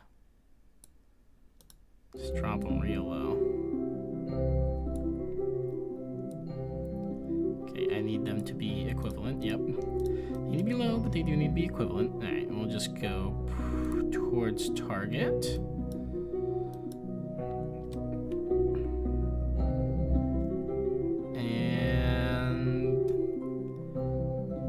Gain on them, say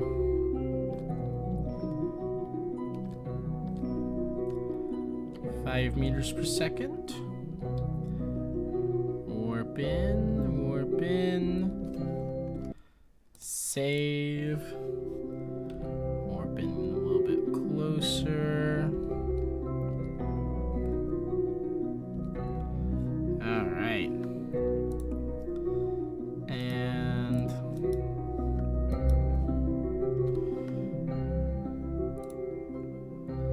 Switch to this.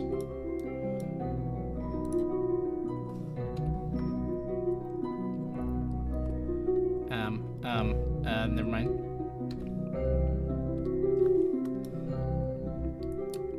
Anti-target. Spin it around. And...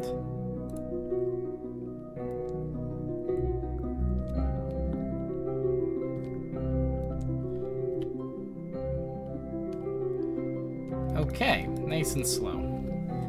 Let's switch over here.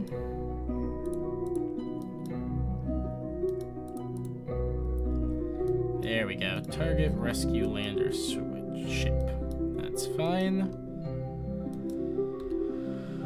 Okay, so now that they are both targeting, we can go SAS on this thing. Oh, it is completely out of electric charge.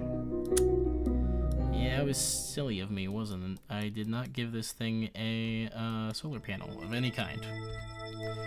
Whoops. Not surprising. I think that's still fine. We should be able to do this. It's just going to be a fair bit tougher, because it means it's got to be all manual.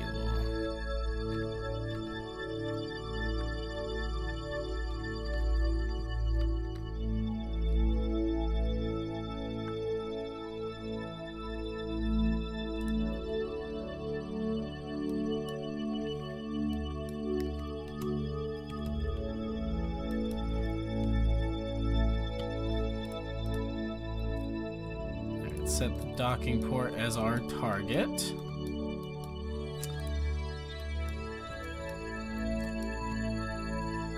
Burn a little bit towards it. A little bit more towards it. A little bit more towards it. A little bit more towards it. A little bit more towards it this way too. Swing us around to retrograde. Oh, that was close. Almost destroyed our solar panels. Let's do that.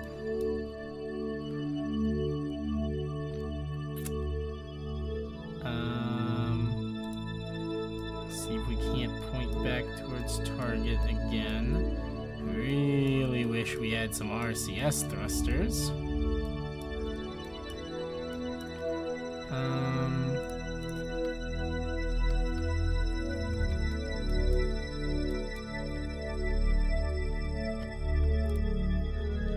Spin around from here towards retrograde.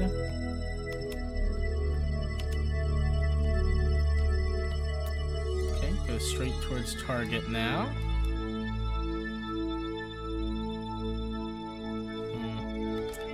Not quite. We're gonna need to align ourselves downwards, methinks.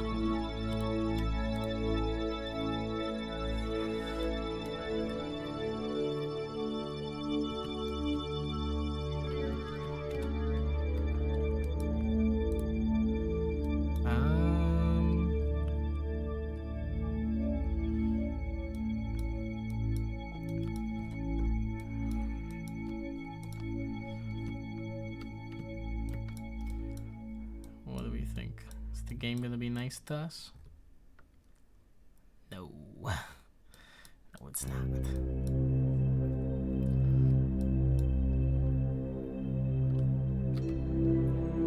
I'm gonna actually go ahead and retract. Oh, that's right, I can't retract these solar panels. I skimped out on the retractable versions.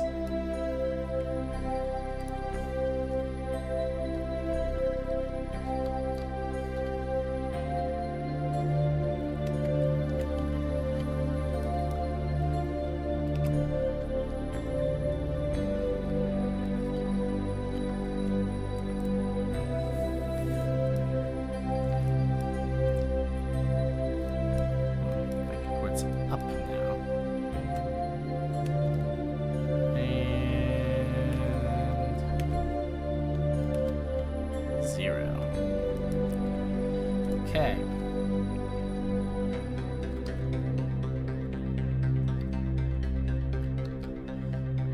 Let's twirl this around this way.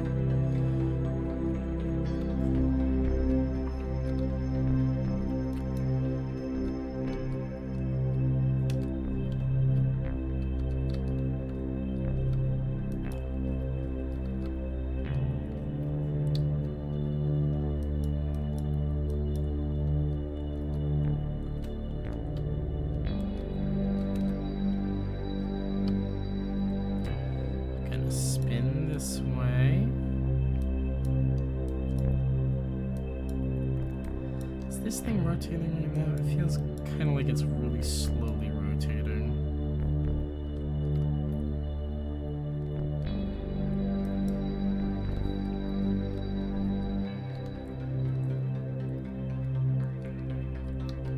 And if it is, that's quite bad.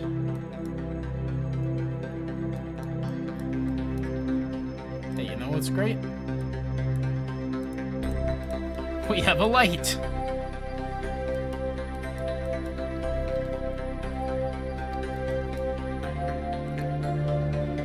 gonna go down this way.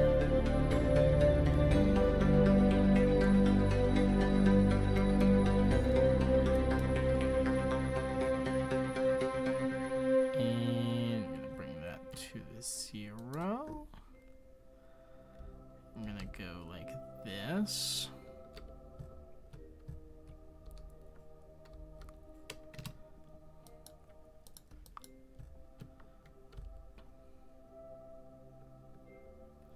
Spin that around. around.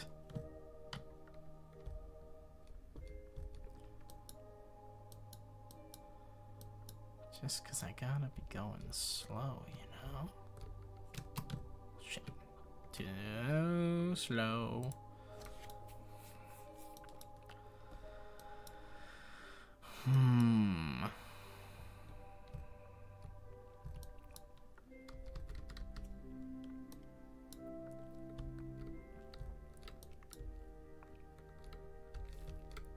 You know, this thing is definitely spinning, if slowly. Which means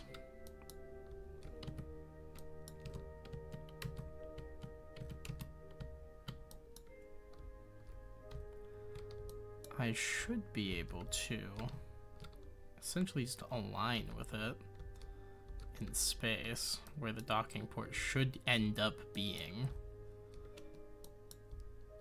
And from there, I'd be fine.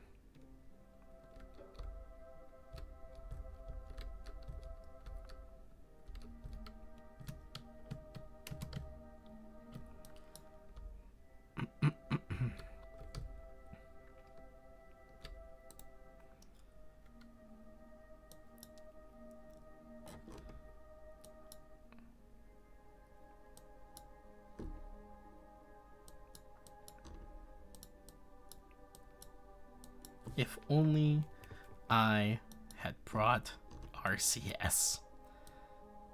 I thought about it. I thought about bringing RCS.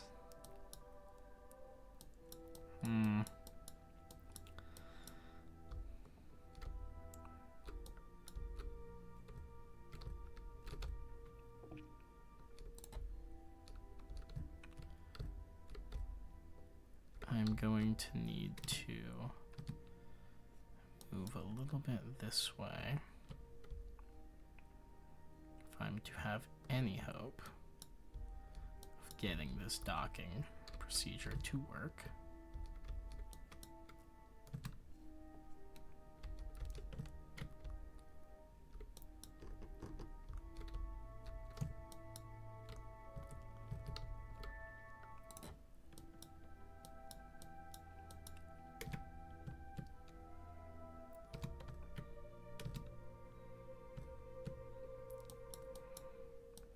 Alright.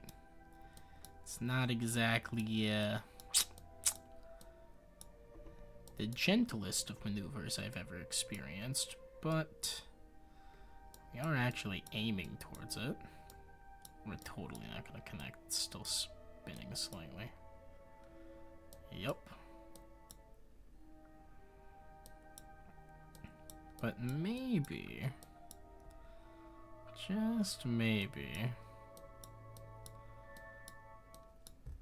if we have a little patience,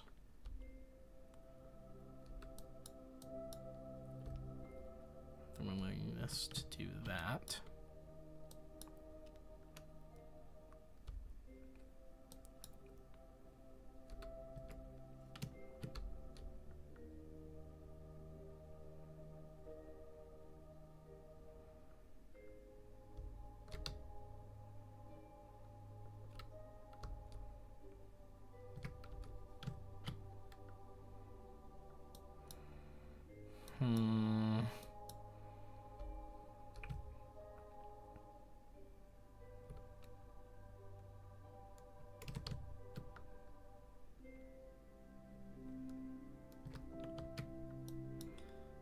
Come on.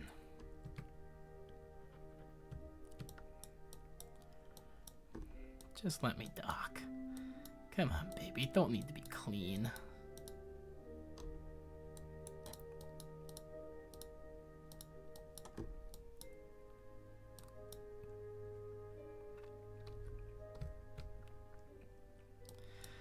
If only this thing had just an ounce of power to rotate back to meet us.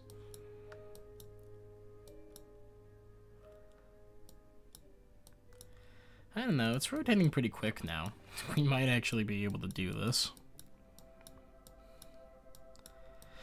Every time I do more orbital rendezvous. I'm less scared of the rendezvous and much more scared of the docking because I keep forgetting to put RCS on.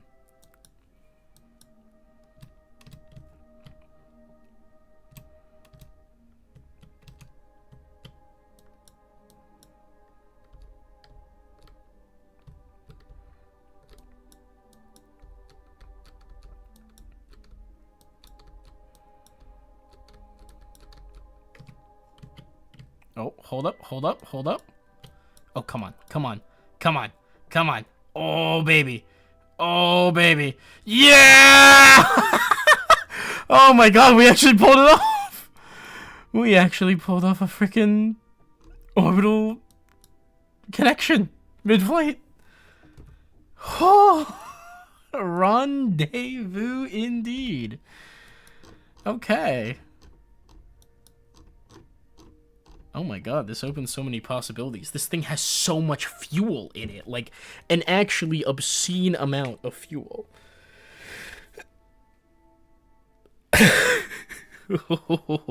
Okay, hold on. Step 1. Let's enable crossfeed through there. And let's see if I can... Alt right click there. Out. Out.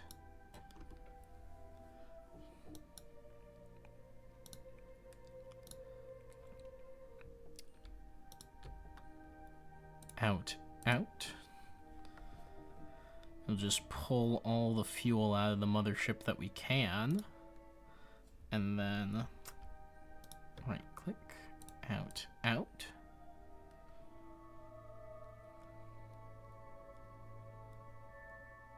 Right click, alt right click, out.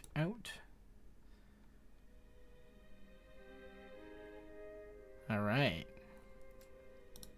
Right click, alt right click. Put all of those itty bitty bits back into there. Out.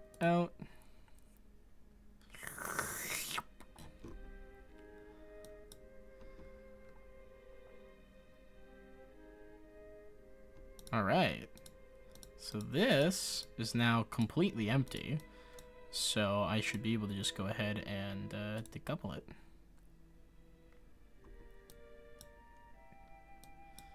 Very nice, very nice.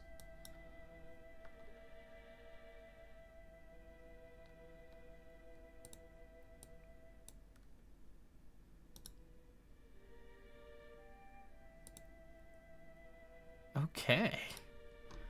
So hypothetically,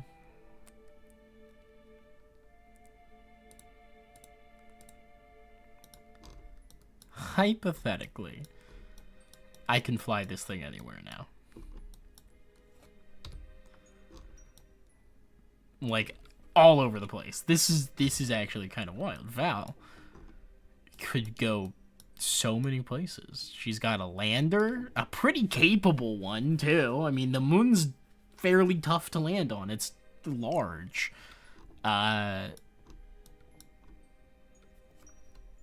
Plus all of the fuel in here means it can go wherever the hell it wants. Obviously we're still dealing with the problem we have no good transfer windows to other planets. Oh boy. What is that in space? Fuel depot? So this is a little bit different than just a fuel depot itself. This was originally the thing that carried, so we had stranded Val in space a little while ago. And in the process of retrieving her, we ended up making a rescue vessel that carried not only the rescue lander, this additional fuel, everything, but we also have a big satellite that we put in orbit over here, which we can go ahead and switch to, actually. There's nothing stopping us. I'm pretty proud of this satellite design. It's good.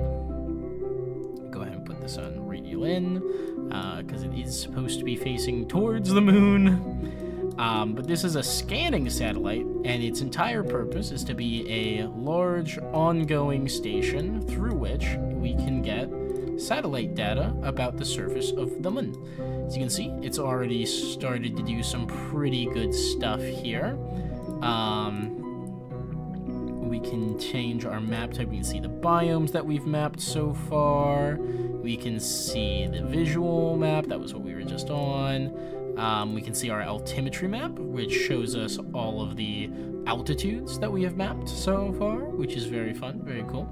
And there is also a resources map, which we are currently in the process of doing. So we can see where there is maps to be found, not maps, resources to be found, etc., etc. So it's pretty cool, pretty cool. I'm a fan of this mod. I enjoy ScanSat. It gives you an excuse to put big orbital satellites in orbit of other planets, so that's fun. In the meantime, let's head back to our friends in orbit. Yes, you. So, as you can see, this is Rescue Lander 1, and its intent for why I kept it in orbit was because it was, in fact, a functional fuel depot.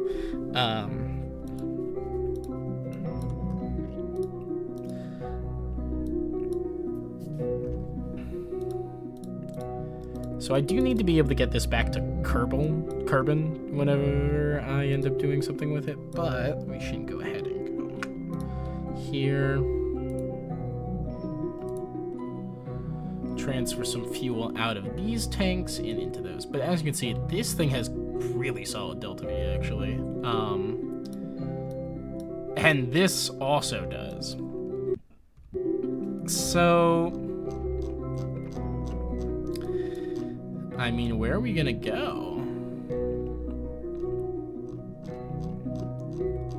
Where could we go? I mean, we could go back to Minmus, I suppose, but I didn't actually pack any scientific equipment on this lander. It was a proof of concept at best, slapdash jerry-rig at worst. I could send Val to Minmus. It could be a decent maneuver. What's the other thing that's orbiting? So, in orbit of the moon specifically, I've got a couple of things in orbit right now. We have the Lunar Relay Beta, which is actually the remnants of the original ship that got Valentina and her friends trapped on the moon for a little while. This site is a small work base that they set up on that mission. It's why that mission happened in the first place. And Lunar Relay Beta was a relay attachment that we were able to put onto that satellite because I knew that I'd be leaving some debris in orbit, so it was like I might as well make it a functioning satellite. This is Lunar Relay Alpha up here. This one works in tandem with Relay Beta in some capacity, and it was one of the first things we put in orbit around the moon, and its whole purpose is to act as a relay channel for our communication networks, which, as you can see here, are getting increasingly complex. We are currently sending a satellite to Duna, where it will be the furthest range that our satellites can go. But the communications relays cannot go through planets, so any communication from Kerbin can't go through the moon, can't go through Minmus, etc., etc. So having additional relays, which are out in space, we have a couple that are around Kerbin itself, we have a couple that are around, I think one actually around Minmus, and we have two that are around the moon. Technically 3 because the scanner also operates as a relay. So altogether, this constellation of satellites gives us really solid coverage over the Kerbin system. Minmus here has its one special little boy that we've put out here, Scanner Probe Mark 3.5, which was the first one to get into a permanent stable orbit around Minmus. It's also doing ScanSat stuff, so yeah. Will you be able to deploy a space station? Hypothetically, you can do that. You can build literally anything. I saw a guy build a bridge that he flew from Kerbin to a different planet and then built over a canyon that's on that planet. And I was like, excuse me? He was using mammoth engines, the largest, most powerful engine in the game, as RCS thrusters. It was genuinely a little terrifying to see. But I gotta figure out what we're gonna do. Val could go into a polar orbit and do us a bunch of EVA reports, actually. I believe you can do an EVA report over every planet's biome in low space.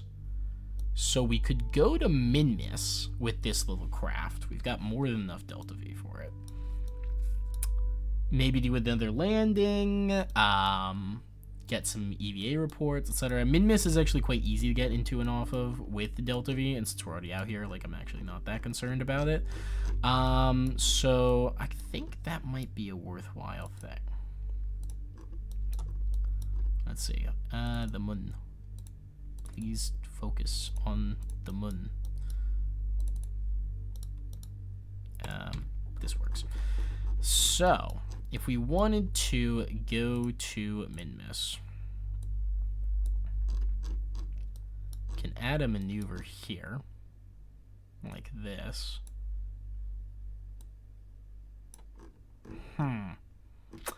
Okay, prograding that makes us re-escape Kerbin.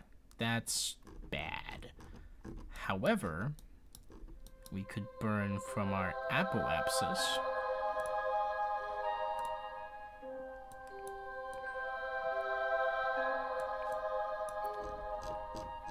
That puts us on straight on escape velocity from Kerbin, which is pretty funny. We just get out to Minmus this way.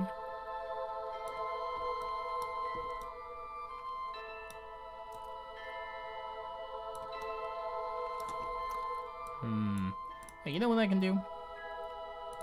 Maneuver tool. Current orbit. Cannot calculate transfer and orbital inclination is too high. Oh. I suppose we are in a rather eccentric orbit. Okay. I could flip this thing around the prograde. And honestly just...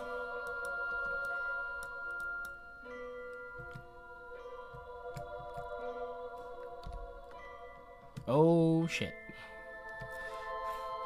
We are in a spin. Forgot to shut these engines down. There we go.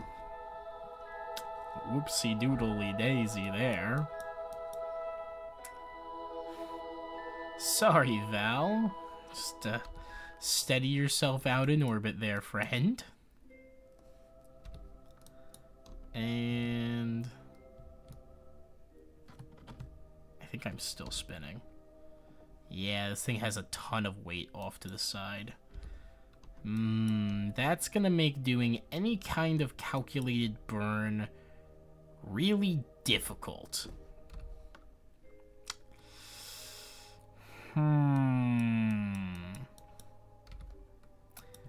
Not impossible, as you can see.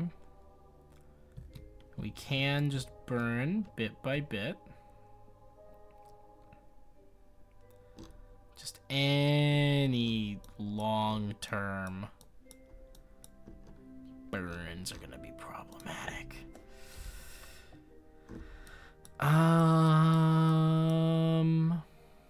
Okay, you know what we can do?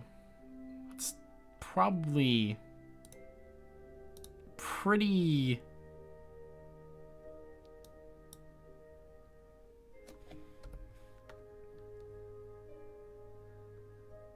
inefficient, but I can actually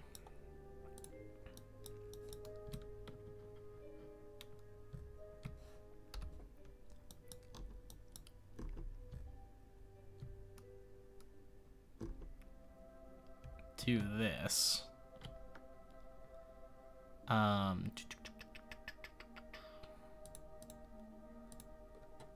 Inclination's still too high.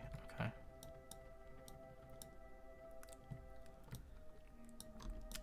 Interesting. So hypothetically, turn off SAS.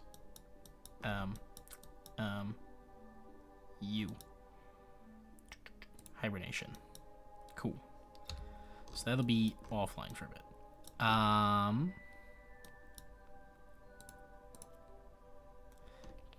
Fucking remove control locks.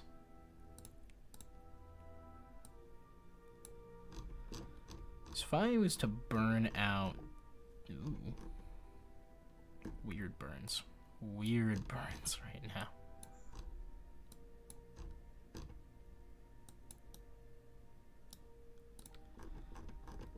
I can hypothetically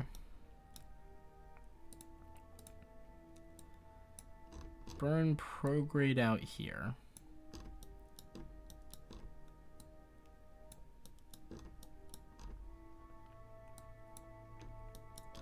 Shoot off into interstellar space, because of course I can.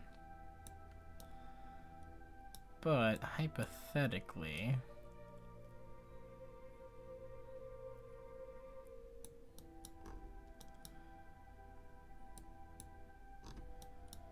God, I'm planning maneuvers God himself would despise to try and plan. And yet, behold in my genius, a Minmus encounter, as prophesized.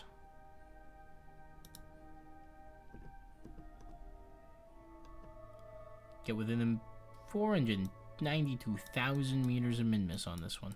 Sick. Okay.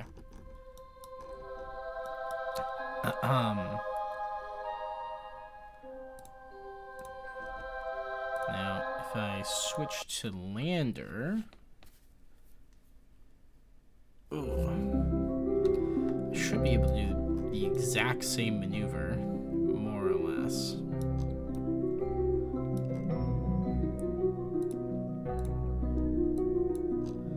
It's about burning prograde at apoapsis. But then you gotta get your orbital inclination in the right locations.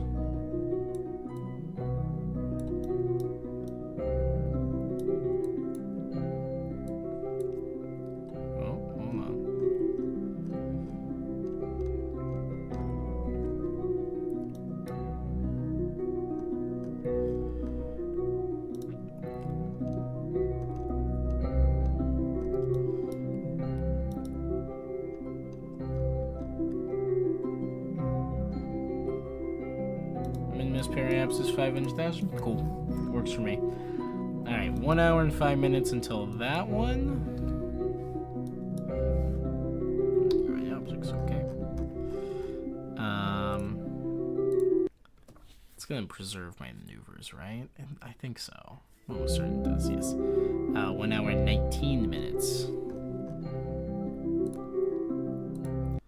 1 hour 19, 1 hour 19, 1 hour 19, 1 hour 19, 1 hour 19. Oh my god, we're pushing 9 hours. 1 hour 5. Okay, so this maneuver is actually a little sooner. So we're gonna go ahead, save. Warp here.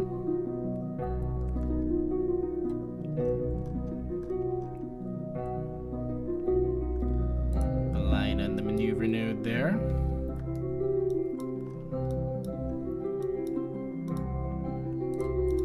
Turn that light off.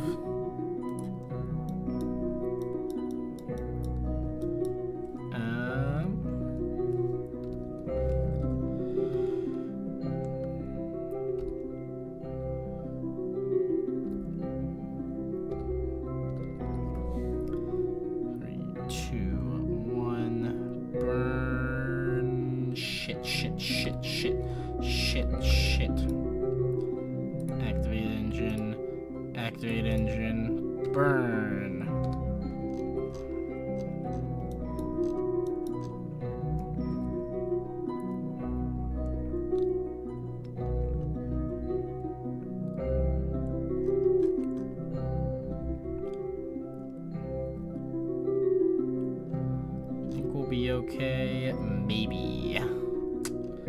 That's a tough one. That is a tough one indeed.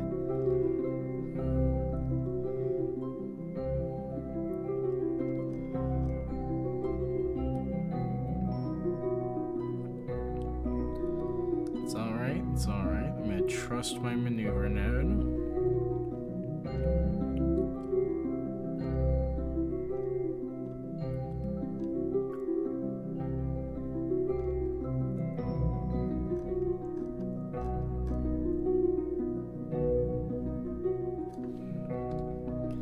Actually, a time warp that cannot fast. I think I can do this one, yes.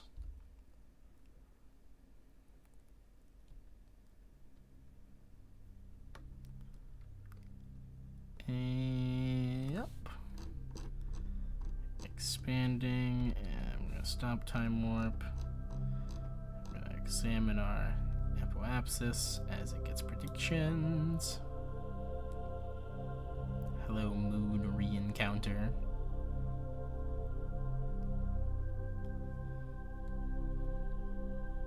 Burning, burning, burning, burning, burning, burning, burn, burn, burny, burning. And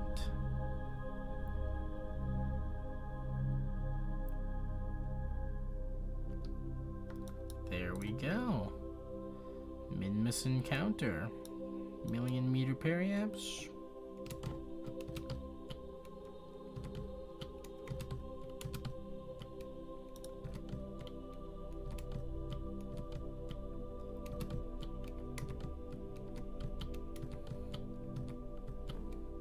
Oh, and it started raising again. All right, cool. I need to switch back to the other one.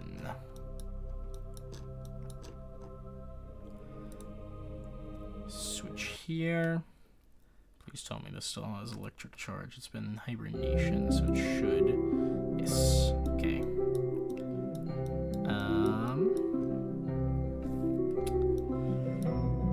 Burn starts in 10 minutes. Cool. Warp along to here.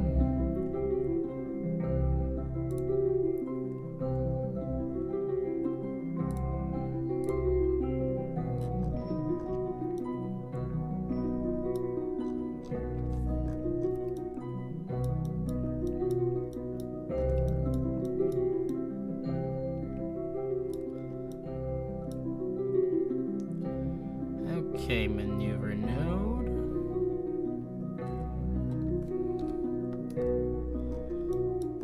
I'm gonna go ahead and take this off hibernation, turn on SAS, swoops around the prograde.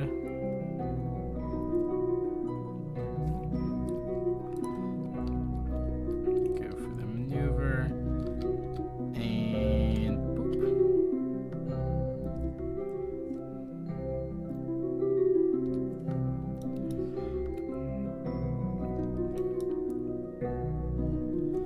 Hopefully we don't use all of our electric charge before we actually start the maneuver. That would really suck. I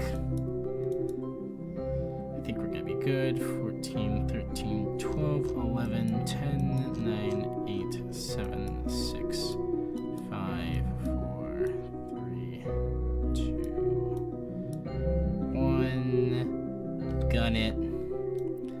Yeah, we'll have plenty of charge. Sweet. Much faster burn too, Lamau.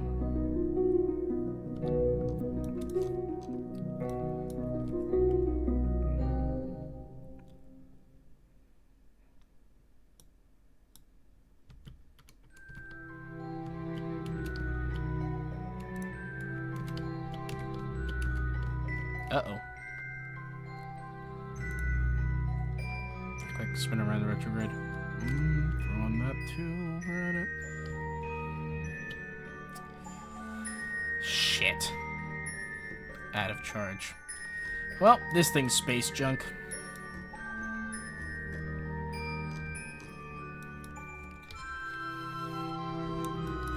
Wish I could have put a solar panel on it.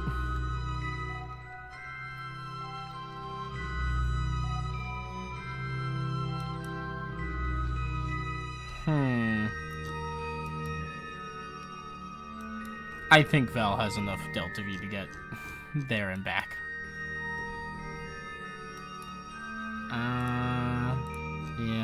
Yeah. What's my most recent quick save? What does 91 look like? Do I have to redo Val's burn? If I have to redo Val's burn, I'm not gonna deal with it. I'm just gonna be like, yep, suck it. If she's stuck, she's stuck. Yeah. If she's stuck, she's stuck. I think that's all there is to it.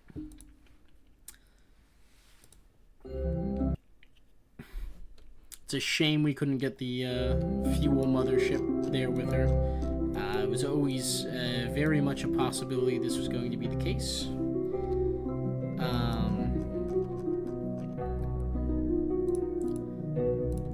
Let's switch to here. And let's get out of here pretty much. Ooh, Curb and Eclipse. That was cool. Alright.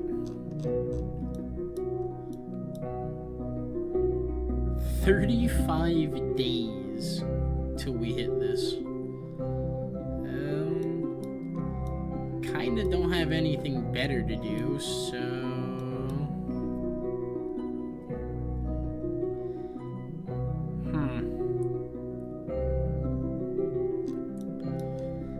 Long-ass encounter here. Let's warp here.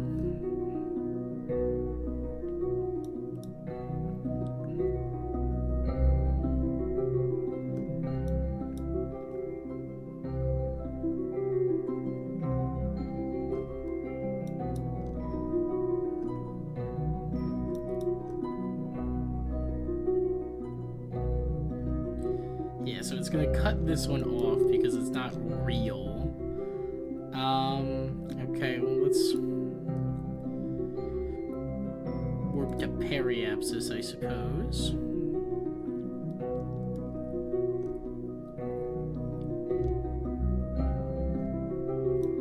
Hopefully we don't have some random moon encounter or something that messes us up.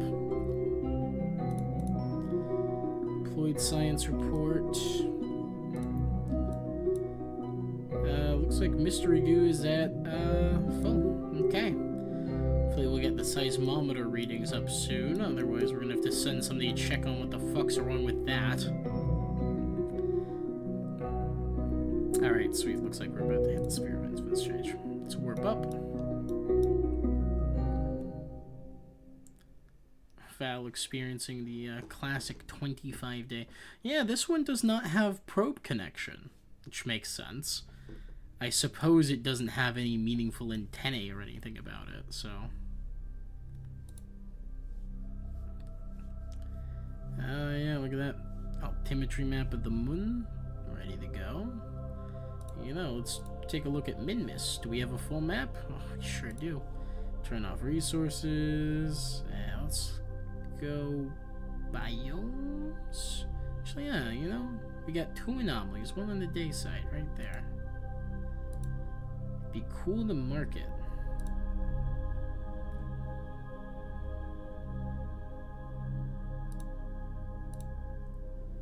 Zoom map. Ooh, okay.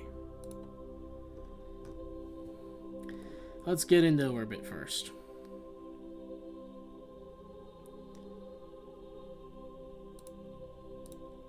And then we'll call it. We'll get into orbit, we'll call it.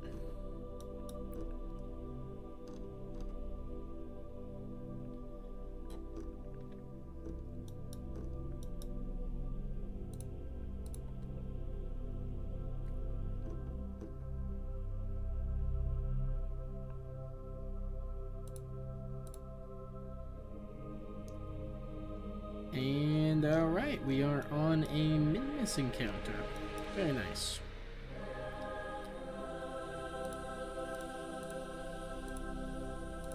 Let's add a maneuver, burn hard retrograde.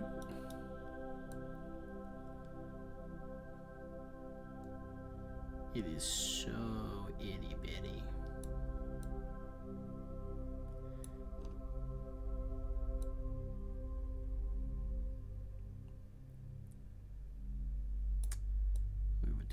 right on the periapsis there, and oop.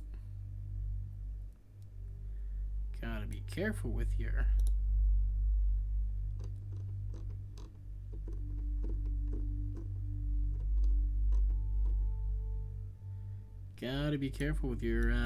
min-miss encounter burns. They are tricksy. Only 88 meters per second. That's insane. Alright. Warp up here.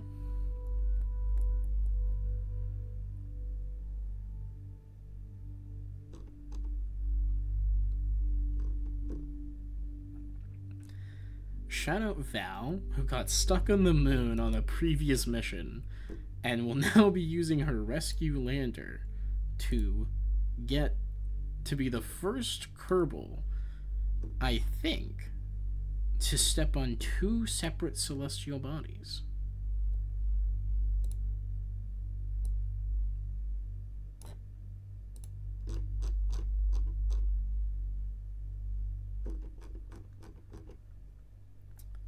Alright. Let's speed up a little bit. And ready, set, mock your engines, and burn.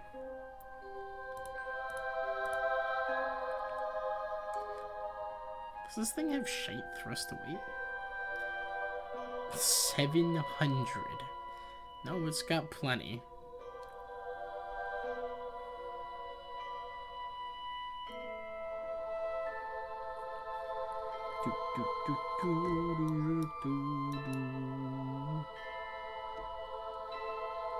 And it's pulling in, curling around, and la-dee-da.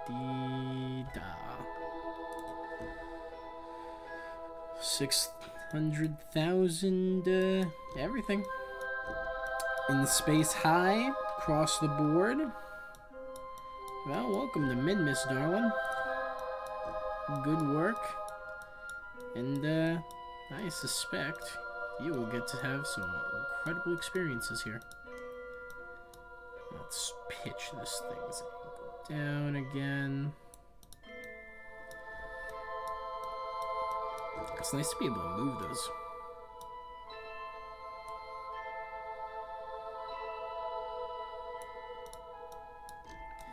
Alright, well, for now, that is going to be all for us in our Kerbal Space Program. We are finally on our way with a proper mission to Duna. That's, like, barely moved. Well, I suppose it has moved a substantial amount. It's just mostly in line with the orbit of Kerbin. It'll hit a reasonable transfer window much sooner than Kerbin will, so I suppose that's still working in our advantage. Speaking of transfer windows, is there anything coming up? Honestly, there's a Moho transfer that we might be able to squeeze out here soon, if I'm remembering the chart correctly, which I'm almost certainly not, because I'm very tired, and it's quite late. But for now, thank you all for watching. Thank you all for being the wonderful people that you are. Don't forget to like, comment, and subscribe after this marathon and a half of an experience. Thank you all for being here. I will see you all next time, and arrivederci, everyone. Arrivederci.